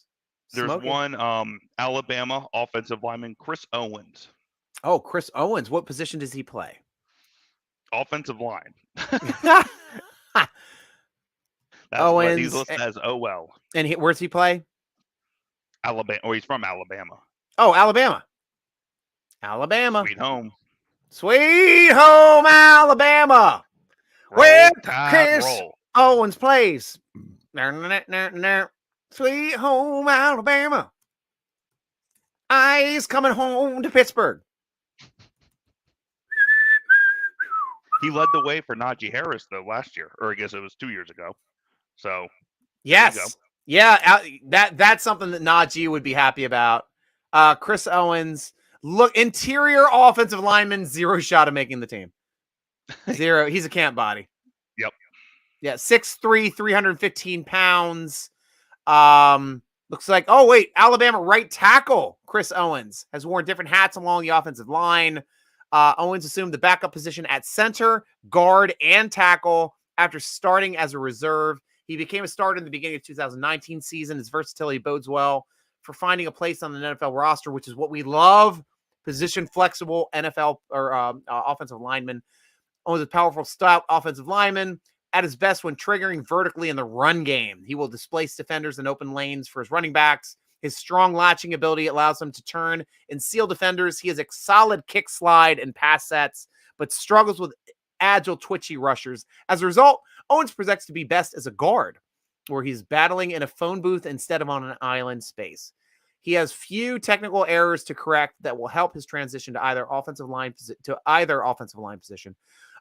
He strikes his opponents with wide hands outside of the frame. His hands land on the outer shoulder pads. He can result in penalties in the NFL. His punch timing can be late, and quicker pass rushers counter easily. Owens can develop into a starting guard and operate as a swing tackle. And I remember an undrafted rookie starting guard that we got the same year we drafted Kubik to be a starting guard in the 3rd round. We ended up going with Foster as the undrafted signing, and he became a starter that season as an undrafted rookie free agent. Absolutely awesome pickup for Ramon Foster that year. Yeah. But guys, newest Pittsburgh Steeler to welcome, and I'll let you follow up after we do this. Cheers. Where'd my spreadsheet go? Let's welcome Jeremiah Owens to the team, University of Alabama offensive lineman. Cheers, Steeler Nation. Cheers, Ben. Cheers. My water's heavier than yours. This is I'm all out of my drinks. I got to go get another beer. Go ahead, run off. I'll do right. I'll be right back. Self off. Okay, there you go. Hey, everybody, it's the Striker Show. I'm drinking beer. I'm drinking seltzer. I'm drinking a 9% seltzer.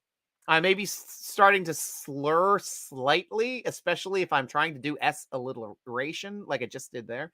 Yeah, but welcome to the show. I'm glad you guys have been here this long. I'm glad you're having fun. Like us, follow us on Twitter at SN Striker, @_ SN Podcast. SN for Steeler Nation Podcast on Twitters. I'm on Twitters and Instagram with @SN Striker. We're just having fun, guys. It's our draft. I'm so glad to be talking with you, chatting with you, having a great time. Rad Rob, Ian White, and the other dimension of reality, possibly see Kersh getting high draft pick in a trade. Maybe 6. Dude, you want to see why he could possibly get a high draft pick?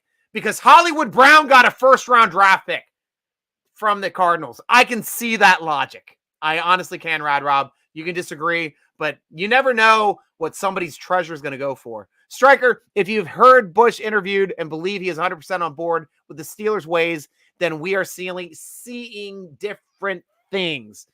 I'm just not reading into it like you are, to tell you the truth. I'd have to hear him directly come out and say something anti-Steeler or really off. I know he is really upset that he was hurt. And people that are upset that they're hurt, they're going to be angrier people. They honestly are. And I understand the way that was that year. Ike Kelly, would you see Mario Goodrich, Clemson, cornerback, strong safety hybrid, another Darren Perry? Hey, Ben, what do you think out of Mario Goodrich? I like him. He played opposite of Andrew Booth Jr., who we saw go earlier, I think 2nd round. Yeah. He was one. I know that the Steelers were also looking at him there at his pro day as well. They like Clemson. Clemson likes the Steelers. So did I miss that signing? Was he on? Did he make it to the as the undrafted? I don't know. I'm going over Steeler Nation. Justin said he's updating. Go to SteelerNation.com, guys. We have a sorry, let me jump there through here. We've got a thread up right now for the undrafted rookie free agents being signed that is continually being updated as we speak by our owner and captain, Justin McGonigal. So we've got a tracker going on there over on the site. I'm jumping on it right now. That's where we're going to be grabbing guys. Yep.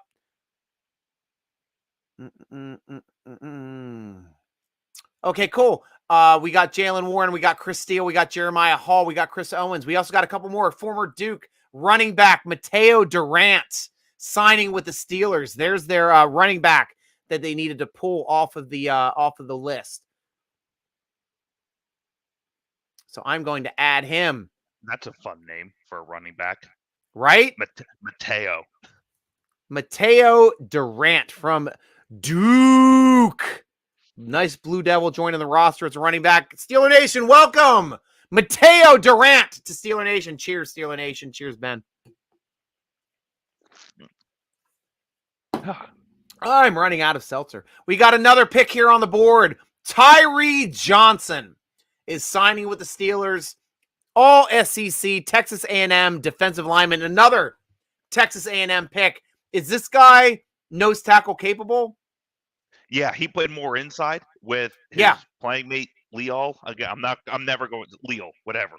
Right. So that's funny that they grabbed the two starters there along the A&M defensive front. I don't know what it is with Steelers now and A&M guys. I can't think of any other A&M players outside of Buddy Johnson that they've really selected in recent history. Right. But it looks like they're getting better at stopping the run. They like Jimbo Fisher. I guess Jimbo Fisher knows how to breed defenders. Right. Well, welcome to the team, Tyree Johnson, Texas A&M nose tackle. Now we finally get our nose tackle depth that we've been waiting for all draft. Cheers and welcome to the team, Tyree. Cheers to you, Ben. Cheers, Steeler Nation. There we go. I'm out of seltzer. I thought you were going to crush it against your head. There. Done. You guys get the visual. Next pick that we have over here at Steeler Nation. Where did I lose thread? Where'd my window go? That's not it. How did I lose that? Oh, I put it over there. There it is. I found it. Boom.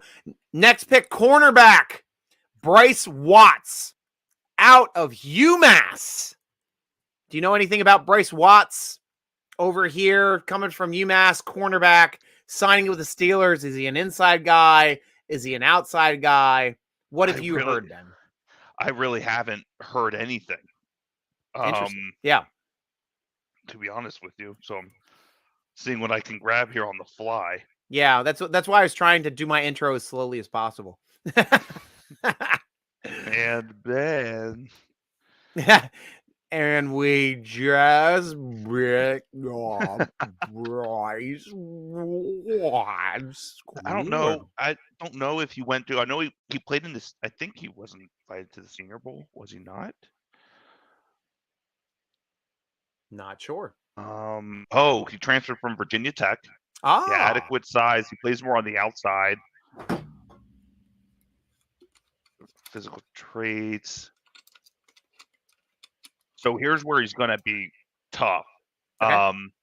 Loses track of his target when shuffling from a cover 3, which the Steelers love. Yeah. And they thrive in zone schemes on defense. Yeah.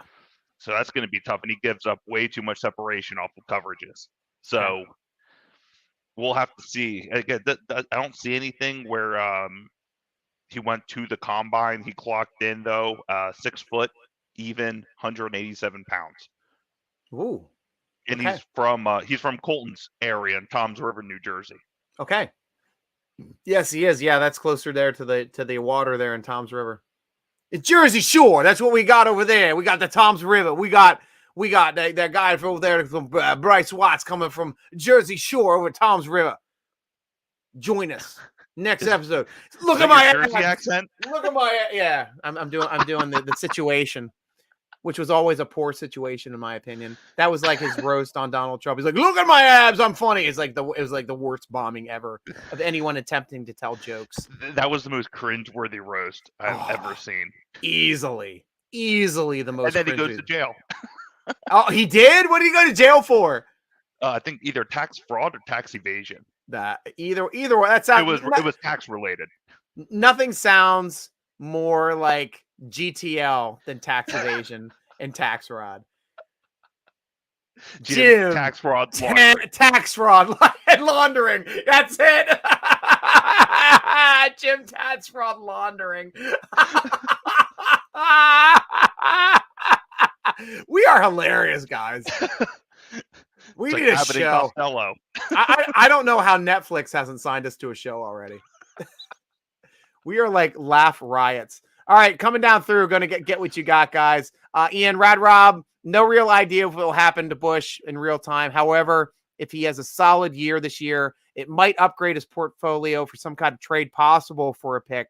in some level that would be better for Pitt either way. Absolutely right. And I forgot to invite, guys, Steeler Nation. We have to invite our newest member, UMass cornerback Bryce Watts, signing with the Steelers. Welcome to the team, Bryce Watts. Cheers to you, Steeler Nation. Cheers to you, Ben. Cheers.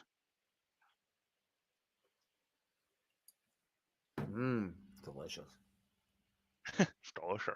Mm-hmm. Sound like Sean Connery. That's delicious whiskey, right there. I'm a Russian submarine commander. Sean, my name is Sean Connery. No, it's not. It's Igor Rabanov. Going for Red October now, and we're all over. It's the best Scottish Russian accent I've ever heard. Absolutely best Scottish Russian accent I've ever heard. He's a fun dude. Damn it, where's my window for the freaking draft? I haven't seen any more added here. I've been refreshing it. Yeah, right now we're at a lull. So right now we're still trying to get those last people on. We're competing. My God, the Saints took freaking Smoke. I am sorry, Miles. Not that black and gold. Went to the wrong black. Good call, Ben. Went to the wrong black and gold. Guys, Smoke Monday. I'm sorry you missed the team. In honor of you, Miles, I'm going to pour out some of my drink in honor of the loss of Smoke Monday. We barely knew you.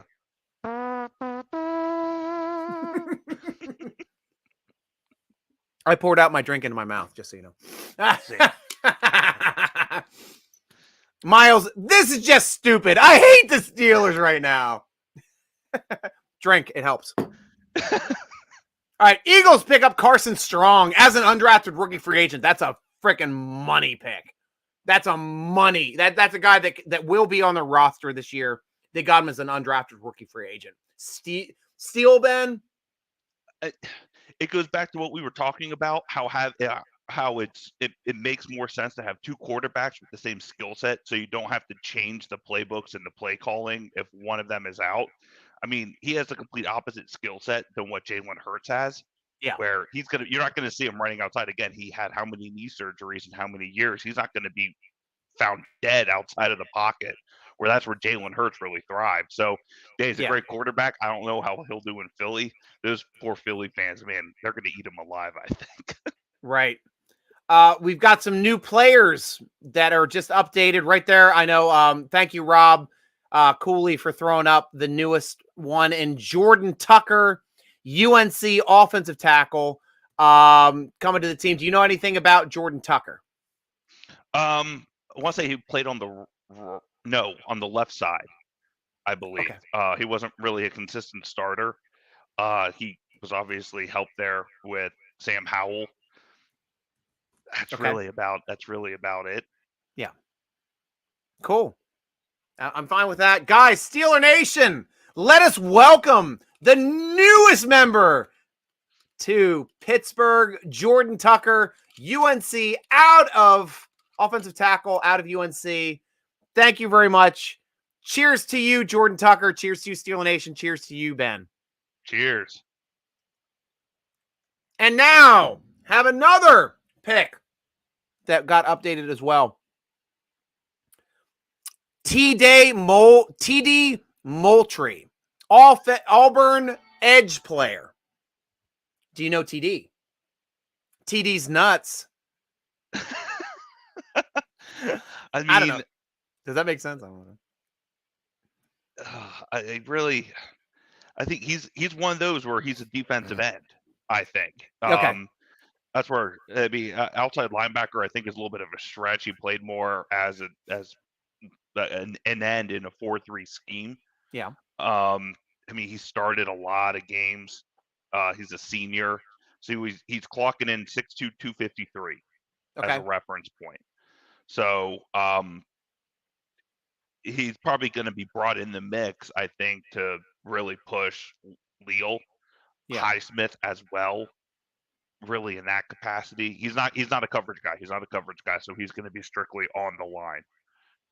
Yeah, guys, it is now time to invite the newest member of the Pittsburgh Steelers, TD Moultrie, the team edge player. Cheers to you, TD. Welcome to Pittsburgh. Cheers to you, Steeler Nation. Cheers to you, Ben. Cheers. Prost! Another fun note to make, just being here in Carolina, it's going to be interesting now in the practice squad to see a guy from UNC have to block for a running back from Duke. Oh, That's going to be interesting. That would be fun. I don't want to block for you. Chew. Miles Pressgraves, like, enough CBS, pick up a safety. Ho, are they so confident in Edmonds? Now, let's just get, let's just get Honey Badger. Screw all this other crap. Rad Rob, Steelers only keeping Pickens, Claypool, Johnson, and special teams returner, wide receiver, and one more because no special teams.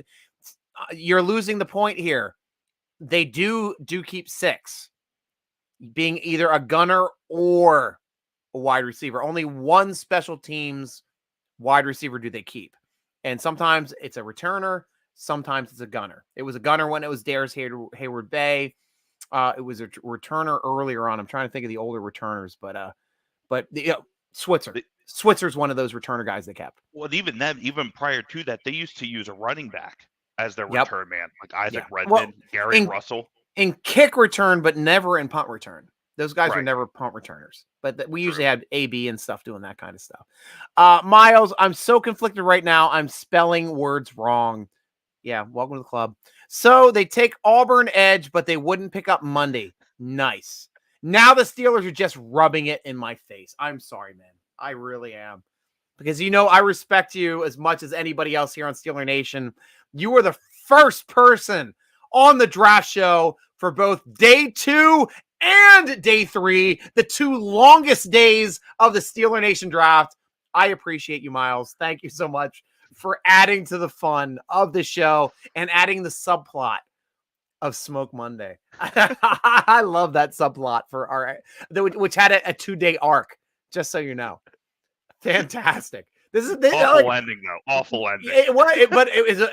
I mean, sometimes when you're writing shows, it ends as a tragedy. That's right. Tragedies can be as fulfilling to watch as a good comedy, as a good drama, as a good thriller, as a good suspense film, as a good horror movie. It was our own sci-fi. Yeah. It was the best of times. It was the worst of times. It was the best of times when I thought we had a chance at Smoke Monday. It was the worst of times when we actually did not pick up Smoke Monday. Alas, poor Smoke Monday. You can hold a skull. Alas, poor Smoke Monday. I knew thee well.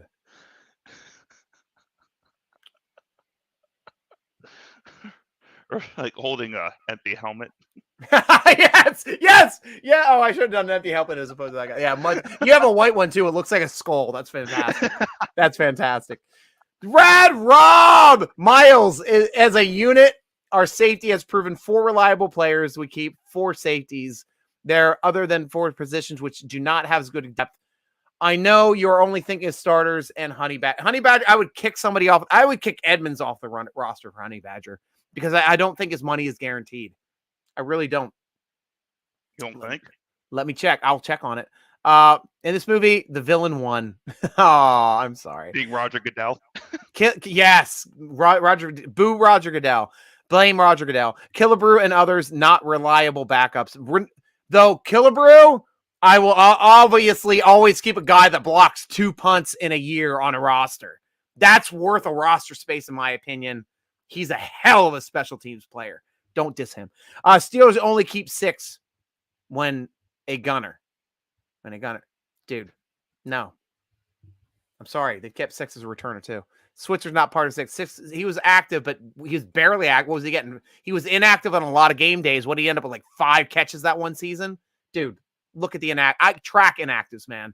You can't double speak me. And we got up. I made it back. And great show. Thank you, George. I'm glad you made it back. We've started inviting, and we've been drinking each one individually. Are you about ready for bed, sweetie? Oh, okay. Well, I saw you in your jammy jams, and you look very comfy. And I'm still sitting in the same position I've been since 11:30. When the Steelers ever kept 6 wide receivers with a gunner? Yeah. It was one day. Yeah. Well, no, 5 last year. Darius Hayward Bay was the last time they kept 6 receivers. And the backup Z is the guy that they inactive. That's the way it works. I don't know why you're having trouble with this, Rod Rob. I love you, man. but the backup Z doesn't need to be on the roster on game day because they don't use backup Zs on the game day. Or they can even use backup X because, man, DJ does all the work for them. We might keep 2 Zs this time because we might try to do 4 wide receiver sets in this system. And I'd like to see him start doing that, to tell you the truth. What do you need, hon? Do you know where my Nintendo Switch is? Yes, it's out in the van. Which one? The big one? Let's get it later, hon. We're not worrying about it today, okay? Okay. We use it for an event. I love you. Okay. We don't even have a TV in the house, so sorry about that. We had some events. Rad Rob, never have we wide receiver. Therefore, we have a couple of 53 worthy wide receivers not making it this year. Yeah, I mean, it's going to be 6. They're going to keep 6. I think they might keep 6 this year. They're going to keep 6. 3 tight ends, 6 wide receivers, and 1 less running back. Because we got our 3 tight ends already set. So we need 1 fullback, maybe 3 running backs. Max. Might be Snell and McFarland. Might bring in a vet. That's something we're still waiting to see. I'm going to refresh the page over here at SteelerNation.com. See if we got new people underneath of Moultrie. Not yet. Right now we have 1, 2, 3, 4, 5, 6, 7, 8, 9. I still think we got 1 other guy to bring in. Is it going to be a safety? Are we saving best for last with safety? What do you think? Yeah, and we agreed it's 10, right? It's 10 people. Usually it's somewhere between 10 and 12. Okay. I mean, I'm not 100%. I'm also drinking, so who knows? I'm going to check Twitter too. The Twitter machine. Twitter is the machine, to tell you the truth. What we got here? Oh, the group me.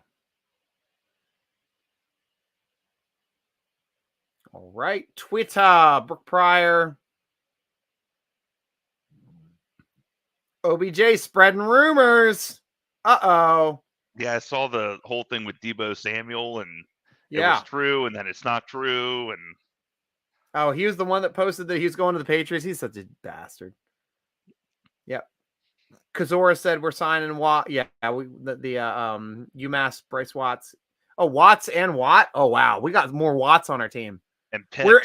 We're increasing the Watts on our team. And Pitts. Well, between Pickens, and Pickett, Yep. There's just a lot going on. A lot of picks this year. You're Hayward. right.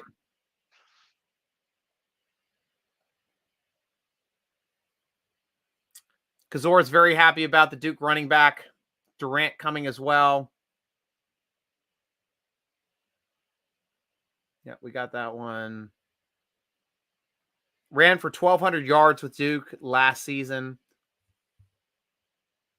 Pierce, UNC Jordan Tucker, which we talked about already, I believe. Yep. Got him.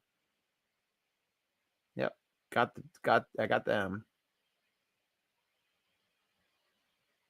And that's good. Everything else is swept. I'm still waiting for any last players, but we're getting close now, guys, to 8 o'clock.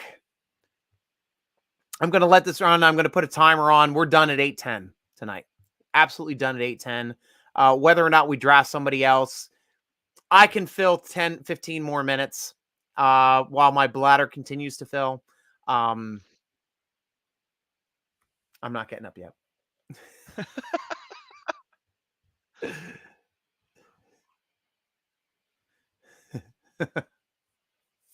That's the way it rolls. Let me check my spreadsheets, Rob, because I keep spreadsheets on inactive players. I'm a geek. You don't want to mess with a geek, Rob. Especially one who specializes in wide receivers. Right. Exactly. I'm going to go back through I got to go to the, my proper, this one is Google Drive for, nope, that's not the Google Drive I need. I need this Google Drive. Atlas Personal, Peddler's Village. Where's my Steeler Nation draft? Oh, there it is, Steeler Nation. I think I have an injury because I keep an injury spreadsheet which has all my game day inactives on there as well, and all the moves and all the fines on it. I'm an idiot, you know. I like stupid stuff like spreadsheets. Only in case they call you to be GM. You have everything handy.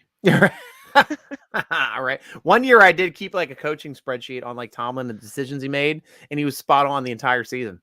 Like everybody's like, oh, he's the worst decision maker ever. It's like he actually did an awesome job that year. We were scoring a lot inside of 2 minutes. We were scoring a lot at the end of the games. Yeah, it was like you guys are off. He missed, yeah, sure, he missed a couple red flags, but that happens with a lot of coaches. You're just trying to do it at the right time. Podcast, publish articles. Yeah, it should be in injuries. Now that I'm remembering. There we go. Injuries. My spreadsheets go all the way back to 2016. Let's check out the draft roster in 2016. We'll see what we got there. I don't know how I can do this by position. I really can't. But he definitely was active. Because that was Antonio Brown as an active receiver. Cameron Hayward was an actor. Or Cameron Hayward was not. I'm thinking of the Hayward Bay. Yeah, Darius Hayward Bay was active the entire time in 16. Eli Rogers was the one that bounced off of active and inactive that year. So there you go. I already got you on my first spreadsheet. Marcus Wheaton was active as a wide receiver. Mike Mitchell, man, was he good early on, but sucked later on. Ugh. Sean Davis, Shamarko Thomas. I'm looking at these names. Shamarko Thomas. I enjoyed watching him in Washington, D.C. when I went to go see the Washington Defenders play. Yeah. So that was it. Yeah. Eli Rogers was bouncing off of the active and inactive list, just so you know, that season as the guy on the roster. Where's my inactive? See if I can do this by. I'm going to try to do this column, and this will probably bring up my actives and inactives in a straight data sort sheet. Because that was in 2017, they went with Eli Rogers as a starter at the beginning of the season before he got hurt. But 2016, he was the one bouncing on and off of the inactive list when we have 6 rostered wide receivers that season.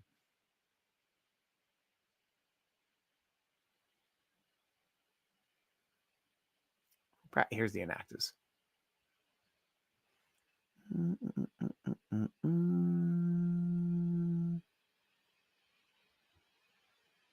Cody Wallace, man, I forget that guy. Marcus Wheaton, he had an injury that season, but he came back.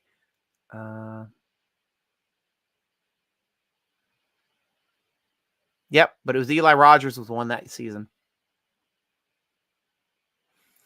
El Haz Shabazz. There's an old name that I would have forgotten if I didn't keep a spreadsheet. Oh, we have a new one. DeMarcus Ayers was the full-time inactive that season. Boom. He was active for like the last 2 games of the year. So there we go. Houston player, Cooley. 6 rostered wide receivers. Bam. Game, set, match, Rob. Yeah, I don't make funny guys. It's just like, I know my stuff, man. I know I keep the wide receiver stuff right here because I was a wide receiver. Dang Yins must be. Oh my God. Is this time I'm not getting leftovers? I'm actually getting more than just the rice and the broken pita and the tzatziki. I told you it was rice and broken pita. I was expecting some entree in that. Now I'm being withheld dinner. I can't reach that far. Rephrase. Thank you for dinner. Oh, you're welcome. Cool. Look, this is Natural Meal Stealing Nation. Have some more. I've got some pasta and some tortellinis, and I have some what are these called? Brussels sprouts. Brussels sprouts. Oh, You burn your mouth. That's what blood sugar feels like. Oh, so good. Thank you, Mrs. Stryker. You obviously know why might be funny on the show, but not in my house. Must get lonely up there. I'm starting to learn. Yin's starting to learn. All right, we had a new guy, right? Yep. On defense. Yep, it was 6 wide receivers rostered. Inactive means he's rostered, buddy. Robert Morris, defensive back from Tavon Harrell, is signing with Steelers. Is that the guy we were talking about? Does that guy play safety? I think he's like a hybrid Okay. between like almost like a Trey Norwood, if you will, where he can line up in the box as like a inside guy, or I mean, he also played a lot of safety too. Yeah. So we'll see. He's a Robert Morris, so he's a local boy. Position flexible. Where is Robert Morris exactly? Oh, yeah, right there. Oh, sorry. No, that's right in Pittsburgh, doy. I was just at the facility playing a roller hockey tournament sponsored by Mark Madden. Is it maybe like half hour away from Heinz Field? Not even. Like 20 minutes, maybe. Robert Morris, DB. I'm still shocked, though. I'm with you. I'm still shocked that they didn't do a true safety. I guess I just assume that they're considering Trey Norwood as that. Yeah, maybe. And they also utilize Sutton as safety as well, and the dollar and the dime. So and they also have Smollett as well. Right. Like it's those guys who are either a slot corner or they can drop back and be more of that strong safety. Great. Well, now it's time, Steeler Nation, to welcome the newest member to the Pittsburgh Steelers, Tavin Harville.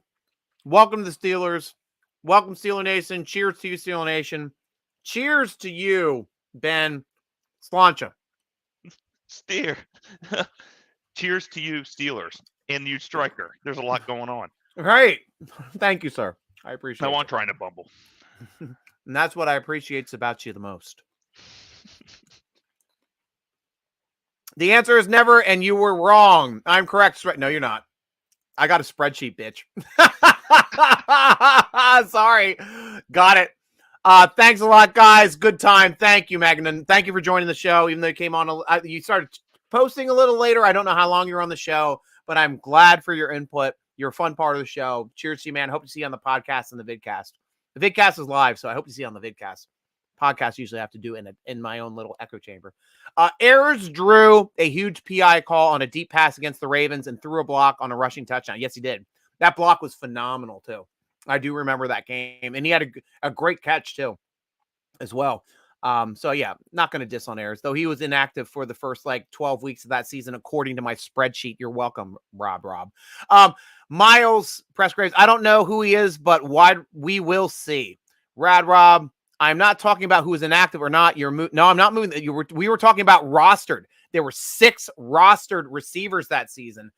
1 was inactive. That's what I hit. Without Gunner. Darius Hayward-Bay might have been on that roster, but I'm telling you, I only went back to 2016, man, because that's what I kept my spreadsheets for. So what happened in 2015 then? Right. I've got ways of checking that out too. Let me go back. Back to the way back before the 2016 season. Before Jesse James caught that touchdown that was not caught. The way back times.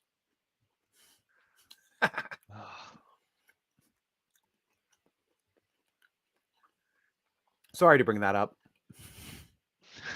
I was at that game. That game. Oh, what a great game, though, man. What a great game. I mean, we actually outplayed the Patriots pretty hardcore. I was hoping that was the year. I really was. And Brown got hurt that game. That was when he got his first big injury. I think it was his knee. Yeah.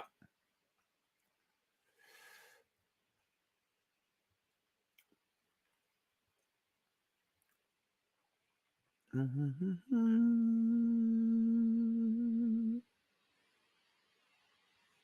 that it? What? Those are early numbers. Oh, they got another signing, FYI, Striker. Uh-oh. Newest signing. We're at 11 now. Let me check. Boop, boop, boop, boop, boop, boop. Where's my spreadsheet? It's over here. Refresh. Yes, we do. You are correct, sir. You go ahead and say it. You get to report this one since you told me it was on there first. Missouri. Offensive lineman Michael Mietti.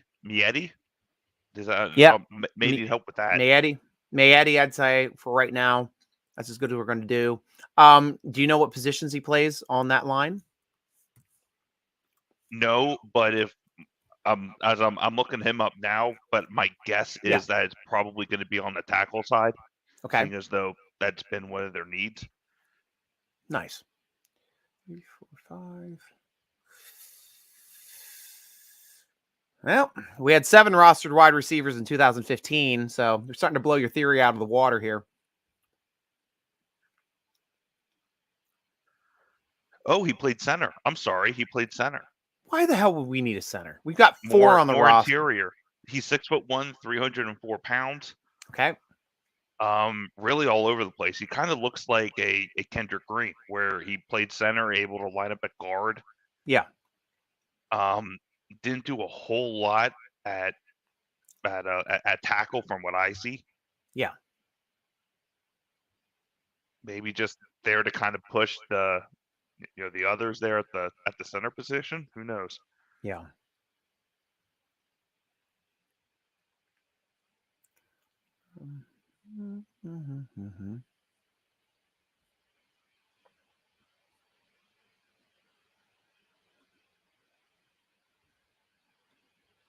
Yeah, it will be interesting. I'm surprised that they would even take any center, like with 4 centers already on the roster. At least the one of them is going to be playing guard, so that makes sense because they take 4 teams when they're running. So yeah, now I understand that. Yeah, I mean, he has. Now this is, of course, it's so subjective in terms of like the ratings, but he's rated fairly high.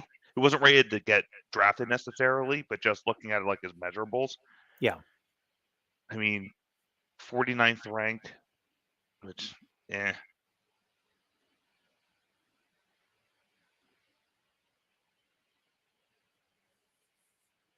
struggles in pass blocking, more effective in run blocking. Okay. Yeah, I'm with you. Like, why? I don't understand the need for an interior lineman, but camp body, I think we can agree. Right. Yeah, that's probably going to be the case.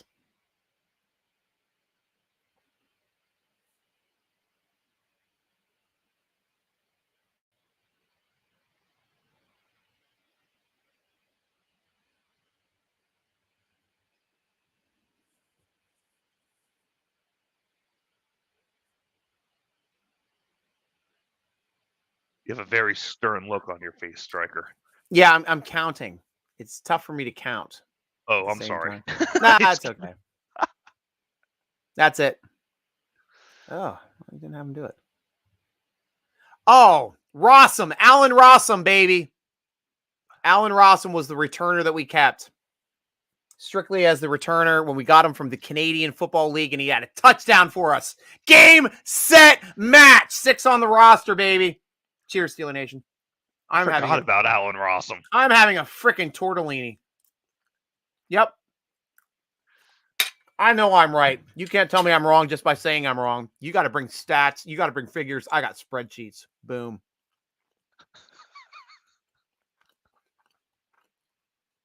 Oh, that's hilarious. Is Rad Rob coach? That is a Steeler Nation Football Forum joke right there. Inside joke. Sounds like it. But I like coach too. Like we butt heads, but man, it's fun. Miles Pressgrace. Ben, our battle in Madden will be legendary. Can't wait, Miles. Michael Maletti has a rookie minicamp deal with the Steelers per his agent. Thank you very much, Rob. All right, with the offensive line. Yep. Titans sign University of Houston outside linebacker David Anahe. I think that's his name. I think that's how you pronounce it. Darius Haberby was a gunner. Yeah. I just tell you, it's Allen Rossum. He was the returner that we kept as the extra in the 6, and we kept 6 that season. Boom. Canadian Waterloo defensive back Terrell Floyd. Invitation to the Steelers minicamp. Is that it? Did we say that guy? Did we say Terrell Ford already? I don't believe so. All right, let me check. I think you might got that one. Yep, you were right, baby. That came through on SteelerNation.com. Terrell Ford, defensive back out of Canadian Waterloo. Was he a Canadian football player? Or Does that mean he's a Canadian football player? Or does that mean he played American football in Canada, or did he play Canadian football in Canada college? I don't know how this works. This is confusing to me. My head's exploding. I have no idea. And I lost. Oh, there it is. There's my spreadsheet. Waterloo. I'm from Canadian Waterloo. Yeah, I'm going old school 70s now. Waterloo. He was a track star, so he's fast. Cool. And a DB. What position did he play? Let's see. That might be it. 1, 2, Defensive 3. back. He was also a punt returner as well. Nice. He has your Jerry Rice. He's 6 foot, 200 pounds. Yeah, but he's a defensive back. Right around there. He is the Jerry Rice of defensive backs. 6'2", 200 pounds. That is like the gold standard for Jerry Rice. You can run a 4.7 if you're 6'2", 200 pounds. That was about like Hines Ward's running too, wasn't he? Yeah. So it looks like he did play in Canada. Yeah, everyone involved in Canadian football knows the name Trey Ford, which is his brother. Interesting. He's a dynamic defensive back with a glimmer in his eye. But everything I'm reading, it's focusing on his return capabilities because he was so fast. Interesting. So who knows?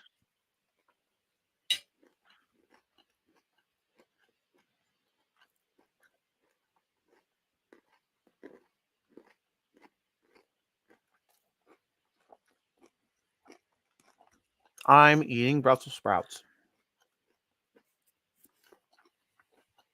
That might be it, though, for the draft guys. I think we definitely hit the limit.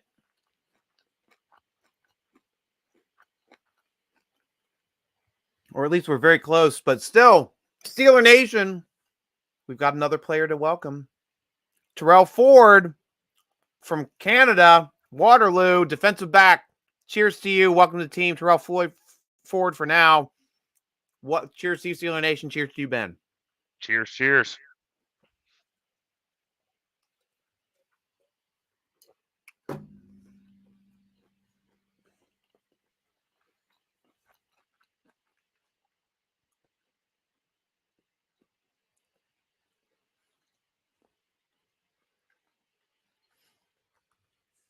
And that's it, at least for the draft-wise. Got Kenny Pickett in the first round.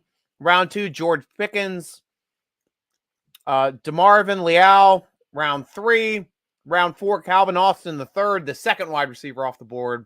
Connor Hayward, round 6. Mark Robinson, round 7. And finishing off with our second quarterback of the draft. Not strong, Kristen Aludikun. Welcome to the team, guys. What a crazy draft we've had these last 3 days, Ben. I feel like it was just Thursday. I mean, this flew by. Even today, I feel like, it went from noon to now almost 8:15. Yeah, and you were on very, very soon in the draft with me. Yeah. So, like, you've been on here for the majority of the show. I can't believe how fast it went. I don't remember draft. Usually these drag on forever, especially with the Steelers not having a 5th round pick.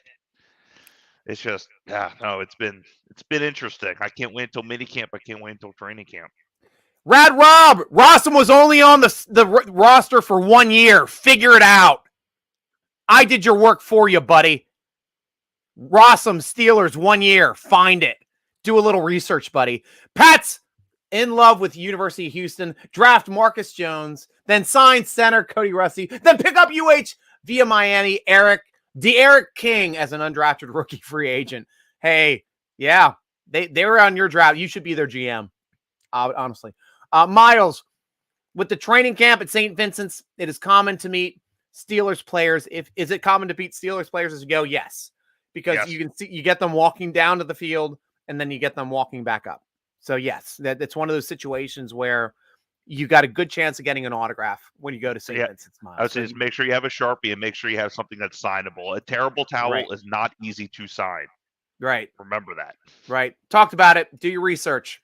Find Allen Rossum. Just look up Allen Rossum. Look up the 1 year he was on the Steelers. The 1 year he got a return touchdown. Figured it out. He was number 37. Right. Miles Pressgraves. Robbie's already said it like 3 years. Yeah. Yeah. Time flies when you're having. This has been a fun show, guys. All my Robs, all my Miles, all my Kenny Beamers. Dude, yeah, Kayla, you guys have all been like really, really killing it. Ben and Matt on the show.